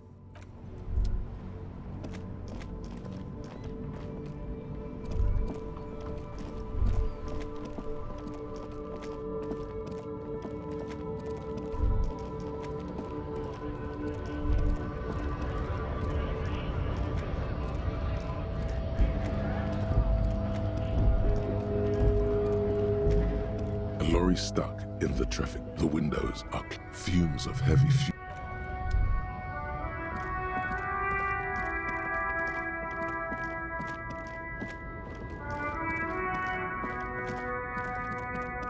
A lorry, the smell of cigarette. There's something odd about the passenger. Close the.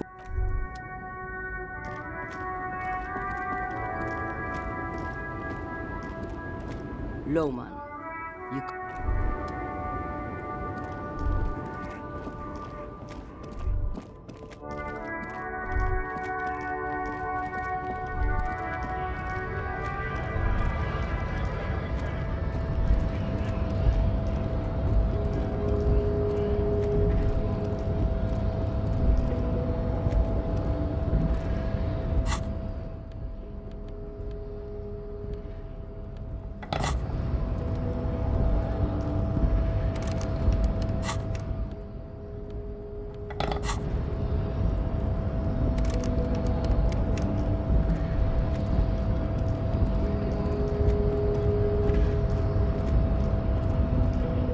Race descent has only worsened since I last saw you. You have really let yourself go.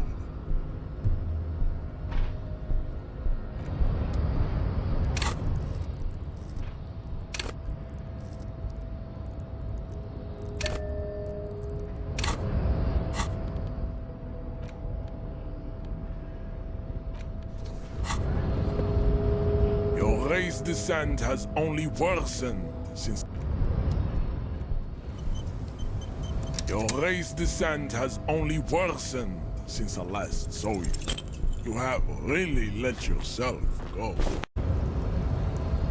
Your race descent has only worsened since I last saw you.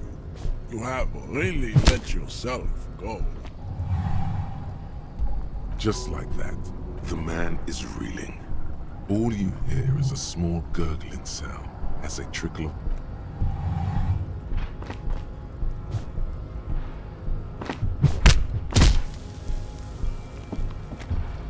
The man lands with a dull thump, like a broken down puppet of muscles and sinew.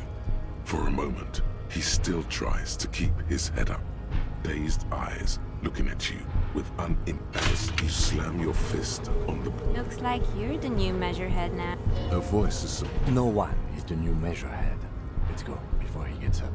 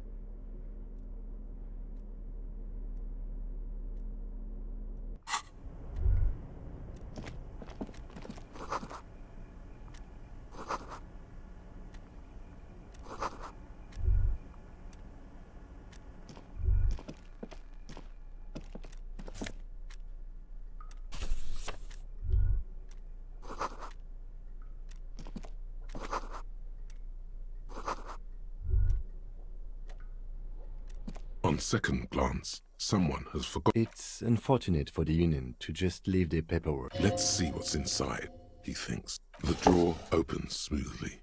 In hundreds of documents containing logistical data, two kinds of transactions stand out.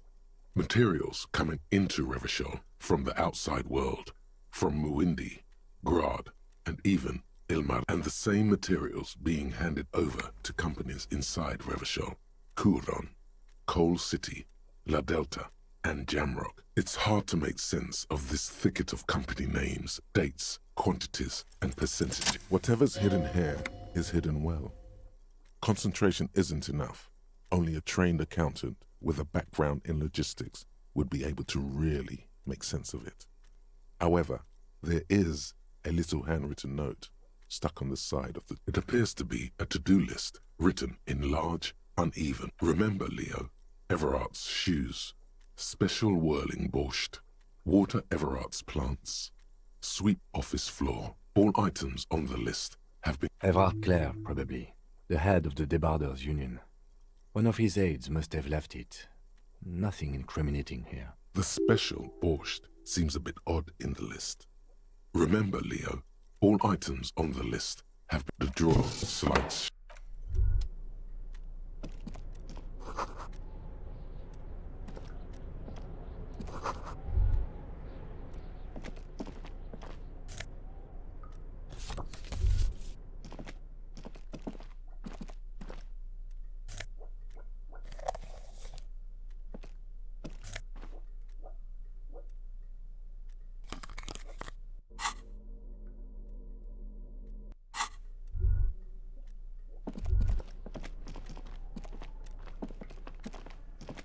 An imposing combination of a...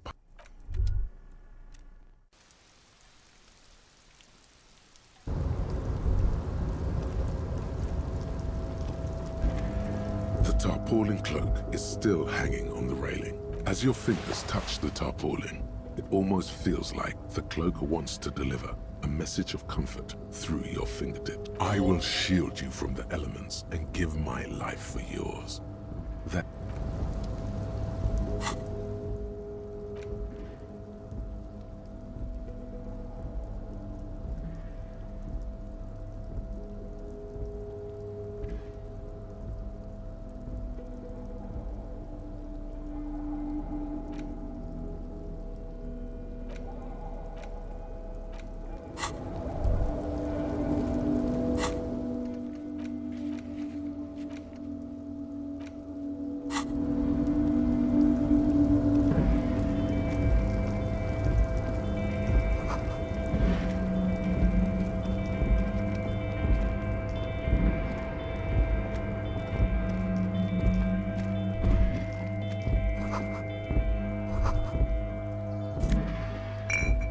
Numerous empty wine bottles glisten in the rain.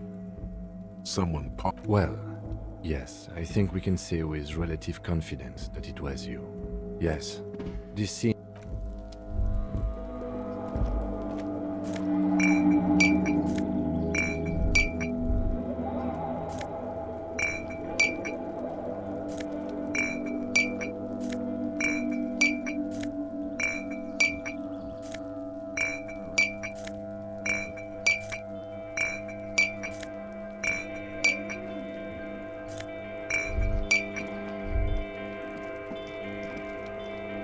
This is the night watchman's booth.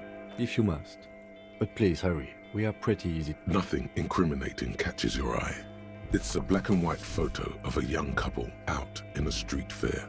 The man, René, is dressed in a Royal Carabinier uniform. The girl is... René looks like he's about to smile. Why did you take that picture of René?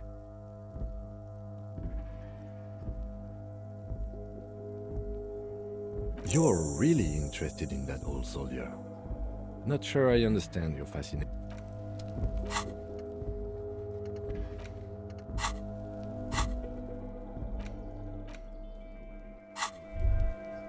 This is the night watch...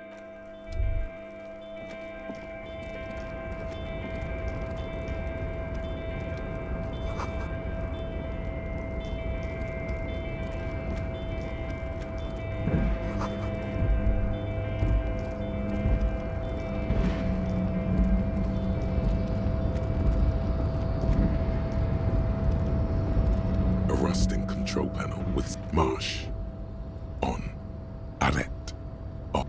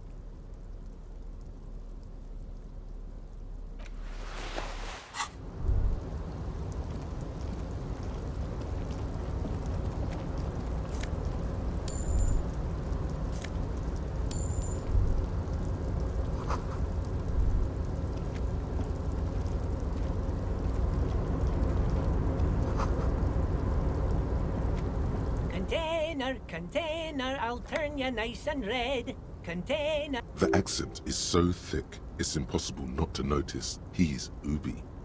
Container, used to be well.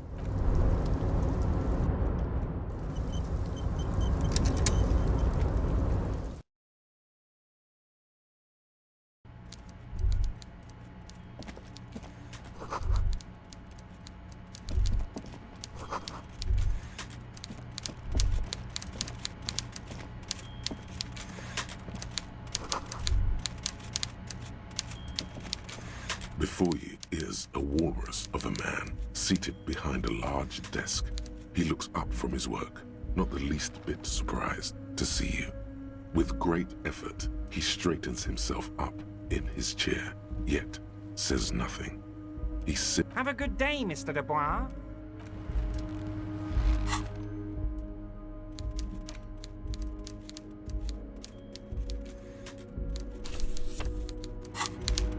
Mr. Dubois, I hope time is on your side this time.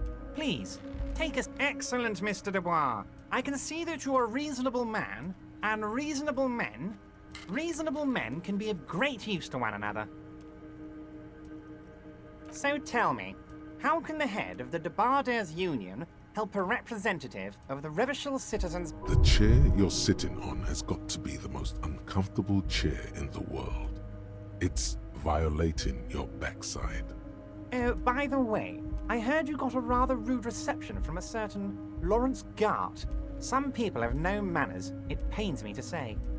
This should take care of that nonsense. It should be sufficient to cover your expenses for a few days and patch over your differences with the cafeteria manager. Go ahead. Wow, that's 25 real. That's good money. You need it.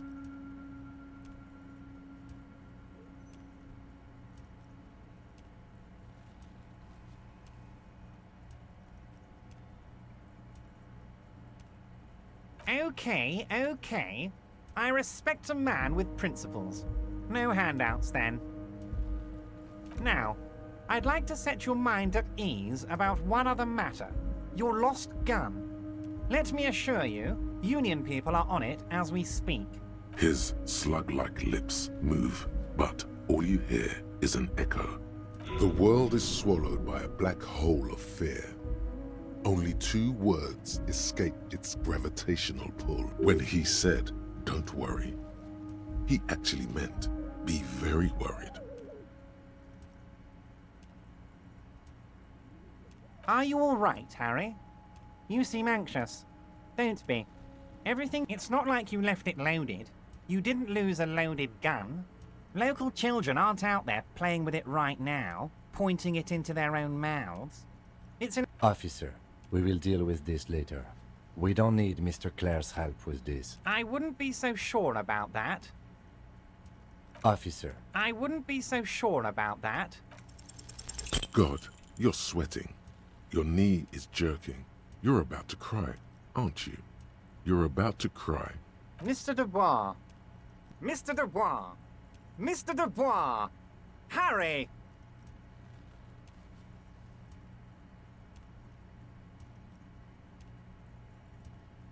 While Everard is distracted by your odd behavior, the lieutenant's eyes are mapping everything around you. The fold. Mr. Dubois, are you okay? Can I get you a glass of water or something? Are you... What an odd demonstration of... you got me, Harry. I don't even know what. As entertaining as it was, I'm afraid we're wasting our time. And I'm in a... Okay, enough. We are here to ask you some questions pertaining... Quick, here's your window. Get yourself together. It is about time to stop embarrassing yourself. Questions will help you regain some of your lost dignity. What? Harry, how could you say that to me?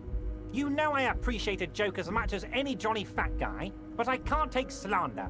Are you actually... The reaction appears to be sincere, but it's impossible to tell with this guy, honestly. You've hurt me, Harry. Me, a friend. But you know what? And gets over it in 2 seconds. Seems like it didn't really hurt him. I trust you, like I trust all my friends. And I know you'll never talk to me about this again, because you don't want to wound me. So do what you want. Thank you for your understanding. We will... You too, Lieutenant. You know, I like you, but you never were my favorite. None taken. Did we have anything else to do here, Harry?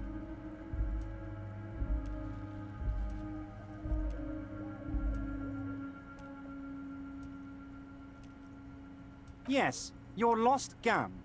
My best men are on it. They're turning every stone. Your gun will be found, Harry. The only way to find it seems to be working with him. He might even be holding your gun hostage. Yes, thank you for the hot tip regarding your lost gun, Harry. My men have indeed. Now please, let the professionals do their job. Kick back, Harry, relax. I have great guys on this. It did not come as a surprise to him. He might actually not be bullshitting.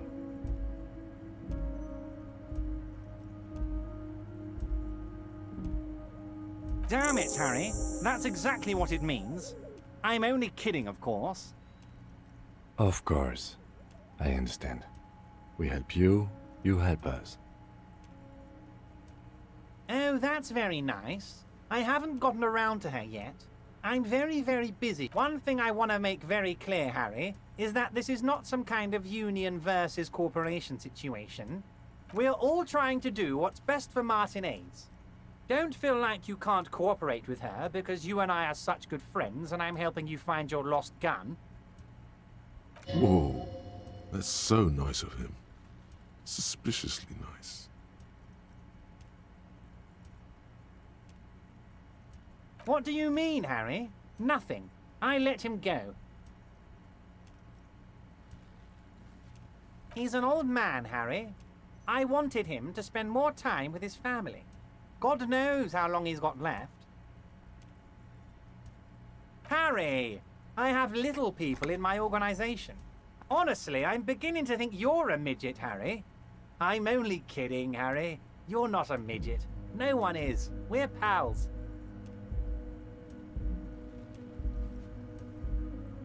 Yes, yes. Low balling. His expression makes it clear. This is childish and irresponsible behavior. Vanished? Oh, did I leave my casserole on? Better go home and check. The election can wait. When she got back, the whole thing was over. Wait, there was no mention of a casserole from Joyce. Harry, Harry, Harry. Do not fixate on this little matter. Maybe it was a rabbit stew. Or a... That much is true. His heart truly is in it. Though if it's spilled blood you're looking for, then there certainly isn't any in it. Of course, Harry. I have no interest in what she is doing. but I myself have... Tell her about all of it. My brother's picture, my singing swordfish clock. Tell her how overweight I am and how I'm helping you find your lost gun. Tell... Oh, of course. That's your main thing here. That's why you're in Martinez. I know everything that goes on around here, and I would love to help, like I'm helping you with... I mean, it's no secret that the lynching is connected to the strike. So much to talk about.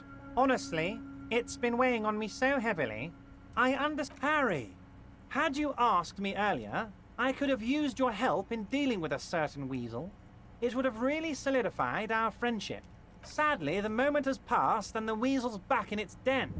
Nothing to do about it now. There's probably more to that. The time has passed, Harry. Were you not listening when I just said that? Pay attention, please. Now, do you want to hear about the hanging or not? Fantastic. Time for men like me and you to figure out who's killed who and why. Real police work is gonna start happening now. I promise you, Harry. This is gonna be good. By now, I'm sure you've figured out who the dead man was working for. The bad guys. Wild Pines. Sent to scare us. Another violent measure of the top hats against us flatcaps. Harry, this strike is the culmination of many, many mistakes made by the Wild Pines group. They tried to shut the strike down by sending in armed mercenaries. You mean our victim? A security contractor? Can you imagine that? Workers standing in peaceful protest, united in the spirit of fellowship, and they send hired killers to mow us down with machine gun fire? I'm talking beasts, hardened killers from proxy wars in Yisut, Semenine, Saramaritsa, you name it, they've done it. Raping, killing, burning villages, everything they did there, they brought over here. They want to turn Revachol into a third world slum. Honestly, the only thing they didn't do is kill the village elephant. No, Harry, the elephant is metaphorical, and so is the village, but the Now, I haven't personally witnessed the brutalities out there. I have the luxury of staying in my container, you see. If I need to go somewhere, they just move my container. Yes, I'm an old man, Harry. My legs aren't what they used to be. They lift my office with that big crane. It's actually very fun. You should try it. But enough about me and my fun container. The killers the company hired, I think there were 3 of them, all hardened. One of them got downright suicidal, getting drunk, violent, a little rapey. Even their own negotiator couldn't control him. That's your boy, the one who likes hanging out. By negotiator, you mean? Harry, what you need to realize is, we dock workers are not pushovers. We got grit, Harry. This whole neighborhood does. Push us hard enough and we push back. And when we do, there's a militant wing inside the Union. A group of people whose duties don't involve manual labor, but peacekeeping in the neighborhood. Making sure That sounds a bit like organized. They're like you guys. Again, that sounds like organized. So these idealists killed our victim? One day Titus Hardy, leader of this peacekeeping faction, comes up to me and says, "Boss, socialist democratic fervor drove us to take it upon ourselves to kill this beast that was burdening the land." He probably worded it differently, but that was the idea. Sure sounded to me like they killed him. Aren't you worried we might arrest them for this? Oh, I'm not at all worried about that. These are not the kind of men who get arrested.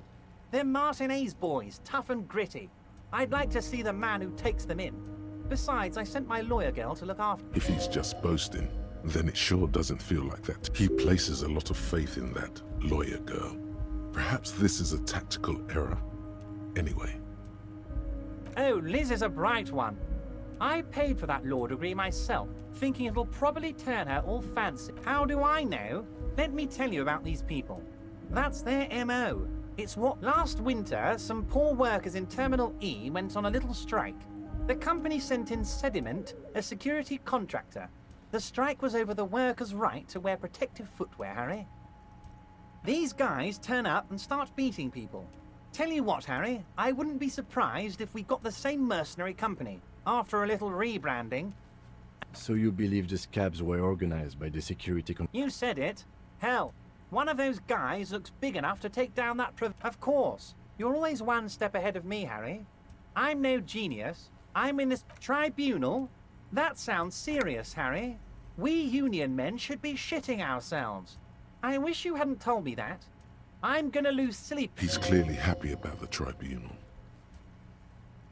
Oh, Harry, what do I really think about the tribunal? You're trying to climb to second base with old Everard before you've even courted him. He wants you to do more things for him. Oh, they are simply fine young men, all 7 of them.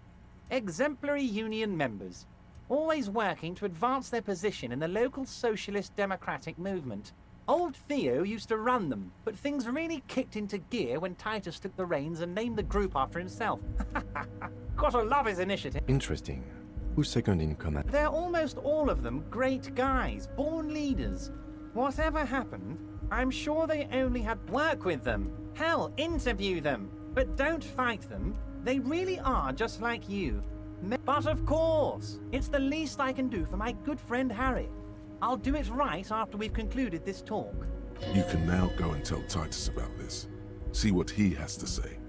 Also, Harry, here's 5 real. Oh, I wasn't offering it to you, just holding it out there. But I'm willing to share information.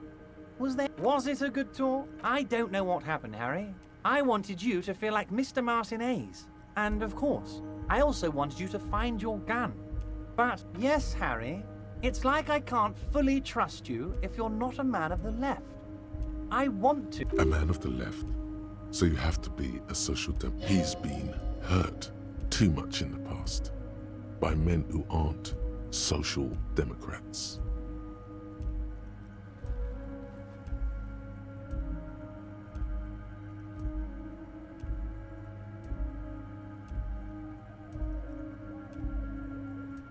What does your heart tell you about your lost gun, Harry?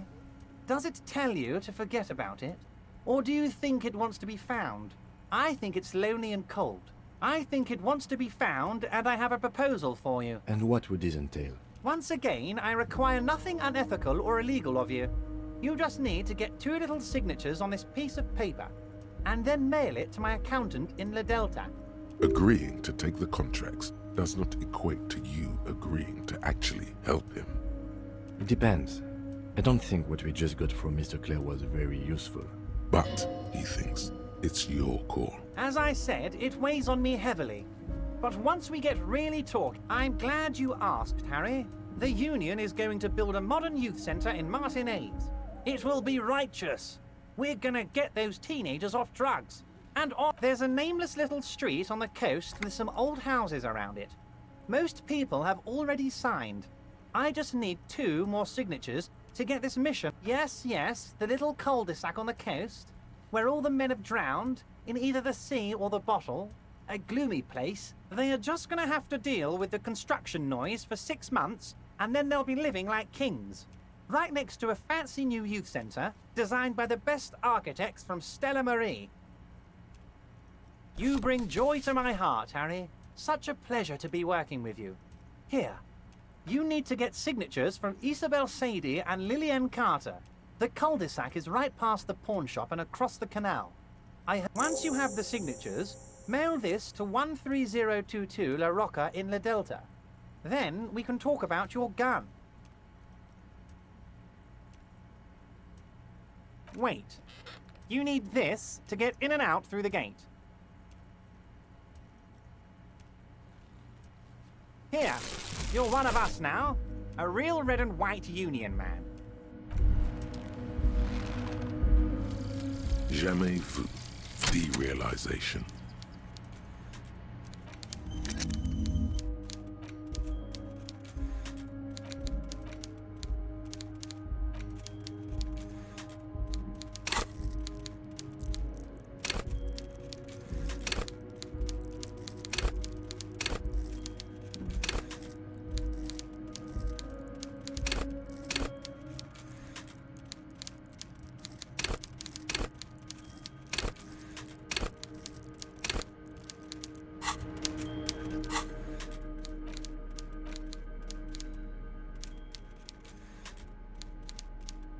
take the legal documents out of the envelope. A 12 to 40 months, there is no loophole. The simple truth is, the current residents are going to lose their street access, and for the next 12 to 40 months, their lives will be dominated by constant construction noise right next door. I should have seen it. Evrard probably has eyes on us, but we could try to get other people to sign this instead of those listed. Or you could forge their signatures yourself. By the time he finds out, we'll already be gone.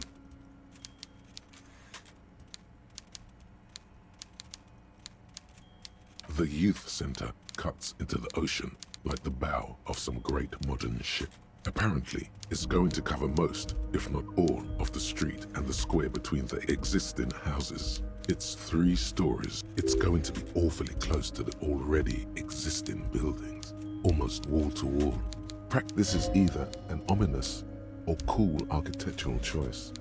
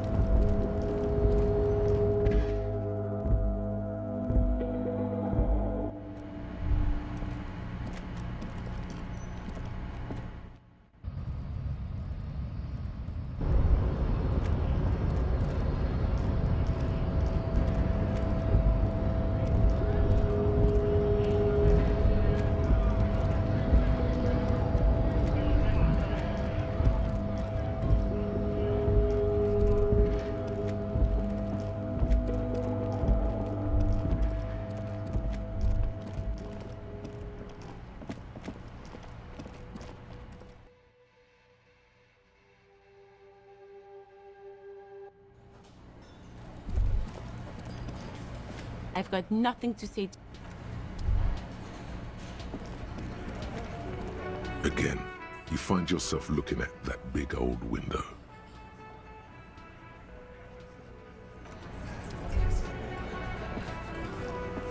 It's you again. What is it?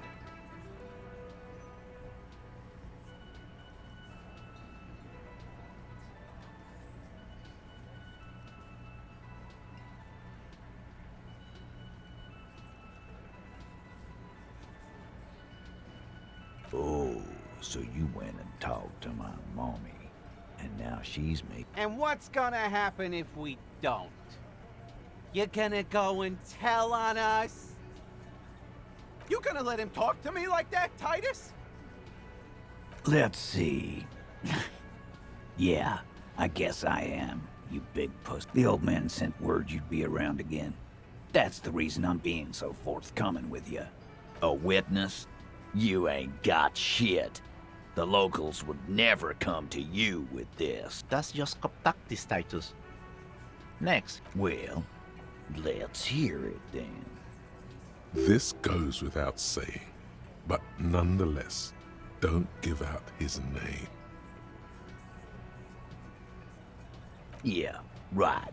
Like we wouldn't know if an MI plant was in our town. Nice try, right? MI is short for Moral Intern. Moral Intern is short for Moralist International, the coalition that runs. I've seen this shit a million times, Titus. Fly fishing. They are desperate. It's you assholes that feel the need to go around like a fucking brass band. The Hardy Boys are dead silent. Yeah, it's like they put cowbells on you before they send you to the streets. What's with the cowbells, policeman? Arab guy? Boss, I think he's trying to save me and Theo. Well, yeah. What is confusing you? Eugene, Theo, and Elaine were there too. I already told you. We were all there. Those flaccid MI cocks with their culture language. Everything's a surreal play or sublime whatever. It means the whole scene was long and drawn out, like it was from a film. What is this fella's problem? Sorry we didn't make it more action-packed. It wasn't the first thing on our minds, you see? Shanky. It's Shanky, right? I thought there's something wrong about the lynching story. Now I know there was. You don't know shit. I know you are lying, Shanky. You didn't break this wagon fort, but you did manage to rattle the people inside a bit. Some witness. I pulled the same shit. Came up with some shit, then went and said it to people. Get a reaction. You don't have to go to school for shit. I never went to school. You're doing a hell of a job, man. Hell of a job.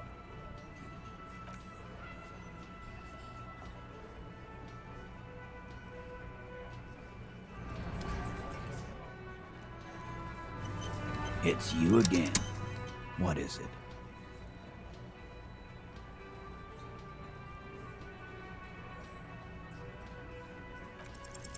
As you look around this room full of sweaty men, swearing, drinking, spitting out tobacco, does this look familiar? You believe the place was called Precinct 41.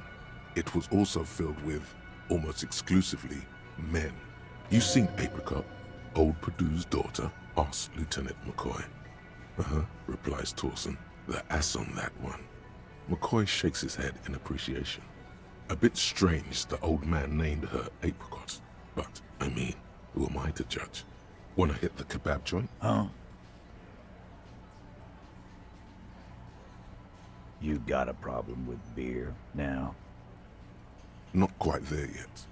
Push on.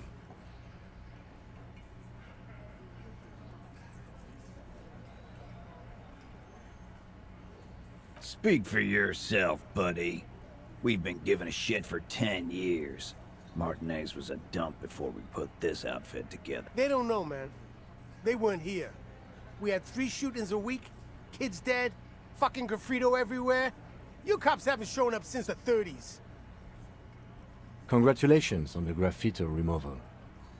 All I see is you sitting around talking about Monica's titties while there's a rape victim. So what? What do you want from me? We took care of that fuck. Don't let him drink that. One more push. Quick. Just don't antagonize him. You have this already.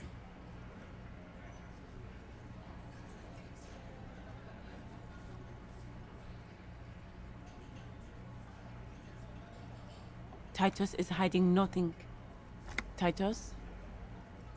You want to talk to her? Fine, talk to her. I got nothing to hide. Everybody has something to hide. So long as you treat her with respect. No questioning, no harassing, or you got the freight train of pain heading your way. You understand? What is her name? Glacia. I'm on due. She's staying here at the Whirling in Rags. A real pretty one. Silvery jumpsuit. Blonde.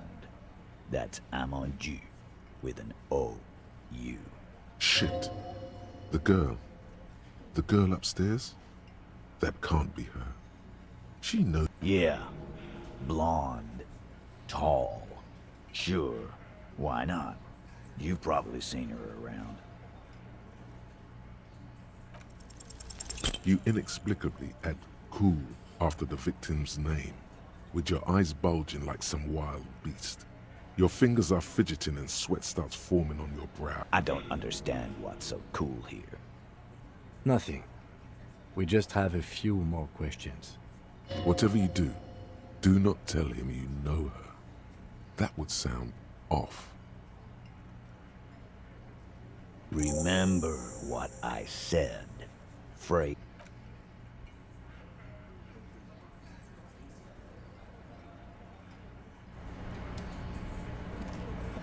Again, you find yourself looking at that big old window. There's a yellow ribbon tied to one of the branches. Light yellow, faded with time.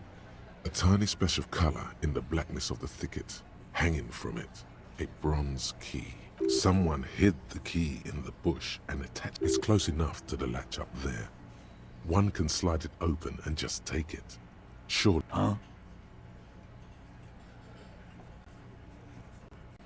I don't know about that. I'm comfortable here. Sorry, fucko. I'm gonna enjoy. With a loud thud, the old man stands up, pushes the window open, grabs the key from the hawthorn branch, and slides it across the table. The key is brass. Workshop spare is etched into its bow. Come on, man. We were just having some fun.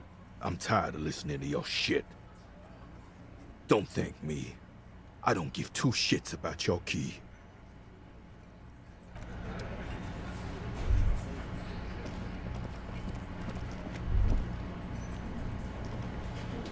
Officer, what was that? You looked strange when he meant, is there something I should know before we talk to her? Understood. You were not in good shape on Monday. Okay, let's manage it. This is unprofessional. His opinion.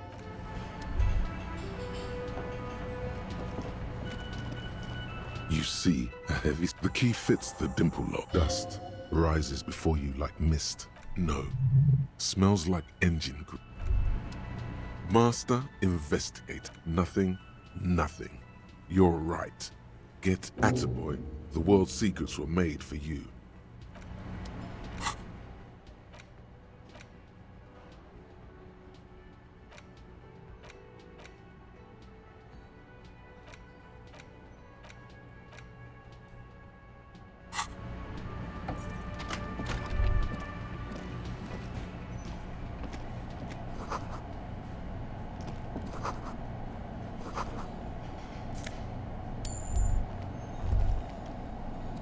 Over there, in the corner.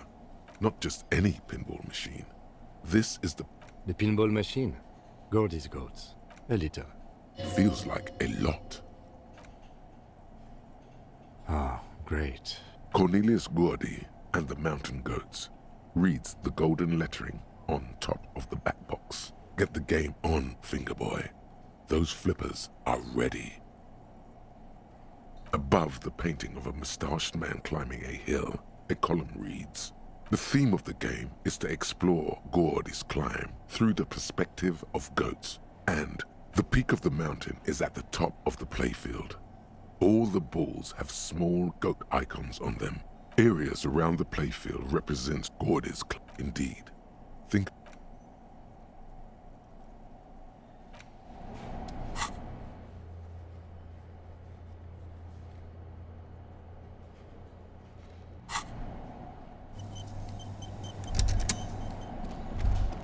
all these mesmerizing machines feels like it might jump back to life any... Some kind of...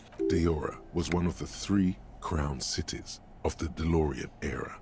On the Muindi Isola, the lieutenant grimaces looking at the machines. This small elevator smells of nougat and sweat. The maintenance card under the control, there are large rectangular buttons. A small steel plaque reads, Halter. That it does. I say, no, it was maintained in 88 of the previous century. No, I think the bureaucrats just forgot about it. Seems like a small freight elevator for transporting...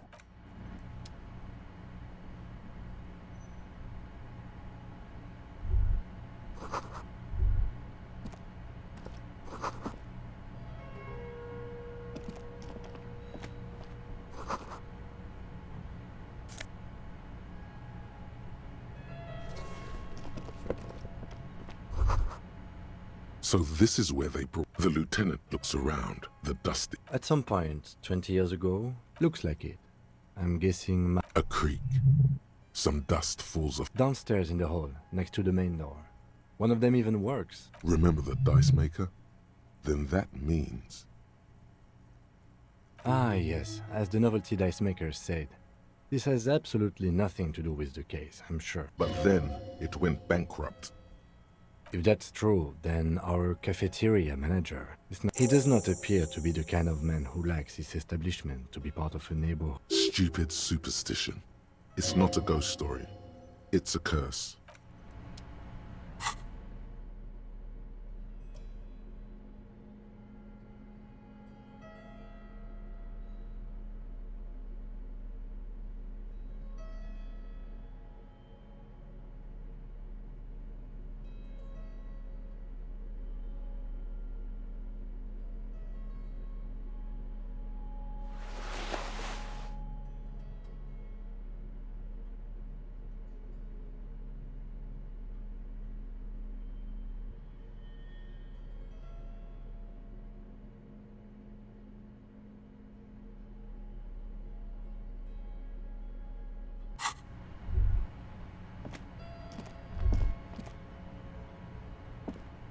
You clearly see footprints in the downy carpet of dust. Jackpot. These, unlike every... Large prints, most likely made by boots. The size is... One person has been here. Shoe size is 41 to 42, maybe 43. It could be a large-footed... Between that and that. The size looks about the same, actually. They're not the same shoe, but they could be the same person. No. These little... Everything around you is quiet. The prints crisscross the workshop floor. 3 weeks maximum. This is good. He liked... This isn't bad at all. It was a good idea to see where that door leads. It means someone snuck through what seems...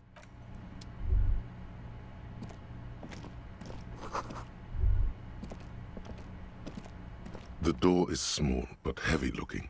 It's barred from the inside. Unless we veered up. Yes, it is.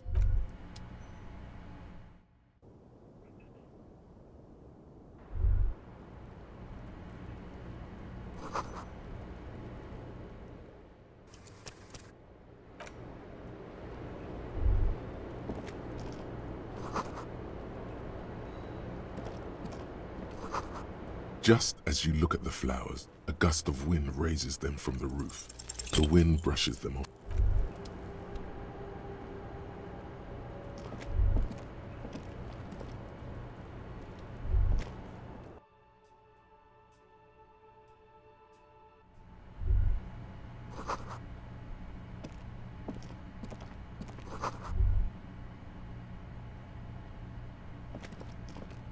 This window is pristine, smooth as ice.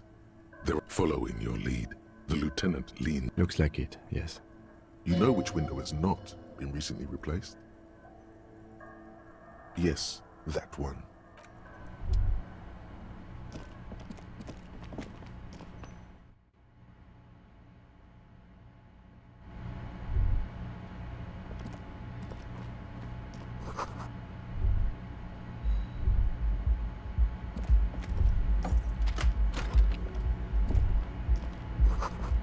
This medicine cabinet, it's been used, but not for scrubbing blood off towels. This toothbrush belongs to someone who doesn't give a damn about her teeth. Pharmaceuticals line the shelves. Anything of note? Pill bottles rattle. Nacra. This is used to treat opioid overdoses. Interesting. That's used for diamorphine overdoses. Among some foreign, probably Messinian, or...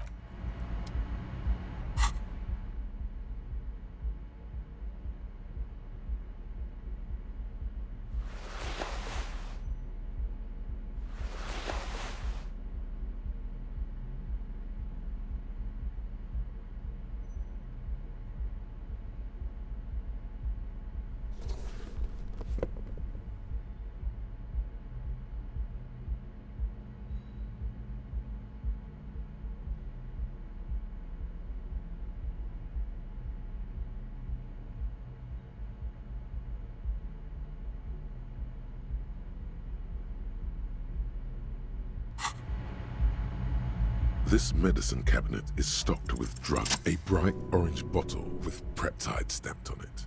In sunny, happy letters. Jackpot, baby. It's speed, man. Peptide. A euphemism. The fuck are you waiting for? Let's get super fucking preppy.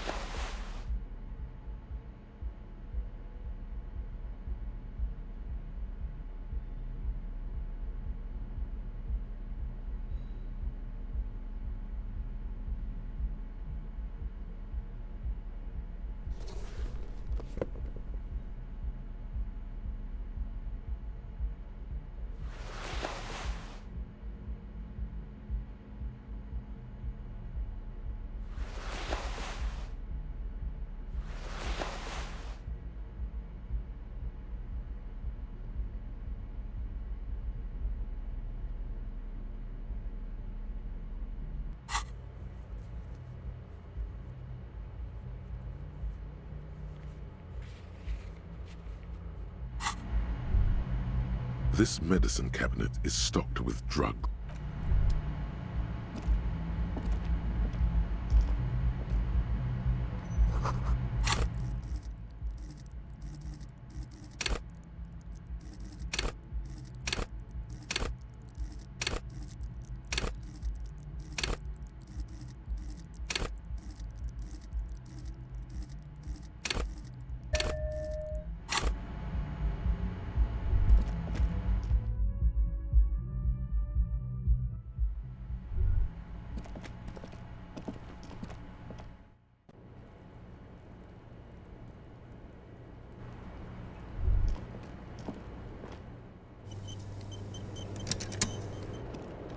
Welcome to the roof. Her hair is still slick from the shower. Below her silvery jumpsuit, an athletic young body, built long and lean. I'm sorry for the mess down there. The cleaning lady hasn't come by in days. I'm beginning to wonder if she ever will. Nice. I don't know about that, officer. Where a ripe corpse still hangs from the tree, spotted with green and purple. The woman doesn't flinch, but there is something in her light brown eyes. A sadness. Oh yes. Legends of room number 1 have made their way around the building. They say a portal to hell has opened in there.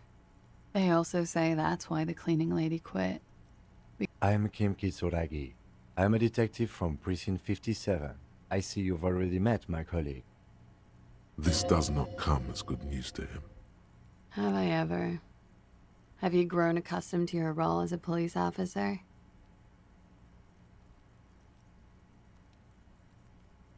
You're doing just fine. After all, your path has led you back to me. Miss, we are investigating the murder of the man who was hanged. The people responsible have asked us to talk to you. Huh. I see. Be careful. Ask something else first. When you go there, use words like, I hear you have been through something difficult. Clausier Amandu. Same name that Titus gave you. It sounds Oranese, as does her accent. Her birthmarks also signal Oranje. You don't know why, but Oranese girls tend to come speckled with them. I'm 28.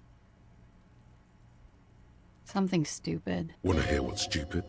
Somewhere in a one-room apartment on Boogie Street, a young man shows Patrol Officer Tilbrook his genital warts, asking if they're cancer. His partner, Emil Mullins, can't be there.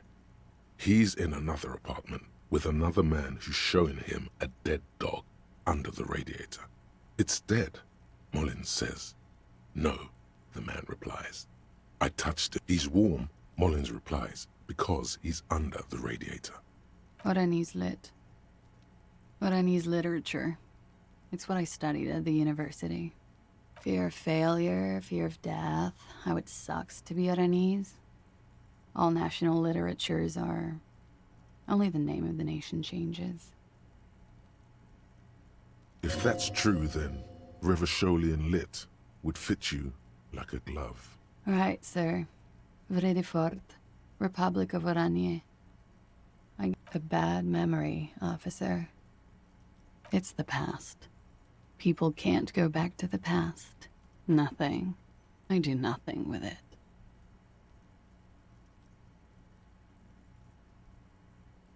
Cool.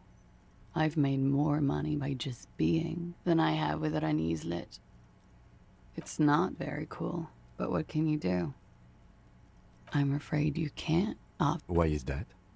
Because it's buried in a sealed plastic bag at an undisclosed location on the coast, along with cash and airline tickets. Thank you for your candor. Huh? They say so in your tourist brochure. Keep travel documents away from your person when west of the river. Okie dokie. The record. So official.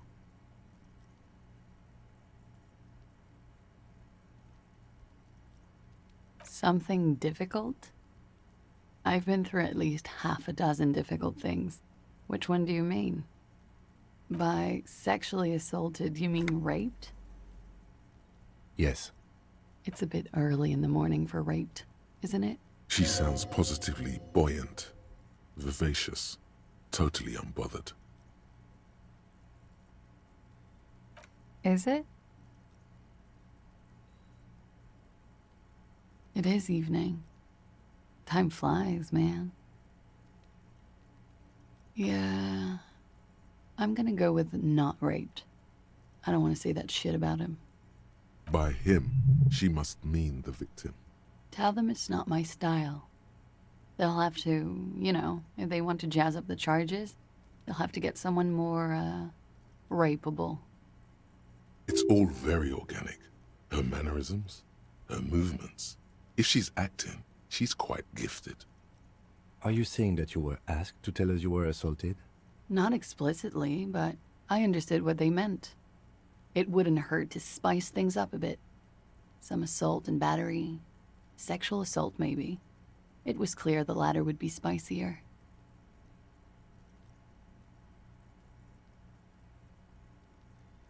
We partied.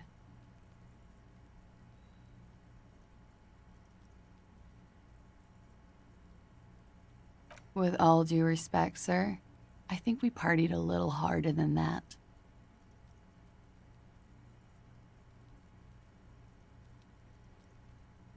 Oh, it is. You're still alive. What did you do when you partied? We drank, sir. A lot. For weeks, basically. We had that effect on each other. We made each other drink harder. That's why I liked him. What else? Stimulants. Speed also has that effect, making you drink harder.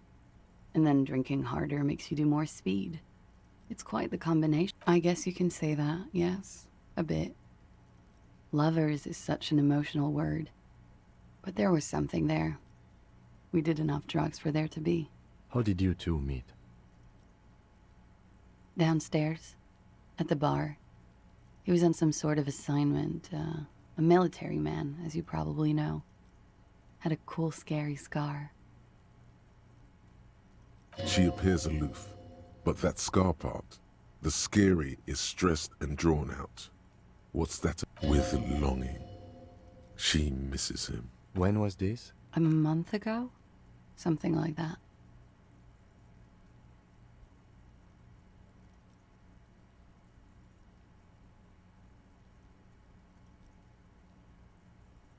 They're frequent guests. Downstairs, they have a booth for union members. They're probably down there now. Over drinks.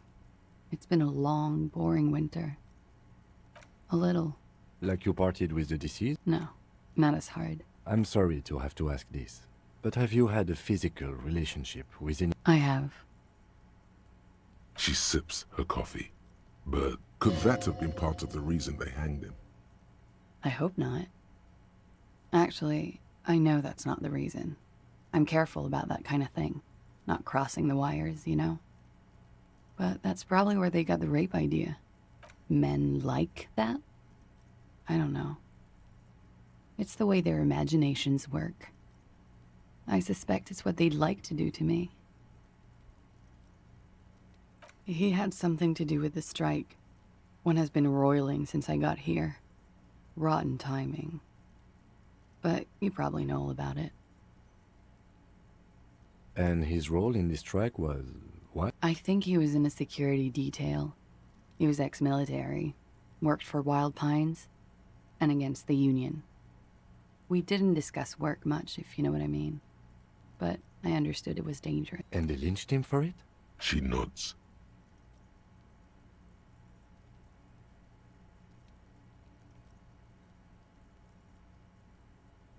Oh yes. I have multiple viewpoints. From the roof. A bitter cringe. It hurts. You look to the lieutenant. You called us, the RCM. Yes. Jackpot. I made it. And I would appreciate it if you didn't tell everyone. In Martinez, they call it snitching. Reporting crimes is confidential in Revachol, miss. Because I couldn't handle it anymore. None of these people called. He just kept hanging there. Then they started stripping him. Tearing off his armor. Demeaning him. Throwing... The voice was disguised. Did you... I didn't exactly disguise it. I just muffled the mic and nicked the landline a little. With nail clippers. And I diverted some radio fuzz into it. Into the cold wire. So, she's God's mystery foam cutter. Did I? Fuck. I didn't mean to. I had no idea what I was doing. Jigsaw falling into place. This is satisfying. Good catch. I don't know, sir. It was stupid. I was drunk, too. I was probably afraid the Union was listening in. We're not entirely convinced about that answer, but okay. Let it slide. Thank you for making the call, miss. It was the right thing to do. I didn't want to, sir. And he's still hanging there. We will move the body to the morgue today, miss. Don't worry. I'm sorry, I can't do it. Not right now. Later, maybe. I know it's difficult, miss. We can return to it later. Pretty much. Warming them. I'm 89% sure. Cool. She sincerely thinks it's very cool of you. She breathes a silvery sigh of relief. Should we head by downstairs, officer? We may have things to discuss there. As he says so, you feel the young woman looking at you and get a feeling you can't quite put your finger on. She nods. Silvery cigarette fumes. Yeah, it's pretty deluxe. It is. The lieutenant makes a note in his notebook. He finds the answer unsatisfying.